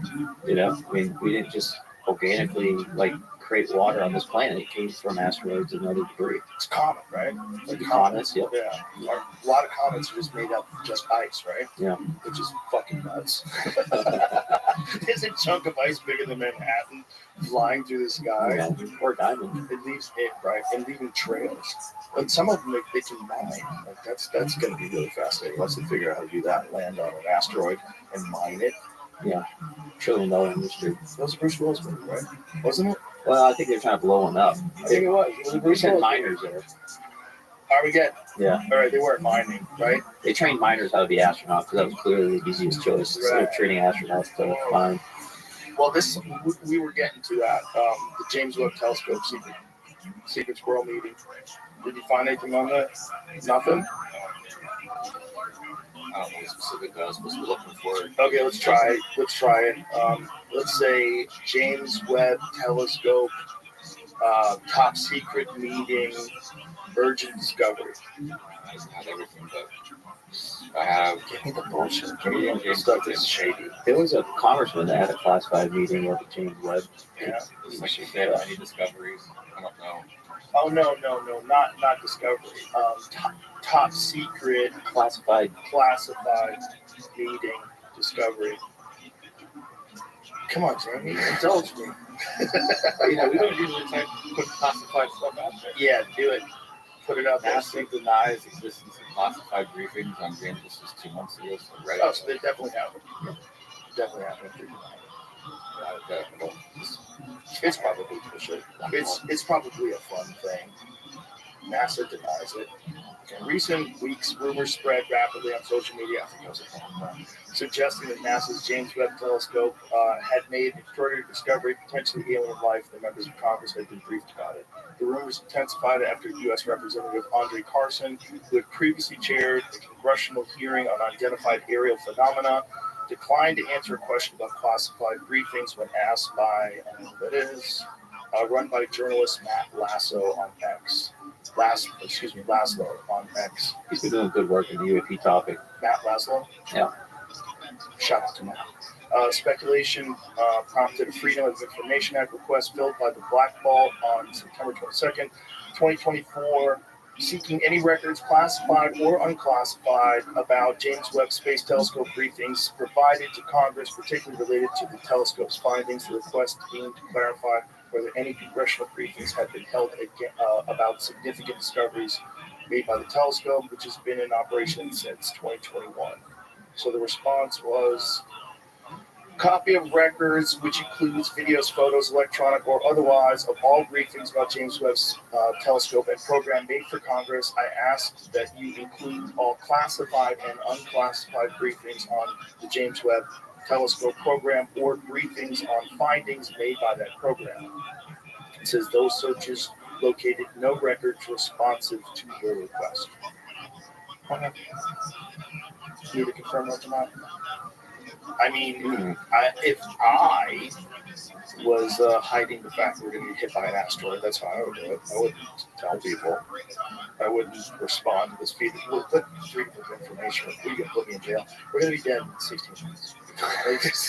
Like, there's a planet heading our way. You know, planets get hit by other planets sometimes. Or maybe they detected signs of life around an exoplanet. That's the fun one. Yeah. The fun one is signs of life. The fun one is an actual spaceship. The fun one is something that they can't explain that changes everything that we hold dear and believe to be true. Whatever that means. You know, we've gone down the rabbit hole with some fun speculative conversation about what's out in space, but I just want to make the point that like this is still a solvable problem here on planet Earth, right? Like we can't let like the fun speculation of what's going on out in the universe stop these kind of stodgy academics and others to say, well, this is not relevant to me, this is not practical, there's nothing here, right? Like we need an intense focus on this within our government at the highest levels, not just within an organization with the Pentagon. And we need to engage our scientific and academic community and remove the stigma at the highest levels. I'm hoping Trump will do that. You think the bottleneck has been the security clearance of it all, or the bottleneck has been the lack of transparency? Like, if people just knew, that would be the end of it. I think so. I think that would absolutely, and of course, by people knowing, they're going to want to have some evidence that they can use to do research on. But even if the president just came out the other day, or the next week, or in a few months, and said, "We don't know what they are. We have moderate to high confidence that they don't originate through any known adversary or nation on Earth. Help us figure this out." But Biden and Harris have been like the last managers of Blockbuster Video. You know what I mean? The fucking gate was up. Like, don't even show up. It's over. The building's going under. The lease is done in 2 weeks. Fuck this. I They're understand. not even at work. I understand it's a policy of the Biden administration to downplay this topic at the highest levels. You understand that this isn't like a mandate? This is something. I don't know if I want to use the word mandate, but their policy. This is their instructions. Yeah. So I think with the folks that are friendly to this topic coming in with the Trump administration open up a very key opportunity window for us to move this conversation forward. When you look at it from their perspective, what would rationalize trying to downplay this? Like, if you look at it from their perspective, what could possibly be the case where they think it would be good to propagandize or sway people in that direction? To stop our adversaries being aware of the reality of the situation and from investing into it and proceeding past. Because again, we're artificially constraining ourselves, right? Because we're trying to keep it a secret. Right. So now that game is changing, right? That game is changing because it appears that China is making investments and has a large amount of interest in this topic. And we're at a point now where if we continue to do that, we're going to simply fall behind. And I think there's been this delay within the administration to just kind of ignore that problem for the next, for whatever problem is more relevant. He's probably more, worried about his son and the legal issues he's in than this massive issue. I don't think he's. I really do think he's the last manager of Blockbuster right now. That's I don't. She's not even showing up for it. I never see her anymore. It's unfortunate. It checked out. It's over. Yeah. But the problem with that is, okay, then who's running it? Why are you holding back that stuff? Whoever's been running it, I think. Yeah. So I think can you imagine how President Trump will be remembered across history if he moved this conversation forward? Yeah, if we just knew what they know. You don't have to tell us what's possible, what it can do, what you've engineered from it. Tell us something's going on. What is that thing? What's that thing that's going on? Is that thing ours? If it is, that's fucking crazy. You guys have been holding back some insane shit. And if it's not ours, then we need to know. And I think that would change the human conversation. I mean, Ronald Reagan talked about that in the United Nations speech in was it the 1980s? Yeah. Do you remember that speech? Well, I don't remember that. You were talking about it. He talked about how united we would all be if the threat of an alien invasion was happening, or how quickly we put aside our differences. Well, that's why we have the red phone with Russia, right? To be able to Is it really red? Yeah, it used to be. I'm sure it's a text message now. I But, wonder if they even have a phone anymore. well, they do, and they do in China well now. Although it's less But isn't public. it like a phone? Like, hello. I hold also it up don't to know your the ear. structure, but it used to be. But it was there in order to. This here is. All the members of humanity. Perhaps we need some outside universal threat to make us recognize this common bond. I occasionally think how quickly our differences worldwide would vanish if we were facing an alien threat from outside this world. And yet I ask you, is not an alien force already among us? What could be more alien to the universal aspirations of our peoples than war and the threat of war? 2 centuries ago, in a hall much smaller than this one, in Philadelphia, Americans met to draft The hell of a speech. Maybe it's time for another one. Yeah. If they know, tell us. It'd be good. It'd be good if you let us know. And if we did have disclosure, like, what can you imagine? Let's imagine that you get into this position and it's your job to get this information out to the public. What kind of resistance do you think you're going to face? Because it seems like if there's been deals that have been done with defense contractors, like, that's what you kind of have to have work on, right? Like, who else is going to know what to do? Like, you kind of have to get contractors on this thing. You're going to have to get the best and the brightest. Well, I figure this out. We haven't had support from the top in the past, right? So, were I in such a position, you would have to be working closely with the White House, and you would have to have the White House's buy-in on this. I think that's the only way. And from the top of the executive branch, you use that position of influence. You pass additional, presidential memorandums and executive orders that countermand previous memorandums that may have existed in the past in order to legally compel these organizations from the chief executive to be able to move the conversation forward, to require them to bring this information out, to require them to collaborate. And, it doesn't have to be a one-person job. You bring in some of the brightest people in our country in order to evaluate this data, come to a conclusion, and then share those conclusions with the American people. Okay, let's imagine you get this position and you go through this search and you find out that this is all our technology and that we can't allow China or Russia to know that we're capable of using these kind of technologies that are unheard of right now. So we have to keep it as a national security secret. What do you do about something like that? I mean, ultimately, if the answer is that there is nothing unusual going on here, then we have to respect that, right? I mean, it is very unusual. Well, if you've got these things that are moving the way these things are moving in their hours. Yeah, and I don't think that's the case here, for all the reasons that we've discussed today. So, ultimately, it's about finding the truth, right? It's not about finding your way to a conclusion that you already support. Okay. I wonder what the world would be like if it was fully accepted, if disclosure was fully accepted. I wonder what the world would be like. Like, Trump gets in office, Trump has a press conference, he brings you up, you explain what we know. This is over the last 16 months, our team has discovered this, that, and that. We personally investigated this, that, and the other.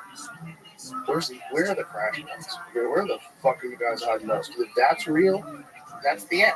All you have to do is bring the president to the crash site, and you bring him into the warehouse, and you show him this thing, and you walk around and you go, "What the fuck is this? What the fuck is this?" That would be the end. All you'd have to do is get a camera crew, go with them. Trump walking around a spaceship. Okay, we've been visited. Now we know. By whatever, by whoever. Maybe it's not even a visitor. Maybe it's always been here. Maybe it lives in the ocean. Maybe it's been monitoring us from there, and its sole purpose is, like I said before, custodian.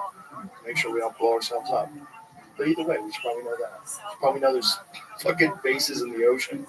Because a lot of them, they've seen their transmedia. They move through the air, and then they go into the water, and they make a splash. So, okay, what is that? We would have for the first time, I think, a clear direction for where we need to go as a society.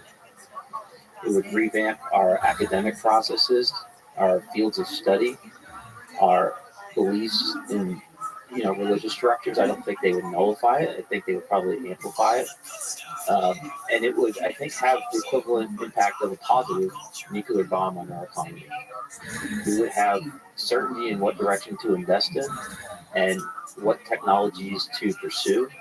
And I think that by having that direction, that would, again, nuclear bomb level increase in capabilities where we would be able to be working on propulsion and energy systems and material systems that would advance us well beyond where we are today. It would leapfrog us.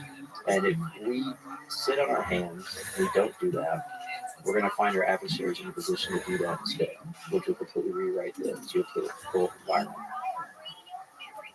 If we reach technological proficiency in all this AI stuff and quantum, if we reach this first, then what do you think that looks like?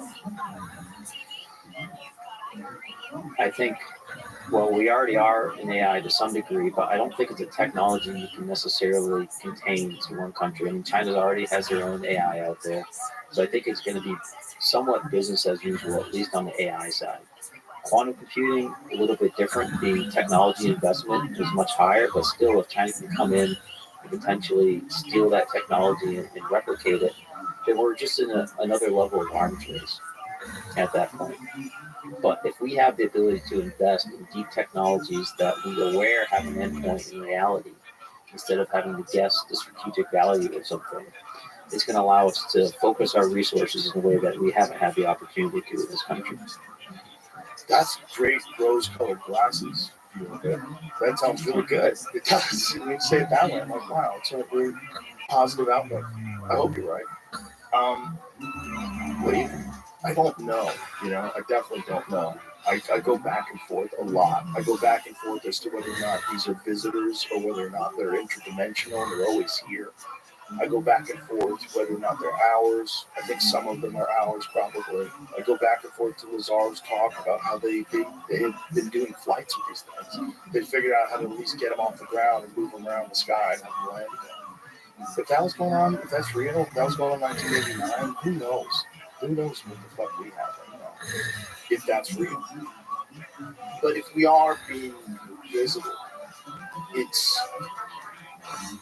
a complete revamping of our position in the universe. And we do realize we're part of a community of intelligent life that's in the universe. And it just takes a while for you to be technologically sophisticated enough where you can communicate or travel to these places.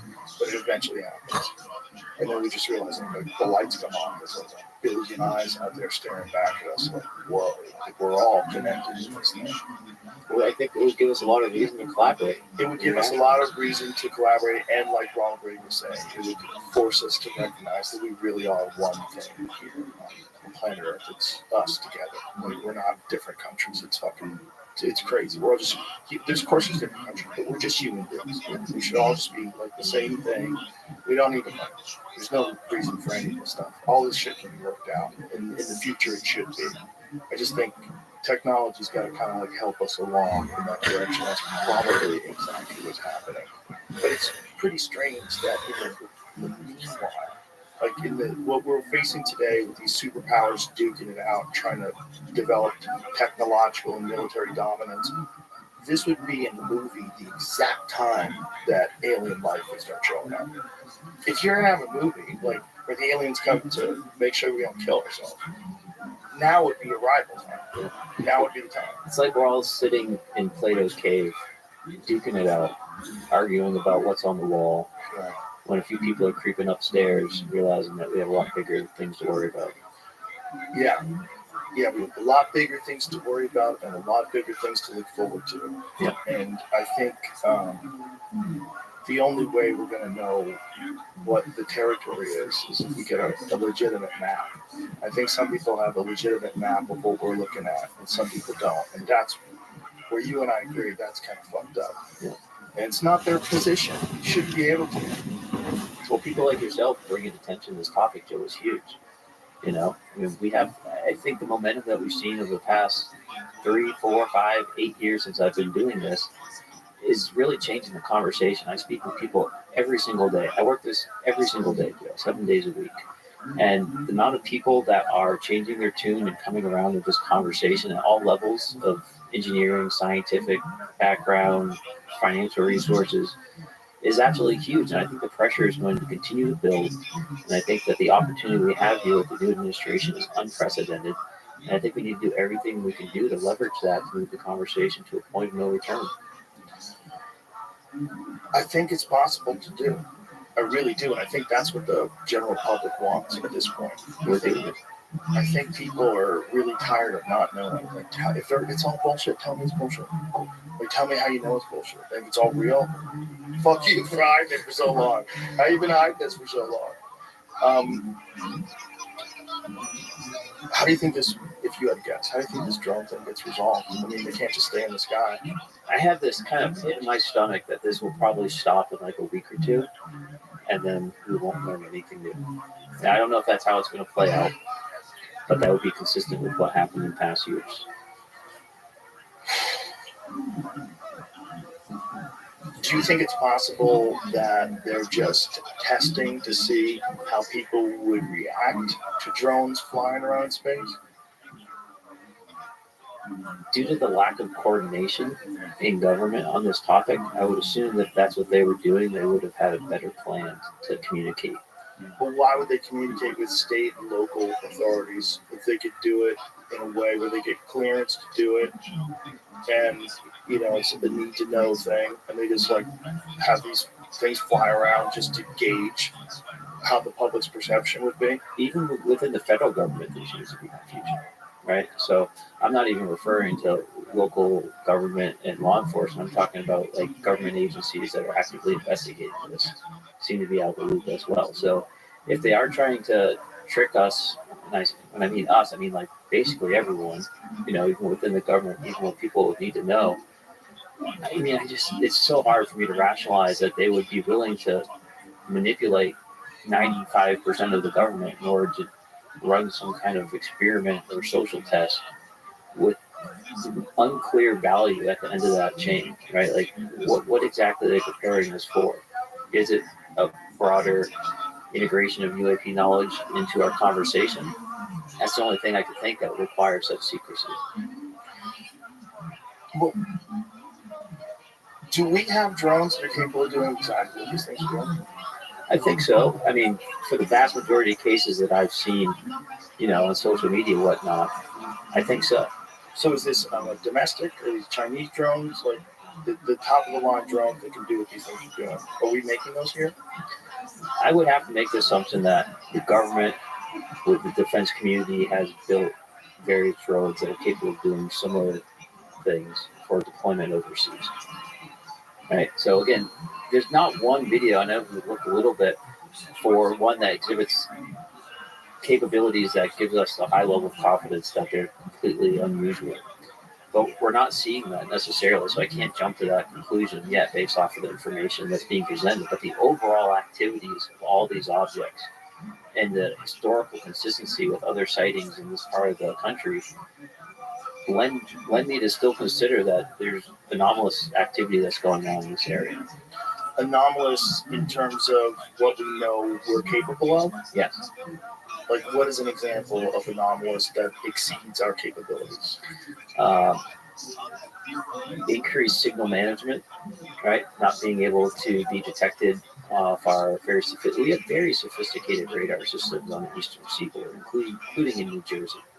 So to have objects that are able to essentially evade those detection mechanisms and appear mysterious and disappear over the ocean or come from the ocean in a way that's untrackable should not be possible. That's why we have these billion-dollar systems. So have we developed these capabilities, and not just radar, but infrared, being able to block infrared, and even being able to detect objects in their proximity and turn their lights off, right? And of course, these aren't magical technologies. We can probably imagine a path there, but it creates a lot of uncertainty about the origin of these objects and their intent, right? Are we trying to evade our own capabilities and cause a mass panic over our own country? Is this a foreign adversary that has had breakthroughs in these capabilities? Not just breakthroughs in these capabilities, but, Iran and China and Russia, for them to be operating off the eastern seaboard is not a small task, right? To load up a ship, have it be stealthy, and then launch all these drones without a point of origin. That's not a trivial problem for them, right? We're the only country in the world that has a true global navy, and it would even be difficult for us to do. Civilian drones, are there civilians operating these? Hundreds of drones without detection, without flaw, without failure, without crashing? Very, very strange that would be the case as well. So again, I look at all these different options and I can see a rationale to say, okay, some of these are not exhibiting capabilities that make me think it came from somewhere else necessarily, but all these kind of facts lined up one after another makes it really anomalous and quite the mystery still. But again, I think we can figure this out. We can get proper technology there. We can go figure this out. And if the government's not going to do it, I will. How are you going to do it though? Without the government, what would you do? There's right now. Say Trump never calls you. Yeah, you're going to figure it out. What are you going to do? I'm going to take RF receivers from Counter Drone Technologies. I'm going to go out into these hotspots. We're going to be looking for the signals that they may be emitting, and then using mobile platforms, we'll be there to be able to detect the strength of the signals, and we'll essentially follow them, see where they go. And that might include, operating an aircraft. It might include a ship offshore that we can hand off this information to so they can track them when they go over the water. It's just a resource problem. It's not a technology problem. So if there is a ship that's launching them off the coast, what kind of technological capabilities would that ship have to be there undetected, where they don't know where these things are coming from? How far away would it have to be where that's even feasible? There's a couple paths. One of them, it would have to be perhaps like a submarine launched ship, right? And we have very good detection underwater, especially off our coast. How many drones could you fit on a submarine? Well, that's the thing, right? So especially car-sized drones, probably not too many. So we're talking about perhaps a different class of submarine or multiple submarines. They probably don't have the ability to recover these objects. Would it have to be a submarine, or could it be a giant ship? I don't think we could have a giant ship off our coast without the Navy or other DoD assets knowing it's there. So satellites and everything. If these things are launching from the water, they must be launching from something that was under the water. That would be my hypothesis. But there's no ship that's been sighted, right? Correct. What it doesn't It sounds so stupid, but did you ever see that one video where they showed this thing? It was an underwater camera. I think it was focused on an oil rig, and you see something flying through the background. Yep, I did see that. Something like 500 knots like a silver flash. Yeah. I have reported from submarine operators of very fast objects under the water. Yeah. What the fuck? USOs, underwater or unidentified submerged objects. I mean, our planet's mostly covered in water. Our sensing underwater is not as good as in the air. There's less traffic under there. It would be, a logical place to set up shop. Yeah. I mean, and how much of the ocean has actually been discovered or explored? It's like 10% or something crazy. Yeah, pretty small. There's insane deep spots that something can just go and hang out. Or move around, stay mobile. Yeah. Well, listen, I hope you get a phone call. I hope you get a phone call and somebody listens to this and says, that sounds like it would be a good thing for everybody if we knew what the hell was going on. If it's possible to talk about. But again, without you out there telling your story, and guys like Commander David Fravor and all these different people that have had these experiences and encountered things and are aware of it and know that it's a real issue, without real credible voices like yourself, this conversation falls into the hands of silly people like me. Like if I'm interested in UFOs, I was interested in Bigfoot for a long time. You know what I mean? Some of it's just fun for me. But when guys like you come out and talk about it, and when the New York Times writes that article in 2017, you get the gimbal video, the go fast video, all of a sudden it's like, okay, this is a phenomenon. This is a real thing. What is it? And why don't we know? And why aren't we being told what we do know? They don't deny it anymore. I mean, within government, when they communicate, it's clear from the Pentagon to the executive branch to legislative branch that yes, there are objects, we don't know what they are, and they seem to be exhibiting capabilities beyond the state of the art. I mean, we're at a point in the conversation where that seems to be pretty widely accepted at this point.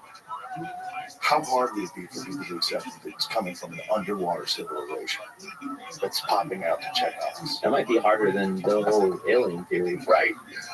It would be almost crazier thinking we coexisted with an alien civilization that's under the water that we didn't know about. Wouldn't we feel foolish? We would feel so stupid. We thought we're the apex predators. We thought we're running shit. It's just hovering over our cities. Listen, man, I really hope you get that phone call. It's always a pleasure to talk to you. And like I said, I really mean it. If it wasn't for people like you that had the courage to come out and talk about these things, because I know there was a long time where airline pilots, a lot of different people just didn't want to talk about their experiences because it seemed like they were silly, and they would be mocked, and it was widely dismissed. And now it's kind of generally acknowledged that something's going on, even from our own government, our own government. So thank you. If it wasn't for guys like you, I don't know where this whole conversation would be. So I hope you get the job. Yeah, please do it. Tell everybody the website one more time. SafeAerospace.org. Okay. Please sign up, and you can report there. Please sign up as well. Instagram. Twitter. Uncertain Vector. X. Yeah. Okay. Thank you. Appreciate it. Thanks, y'all. Bye, everybody.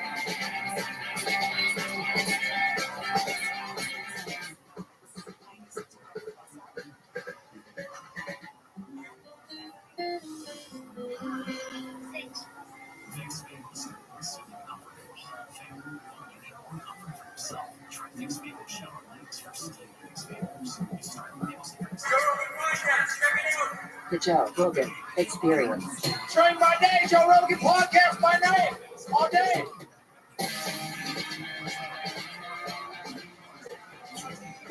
Yes, hey, Joe, what's going on? Good to see you, man. Thank you very much for that extraordinary piece of athletic equipment you brought to the gym. Absolutely. Is there a photo of that so we can show people what it looks like? Yeah, it should be on the website X Factor. And what is it called? It's called the X Factor. Oh, it's called the X Factor. What's the website? SorenX.com. Go to SorenX.com. Check out the X Factor. Sorry, it's actually. Pull it up, Jamie. Pull it up, Jim. Isn't that nice to say that? Yes, man. It's fun, right? It's big. So this is the machine. Yeah, it's actually Judge who was here a minute ago. Yeah, it's a brilliant machine, man. The idea that you could push and pull rotational power machine. It really is a genius idea, man. And for things like striking sports, that's huge. Like the ability to push and pull at the same time while stabilizing your core. I mean, that is undoubtedly going to help people. Like, you're definitely going to be able to deliver more power and strikes. Right, because you take the ground force and then be able to put it through, obviously, with the core. Because that's all three planes of motion, all obviously go through your core, and then puts it into either your feet or your arms. It's just so unusual that you could do something like that. I mean, I guess you kind of can do something like that with cables, with the cable machine, but this seems better. Yeah, because you have a little bit of a balance component as well. But you're right, like you're blocking, let's say you're a right hand, you're blocking on that left leg, you're stabilizing out the right hamstring hip. But yeah, especially when you get that little extra extension, I call it the riblets right there, your obliques, it just locks everything.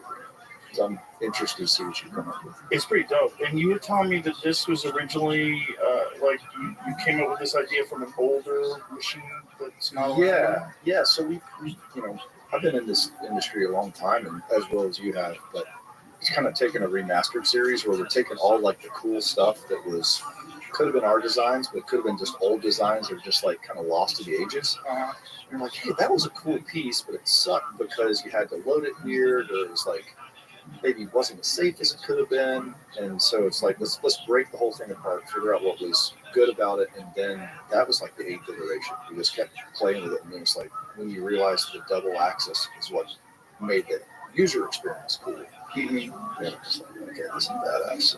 you know, I sent that video to you, and then a couple colleges have already bought them, and then Ryan Krauser, world champion, and record holder in the shop put. It's like, yeah, look, this is all rotational power. How do we turn that on? Yeah, it's so cool today because there's so much social media and there's so many videos and YouTube videos of people using equipment. Like 15, 20 years ago, you had to go to a gym and go, oh, what is that? Oh, that's cool. Where'd you get that? How's that work? The big guy in the gym, you had to like, hey, what's the deal? Yeah. I grew up in the same era where we're going to gyms all the time, and there's a bunch of quacks telling you to do stuff. Always, yeah. And then there's bro scientists. Total bro scientists. Yeah, and then you just like, hey, if that guy's really good at something. Yeah. Back in the day, I would, after I compete, probably much like you, after I compete, I would get whoever was better than me, I would offer to take them out to dinner. And I would just go, hey, like I'd feed them beers until they basically told me how they beat me. Just like, well, how much are you cleaning or what are you doing? Then I would pick up some little idiosyncrasy of training. They're like, oh, we would do this contrast. And I'm like, what's that? And I would just keep digging and digging and digging and give them a figure out. Well, I remember when I was competing, they would tell you to not lift weights, which is so hilarious. They used to say that. They used to say it will slow you down and you'll become tight. Yeah. And I remember thinking, like, why don't you just stretch if you're tight? Yeah, so more horsepower makes the car slower. It didn't make any sense to me. It's like they thought that the only exercise you should do is martial arts itself. Just hit the bag, train. But when do you think that? Well, you got, Bruce Lee would do. I mean, he did some exercises. Did a lot of isometrics. Yeah. He had some lifting, but it was always pretty light. But what would you say was when that changed? I think it was Evander Holyfield. I think it was Mackie Shilstone trained Evander Holyfield when he went up to heavyweight. And I remember myself at the time, so this was in the 90s, I remember thinking, what is he doing? He's lifting weights. He's going to fuck himself up. Doesn't he know that all these coaches have already figured it out? Right. And then all of a sudden, Evander got tracked. Dude, he was tracked. He got dealt jacked. it out. He got jacked. Yeah. And he became a legitimate heavyweight. Also, pretty sure there were some Mexican supplements involved. Yeah, he might have gone across the board. I think it's a strong possibility. The 90s are a good time. I think it's a strong possibility that there was some help. Because also, you never heard of anybody tested positive for steroids back then. No. And I know for a fact that some of those guys were on steroids. I would not disagree. I know people who know people, and I mean, we're all the same. I would fucking put it all on black. Yeah. Well, because up until 91, steroids weren't even illegal as a controlled substance. Do you know who caused it to be illegal? Joe Biden.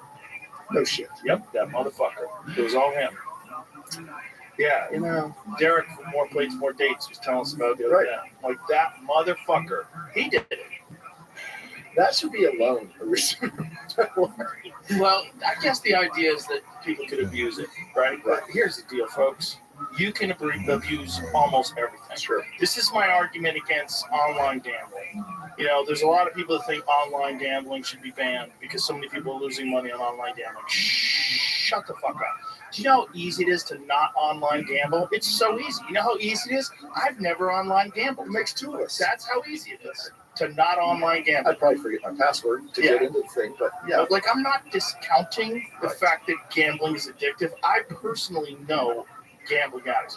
One of my best friends, Dana White, is a fucking gambling addict. He happens to be insanely wealthy, so he can get away with it. But that helps. I grew up in pool halls. I know gambling addicts. I get it. I'm not one. Yeah. So it's possible to fucking have some self-control and discipline and willpower. The weird thing, I've never done crack either. Crazy. It's strange. Crack is everywhere. It's a scourge of humanity. I've never done crack. It's really weird. I've never even seen crack. I've seen it. Yeah, I saw cocaine once in my entire life, which is wild. Based on that is pretty. I know a lot of people. I'm just like, did they just think I would just say no to that because I grew up in the 80s, just say no generation? But I haven't seen. I didn't think it was a real thing since I was in high school. I've never. Really? Yeah. Which is kind of crazy because I know so many people who do coke. Yeah. But I was at a party in high school the last time I saw someone doing coke. No way. Yeah. In your world? Yeah, my world. Yeah. I don't do anything like that. I don't ever fuck around. I've never done coke. I've never even thought about doing it. But Never had the desire. Because I was around people that were abusing it when I was in high school. Sure. So I was like, okay. do you think that's because you're such like a strong personality and like kind of role model to people? Like, hey, Joe's not into that. Like, keep it away from him. Do you think they're like respectful of that and just kind of know the deal? They just know I don't want it. Yeah, I think so. I'm just not interested in anything that gives me more confidence. I'm not interested in that. I got plenty of that. I like humility. I'm looking for humility. I don't like confidence boosters. Yeah, I don't like anything that gives you like a ridiculous sense of like your abilities. Like I'm not. I'd rather be humble. Like, Yes. I'm not interested. I mean, delusion is a strong suit. Sometimes. Yeah, no, and it could get you found up too. Definitely. Yeah. I think it gets you pretty far, and then your fucking wheels come off. You see what it did. It's like when you're skateboarding when you're a kid. You just You see a guy on a motorcycle, and you see when they do that, and you're like, no! This episode is brought to you by the Farmer's Dog. Dogs are amazing. They're loyal. They're lovable. Like, just having Marshall around can make my day 10 times better. I'm sure you love your dog just as much, and you want to do your best to help them live longer, healthier, happier lives. And a healthy life for your dog starts with healthy food, just like it does for us. There's a reason having a balanced diet is so important. So how do you know if your dog's food is as healthy and as safe as it can be? Well, Farmer's Dog gives you that peace of mind by making fresh, real food developed by board-certified nutritionists to provide all the nutrients your dog needs. And their food is human grade, which means it's made to the same quality and safety standards as human food. Very few pet foods are made to this strict standard. And let's be clear, human grade food doesn't mean the food is fancy. It just means it's safe and healthy.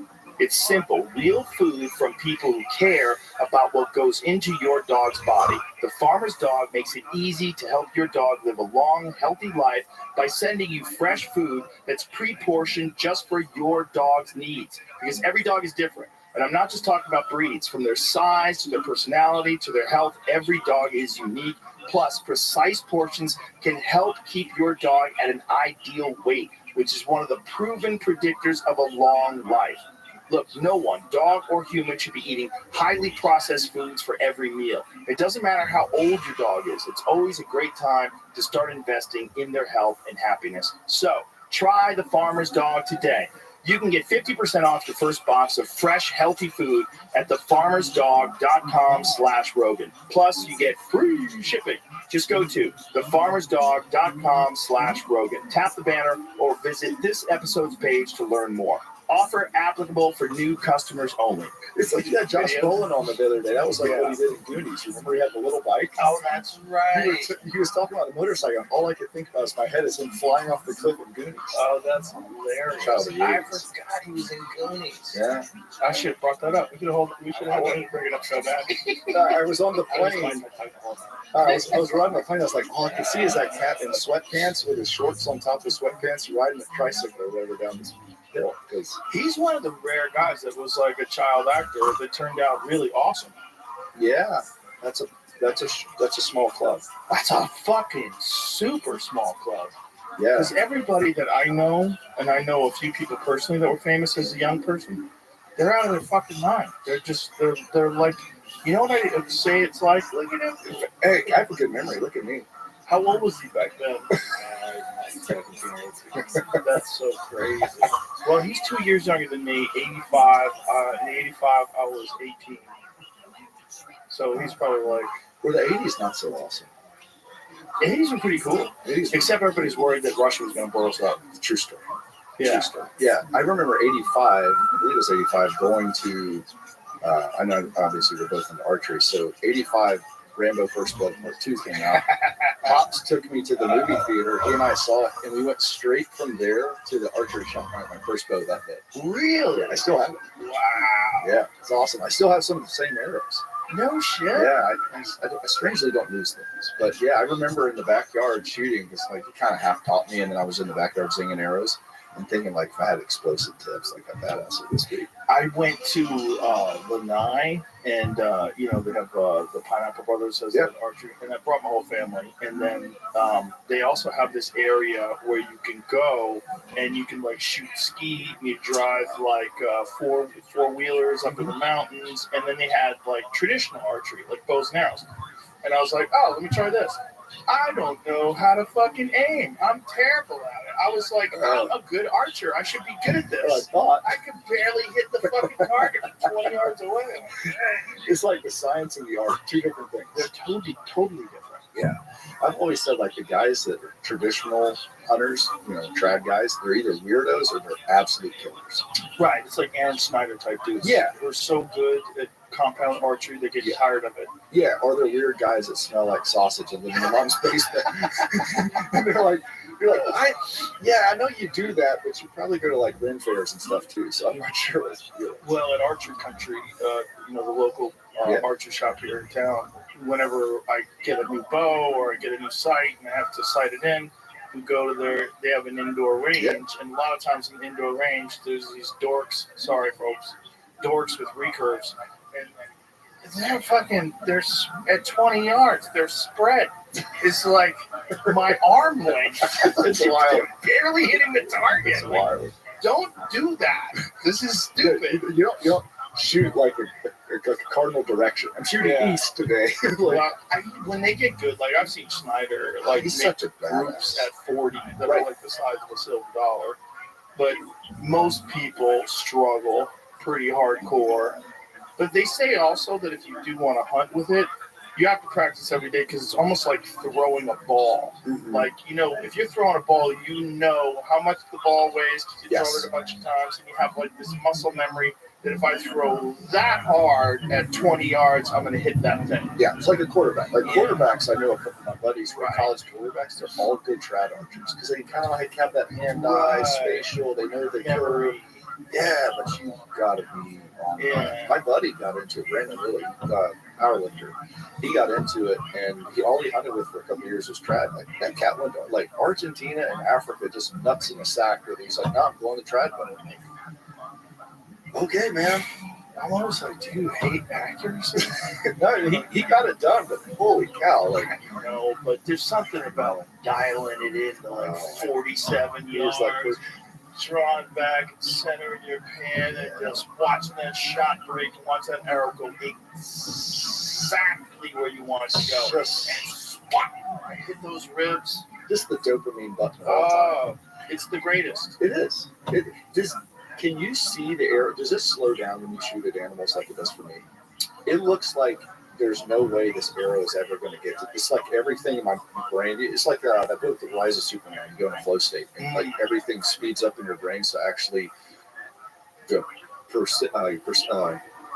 perception all lengthens out. They say your brain actually starts firing 3 times faster the little pictures. So that's why it slows down. This morning, I watched that arrow just right-handed turn. I'm like, that deer's going to move. And it was only 27 yards, but I'm watching. But when I'm shooting targets, I'm just like, man, I don't seem to think that. No. Really? No. I always think it takes forever to get to the thing. No. I'm trying to think of when do things slow down for me. No. Jiu-jitsu? No. Jiu-jitsu just, when you're really in a good state, it's just almost like you're not thinking. It's like all of a sudden you have an arm bar. It's like, so it is a flow state. Yeah, just it's a complete flow state. But it's a flow state that's established after thousands of hours of drilling. And that's the most important thing in jiu-jitsu really is drilling. Everybody loves to roll because it's so fun, because it's like you're playing a video game. You're trying to kill each other. But the really important thing is drilling, and drilling with like a certain amount of rigor, like a certain amount of speed and intensity. You're not trying to hurt each other, but you're drilling with like intention so that your body is completely accustomed to these movements. Like your body recognizes these movements, and like you slap that elbow, grab that armpit, get that arm dragged, and you get the choke. It's almost like it happens before you even know it's happening because your brain is so it's just wired in there. Your whole nervous system knows exactly what to do. It's like a cascading effect, like a if-then kind of deal. Now, is that super slow drilling, and then you just go to speed? No, I think the correct way to drill is you drill with a little resistance from your partner. Like, you don't want to put your partner to go limp on you. Sure. But just a slight amount of, like, you have to have good partners, a slight amount of resistance, but then go through those motions with like a little bit of speed, but not like full blast. Sure. But the whole idea is just get those numbers in. Bam, bam, bam. Eddie Bravo is the best explanation for this. He says, you know, when you tie your shoe, you don't think about tying your shoe. You just go, bing, your shoe just ties. Right? Because you tie your shoes every fucking day. Right. You know exactly how to tie your shoes. Once you learn how to tie your shoes, it's bing. He goes, that's what jiu-jitsu move is. It's like, it just gets in there. And you don't, sometimes you don't know what's happening until it's happening. All of a sudden you have a triangle.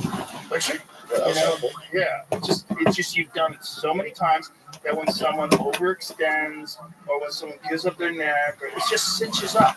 It's just one of those things where your whole nervous system is just pre-programmed. It's very specific movements. Yeah, so you've taken all these little closed skills, which are replicatable, and then put them in an open format where, like the if-then scenario, like the flow chart of this thing, go. And the best guys are the guys that drill constantly and then also study and take notes. Like Gordon Ryan, that's his belt. Gordon trains 365 days a year. 365 days a year. And so he doesn't take any days off. He doesn't, and he trains all fucking day long. So if you want to beat him, good luck, because you have to catch those numbers. You have to bypass those numbers somehow. It's not like he's not talented. It's not like he's not intelligent. It's not like he's not physically strong. So he's got all those attributes already. Right. And then you have this insane work ethic along with dedication to technique. Yes, and you'd have years or decades to catch up. Exactly. You just can't. And so there's too many guys in jiu-jitsu that were just like big muscle heads that would just like muscle a move and just give a lot of grunt. And you're never going to be the technique guy who's just as strong as you. If it uses less percentage of your power and everything to get the same job. Also knows exactly where to be. Like you might not know exactly where to be because you've gotten away with a lot of stuff because you're big. You know, because you're big and you're strong, and you push through stuff like big guys on their back. Like there's a lot of big guys, they get on their back and they become turtles. They don't know what to do because they never get put on their back. Because they're training. If you're a guy who's 250 pounds and you're in a normal jiu-jitsu gym, what are the odds there's a 250-pound guy there? Most guys are 190, 200, maybe there's a 210. Right. There's not a lot of really big guys. 6'3", 250. Yeah, it's rare. It's rare. So you usually can push these guys onto their back, and that's easier to do. So you probably do that more often, and you like smashing people, so you smash all these people. But the problem is then you never develop a bottom game. You never develop a guard. You never develop the ability to get out from under a big guy and do it technically. You know, get that underhook, like, you know, work for a deep half, like, figure a way to get back up to your feet. You're just always used to, like, overpowering people, and then when someone's bigger than you, you're fucked. You're fucked. So, were you always strong? Like, well, I was always strong, but I didn't really start lifting weights until I got into jiu-jitsu. Okay. I mean, I always lifted a little bit of weights. I always worked out a little bit, but I was more into kickboxing than anything. Sure. But when I started doing jiu-jitsu, I was like, oh, being strong is like a big advantage. Yeah. It's a huge advantage. Yeah. Which is interesting because I was watching this video where these guys were talking about this, these wrestlers. And they were saying that wrestling has always acknowledged that power is really important. But for some reason, jiu-jitsu, they would like to pretend that it's not important, that technique is everything. Was it cultural from where it was? Like with the Gracies and with like... I think technique is more important, right? Because if a guy doesn't have technique and he has strength and you have technique, you can beat him. But you can't discount really that's what's strong. Right. But you also can't discount a guy who's really fucking strong with technique. And they're not mutually exclusive.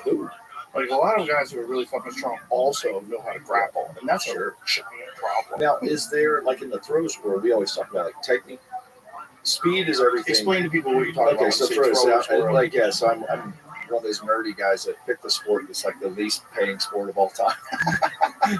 I was a hammer thrower.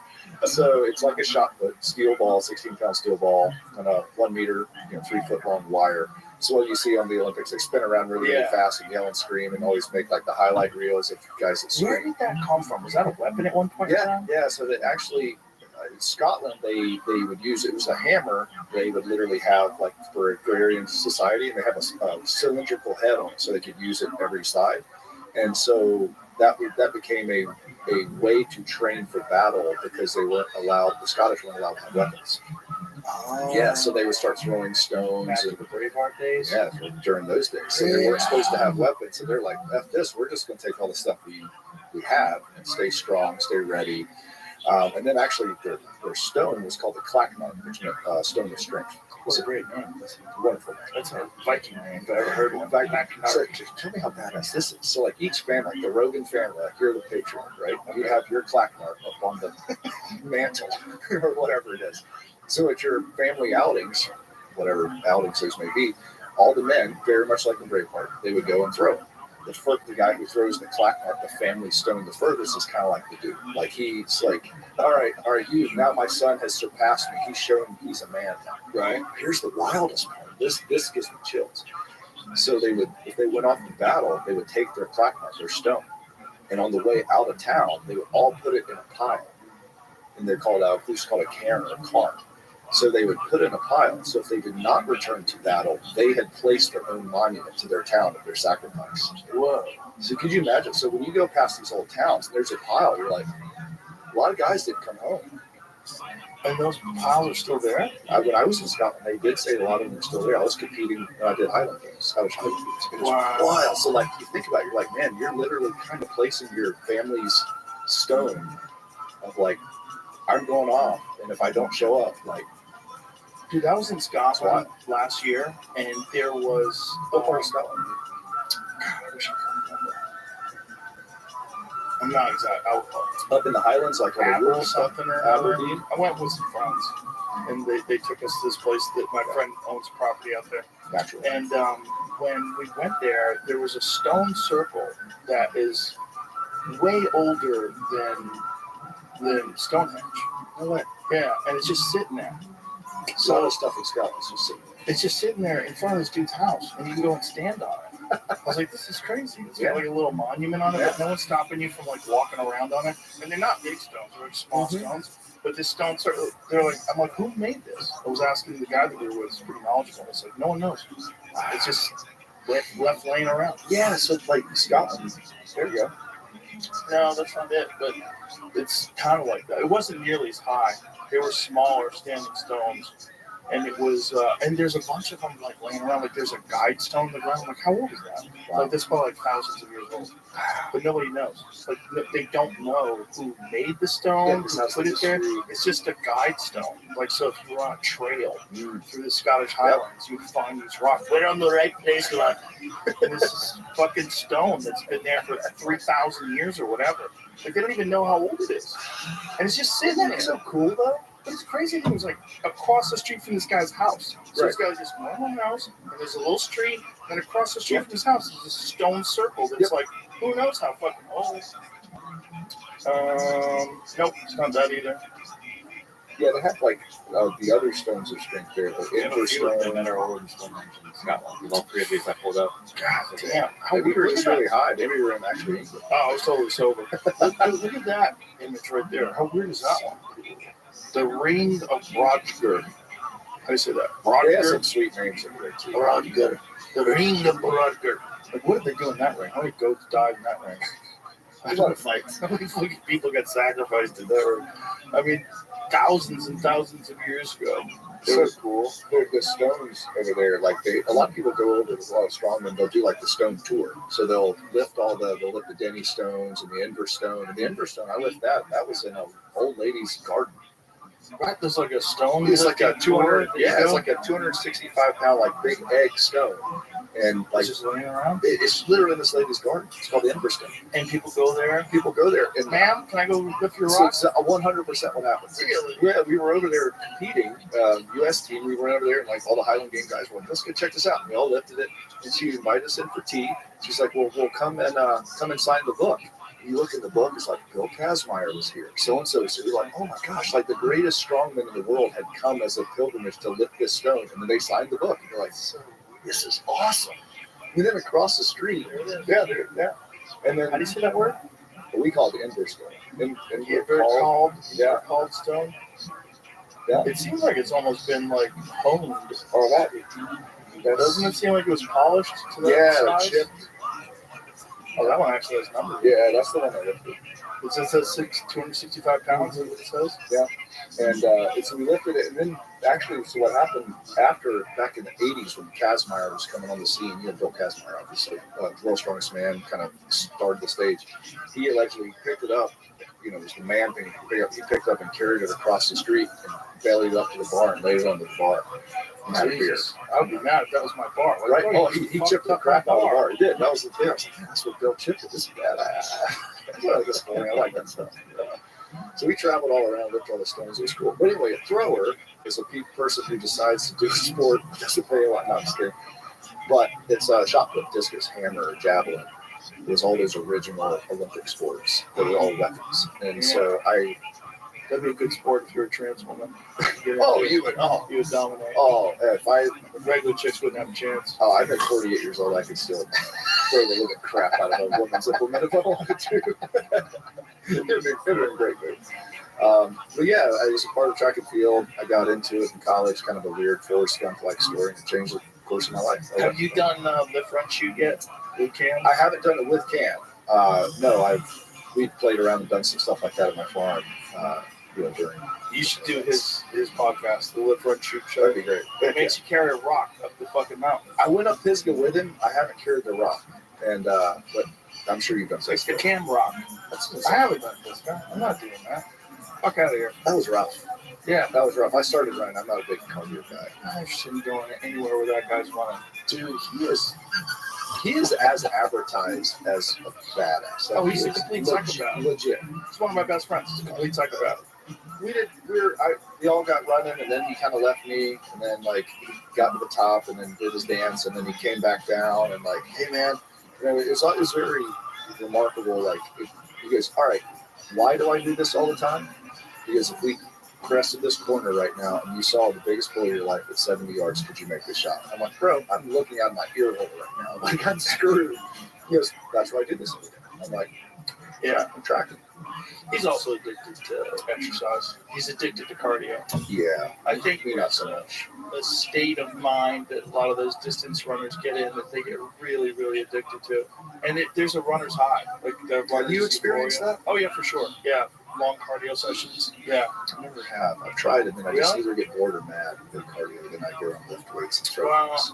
You've got like that power, strength, throwing background, it's like it doesn't really benefit you to be really into cardio. Yeah. It actually probably would diminish some of your strength. Like heavily. Yeah, Greg Glassman back in 07 when I was throwing Highland games, he was like, you have to do cardio or you do CrossFit. And I was like, why? And he was like, no, it'll help your throwing. I go, the CrossFit guy? Yeah. Doesn't look like it works out at all? That's the one. Yeah. I'm not taking advice from you, buddy. Well, I was sitting there, I was like, I'm 265 pounds. He's like, you should do CrossFit. I'm like, I'm trying to be the best thrower in the world, and that has nothing to do with any of this other stuff. Yeah, I have a golden rule when it comes to taking advice. I don't take advice from anybody who looks like shit. That's sound advice. If you look like shit, I'm not taking advice. I know he had like some physical problems, right? Yeah, something's wrong with him or something. But the bottom line is, unknown and unknowable was not my sport. My sport was extremely known and extremely knowable. I know the Olympic trials are on this day, and I need to show up and play really fun. And also, if you want to be a power lifter, or if you want to do some just completely power focused exercise, correct, it does not benefit you to spend time getting in like extreme cardiovascular shape like you do need to do what kind of running your Cam does. Yeah, and it's not even not beneficial, it's detrimental. Right. I mean, we would joke, like, why run when you could walk? Why walk when you could sit down? Why sit down when you could lay down? Like, as throwers, that's what we would do. And we would lay down every chance we could, eat every chance you get. Right. And we're like, I'm going to stand up and do something really hard and fast for 3 seconds. Right. And I'm going to go rest for a while. Yeah. Call me when I'm back up. Yeah, I mean, there's different things have different requirements. But if you want to be a mountain elk hunter, what he does is very beneficial. I just can't run. I have a bad left knee that's been really bothering me the last few years. Yeah. And I just twisted it again this September. Yeah, you were saying your sciatica was what you. That was another problem. That was from overuse of, it's just being stupid. That's overuse of archery. So I was, because, I have two bows. I have a bow that's 84 pounds and a bow that's 90 pounds. So I'm pulling these 90-pound bows 100 times a day. Are you shooting that many times a day? Oh, yeah. Oh, yeah. Oh, you have to. For that moment when like a fucking giant bull walks in between the trees and you have a 70-yard shot, you have to 100% be confident that you can make that shot. So I'm shooting at 84 yards over and over and over and over. Oh, I'm obsessive. But the problem is I developed like tendonitis in my lower back. So it's overuse for the stabilizing, from like holding yourself. So it's the pulling. I'm sure that's it, but it's also holding it right there in that position. And it's all in my right lower back. But it's much, much better now. I started doing this thing called New Fit. Okay. I talked about the other day with Derek, where they're doing electrical muscular stimulation while you go through exercises. It's really helpful. Really? Yeah, it's been 3 It's like weeks. a microcurrent or more like a... It juices you up. Like it's, all the muscles contract. Like stem kind of. Yeah, but it's very strong. So this is, and you can crank up the intensity. So this is some of the shit, like you saw Mike Tyson when he was training for Jake Paul, he was doing that. Like, what I think it's really good for, I don't know if it's good for a lot of these things, but it's really good for rehabilitation. Sure. For rehabilitation, I think there's tremendous benefits to it. And I bet there's some benefits for athletes for working on specific things and doing it while you're getting juiced up. But man, for me, it's helped me quite a bit. Pretty quickly too. Like 3 Was it weeks on later. that specific spot, or are they firing something else? No, that's right. Firing a lot of different parts of your back. So it's like both sides of my back, my obliques, my core, and just going through a bunch of rotational exercises and a bunch of different things to strengthen the lower back. Just, you're getting a lot of blood flow through there and stretching it. And I was getting pain and I was like, shut up, pussy. And I would just ignore the pain and then it just got bad. It got bad to the point where my hips were getting kind of numb. And when I was hiking up hills, like in October, when I was hunting in October, it was bothering me a lot. I was like, okay, I've got to really do something about this. Yeah, because you could be, talk yourself in or out of something really hard, but if it's something that's just going to be chronic, like, well, I was turning it chronic. Yeah. But it's a lot better now. Good. It's a lot better now. And it's only been 3 weeks. Oh, that's great. Yeah. My knee is still fucked, but not totally. It's What's the mostly knee from? soft tissue. I twisted it crossing slippery ground in September. And I've had a lot of problems with it. I've had 2 knee surgeries. I had my ACL reconstructed. I had a meniscus piece removed. And then when I was skiing, the last time I skied, last and final time I ever skied, this lady didn't know how to ski. She slid into the trail, and I had to try to not wipe out, not hit her rather, and I wiped out, and I got what's called an insufficiency fracture. So it's the bone fractured at the top of my shin, my fibula, or my tibia rather, right where the cartilage is. And so, that created quite a bit of pain. And then I twisted it again one time when I was about to get on stage. At Stubbs, I was going to Stubbs, which is like this outside concert venue, and I was looking at my phone to turn my voice recorder on so I could record. And as I was doing it, I twisted my knee on this concrete step, just yanked the shit out of it to the point where my leg was shaking while I was on stage because I was in pain. It looked like I was super nervous, but it was really just pain. Because I would think at this point you get super nervous on stage when you're talking. No, once I'm up there, I'm not nervous at all. You still get nervous beforehand? I get excited. Yes. I think anything you do that you really care about, you should get excited. Yeah. I used to call my national leg when I would go to national championships in the hammer. All year I'd be fine. And when I wind the hammer on the first one, when I took the hammer back, my right leg would bounce. And I'm like, there it is. It was one throw a year, and it was like, we're back. That's an adrenaline. Oh, it was adrenaline. Physically, you're peaking for it. You're like, this is the day I have to compete. Even you know how it was. Yeah. But you're like, this is the day. And like everything else is kind of work. And then you're like, I'm cashing out today. I get to cash out today. I get to and then it's like, oh. Yeah. Doing exciting things is really fun. And it's so important for you to grow as a human. Do something that scares the shit out of you. Do something that excites you. Do something that's difficult. Yes. Yeah. Yeah, it's almost, I don't know, sometimes it's good when it's a more dynamic where you don't know when it's going to happen, but looking forward to something is pretty badass too, because then you can start focusing training or focusing efforts and then going through like almost stages of guilt, the stages of excitement. And you're like, okay, I'm excited. Well, I got this. Back and forth. Yeah. That's good. Yeah, that's what it is with everything. I mean, I think it's these processes of like recognizing there's a goal, working towards it, solving problems, working hard, pushing yourself through discipline. That's how you grow. And it's like that's how everything grows, right? This is how your mind grows. This is how your body grows. This is how your life grows. Like you have to do stuff that's hard. And then you get better at doing stuff that's hard. And that's how you get better. Yeah, and then you level up and do this next wilderness. You're like, all right, well, what's the next? But when that alarm clock goes off, it's so hard to know that. You know all these things. But the force of the bed, the gravity of that warm bed. It's cold in the room. Oh, especially like shout out to people who live in like Alaska. Oh, they have to get out of bed, dude. Fuck. I'm sure you've done some hunts where you're in a tent or something. Oh yeah, and then you're like, I know I really want to get out there, but this you're like my boots are frozen. And maybe that bull would just kind of walk me this way. First time I ever did was in Steve Brunel in Montana. Oh yeah, I remember seeing that. It was 9 degrees. 9 degrees in the morning. Jesus Christ, it's so cold. That was the hunt that started it all for you. Yes. Little forky kind of buck. That's it right there. Oh, okay. That's the buck. Yeah, that's the first buck I ever shot. That's him. Yeah. The buck that launched 1,000 hunting careers.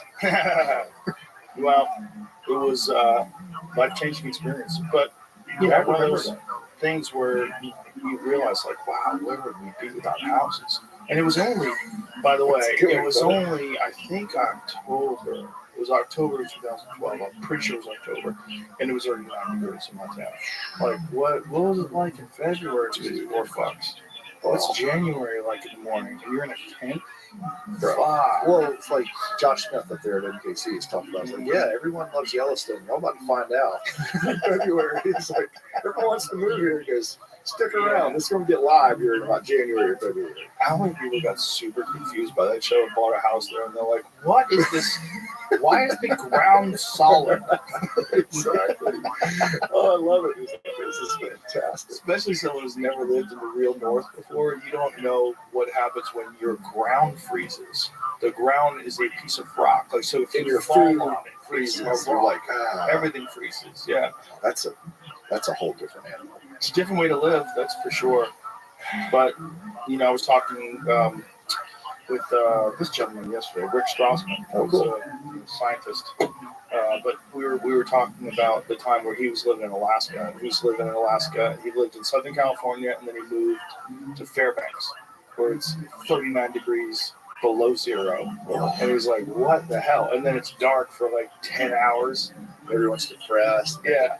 Or we're not dark for 10 hours, rather. It's only light for 4 hours. It's light for 4 hours, so it's dark for 20 hours. Yeah, fuck that. Have you've been to Alaska a lot, I would think. You like it? I like the people up there. They're hardy. They're different kind of human.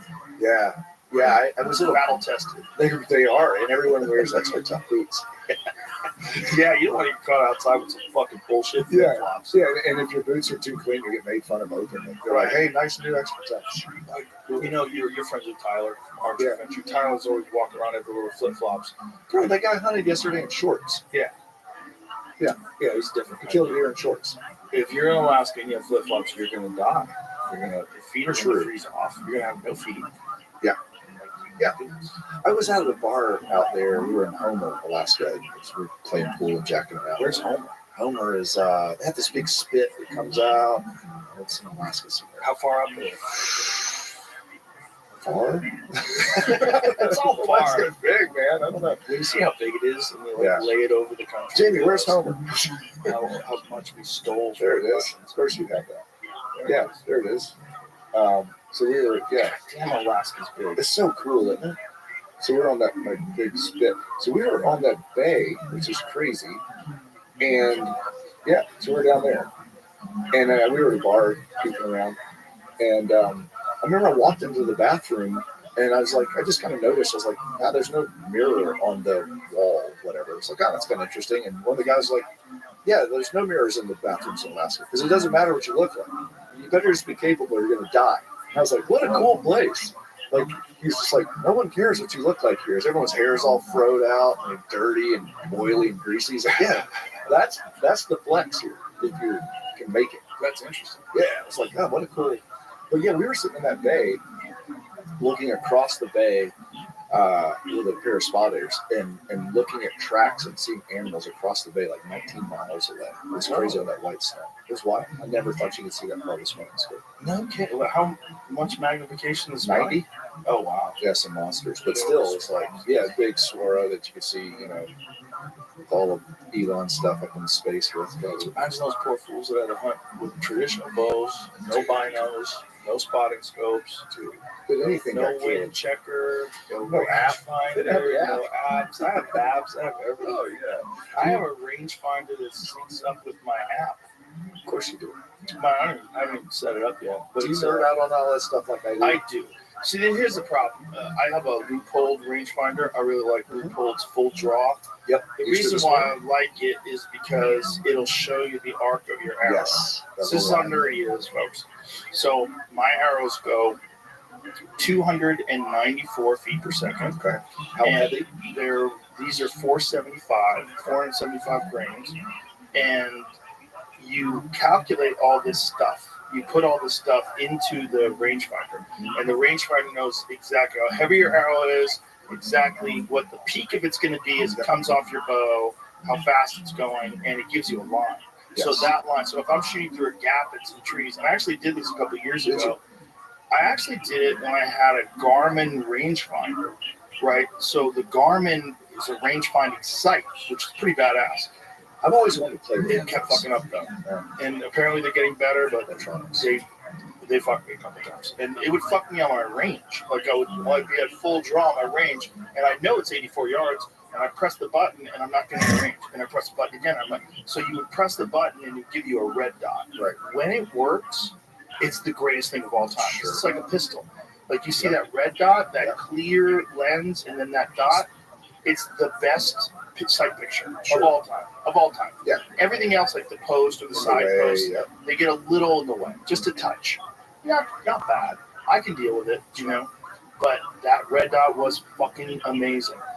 So I'll show you the bull afterwards. I shot this big bull, and he was coming through this gap, and I wasn't sure if the arrow was going to make it there. So I pulled out the second one, and I clicked on that, and I got the height of the arrow. I knew I could make it, and then I used the range-finding sight. So a man that knows his tools. The opposite of these guys with their traditional bow point. Like I'm using technology. Sure. So the new Loophole, though, the problem is it doesn't have this height thing in it. But the new one, when you range an animal with Onyx Hunt, so you range the animal and it puts a pin down where that animal is. Yeah, I actually had I was one of the test subjects for that. They sent me, probably 2 years ago, I was hunting a Deseret with it, giving them feedback. We found a mule deer the day before, and I ranged him, marked him, and we went back the next day and I shot him 14 yards. That's crazy. It was awesome. That's crazy because you can go back to the actual spot where he was. Yeah, it threw it off to my phone. And it was like I can't remember what it's called. It's the range, but it has like the LS. Something 500. 500, yeah, something like that. So you find it, Jamie. Yeah, it's pretty dope. It's super cool. I love Loophole shit. I just wish their glass was as good as Swarovski's. Yeah. Everybody, I say that about everybody. Like Vortex makes awesome binos. For the money, you can't beat them. Especially their HDX series, those really high-end ones. They're fucking great. Until you put it through pick up those NL Pures, and you're like, you're like, it's almost like I wish I never lived through them. Oh, that's the RX 5000. Yeah, that thing is bad. It's pretty dope. So it syncs up with your Onyx Hunt. So you can show you how it works there. So what's really good about that is not just you know where you hit where the animal is. So if you have to go around somewhere and get back to him, you'll be able to get back. You're trying to get away from the wind. Well, the spot and stalk is so nice because we were hunting mule deer in Arizona, and same thing. You're circling around, and your depth of perception. I've been 200 yards off. I feel like this is more designed though for the rifle hunter, and this is like they're even showing guys like going 2,000 yards with this thing. I feel like for the bow hunter, they just need to add that. Maybe they'll just make it too big, but add that height of arrow technology. I don't know why they wouldn't put that in there. Yeah, because I can't use it. I need that. That is so huge for elk hunting. Yeah. For me, it's like gaps or everything. I want to be able to be sneaky and just make my way around a tree. Just give me this. Give me this much, and if I know that the arrow's never going to hit the top or the bottom, I'm golden, and I have full confidence. Because otherwise, it's a mind fuck. Because I'm sure you've had arrows hit branches. Oh yeah. It sucks so hard. Yeah. Yeah. Good there in Cleveland somewhere. A few years back in Utah, That one I have pulled up had a TBR was made for ballistics. 4, I think, this morning. These are all for archery. Yeah. Yes, the TBR, so you're right. Yeah. That is that one is a similar one. That was like, I don't think that's as sophisticated though, and I don't think that has the app. I think the RX one's the one with the app, but I have that one, the full draw 5. I don't go anywhere without that. It's the shit. That is to me. I've had a bunch of different ones that were really cool. Like Aaron Snyder turned me on to this Nikon a while back that was image stabilizing. That was a game changer. That's a big deal because you could really like get it right on the animal. Yeah, image stabilizing rangefinder. Yeah. I use image stabilizing binoculars. Have you used those SIG ones? I've used cams. I tried that. Those things, pretty dope. I'm running 16s. Yeah. Oh, right. Because you can just hold them. You just hold. I've run Swaros since 1999, and I started leaving mine at home because I like the SIG so much. And they did the new HD, so it has a better glass. Now, it's still not as clear as Swaros. I mean, that's just me. But because you could stabilize, I could run 16s. And I'll run 16s in the woods because I could just peer through everything and that cool. I ran 12s in the woods this year, which is a little too much. When you're not stabilized. I usually run 10s, but like sometimes 42s. Yeah. Sometimes when you're looking at something that's really far off, you're like, I don't know if that's a good bull. Is that worth chasing? Yeah. The 12s make all the difference in the world. But what I do is I grab my baseball hat. I learned this trick from Remy. Oh, that's a good idea. So what you do is Remy's are killing something. You clip that sucker down tight so your hat's on tight, and then I'll do this. And I'll hold my binos over here. Or take my bow and put it here and then stack it on top of the bow. Press the bow up against your chest so it's not going to go anywhere, and then stack it on top of the can of the bow. A lot of guys do that. Sure. But Remy taught me this one, and I think this one's super legit. Just hold on super fast too. And you could tuck your elbows in like this, and you could really keep it stable. If I couldn't do that, I wouldn't use 12s, but I don't think I'm going to use 12s anymore. Really? No, I think 10's the way to go. Maybe even 8s, because you get a bigger field of view. Yeah. Because a lot of times I'm seeing stuff through trees, and I'm sneaking around. Like I like to, I'm a big spot and stalk guy. I've tried a bunch of different hunting. I've tried ground blind. I tree stand hunted with Dudley. Yeah. That you can go fuck yourself with that. Sit in those trees all day. Fuck that. I am way too ADHD for that. You'll find out if you're crazy. Oh, I'm crazy. Yeah. I'm definitely crazy. Yeah. I don't like it. I don't like being up there in the tree like that. Here's my question, though. I was just in Missouri. I went to our farm. I was there 6 or 7 days, and we sit 30 minutes before the 30 minutes all day. Yeah, you have to. So it's, but I would think with as many people as popping on you and all this stuff, like, it was nice because for me, I'm like, I'm quiet. I could just be. I enjoy that part where I could just unravel and think through problems. But yes, you go crazy and then you burn out your phone because you're like, and I'm going to search for the dumbest things possible. Buy stocks. 100%. You're just sitting. Also, you don't realize, like, if it's 30 degrees out, like 30 degrees is no big deal. You can walk around 30 degrees. But as soon as you're sitting there, dude, at 30 degrees, you get so fucking cold. So you're not moving. So you're not generating any heat at all. Yeah. So then you're in this body warmer suit that you're like in a big snuggie. It's a big old oven. My hands are in here. But the problem with that is if a deer comes in, you gotta all you gotta the make all that noise. You gotta get out of it. All this movement. Grab your bow. So you really shouldn't do that. So you try to go with a puffy, but you're still freezing. So then I start doing Bruce Lee exercises. So I'm up there fucking One thing I realized, I was so cold I had a hard time pulling my bow back once. Yeah. I was going to shoot this deer, and I was up in that There in stand for Iowa? like 4 or 5 hours. Yeah, in Iowa. And I go to pull that bow back, I'm like, Jesus. Well, because you shoot them. Yeah, but I was still cold. Oh no, I'll sit there and just do like, like I had a 95-pound bow for a I while. remember you made that one I couldn't draw it on my knees. I had to stand up. You know how I found that out? because I was on my knees right behind a bush, and an elk walked behind. I'm like, fuck. God damn it. Yeah, that's And I was in a helpful. weird spot too, where I only leaned on my left leg too. Like, so it was, it was like I was on my knee, but I was even on my left knee. It was like a fucked up Right, hill. you don't have a good. Yeah, it was like my right knee was up like this, my left knee was down there. Like, this is bullshit. That bow was crazy. I remember It would when you shoot texted. 540 grain arrows, 305 feet per second. Bro. When it hits, it was just like, wow. Like, I remember we were shooting at the Deseret, and we were all shooting at 100 yards, me and a couple of these guys. Yeah. And they shot first, and then I shot. And the guys go, "What the fuck are you shooting?" Because Yeah. that bow was The so KE flat. was still rolling. He goes, "That bow is so flat. What is that?" Oh, this is a 95-pound bow. It was the dumbest thing ever. I remember you saying, he was like, this thing's preposterous. It was so dumb. It also had a really short brace height, so it was super sketchy. So if you moved your hand, it was so unforgiving that if you moved your hand even slightly, you were off target by 6 inches. Oh, jeez. Yeah. Just really twitchy. driving a little Tokyo Yeah. drifter around. All It was so dangerous. Not dangerous, really, but like you just wouldn't. Yeah. I wouldn't trust it. I Yeah. killed a couple animals with it, and I stopped trusting. Yeah, and you get to put it on the wall and go like. Well, then I went to an 80-pound bow from Hoyt, and I was like, oh my God, this is so much better. It was like 15-20% more accurate.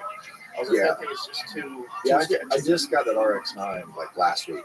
Oh, that's great. Yeah, I'm shooting 76, but I'm 30.5 inches, so I got pretty good stroke on it. Oh, yeah, man. Yeah, I need some extra horsepower at 28 1/4. I need like, I'm shooting 520 grain at about 282. So it's moving out. That's great. Yeah. That's the guys like Randy Ulmer. He likes 265 to 280. Yeah. He thinks that that's the range where the I've heard arrows are like the most accurate. There's this thing about having too much fucking whip. Yeah. There's too much, and it's almost like too much flex on the there's arrow. a lot of flex on the arrows, and it's probably more subject to wind drift when they're flexing like that. It's like when we used to throw the javelin, there was different rated javelins, and you could be too strong for the jab. And so if you don't pull through the tip perfectly, just like arrow spot. Right. And so you have a 50 meter jab, 60 meter jab, 70 meter. And when you start getting strong, you could bend a 50 meter jab like a banana. Whoa, like Lamar from Okay. But yeah, That makes sense. That it would be just like arrows. Yep. Because you for gotta- folks at home, say if you have a 50-pound bow, you could probably get away with a 320 green arrow, 330, 350. So the higher the number, the more flexible the spine of the arrow is, and the lighter the arrow will be. Right. So shoot two. I like a nice. Yeah. If you're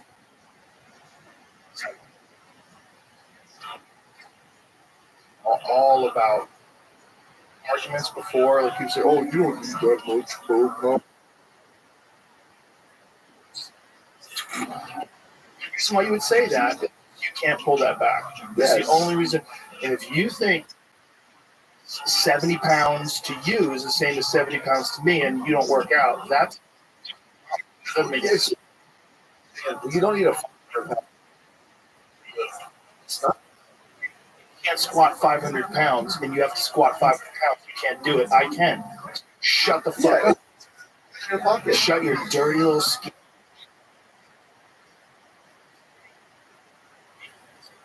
It's stupid.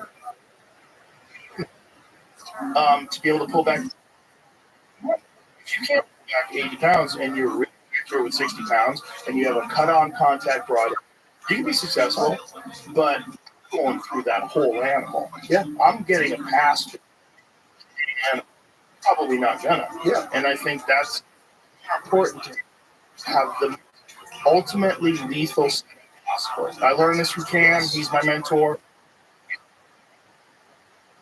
His whole shoots a 90-pound bow as well. It's like the most amount of power, and you want to make a big fucking hole on the die like that. Well, with any, if you can handle it, advantageous. It's stupid. That's why race cars have is more advantage. You know, if a Formula One drivers figured out 4,000 horsepower engine handle, they would win. They would win. Right. Like, or if you could harder than everything.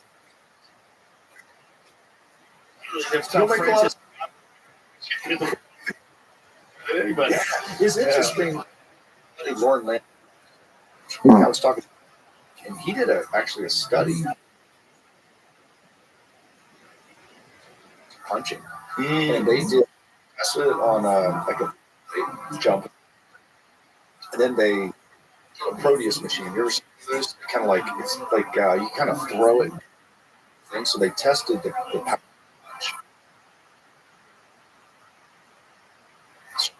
They also did trap low deadlift, and then, like jam around punch. They had the sequence, and he had a double-digit increase. Equated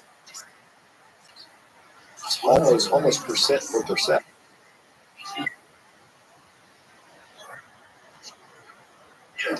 Or now, as long as it doesn't score, but that's very. The way it takes away sore,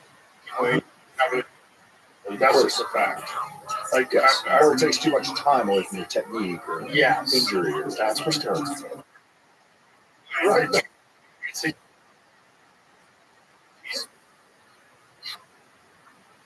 Jiu-jitsu, so he's a wizard. So he's like a dragon test. Yeah. But you ever seen him with a shirt on? Oh yeah. It's them photos of Gordon. Yeah, he's yeah. Have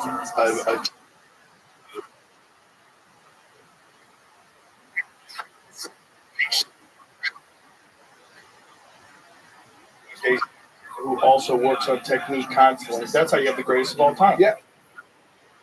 All those guys like Galvao, too. It's a level playing field. Right. The lifter. Yeah.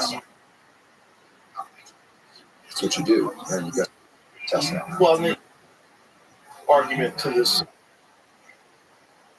like with grappling, like Gordon, and you're built like him. Yeah. Giant. In all of life, there's fucking. Let's get the squat down. Really pan out for me. One thing is really train small. With a guy who's small, you'll learn to use technique. You're a big guy. If you strength, you could squish people's necks and throw them. So you learn jiu-jitsu from like a Barrett Yoshida, a Hoyle Gray. There's a few just over here attempting small ass jiu-jitsu because great. Because they don't for power and arm and get you into a certain position just from raw horsepower. Sneak it in. Everything perfect.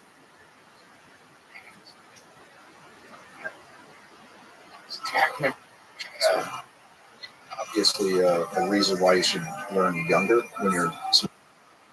Well, it's always good to learn young because, first of all, it becomes a natural part of your movement. It's like as your body matures, your body's. I think it's more important with striking than anything. It's very learns how to strike while they're already physically mature and reach the level of like a Floyd Mayweather. Because that guy, as he was a child, his body, his reflex, and he's.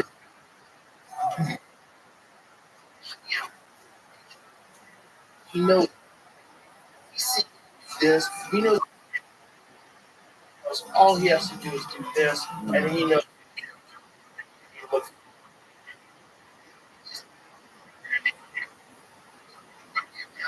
You would build that up after 28. You're gonna be. You're never gonna.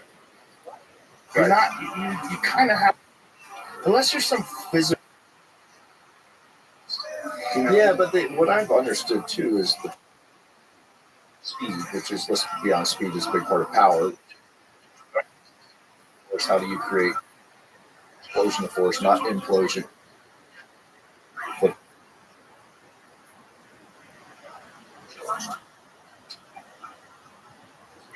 yeah, that's why there's in everyone gym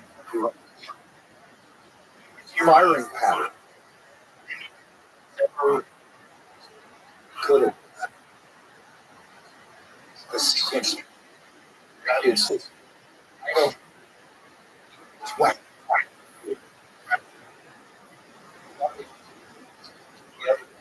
At lower speed. When I teach, there's certain really hard time doing fluidly. Mm-hmm. You know, people are, and they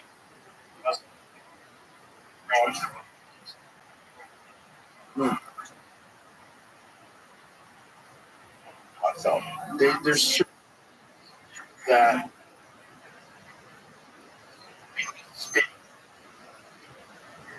the whole fluid. You know, I've told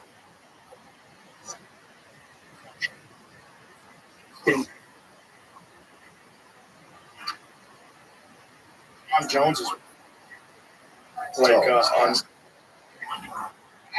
that guy's a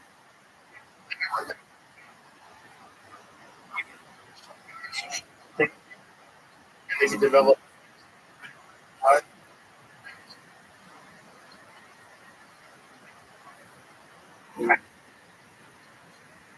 20. What other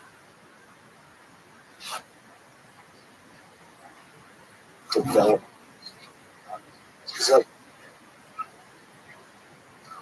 Yeah.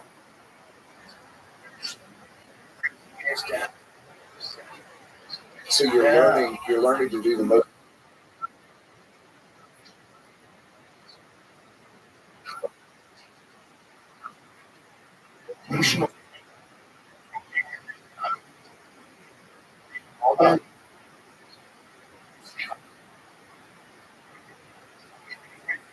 When he was a child.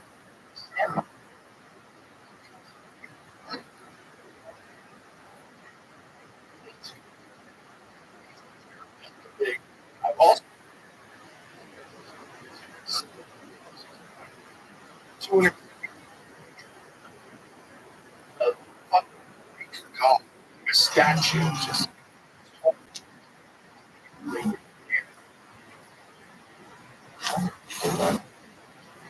But yeah, it's like from a movie in a sand and then becomes a heavyweight. What up, Tim? You ever heard a story? Oh yeah, so buddy of mine, Bo Sandoval, used to run the. So he told me about it years and years. He's like, "You got this. This is going to be plans and the whole deal." And I became like, I never even looked eyes at the guy. I was like, "He's my guy. I want to like him." Oh, and then he came over to see. We're like, "Ooh, his life story." Just about me. Just decided he has to. And everybody's like, "What are you gonna do? You can't go anywhere." Fucking desert. Yeah. All the way.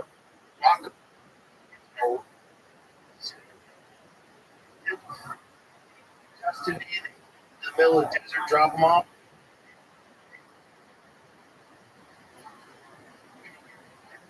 If he makes me, I don't care how. It's one boxing fight. Or the one won. I think he won the decision. He was battering in the 8th round. He dropped him in the 2nd. I'm like, I think he won. And a lot of people thought he won. And he was that close. Yeah. That fucking close. And so is that like obviously genetically super good? Yeah. But then like shoveling and doing that work for that, you learn how to be efficient because you don't want to spend extra time and effort doing stuff. So you just learn how to kind of move stuff. There's a little bit of that, and I think to be really charitable, I think Tyson Fury probably didn't think that Fury probably didn't train as hard as he would have trained if he thought that Francis was a real threat. Right. I think he probably thought, I'm going to box this guy's fucking face off. How can this MMA fight? And he gets hit with one of them hammers. Yeah. He gets left hooked in the side of his head. He's like, what the fuck did this guy just hit me with? And he's on his ass as the heavyweight champion of the world, fighting a guy with 0 professional fights. That was his first ever pro fight, his second ever pro round. He drops greatest heavyweights in the history of the game. Here's my Mount Rushmore of heavyweight boxers. Mike Tyson's number 1.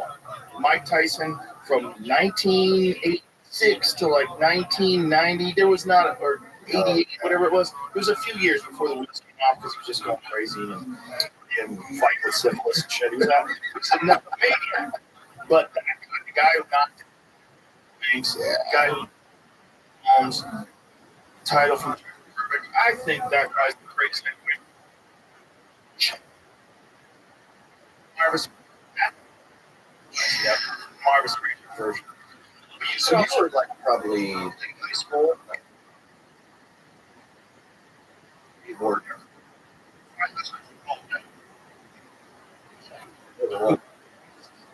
no, the Larry rounds. Yeah, well, I was a giant. Very unusual. Hard, they were long. He was Bob. He wasn't even 6 feet. So he's moves like, and he's hitting you to the legs are. I just think I try to white, just burning hot at the highest level.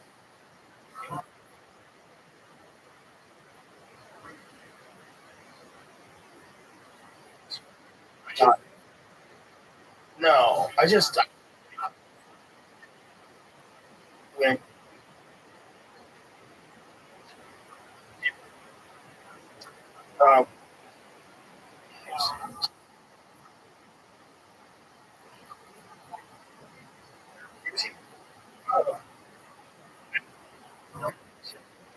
sir, Cash is playing a perfect one. Walks down into the round with Dundee. Got these ones. It's a crate. Like he gets stopped.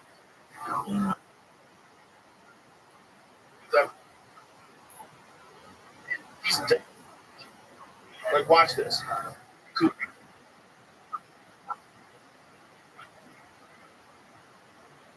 That's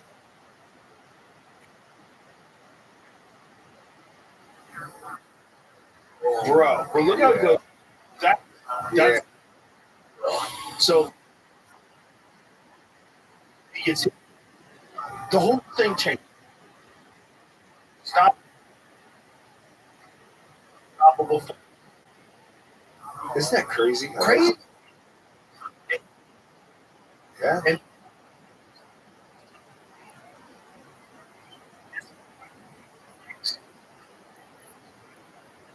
great, well, and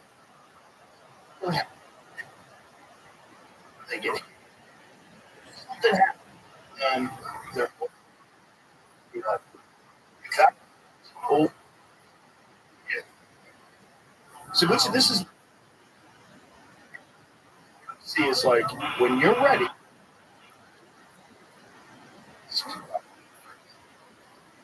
Build. You're gonna fight slick, but fight him. Like, you know, good. He's analyzing your move. No.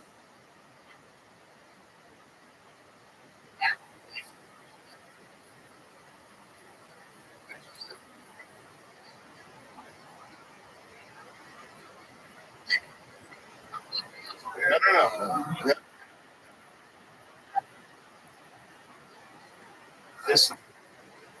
So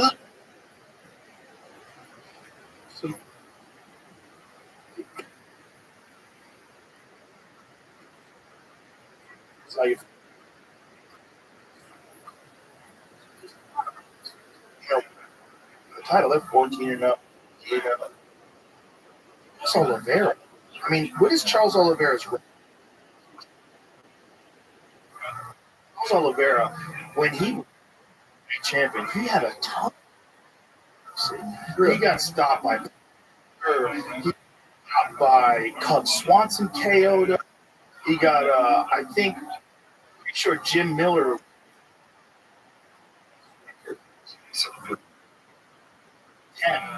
Okay? Out of those 10, few of them have been recently. Scroll back up to. And he loses split.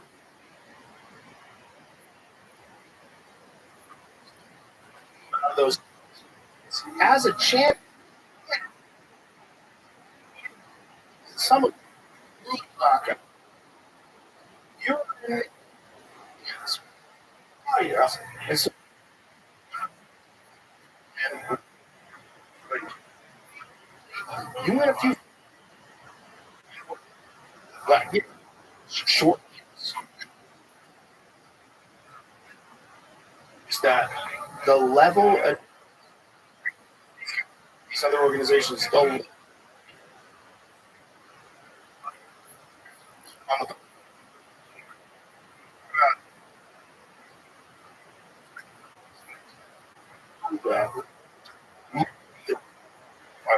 he's the Japan who's a fuck ass alive. Just with a couple of good shots.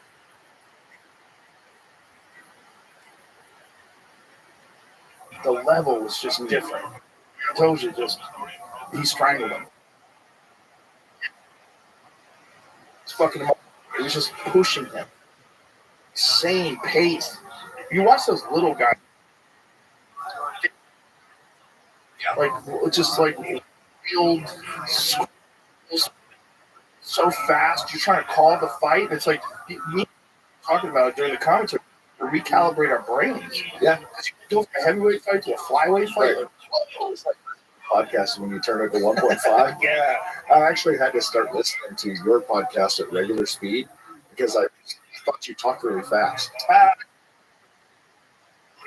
want to talk fast because I listened to it super fast. Somebody sent me a clip of some,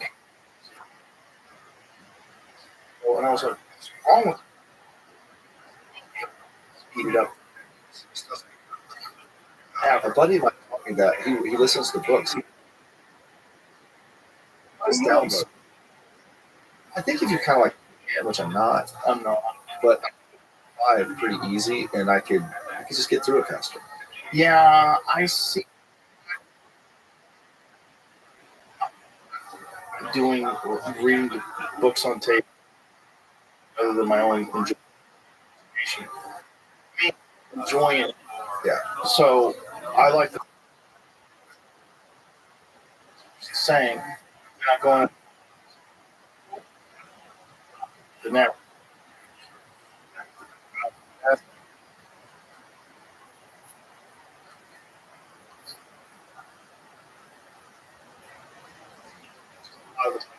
if I'm not probably listening to a book on physics.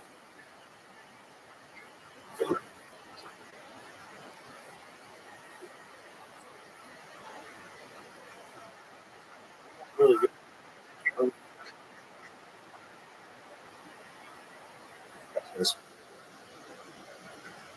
So we're across the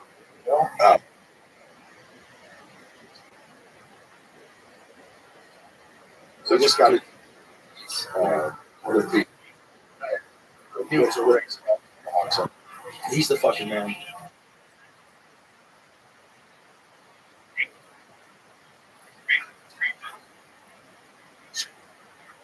This guy.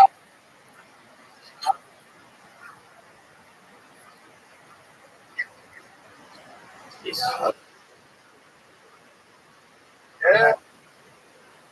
Really good. There's a guy.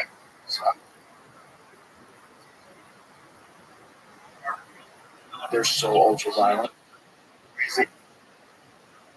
Let's see, man.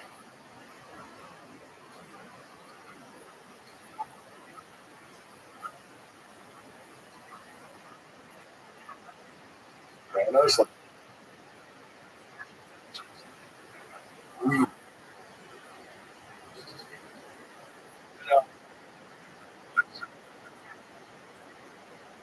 crazy. There's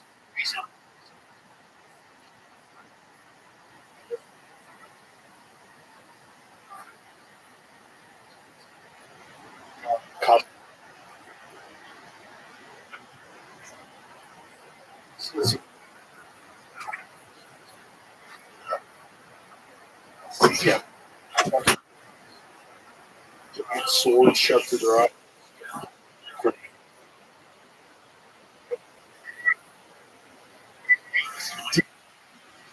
I know you're not supposed to look at your phone for I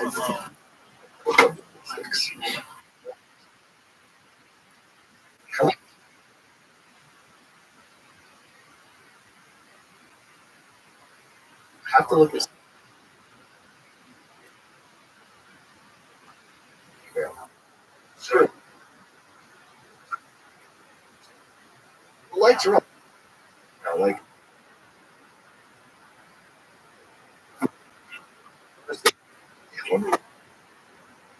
350 Remington Maximus. By the way, anybody with a beard like yours, I would assume they know that they used to go fishing with 3. Beard like that. It's like, oh yes, it would Probably loads his own bullets. Yeah, that is interesting. You probably load your own. I bet you did. I bet you Really, really into that. Which is nice.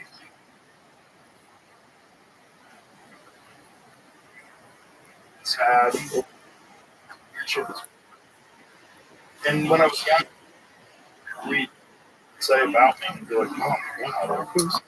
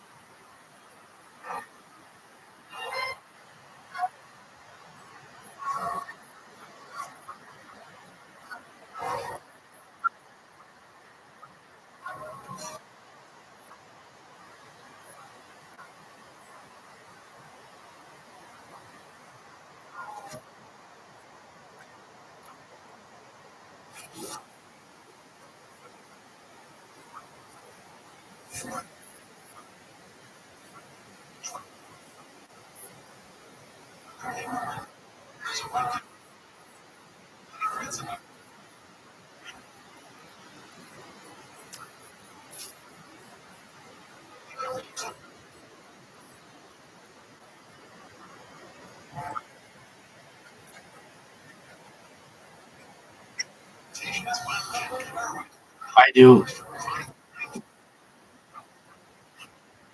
Don't we need?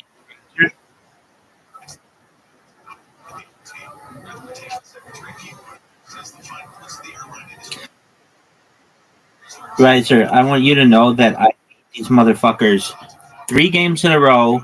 I tied one of them with Caspian Sea, and then Zoot somehow won.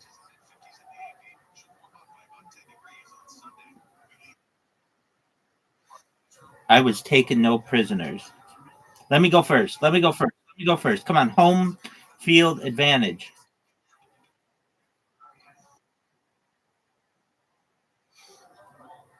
Zoot raw. Oh, I'm laughing. This is bullshit.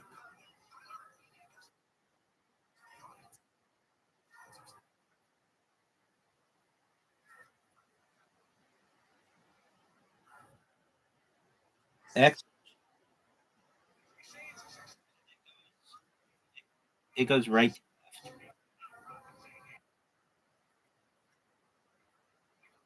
it was good. I'm not going to blow you over it, but it was good.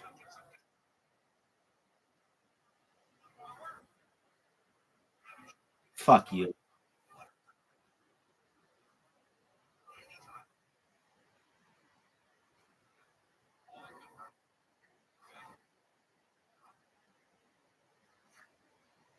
No. You can't get enough momentum downward.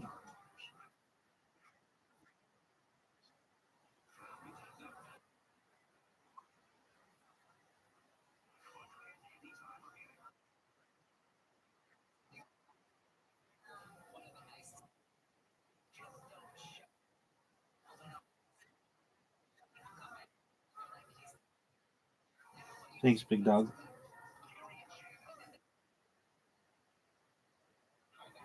I don't know. Hit the fucking tree.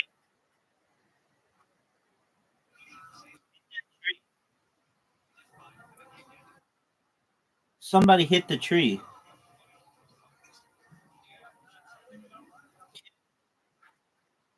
Are you serious, Riser? That was really good.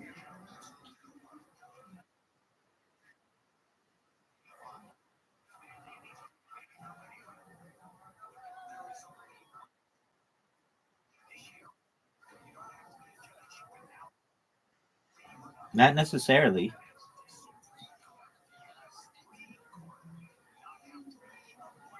There you go.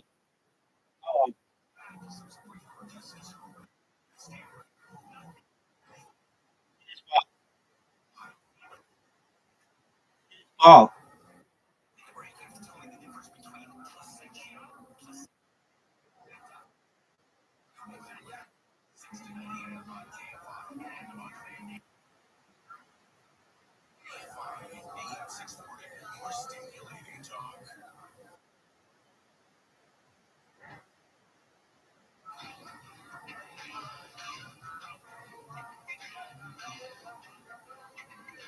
now why do I go?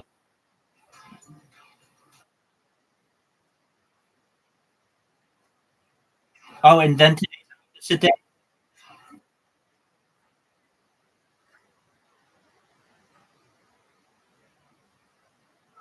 No, I I stretch a good deal, but um, I mean, like Caspian Sea is starting to learn.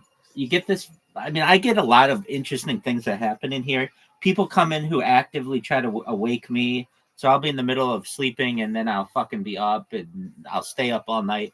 Like yesterday, we were up till, or I like woke up at 2 in the morning or something, and Caspian Sea was awake. And then we were awake till like 10 a.m. and then took a nap. I mean, it's just a strange schedule that I keep.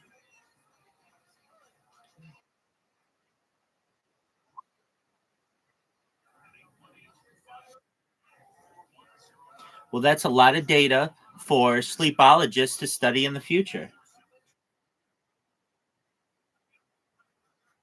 They'll be able to study my dreams.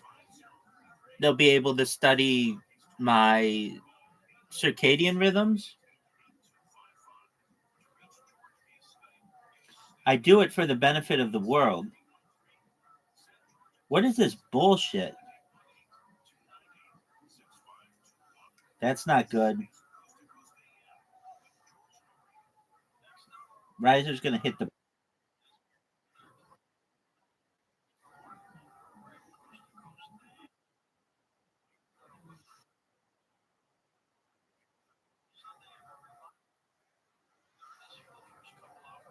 Don't hit the yellow ball, Zoot. And he's going to hit it dead smack.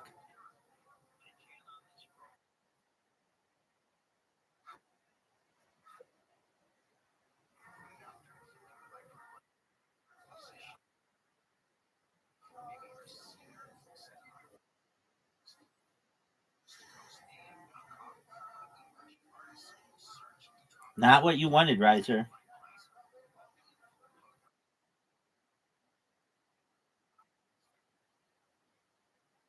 Oh, dude.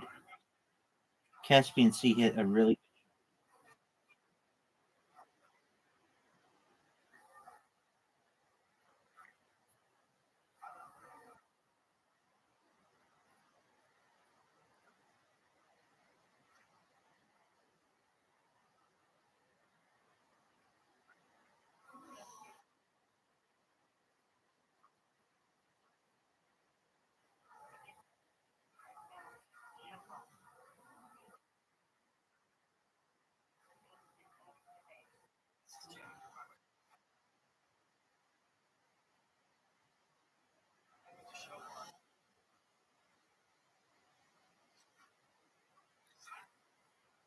Money. Oh, dude. Caspian Sea. Don't Riser.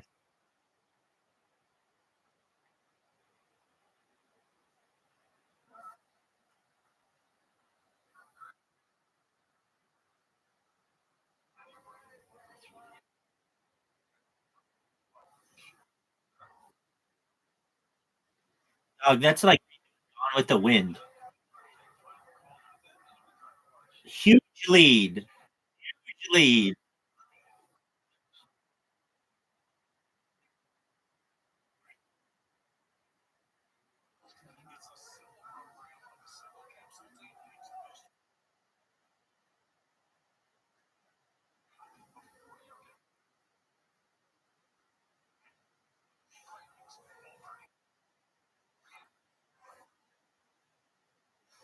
Hit my ball.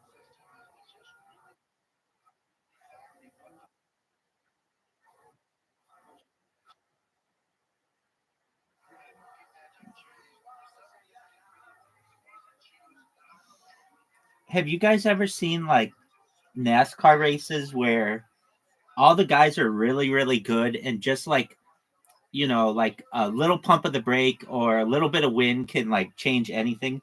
We are very, very close and skilled to each other. And it's like any tiny little bump here or there could cause chaos. Nice shot.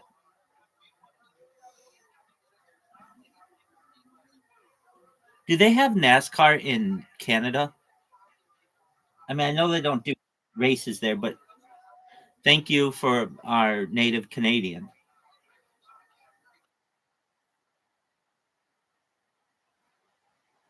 Yeah, I don't think so either.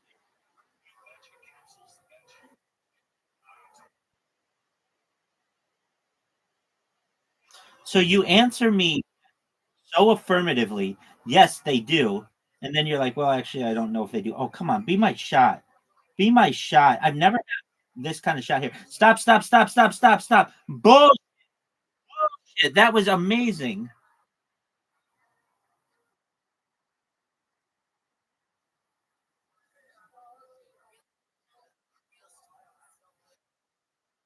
Yeah, they do. They drive on the right side of the road.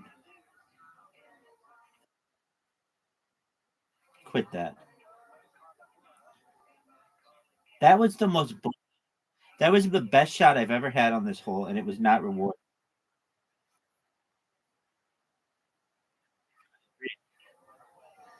It's bullshit.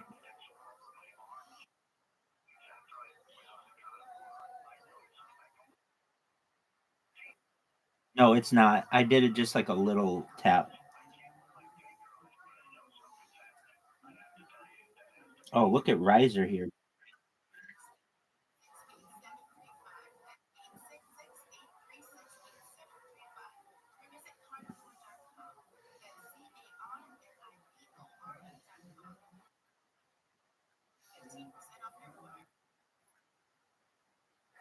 Stop.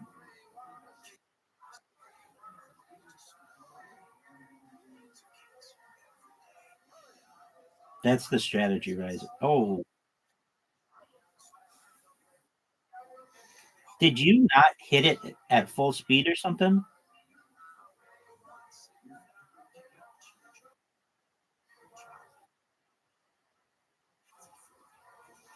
Get that bounce off the wall, baby.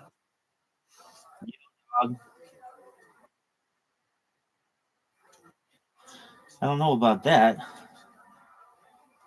Cashman C can hit me in if he wants. That tree's gonna be a bitch.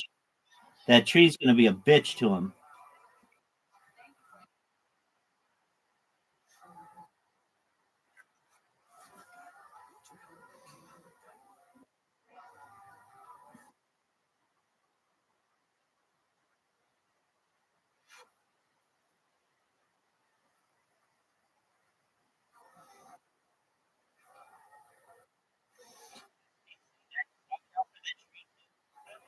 There you go. That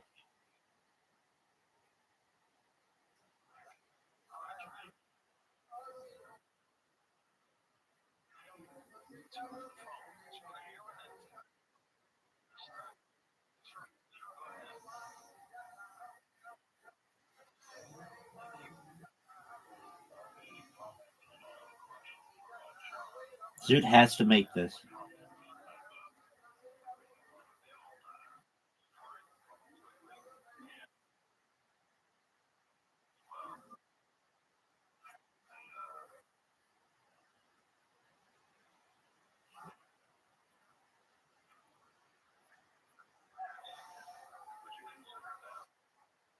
Are you gonna Zoot, it's your turn and you're about to run out of time.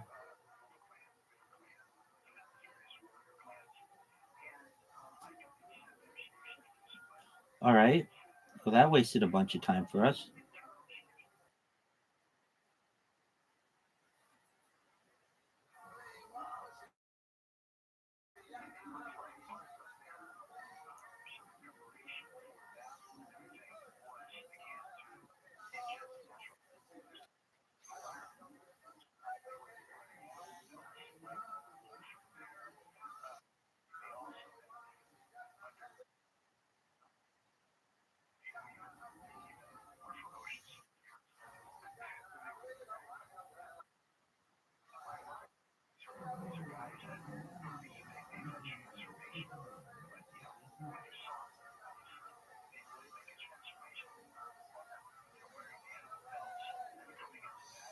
I'm guaranteed to win.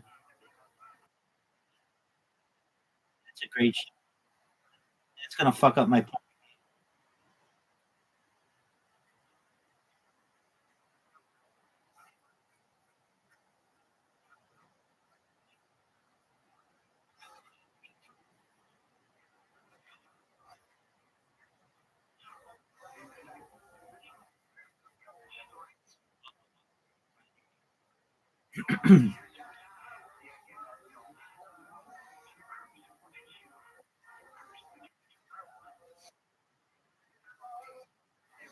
What are you doing? Your iPad? That's a really good shot, Riser.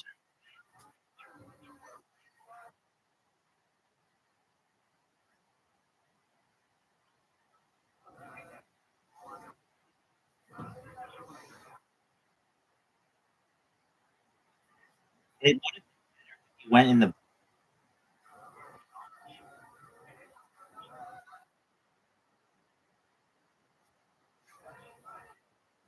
2.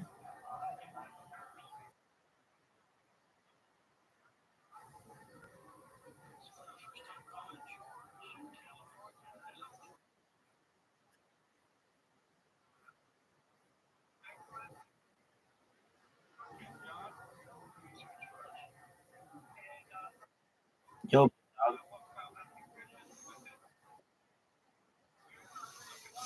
glorious.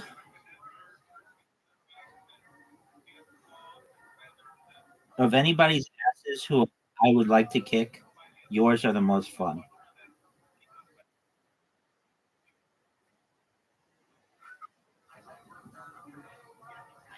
Okay, Zoot.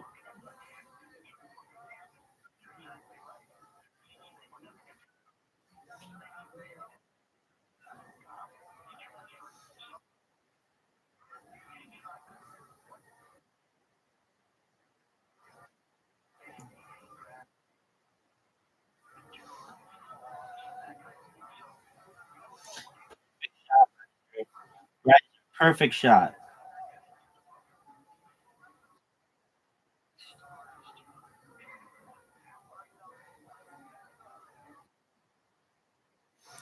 Yeah, he showed me what to do.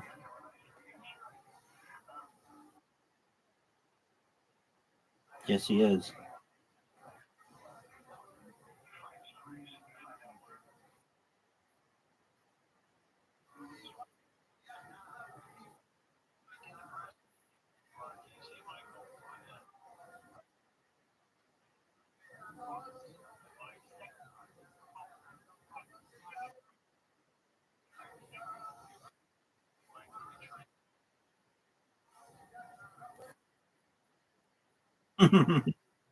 Right.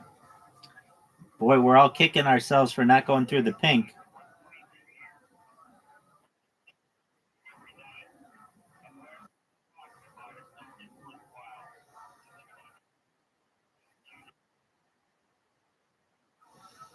You both do.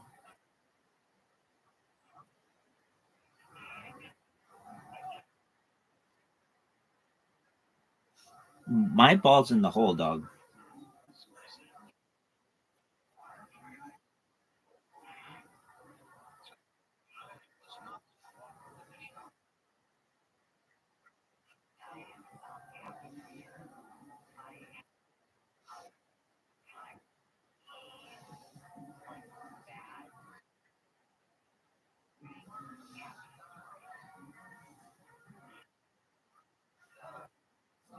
Yo, dog.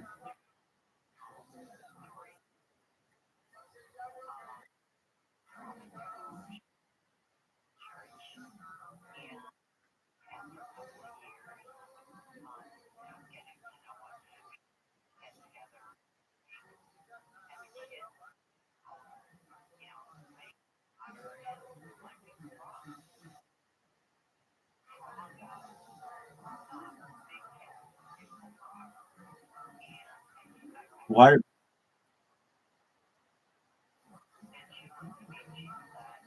Oh no! Stop.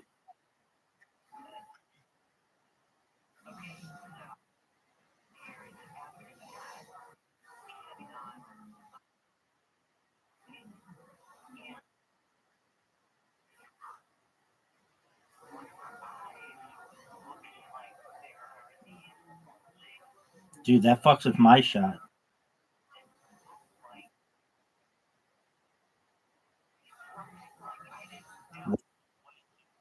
Dude, fucks my shot.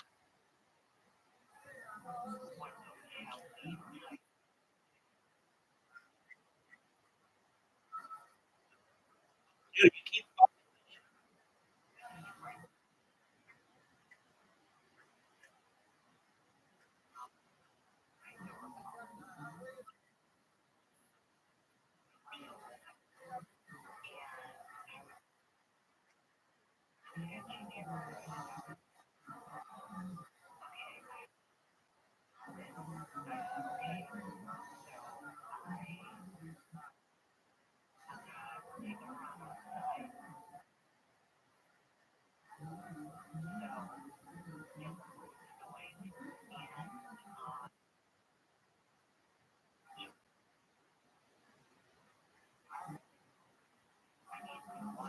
There doesn't have to be. There is, though, occasionally.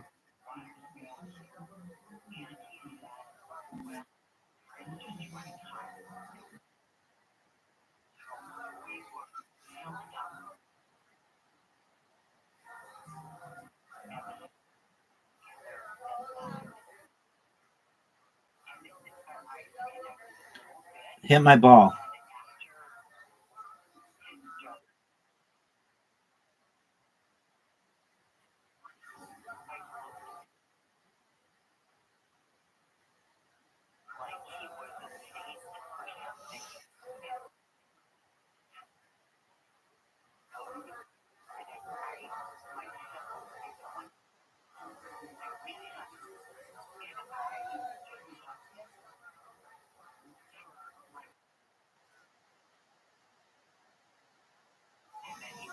He did a call this morning in the.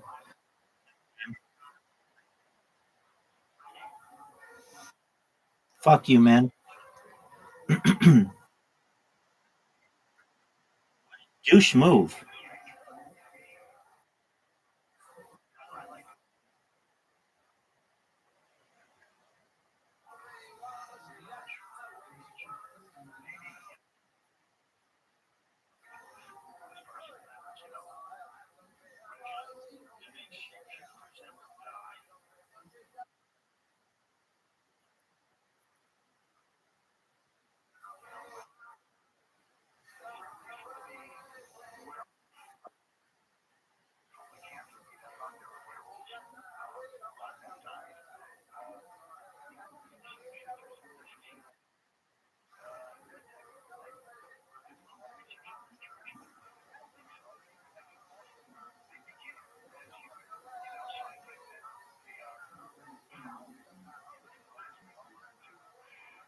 Fuck. My.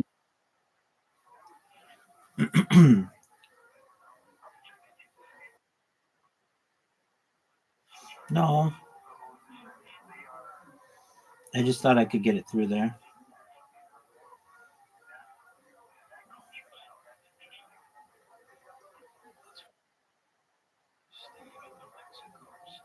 Last shot? I'm getting nothing from this? This is bullshit. You all see, I was sabotaged.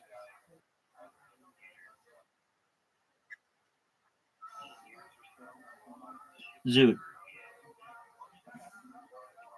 Wow. I'm down a lot.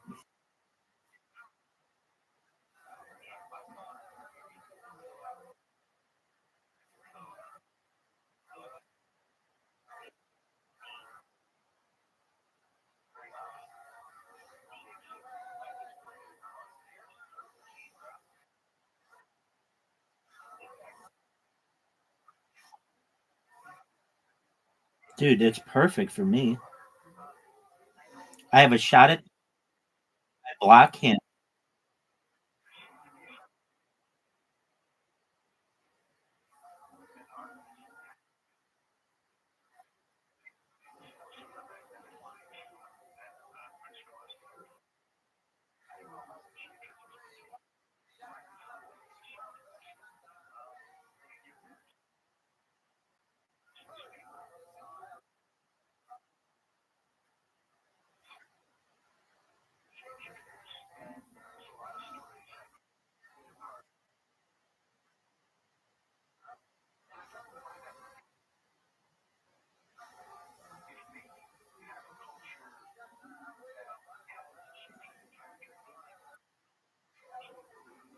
Hit my ball.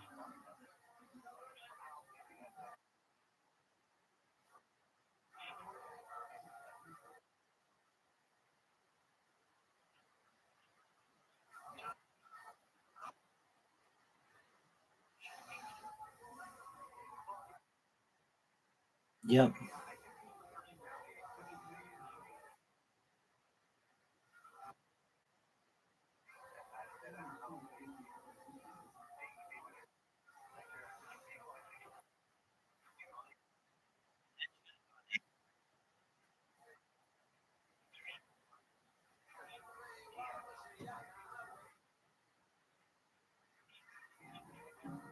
I'm not good at this hole.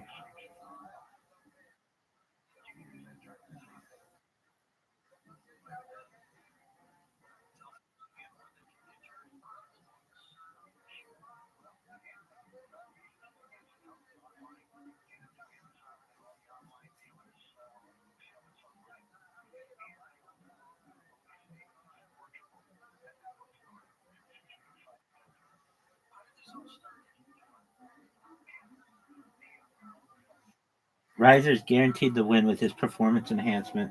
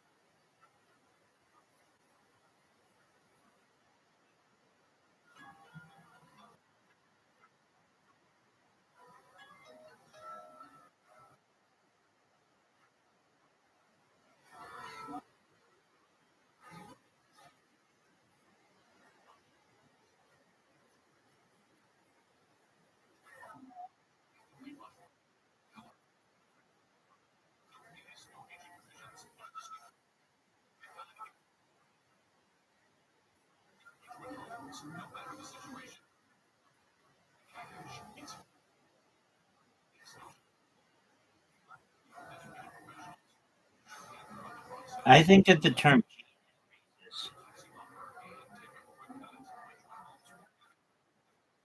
think that the term Jeet is racist.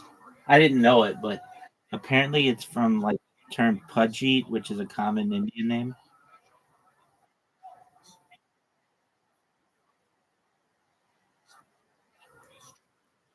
Like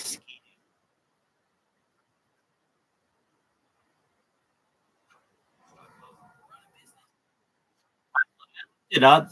I looked it up at least in Urban Dictionary, and it was one of the definitions was based off some.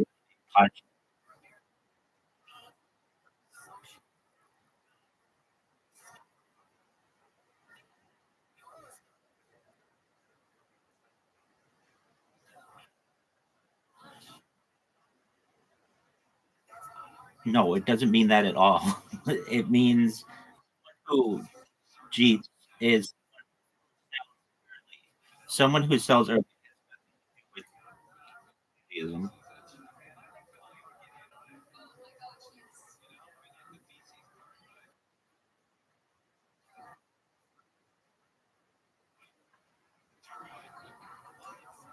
It's not necessarily stereotypical of Indian people, but is at one time stereotypical of some guy named Pajid.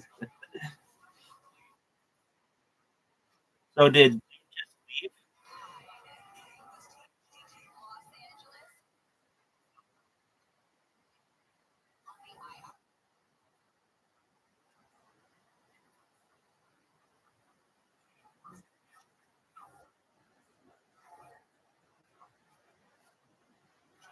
I get?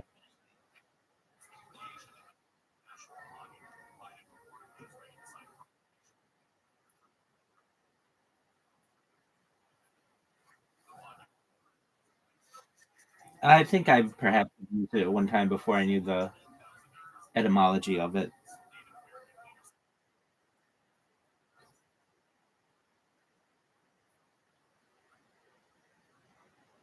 Usually, if there's a word that I don't know, I mean, usually I try to look it up, and if I can't find it, then I go to Urban Dictionary, and then I can usually find it.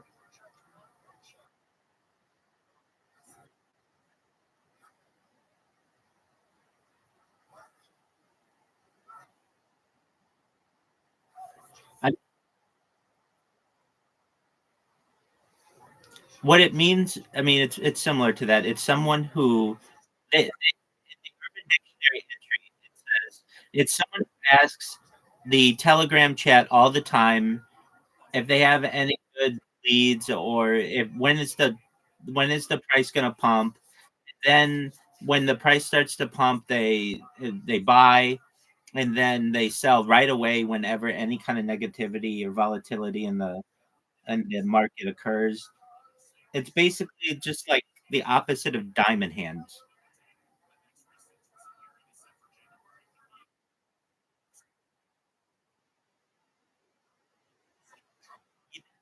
That's absolutely correct. Yeah, you're right. But I mean, the someone who Jeets, then could technically be someone who's paper. I guess that's probably an equivalent analogy or comparison.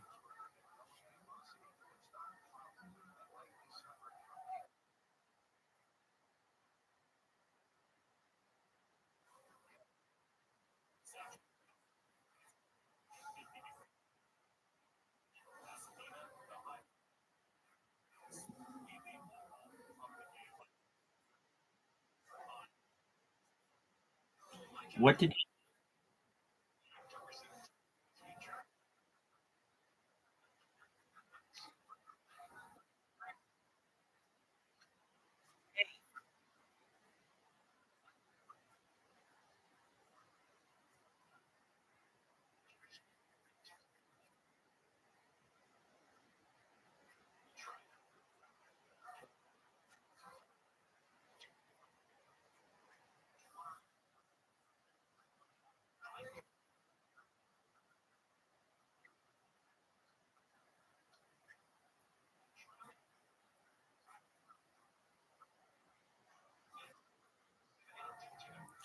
I'll look it I'll look it up again. Oh, Jeeting. Okay, so cheating means having sex with someone, and crypto trading. Someone who sells pretty much no matter what. One or two red candles. Expect Jeep panic sell. Also known as selling at a profit so low that it doesn't even cover the tax and doing so for no reason. Generally, there are two theories about the word. Jeet equals did you eat?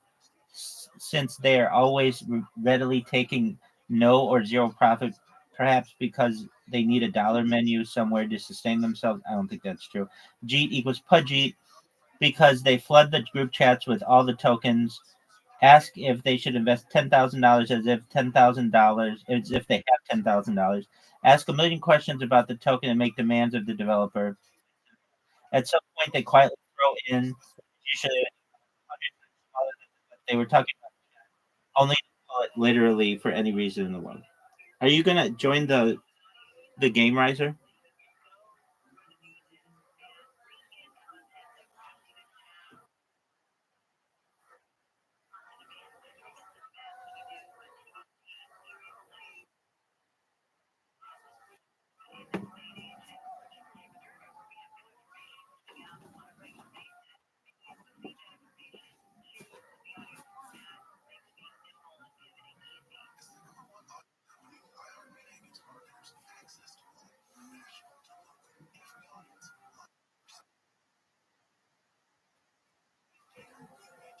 Is he coming back?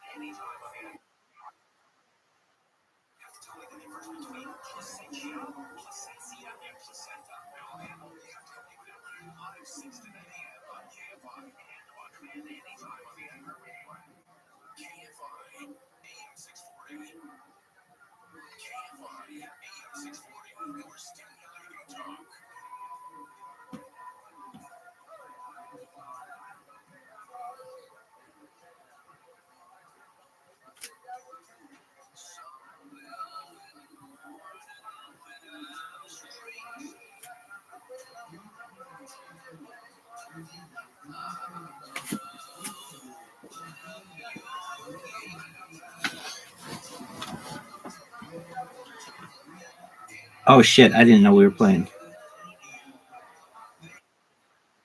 Yeah, fucking riser, miss your shot.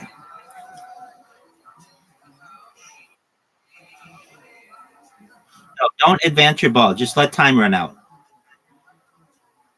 You make it more difficult for us.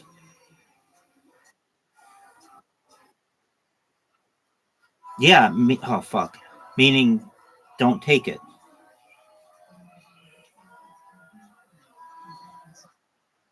Yes, sir.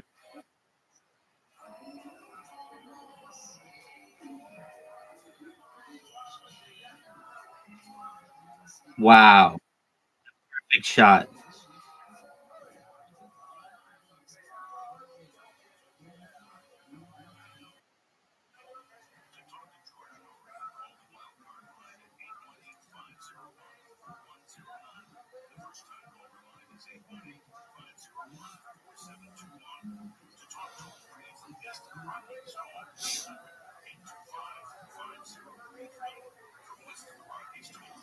Caspin to Europe.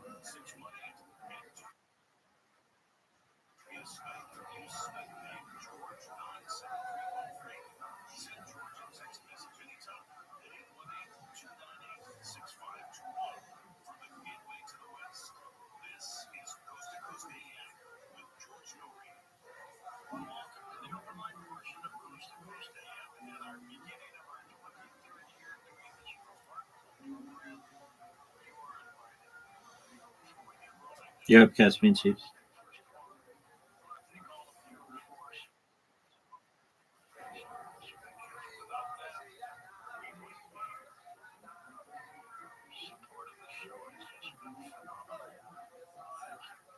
What the fuck is that shit?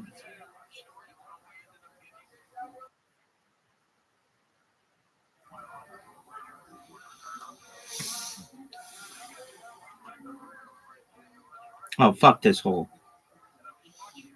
Caspian Sea is fucked. This is a free 2 points for Rise. Perfect shot.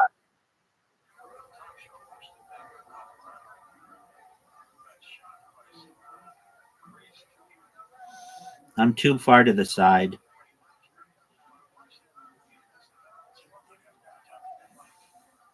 There you go.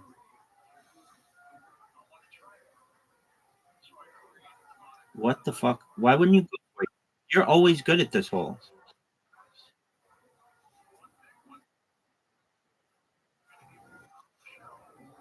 That's the shot.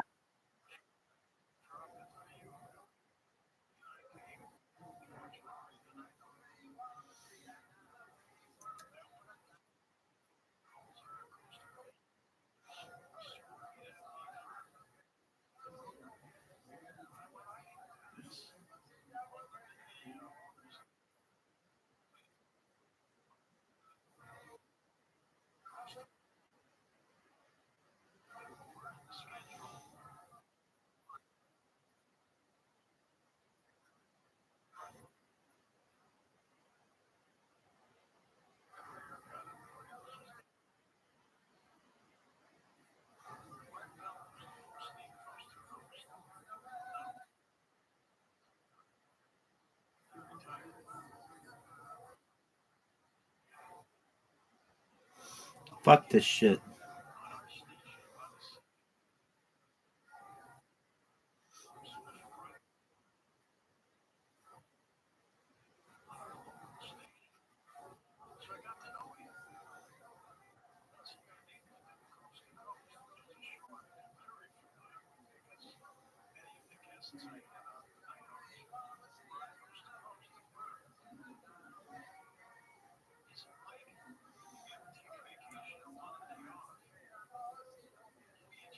Water.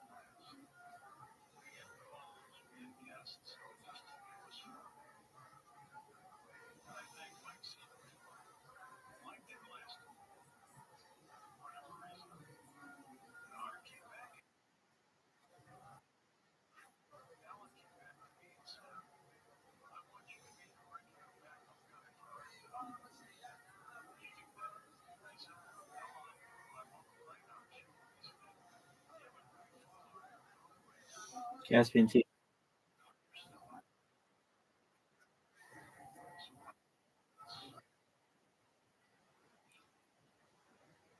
Welcome, welcome. How are you, 100? That's an opinion. That was perfect. Stop.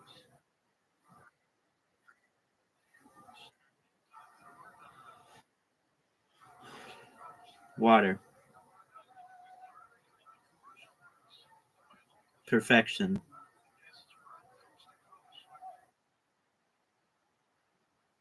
We didn't want to. Wow, I haven't seen this one in a long time. Oh, look at this maneuver.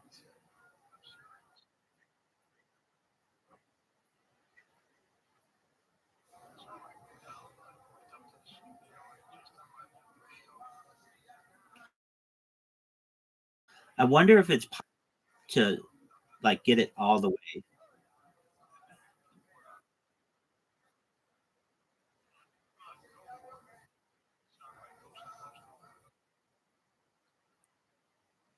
No, I haven't.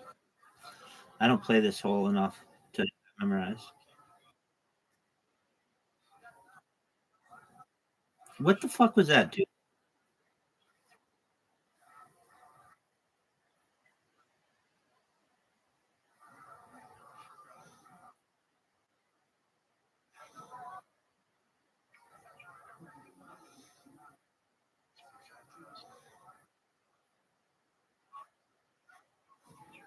Get there.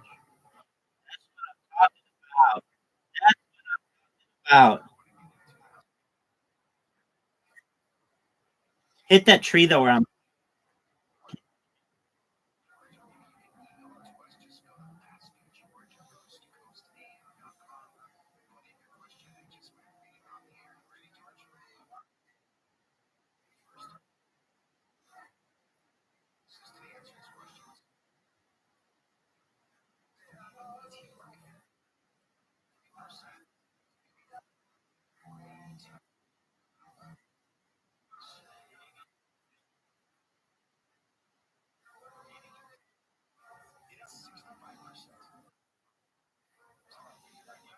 Wow, that pink really. That's some thick pink, kids.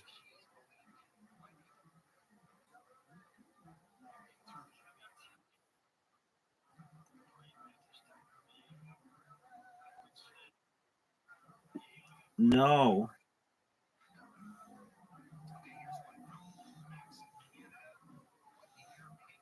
Get legs.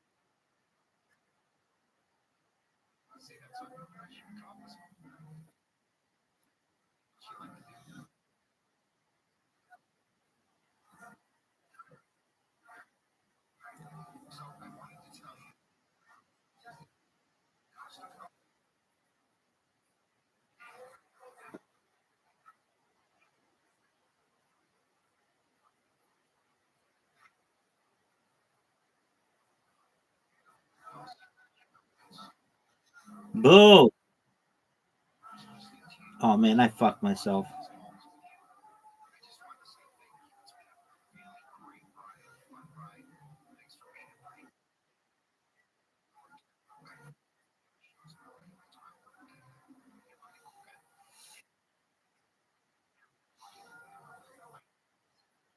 Sheep.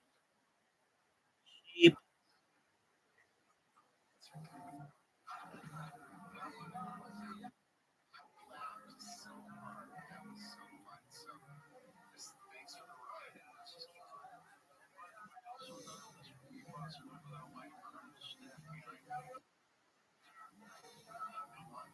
Water.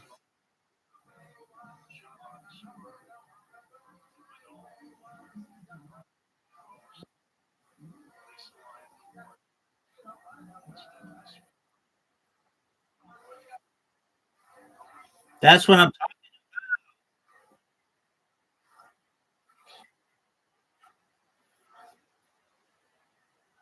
Your dog.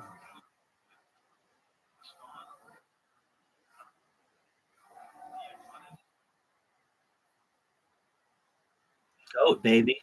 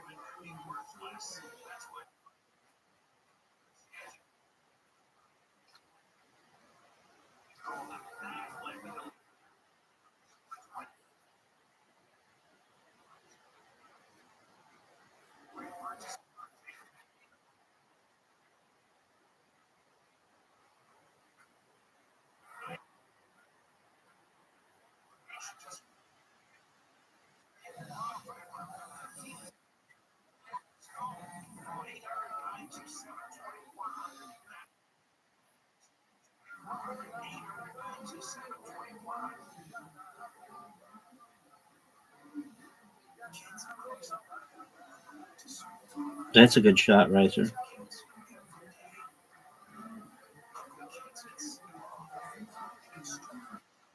Not as good as that, though.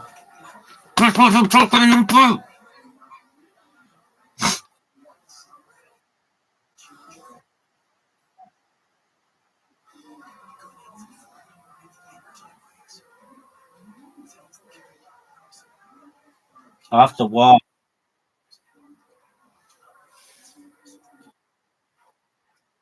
Don't wall, dog.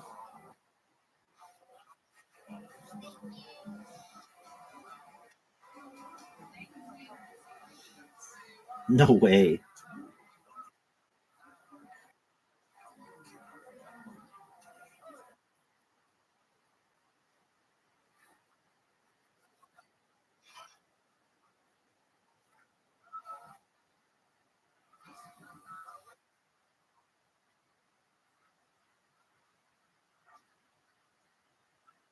One person may, another person.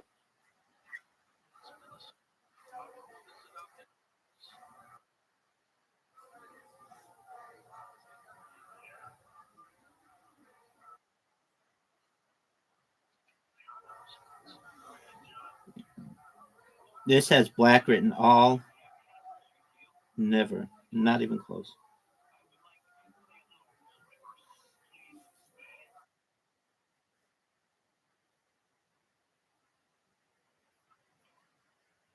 And it's stuck up there.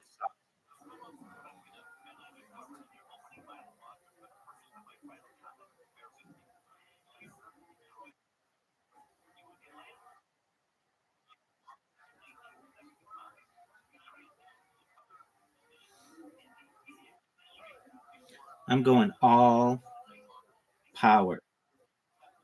Come on, baby. Oh, fuck. There goes my lead.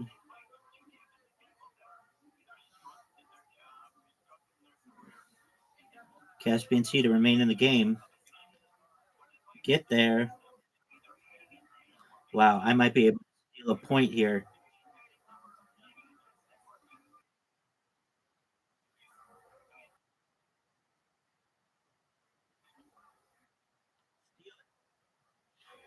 Man. 3 times in a row. Fuck that shit.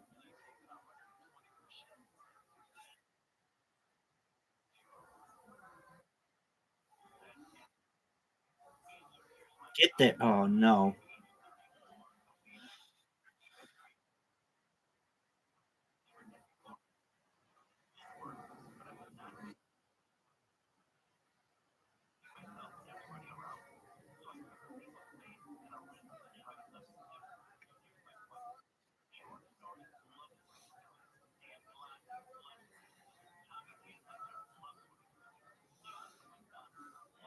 That was a big miss by both of you. And I'm going to show you why. I'm going to do my best impression. Oh, you shitbag.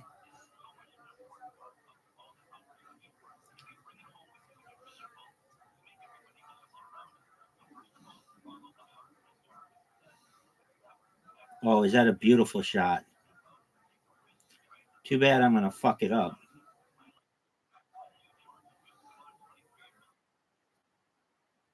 Oh, I'm sure of it. I've never been more sure of anything. shot up so badly it's gonna make your head spin.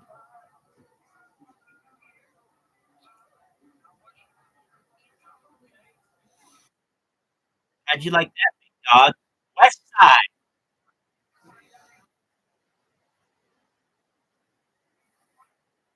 Let's see it. This would be a good fuck up. You went right in between my ball. Oh no way. Did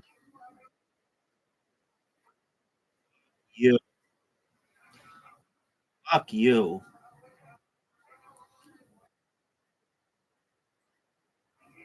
That was a beautiful shot, Kaiser. We tied for the lead, for the win. That sucks.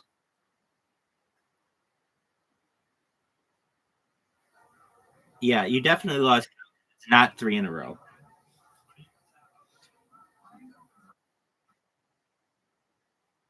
Okay, well that's just known as like a tie.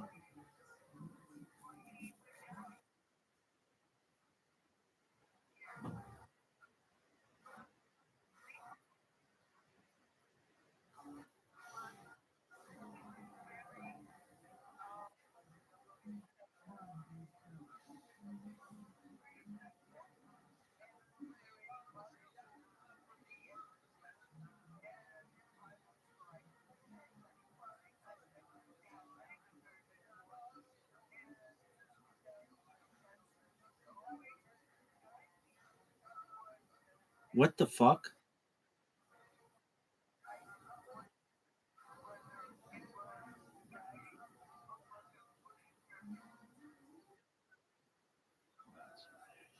Be the shot. Be the shot.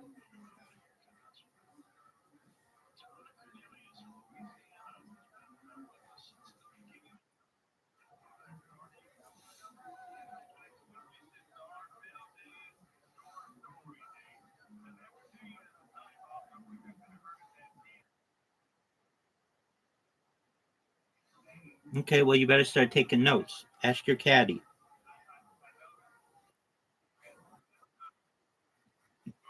What a good shot. Psych.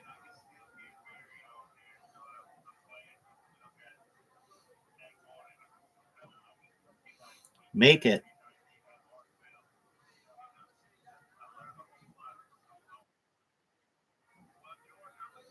2-2-2.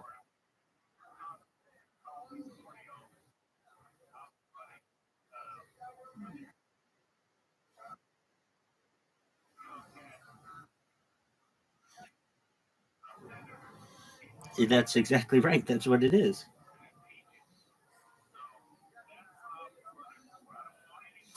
You either and they tie for first. It's a tie.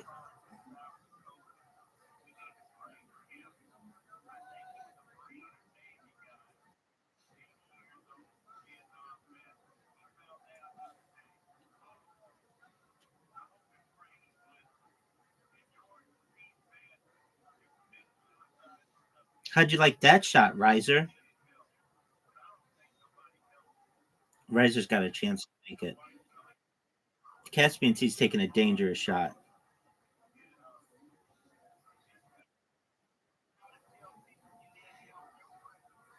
Oh no.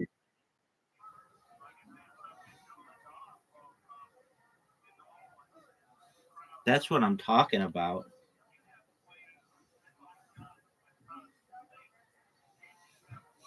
Riser counts ties like they're full on wins. And I understand it makes your score go up.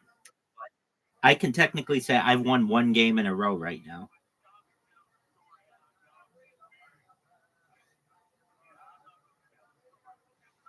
Oh, look at this shot. Nice. Threads the needle.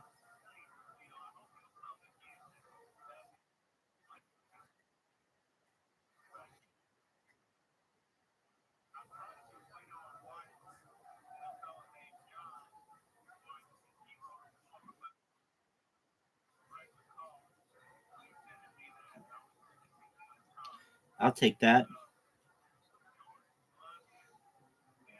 Actually, it kind of sucks. Somebody hit my ball.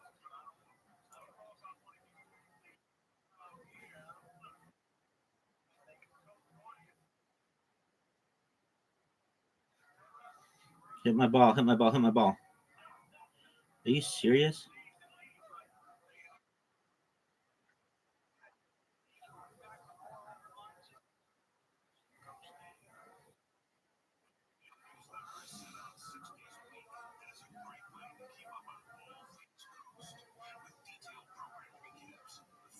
Water. Oh, great shot. Great shot.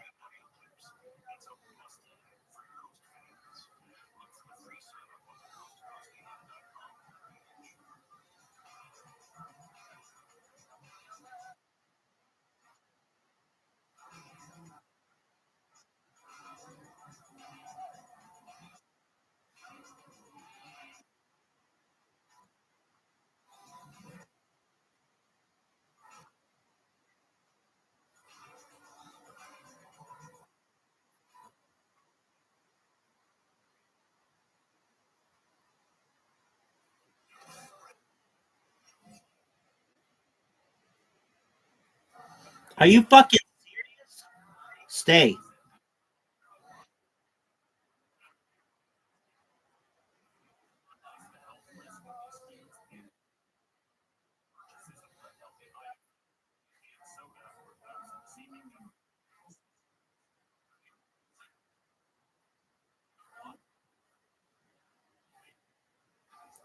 Oh, wow.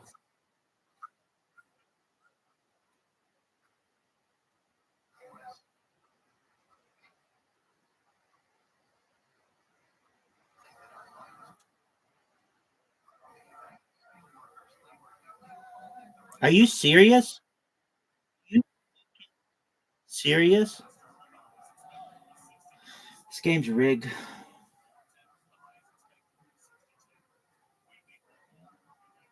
If he makes it, I'm so pissed.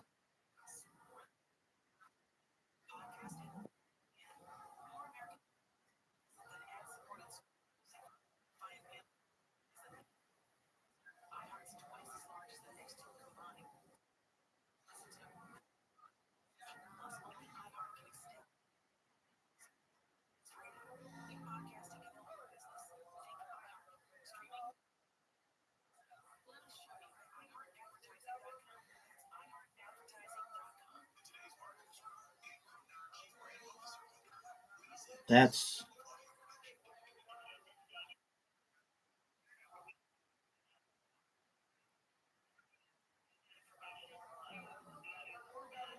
stop.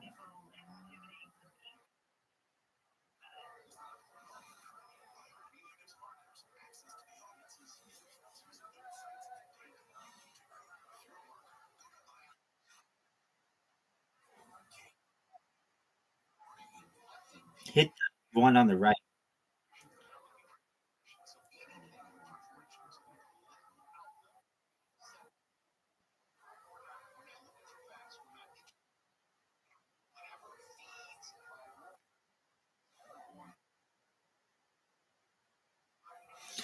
Caspian Sea, come on and make it. Oh, no way. Oh, Riser. What are you going to do? Riser basically has to make the shot. He has to make the shot. He has to make the shot. He has to make the shot. Caspian Sea putting the nail in Riser's coffin. Hey, Riser, remember you were like, hey, everybody, I've got like 12 in a row and I'm like the best. And then that's two straight, baby. That's two straight. 1-2.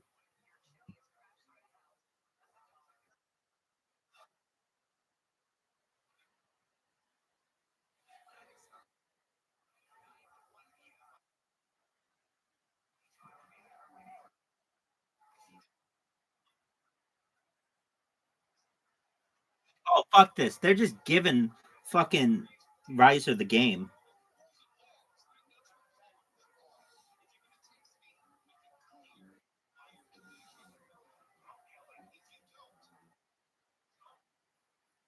Pretty good. I take that shot every single time. That's an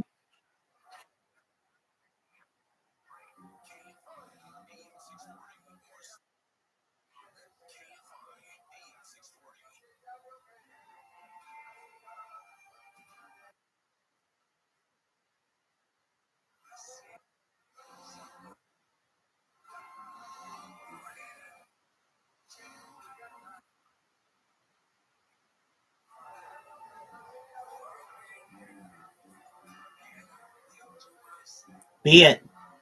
Fuck you. Fuck you.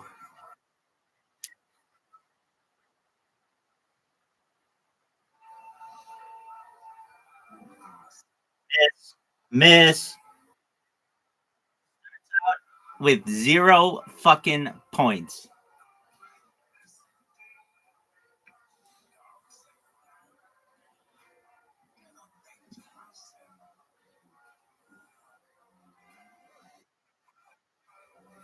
What's going on with this ball? Be it. Be the shot. It's in a perfect position to get pushed. If anybody wants to help with that.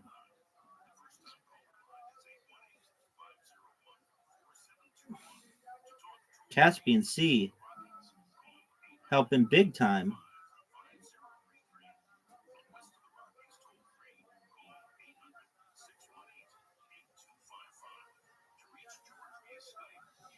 Hit my ball.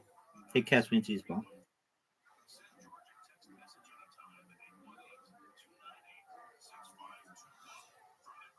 Oh, come on, baby.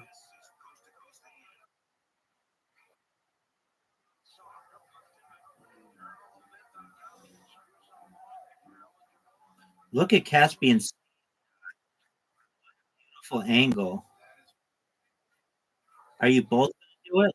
Are you both going to have that kind of fortune? A giant miss. A giant miss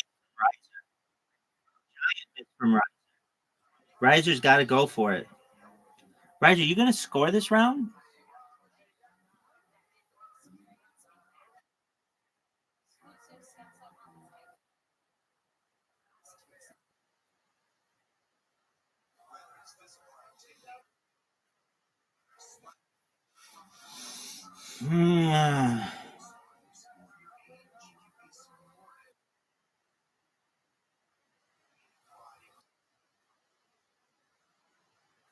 Your comeback would have been funnier if you would have said that would have been a good shot if I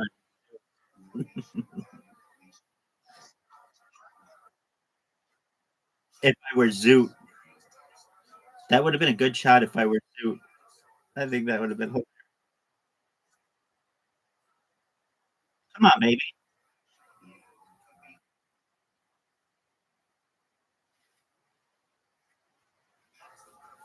Caspian Sea might be the dark horse here.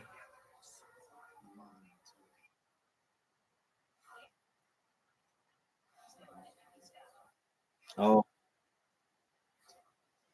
Looks like I'm collecting.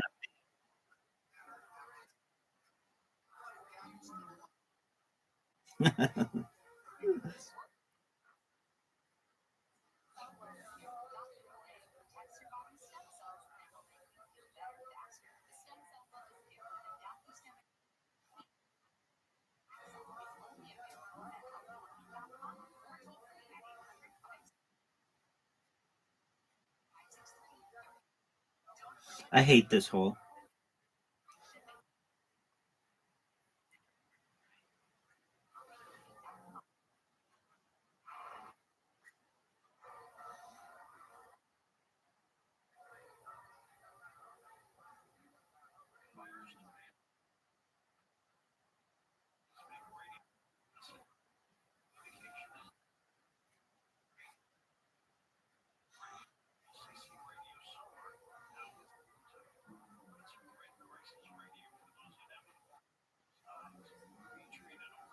Cheap. Cheap. And I fuck over Caspian Sea's shot.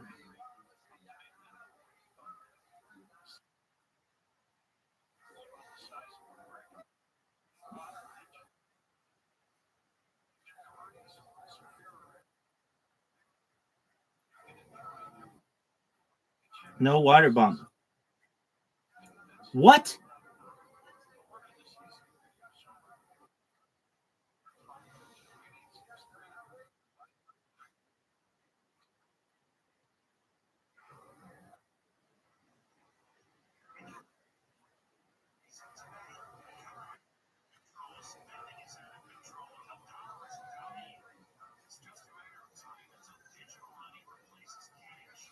If I get waterbombed, I'm going to be so.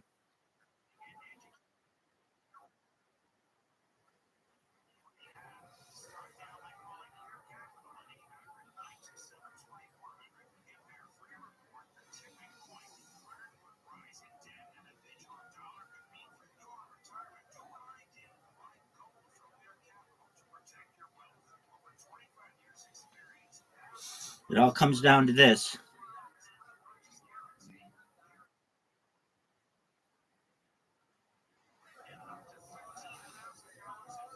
The mini golf fortunes, do they smile upon us?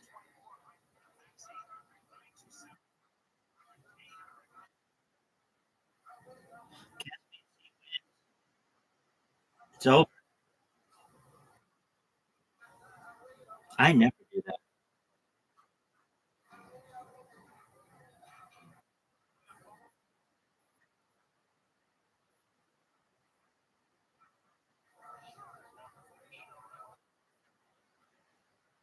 Done. 100% done. You lost, Riser.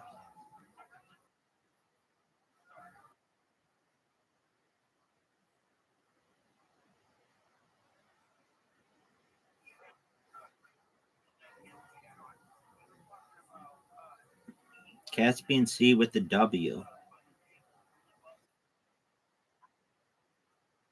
Dude, I gave up after I knew I could win.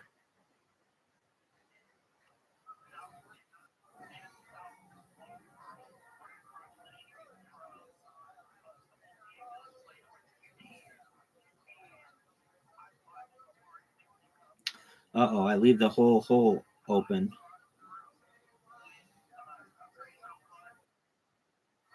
Riser, you want to hit it around the circle.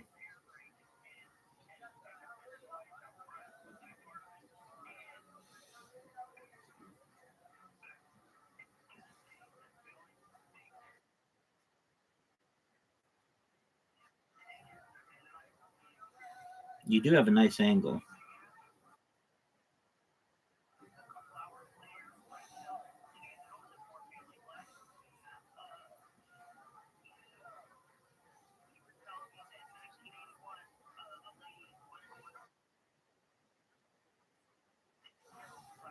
Riser, hold on. Riser, you can make it if you bounce it off the wall.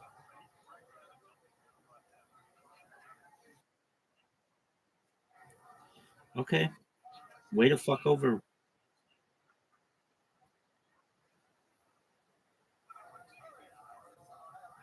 Oh, great shot, Caspian Sea.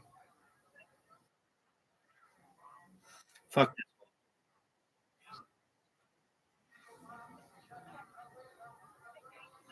Hit something.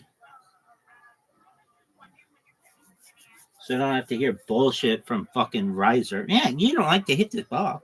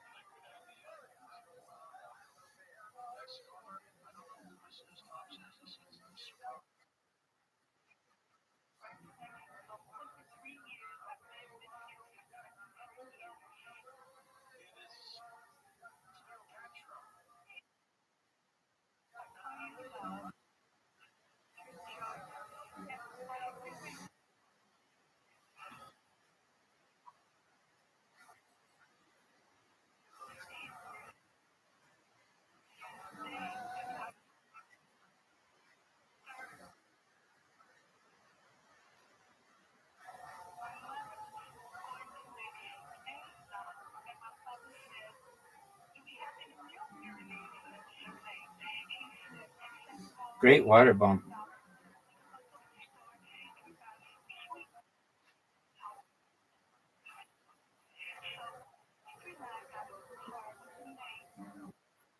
Fuck.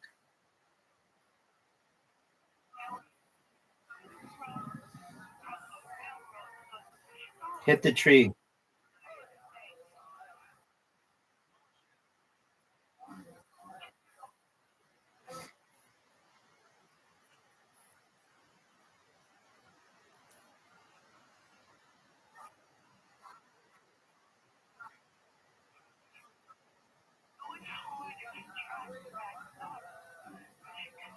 Through. Get. Oh, fuck.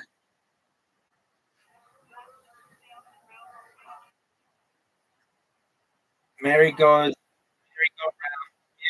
and merry-go-rounds taketh away.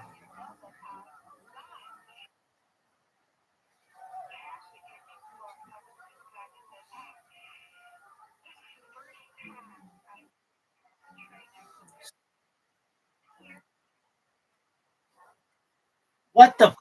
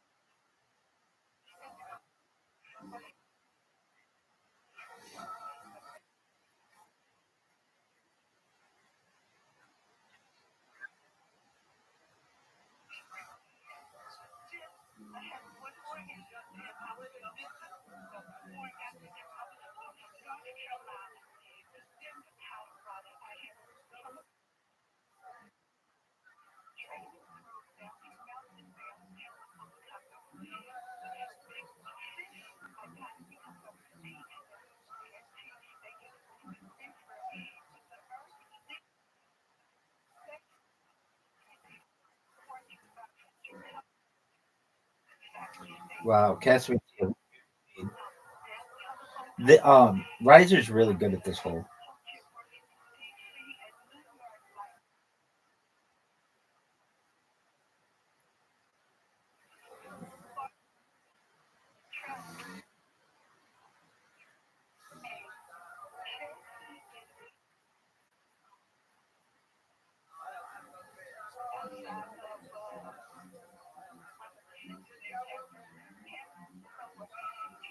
Perfect shot.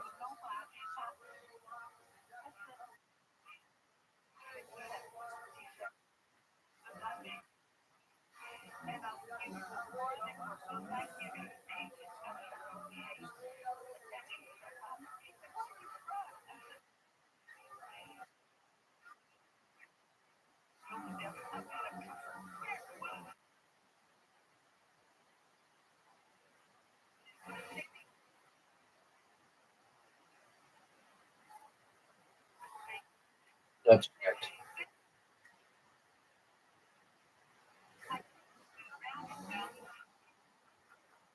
Why am I the only one?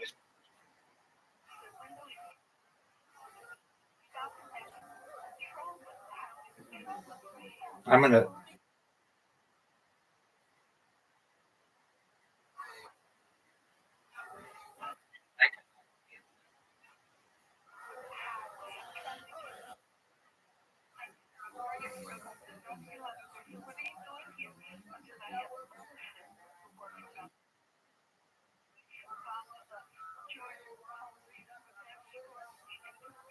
Hit the pinwheel. Hit the merry-go-round. Dude, you got in my fucking way.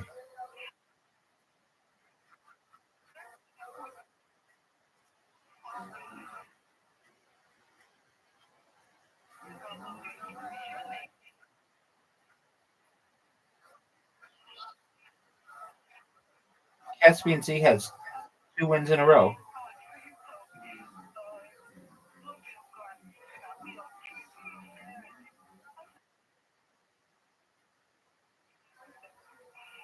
Big time. And he,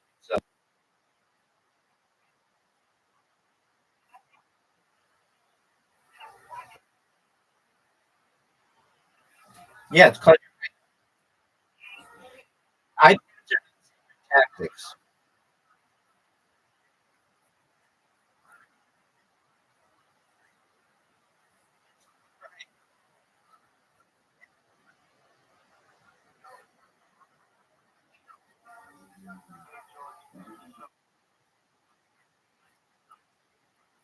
That's not a tactic.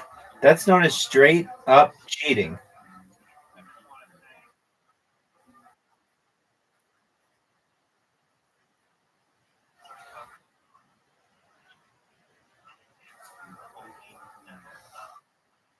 Oh,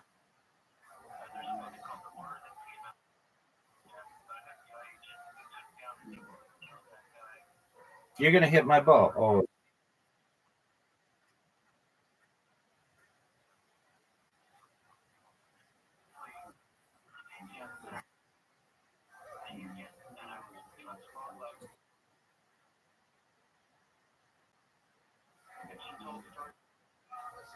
what if I just make it in the hole?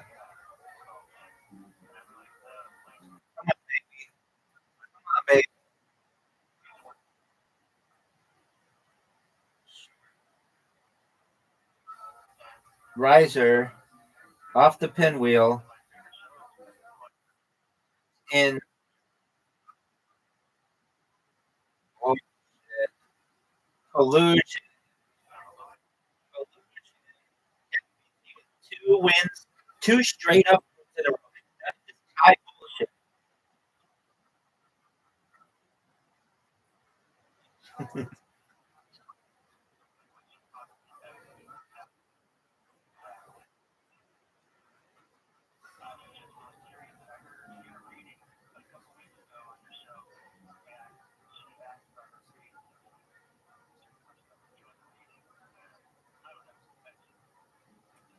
We just clear the fucking way for Riser.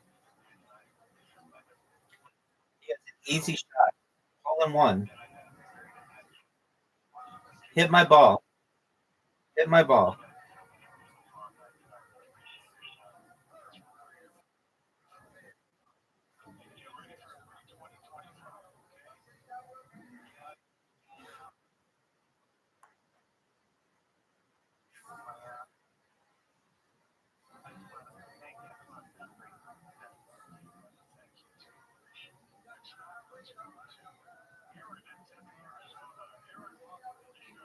Well, Caspian Sea is going to have to work uphill to get that third win in a row.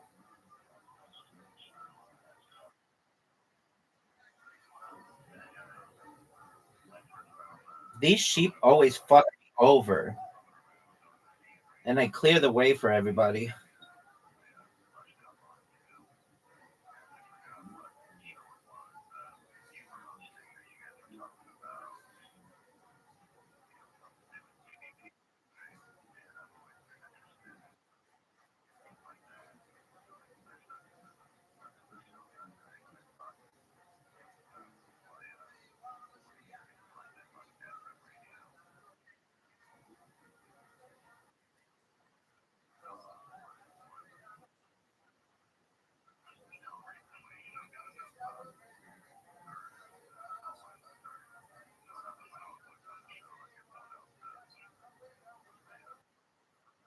Serious?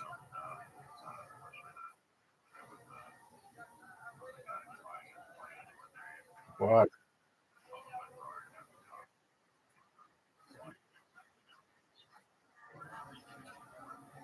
Well, I'm just giving away. Anybody want any points? I'm giving them away.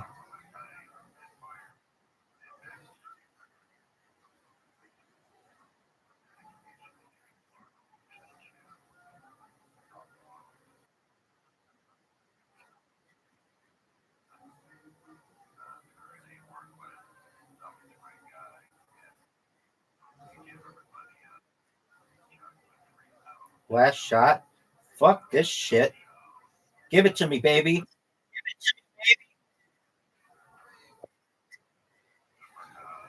That was fucking amazing. Fucking amazing.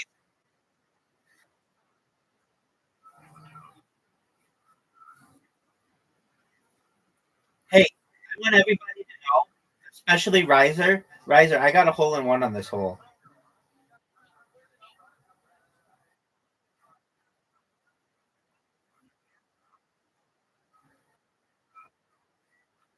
Yeah.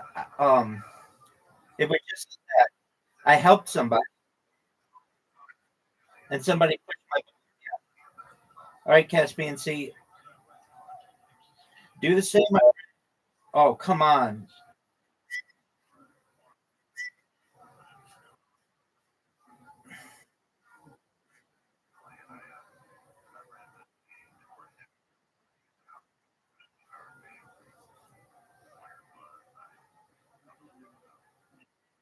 Water. Are you serious? That's bullshit. Be the shot.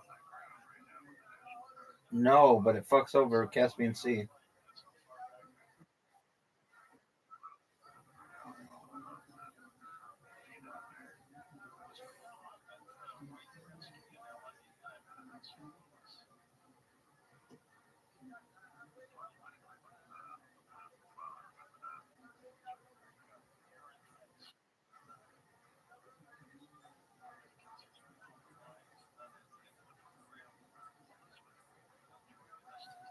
Caspian C. I hate this hole. Mathematically eliminated from winning alone.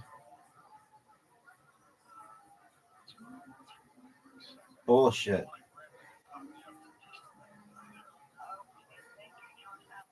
That's how men do it. That's how men do it. Huge cock.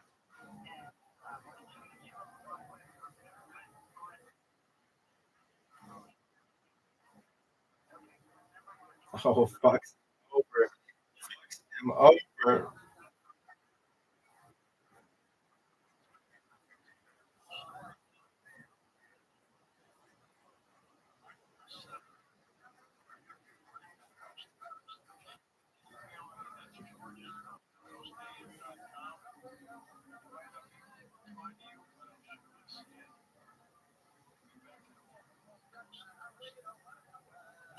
Thank you.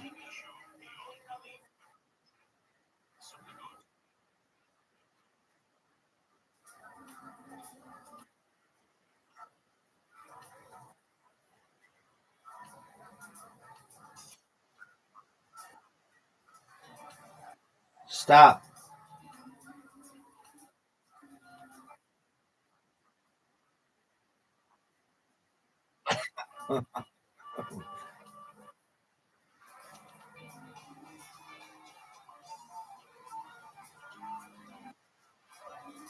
Riser's done. Riser is done.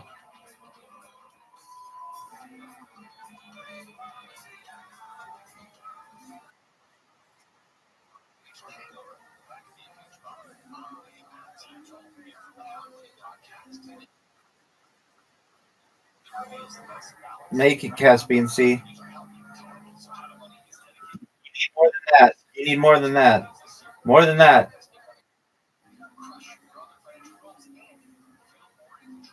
No fucking way. Caspian C still gets his point. Caspian C is mathematically eliminated. I love this. Be the shot. That's not what you want to do.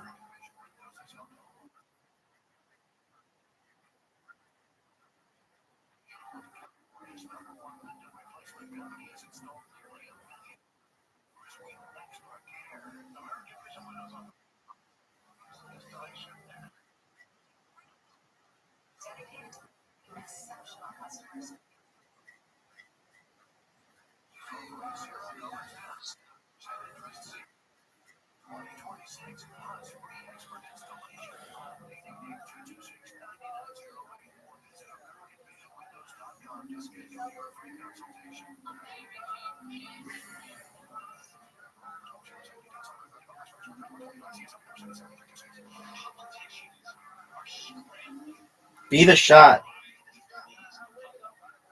Stop. Stop. Short.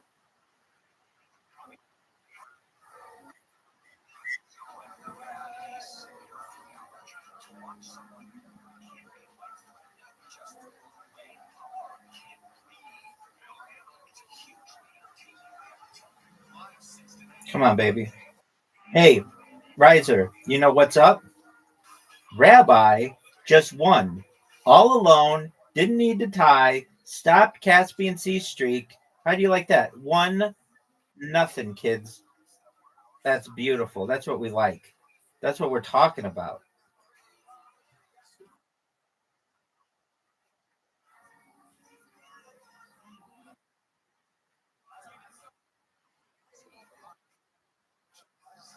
Caspian Sea, do you know the name of this hole? It's the asshole. It's like an S. It's the asshole. No, it's an S.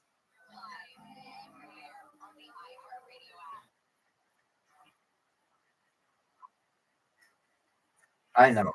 That's the asshole. Don't hit his ball. It's like bocce ball, son. Oh, what are you doing? That was nice. Get ready to get water bumped. Get ready to get water bumped. What are you doing? What kind of douchebagginess is that? You're thinking, shit, son. What the fuck?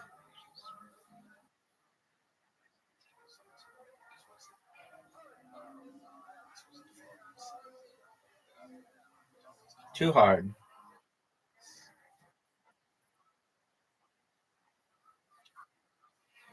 Is your finger gonna slip here, ass?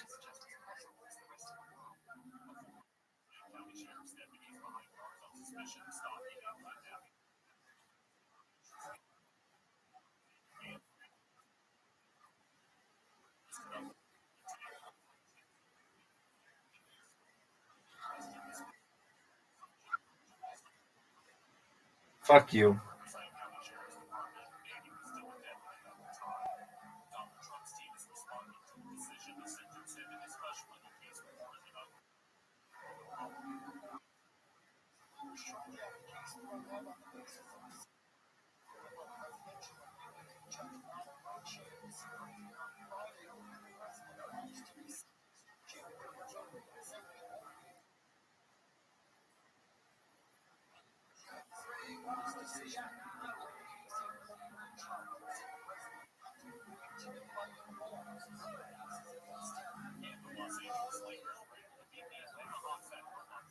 That was really fun, Riser.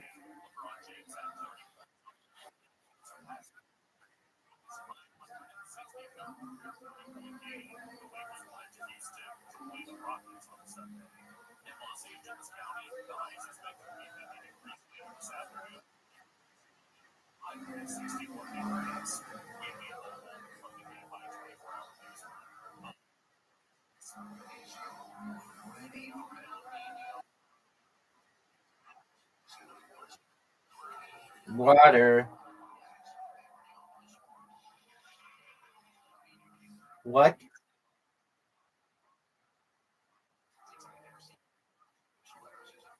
That was a newfie shot.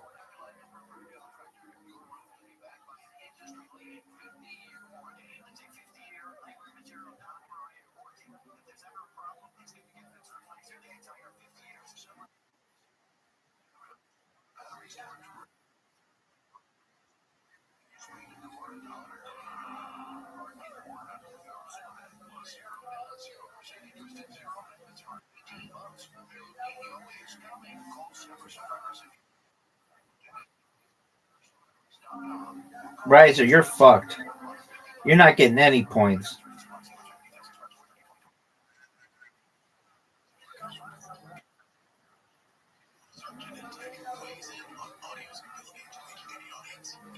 Water, water, water.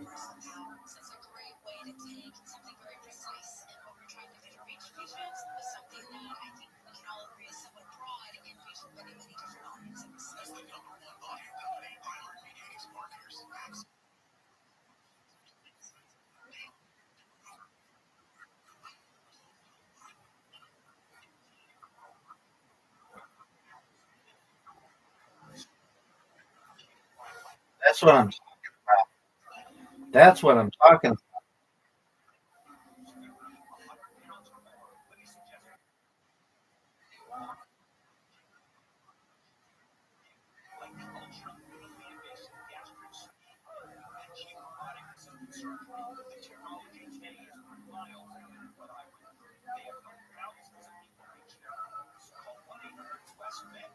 Stop.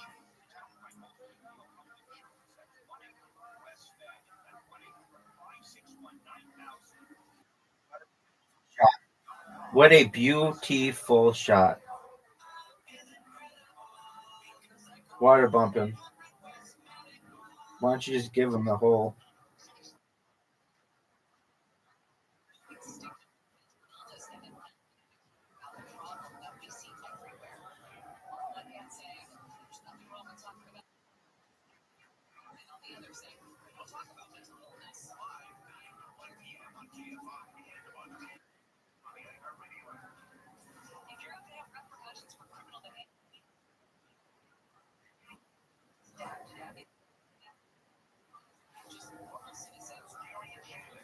Fuck.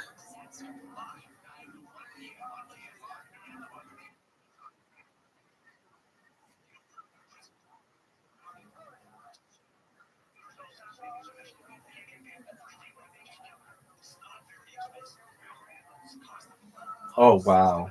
Good shot.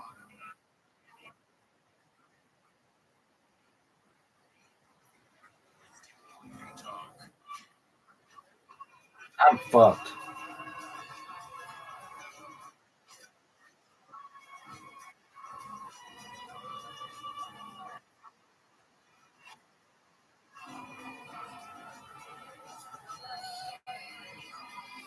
I am fucked.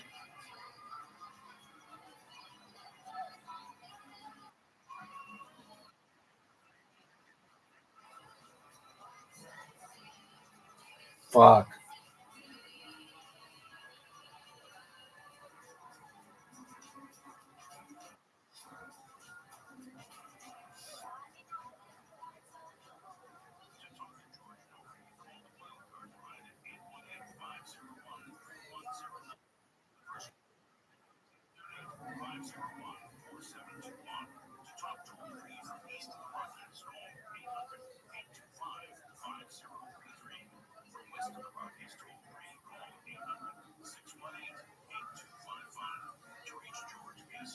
That's the shot.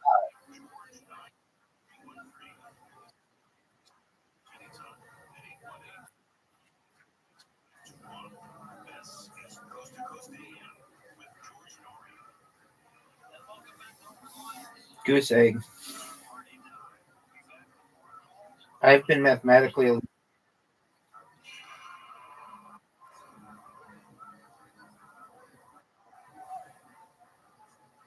Terrible shot. I'm not even going to beat around the bush.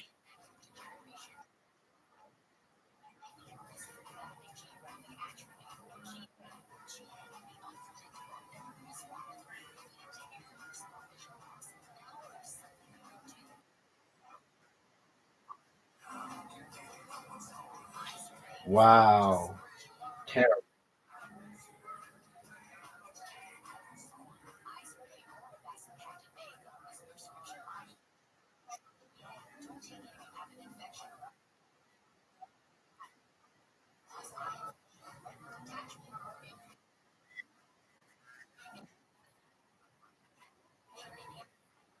Don't do that. Just bounce it off the wall, but take a more left angle. Terrible shot.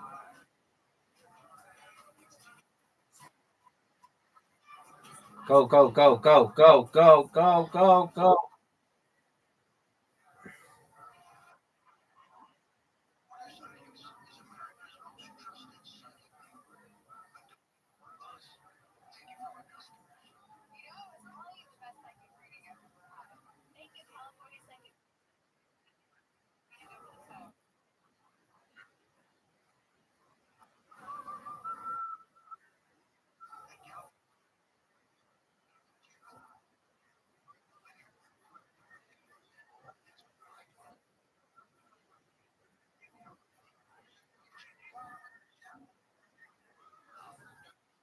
You better hit this fucking shot in the hole, or you are major league fucked, Riser. Major league fucked.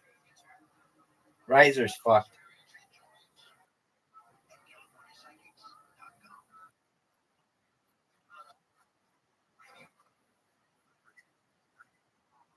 Did you always fuck me? Oh, yes, you do. Water bump, asking people to double water bump me, just taking random shots at me. Look at this. Fuck.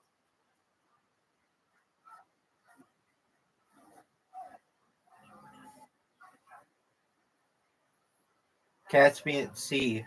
Looks like he's going to win. Bounce it off the wall and make it. Make me. Man.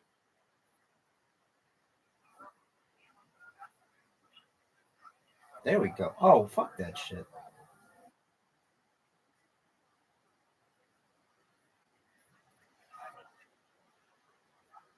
No.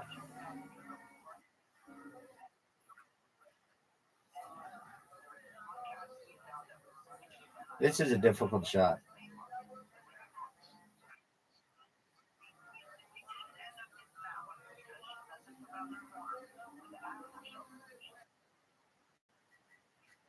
You are. And I'm ready for it.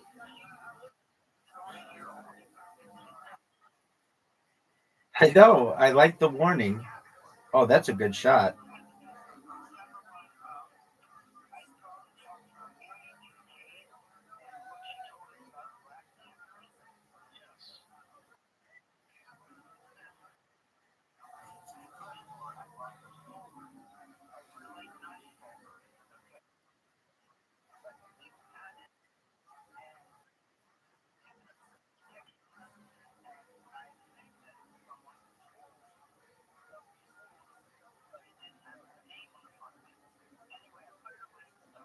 Miss.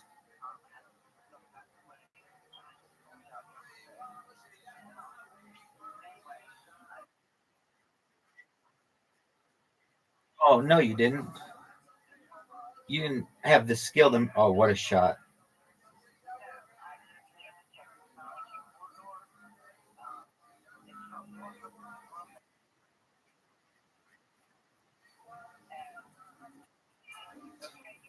Such an advantage to go first on this hole.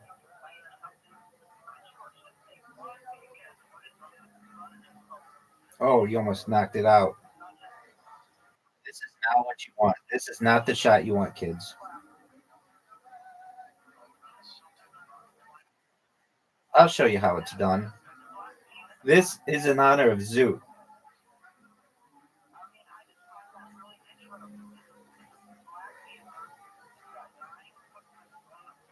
Not what you want to do.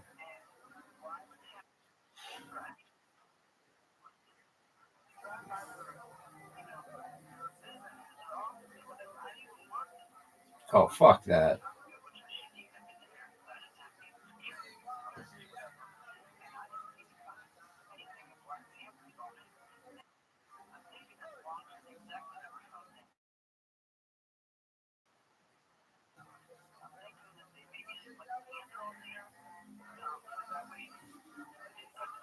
Get there.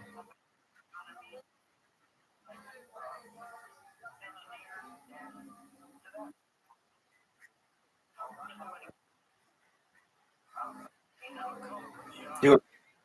Do it. Tag team. Oh, he fucked you.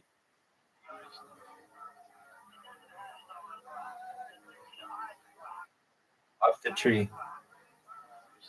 Off that? No way.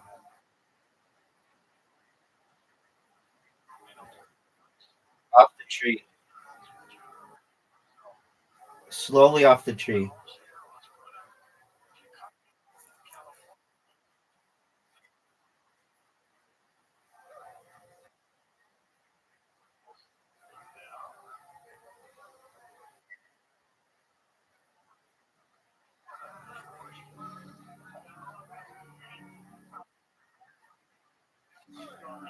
Just absolutely.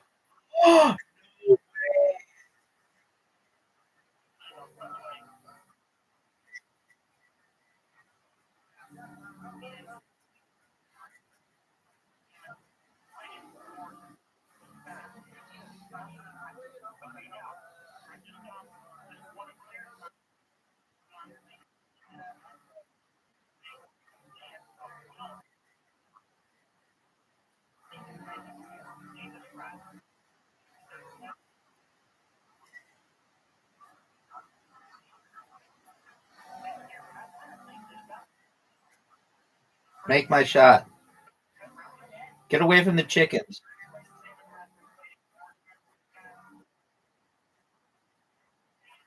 Fuck!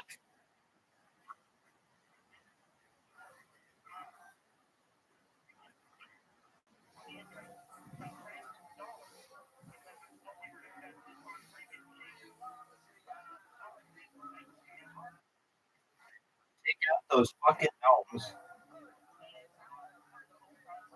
Gnomes. That's a really good shot.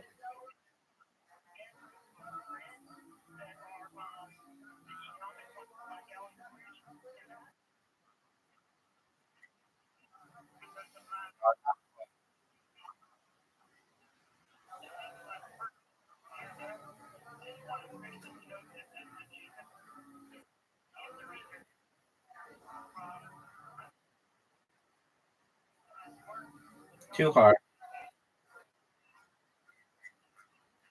Cass means he's not good at these.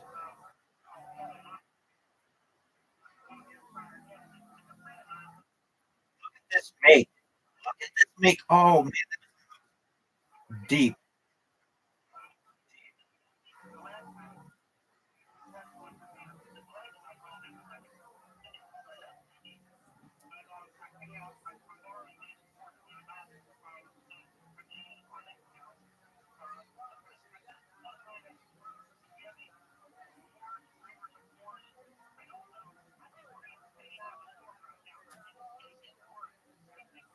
Oh.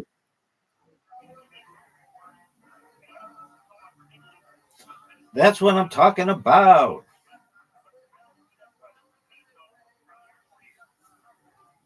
It all comes down to this. Oh, I don't like it.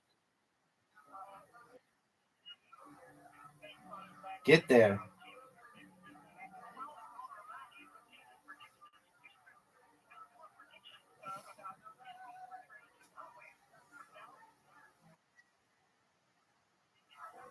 That's what I'm talking about.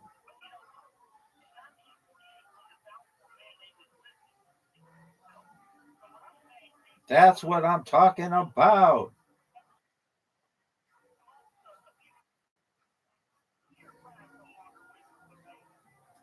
Stop, stop, stop.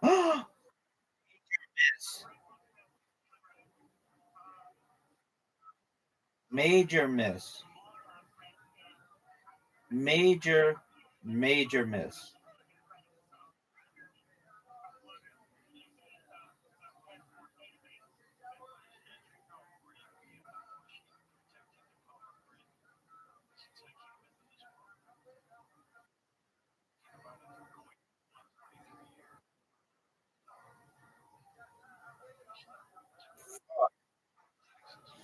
I fucked myself.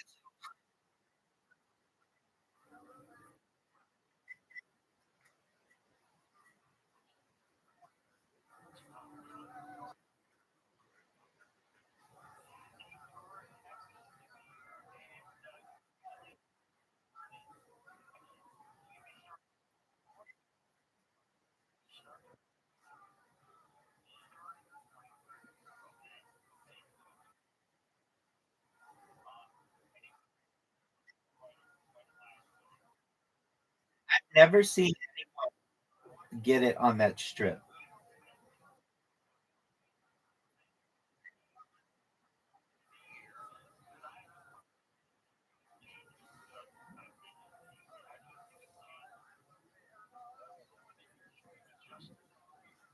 Too hard.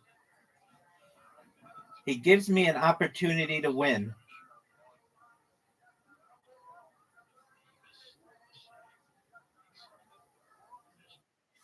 I just don't need to fuck up this shot. Be it. And I did not fuck up the shot.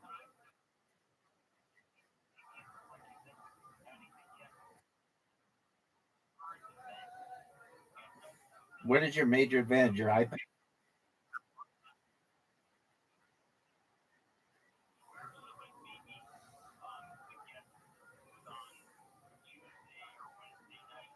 Why don't I just make it and then there's not an issue?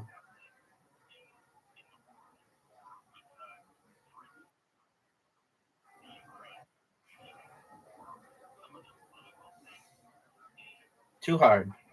Be too hard. Darn it.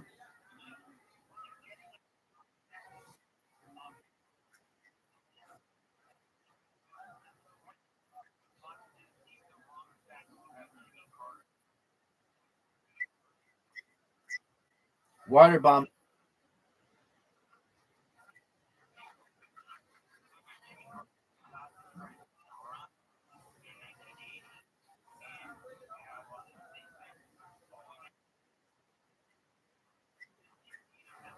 No, it doesn't. Looks like I'm going to win. How do you like that, Riser? You little shit. Even when you try to fuck me over.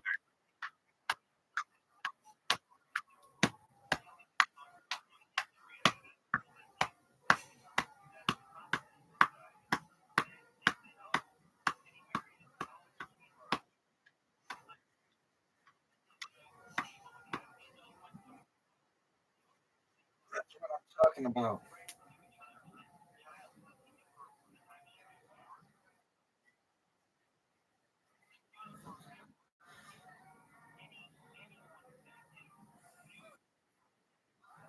I hate this hole. Why do we have this hole so often?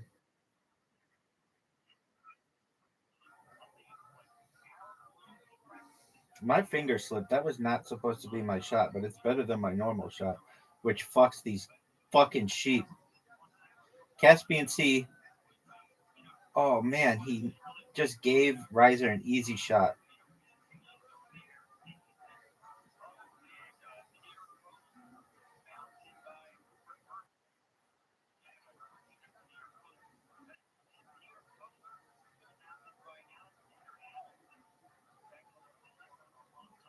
Oh shit.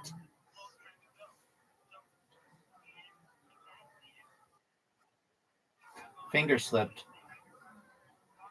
Hit my ball. Hit my.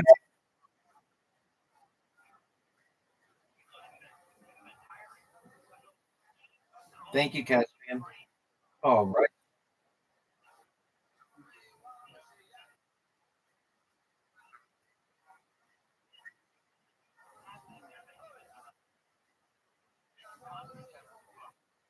Get it, Caspian Sea.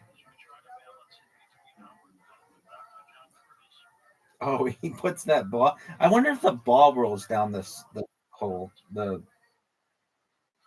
interesting.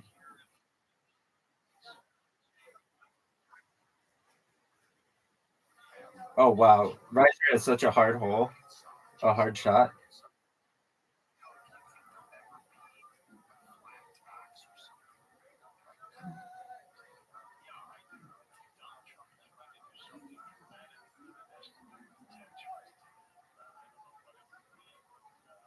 Oh, that's a good shot. Run a Caspian. Caspian's not going to score. Riser somehow gets a point. Bullshit point.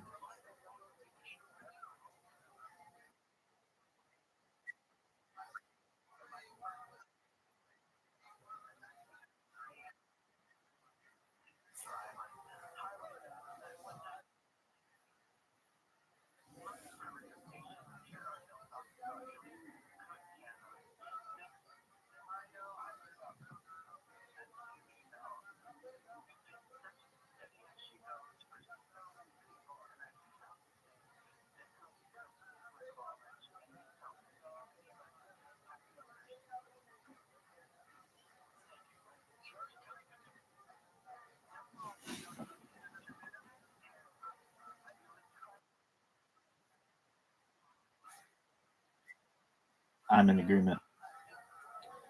Oh, not what you want to do.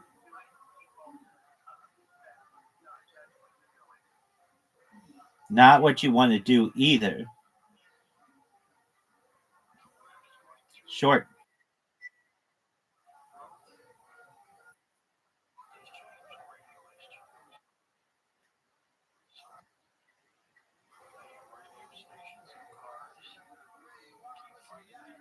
Oh no. No points on this hole.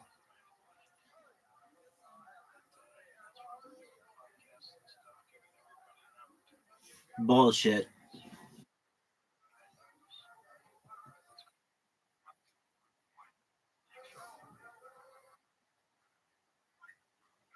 You're right. Fuck it up.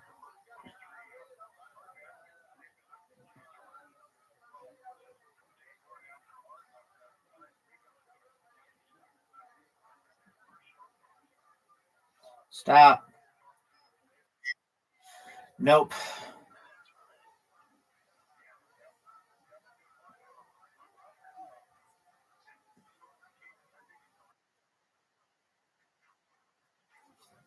Off the chicken into the water.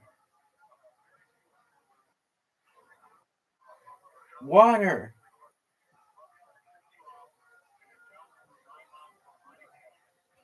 Great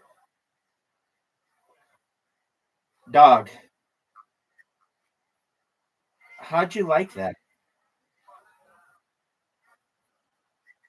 Thank you. Thank you.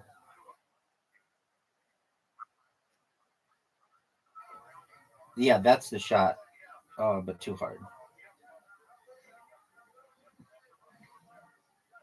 Riser still has a shot at just 1 point, which is fine. It's respectable. Oh, he's got to make it a one shot.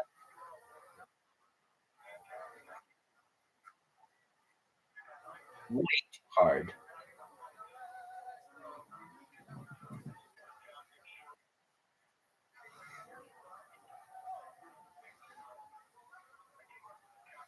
Oh, nice bounce.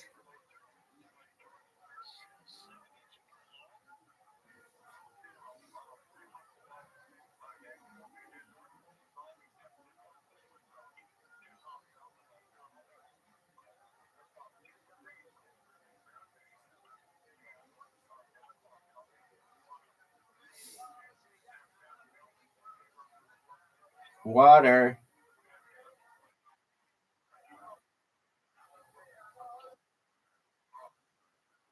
I think that's the play.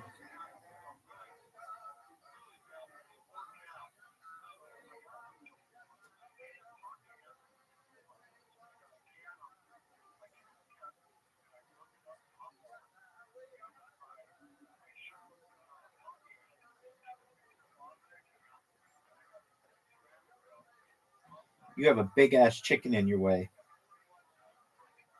Oh, look at this shot.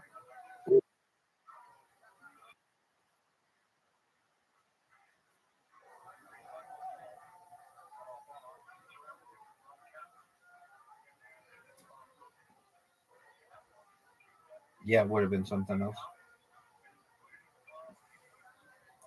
Make it, Caspian Sea. Why are you bouncing it off the wall? There you go. Get enough there though. Get there. Get there.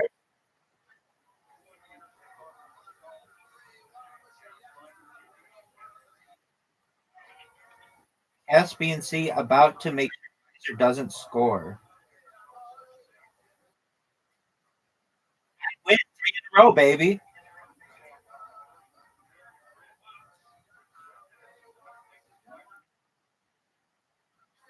Quit with that bullshit.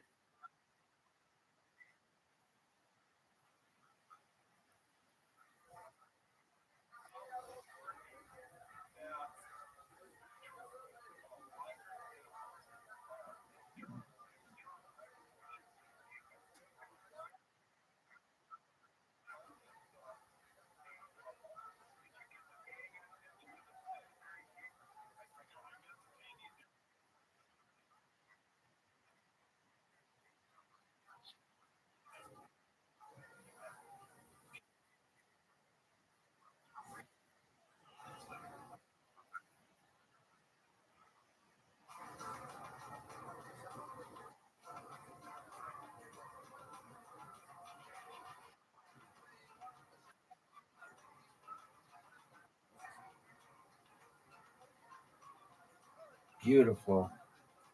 Riser's going to try to water bump me on the ice, the most difficult of all the water bumps. I think sand water bumps are the easiest.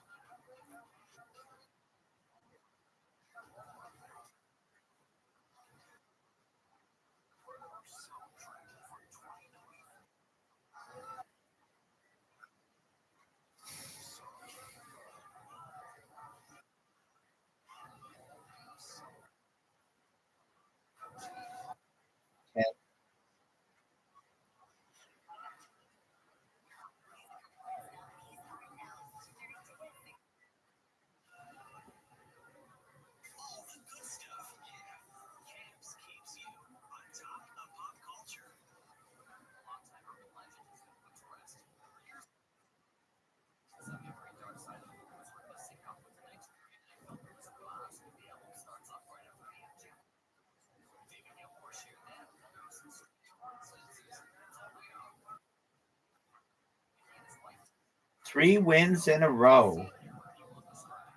I might have to interview myself. Rabbi, what's it like to whoop Caspian Sea and Riser Dash 3 times in a row? Well, I really, first and foremost, want to thank all that is good in the world. I'd also like to thank my friends and my family. I'd like to thank my teammates. I really like to thank the manufacturers of my equipment. And just really, it wasn't that hard. It was pretty easy. I wasn't challenged.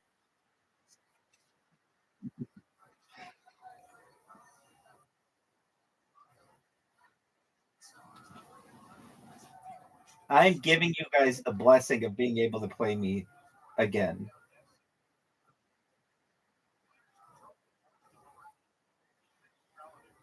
Be the shot.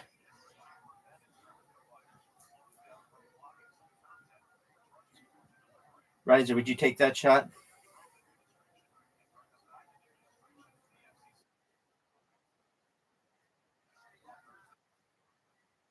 Wow. Impressive. That's impressive.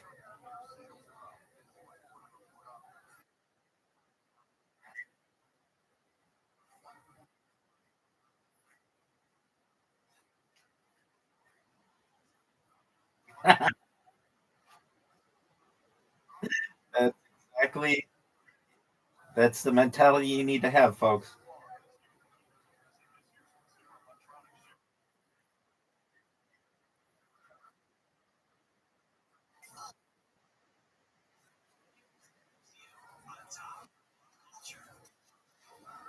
Another fuck up.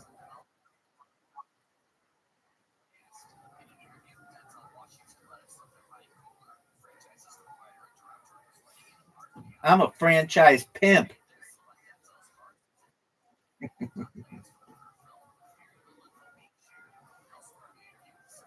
Don't hit my ball.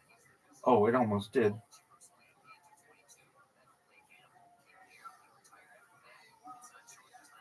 Dog.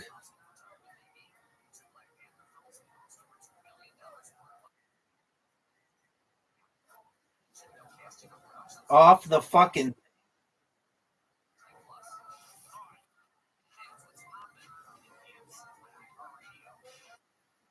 What is Riser? What was.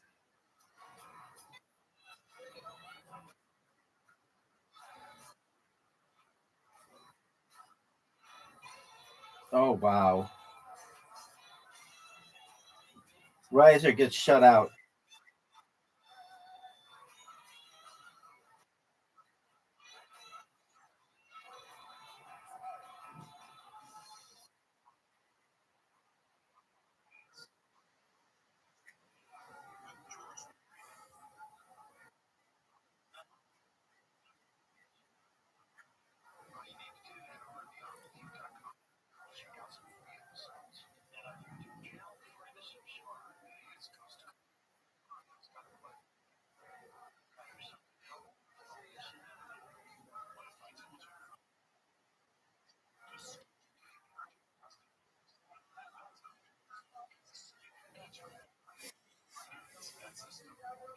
Wow.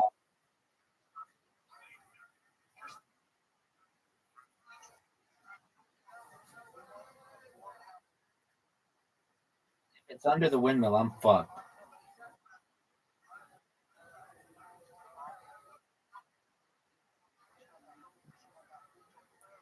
Chickens.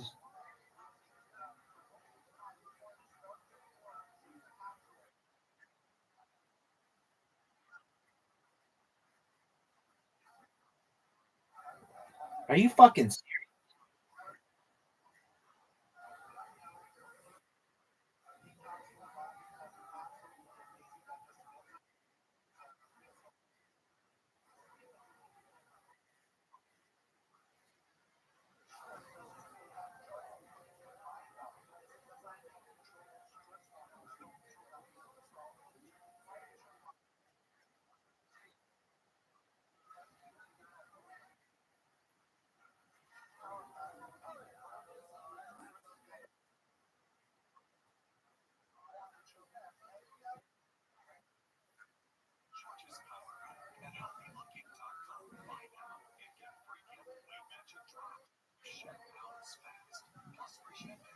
Remember at the beginning, you were like, "Oh, I don't think you're getting 4 in a row this time."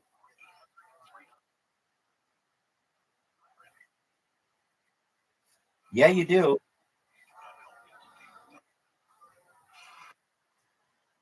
Oh, okay. Oh, wow, good one. I know you are, but what am I?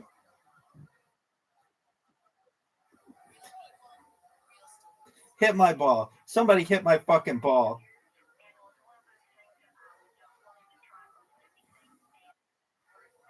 Kiss.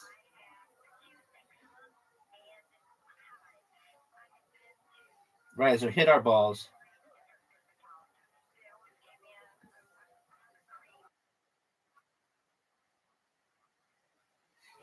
I don't know what that is.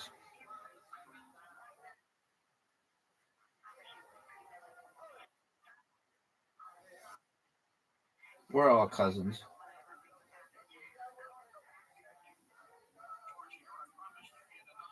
Caspian Sea with an interesting shot. What it do?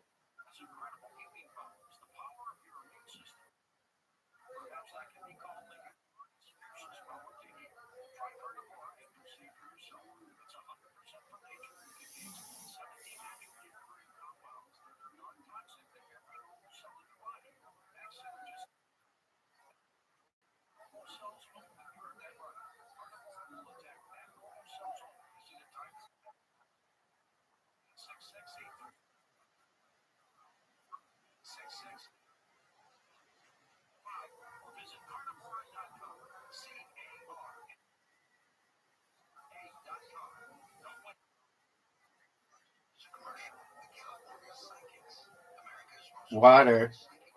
Oh, beautiful shot. Looks like I am mathematically guaranteed a 4th win.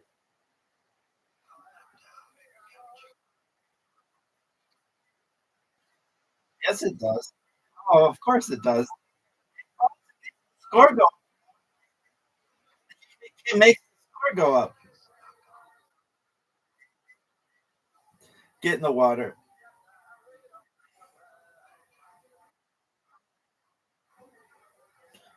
Oh, hell.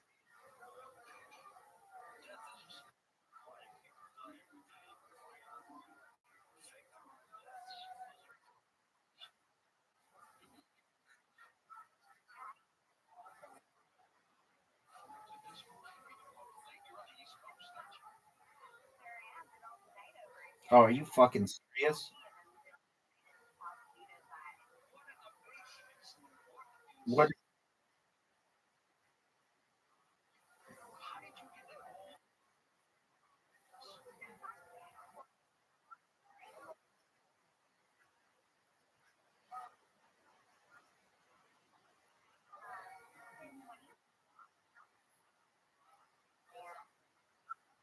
Oh, I you got fucked.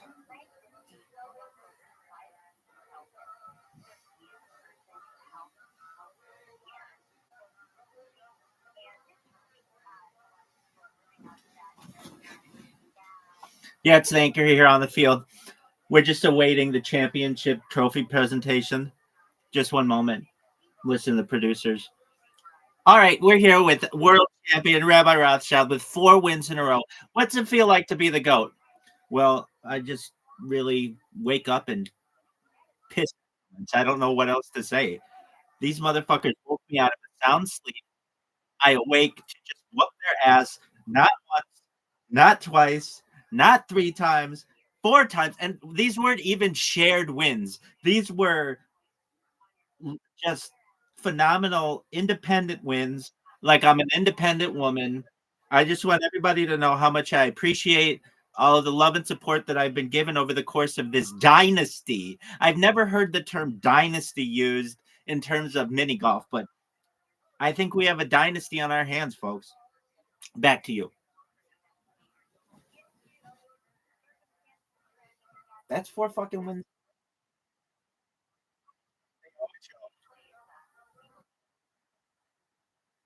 Okay. Not getting 5 in a row. Champion. Champion.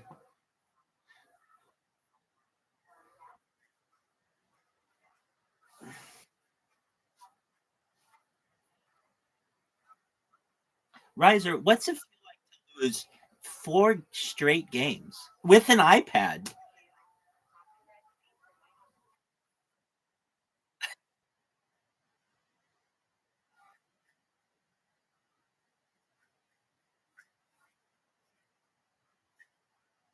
No doubt.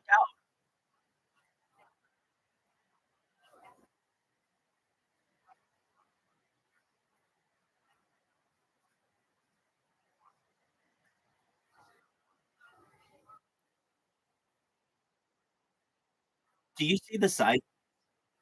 Do you size doesn't matter. It's the motion of the ocean.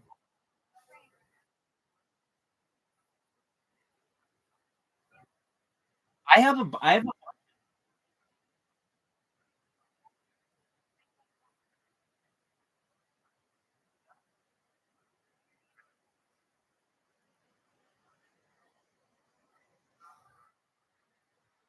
right.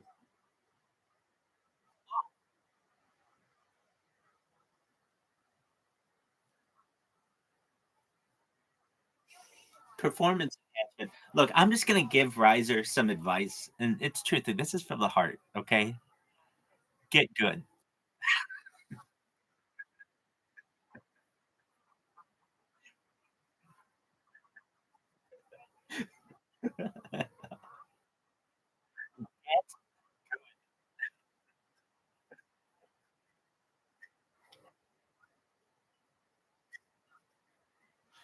What? Do I beat you 100 games to nothing?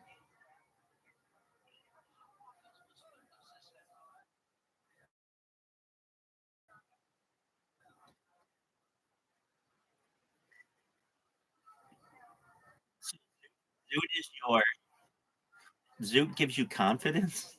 That's the first time that's been said. I'd like to thank everyone out there named Pajit. I'd like to thank everyone out there named Pajit. I'd like to thank your paper hand. I want everyone to know that I'm very respectful to all people named Pajit. I do not use the shortened name. I do not use that in a nefarious way. I think people named Pajit are amazing. And in the future, I want the term Pajit to be very positive, just like the term Newfie for Newfoundlanders. Newfoundlanders? Newfound is it Newfounders. How do you say that? Newfoundlanders.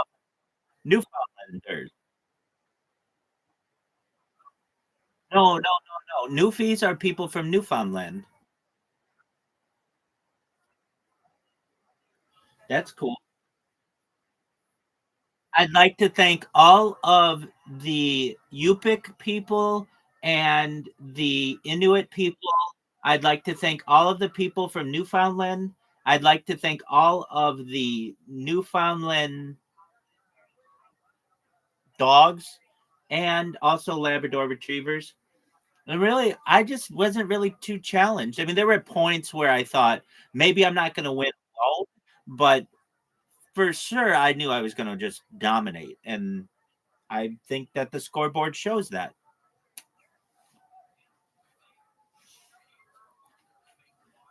Riser, do you want to know the best comeback to anyone in any sport? The best comeback. You want to know what it is?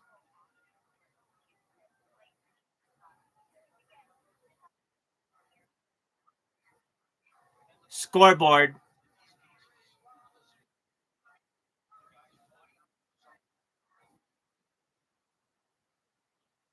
The greatest press offense.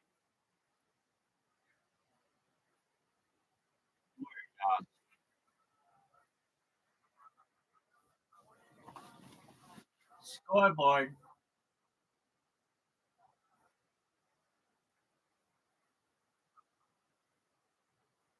That's right. I'm the cockiest motherfucker there's ever been. There ain't anybody better than I am. I make Michael Jordan look like dog shit. I make LeBron James look like a pussy. I'm the greatest motherfucker of all time. Muhammad Ali's knees shake because of this motherfucker.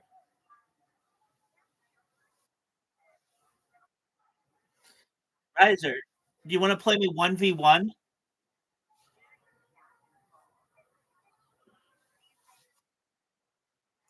Nope.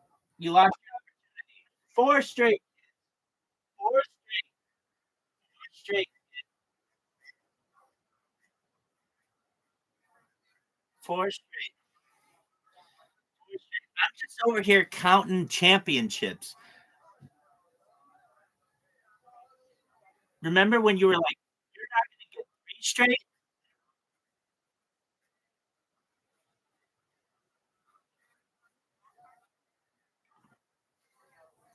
Are you going to send me an invite?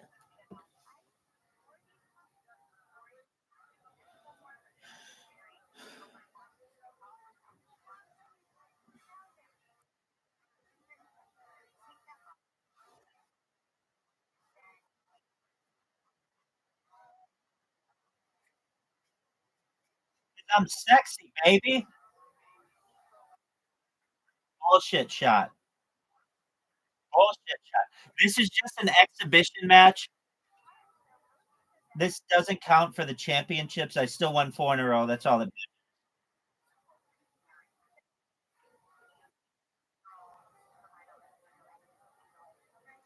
Come on, you bitch.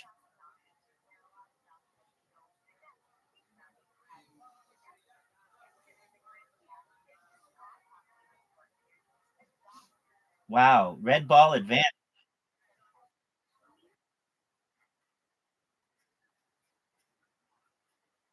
Not normally. That's not true. That's just an assumption that you made.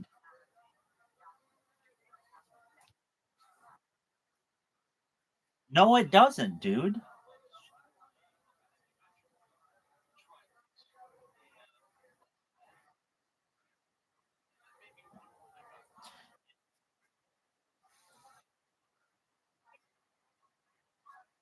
I'm the purple ball.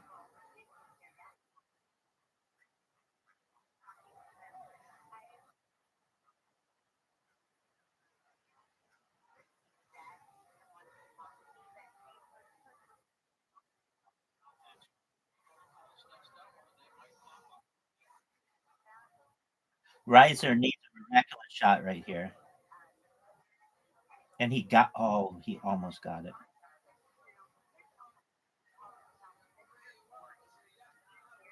That's what I'm talking about. Arr, arr.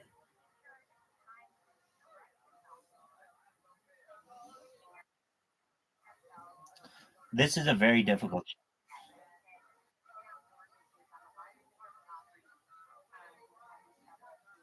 Oh, shit. I just gave you a hole. I just gave you the hole, son. And you fucked it up.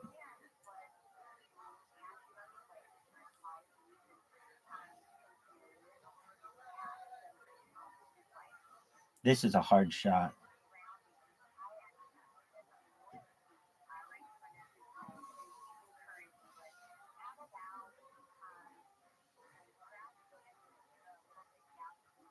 Oh, big time. Big time shot. Hey, you get to go first.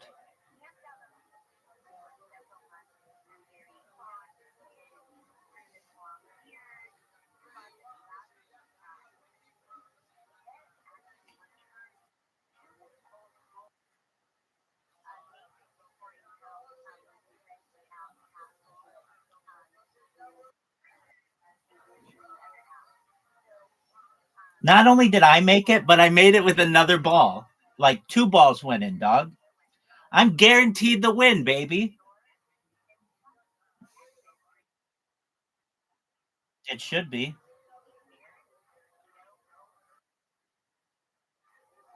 Says who? Don't hit that fucking gnome. You can fuck me. I'm guaranteed 5 straight wins. Guaranteed. Guaranteed 5 straight wins unless I quit.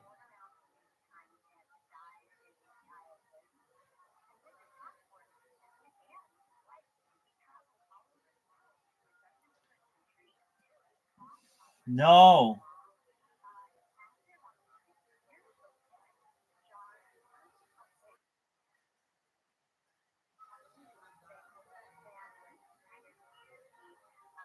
Five straight wins, folks. 5 straight wins. 5 straight wins. Don't make it. Don't make it. Don't make. Oh, 5 straight wins. Oh, I did win. Oh, I fucking won. Yes, alone, head to head. We're here with Rabbi Rothschild at the 18th hole.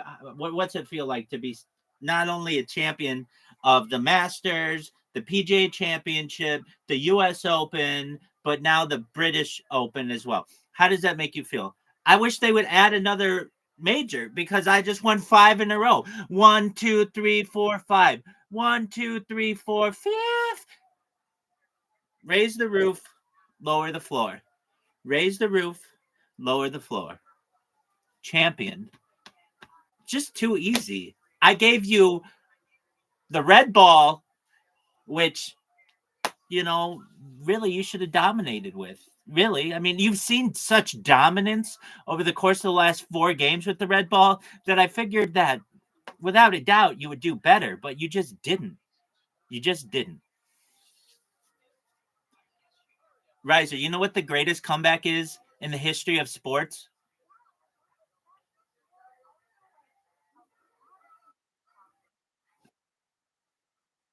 Scoreboard.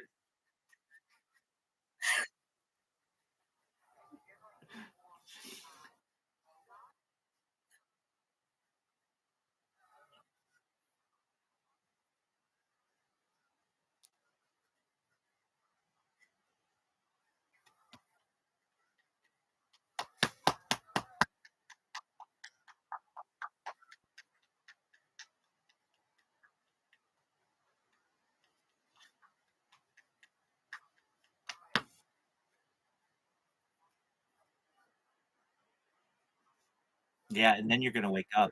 That's a dream, baby.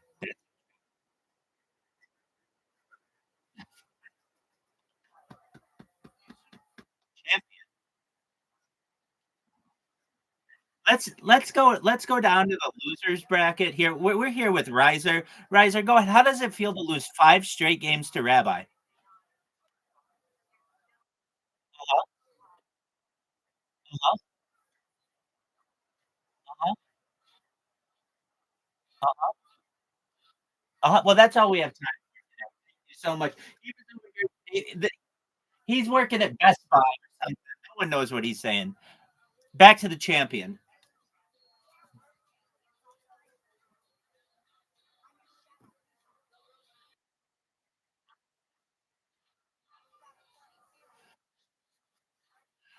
You know what? You know what I genuinely in my heart of hearts feel as if you should do this. You should call up Tim Cook and ask for them to make an iPad Max, the biggest fucking thing. Make it the size of I don't know, a poster, so you can play it like this.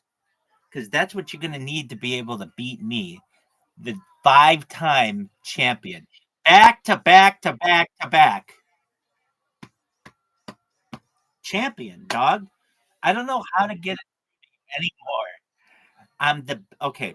Let me just. I'm simply the best, better than all the rest, better than everyone you've ever met. I'm the best. I'm the world's greatest.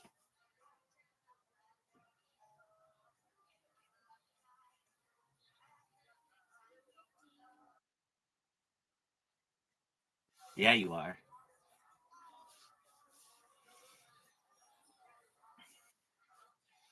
Do you want to hear some advice that I have for you?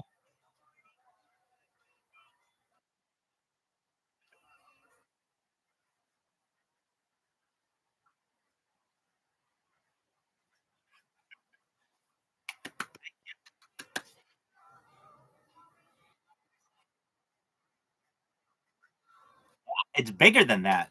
People win the Super Bowl every year, but no one wins 5 straight.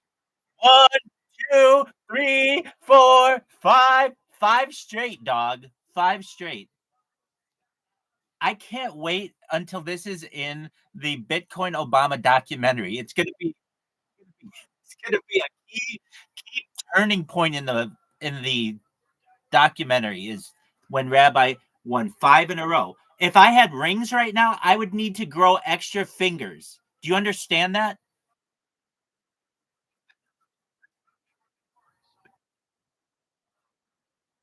Well, I won a bunch tonight. This is just 5 in a row.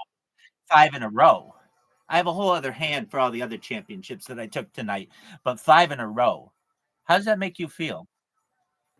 Riser, have you ever seen that thing? Have you ever seen that thing? Oh, the game that we just played that he sat out? Doug,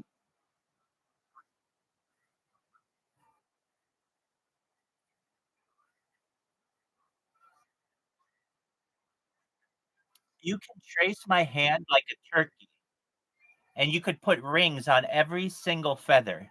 That's how dominant I've been. Champion 5 times in a row. I'm just gonna go back to some quotes from you. Oh, Rabbi's won 1 time in a row. We're going to stop him. Oh, Rabbi's won 2 times in a row. We're going to stop him. Oh, there's no way Rabbi's going to get 3 in a row. Oh, well, there's absolutely no way he's going to get 4 in a row. Okay, well, I'll play you 1v1, and I'm going to have the red ball, and I'm going to have host advantage. There's no way you're getting 5 in a row. 1, 2, 3, 4, 5.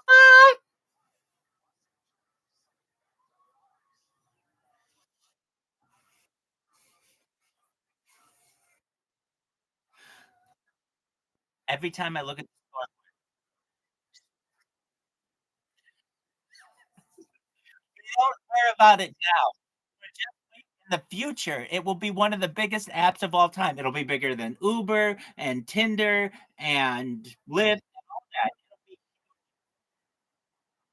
Absolutely. People will remember this. They will remember where they were when they saw this episode of Rabbi's life. They'll be like, "Oh yeah, Rabbi was in a deep sleep, and then he heard Riser being like, I hope his ass gets up.' And then I awoke. I relieved myself. I came in here and just pissed excellence. That's it. There's just excellence came out of me. Dog.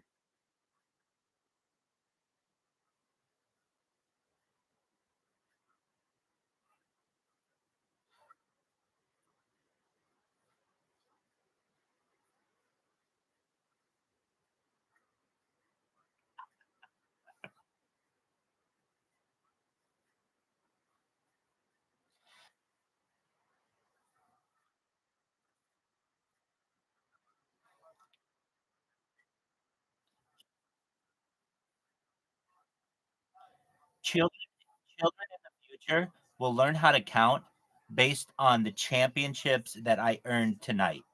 Okay? This is how children will learn.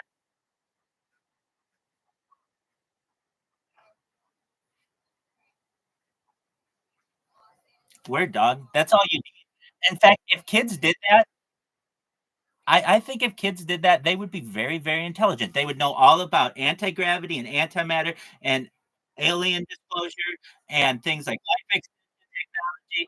They would know about things like solving world hunger through the use of vertical farming and sustainability and saltwater greenhouses and floating greenhouses and things like hydroponics and cloud seeding. They would know about ending world thirst through desalination plants. These kids would be so fucking smart.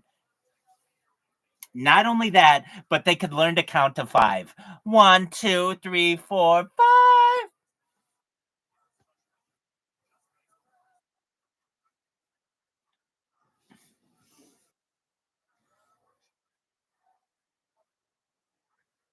Thank you. Thank you. Thank you. Well, I appreciate the opportunity to play with you guys. Caspian as always. Champion. Champion.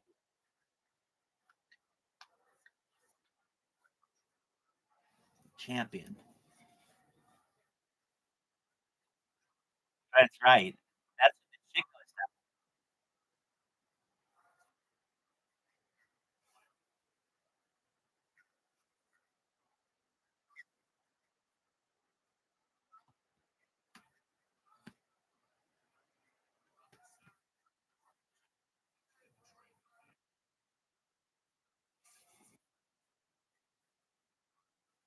Unstoppable. That's right.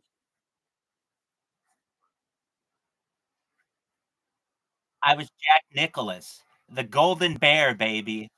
18 majors, but five championships tonight in a row. 5. Do you remember you said you were going to stop me at 1? And then you were like, well, I'm going to stop you at 2. And that didn't happen. So then you told me, oh, I'm going to stop you at 3. 3 hadn't even been done. Caspian C was saying that he had only done 3 one time. And then all of a sudden we went into unprecedented territory. The 4th championship. Then you wanted to go head to head. You wanted to steal my ball color and you wanted host advantage, and I gave it to you. And guess what happened, big dog? This guy happened. You got a little bit of thumb action. 5. Absolutely. Can I tell you guys something? I really mean this. I mean, and I mean this absolutely. I'm not making a joke here. I don't know if I won the first one in a row. I think Riser said, oh, that's 2 in a row after I won like 2. Maybe I did. I lost track. And I'm not saying I lost track because I'm sucking my own dick. I just I think it might have only been 4. But who knows? I'll take credit for 5. It could have been that. It could have been that. But I'm going to quote Riser. And I mean, for anyone else out there, if you want to just go back to the backtracks and see, Riser said that a tie counts as a win because the score goes up. So yeah.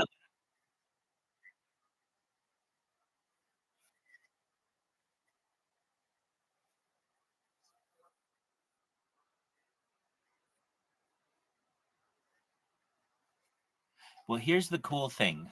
I won both with ties and solo. And when I went head to head with you, I didn't remember a tie. It just said the rabbi wins. There was nothing mentioned about Riser. I should probably start taking screenshots and sending them to you. But alas, it was a pleasure to play with you. I will deflate my ego a little bit. Psych! But I'm just letting you know that I wake up every day and piss excellence, and you got to see that right here. Champion!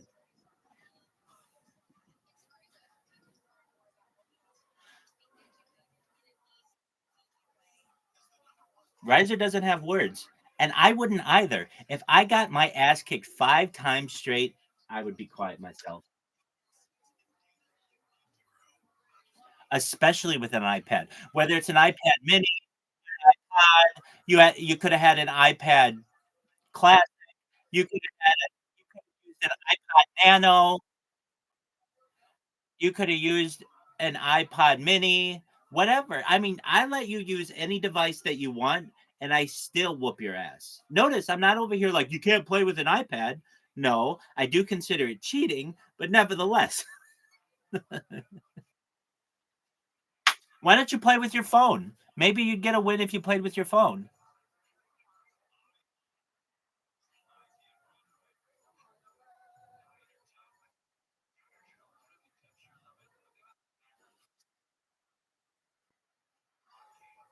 You heard it here first, folks. Easy. He recognizes that it is an unfair advantage. He recognizes that it is an unfair.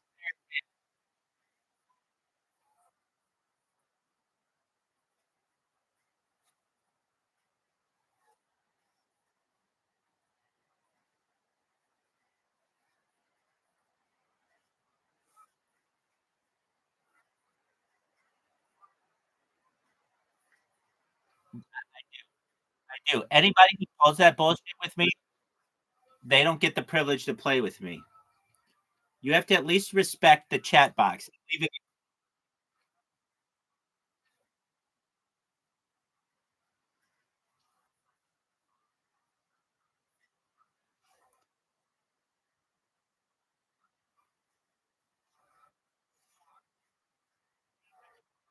Dog, if you want to play that game, that's fine, but I will spam the shit out of you.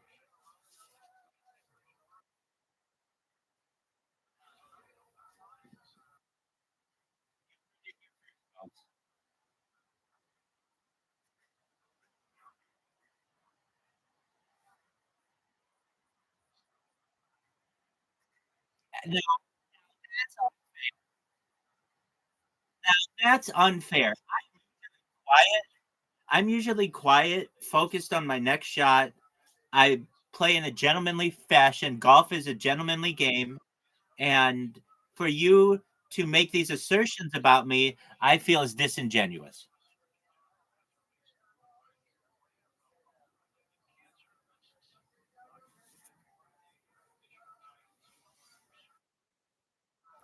Hey, we'll have to leave it at that.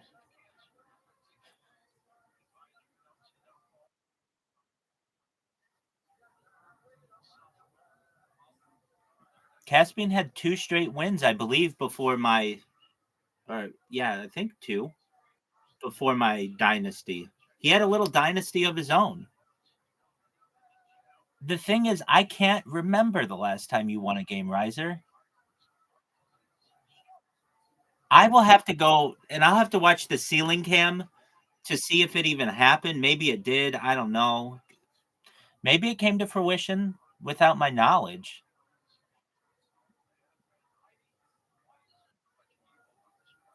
Riser, do you have any closing thoughts on the match?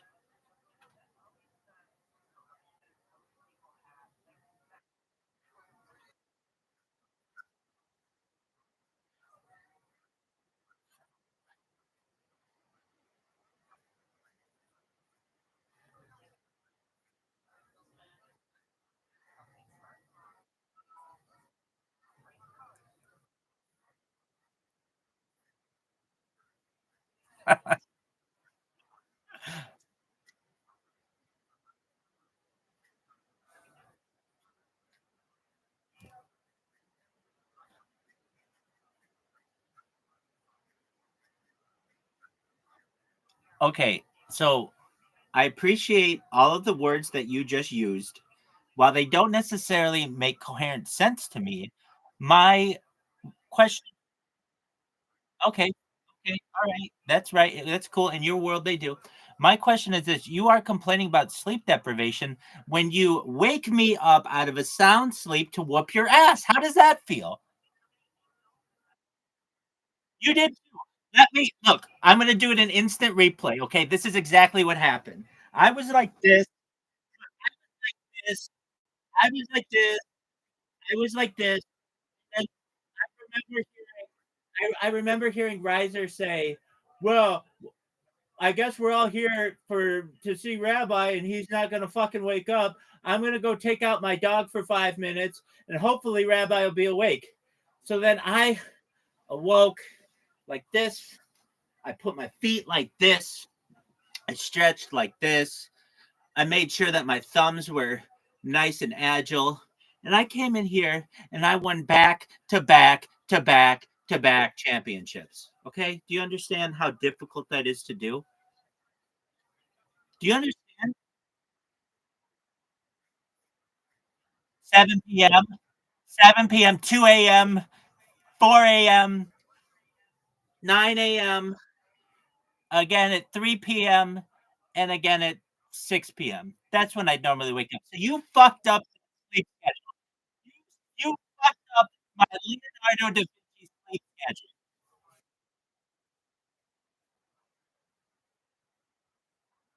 All I know is that you are accusing me of sleep depriving you when you're the one who awoke me to whoop your ass.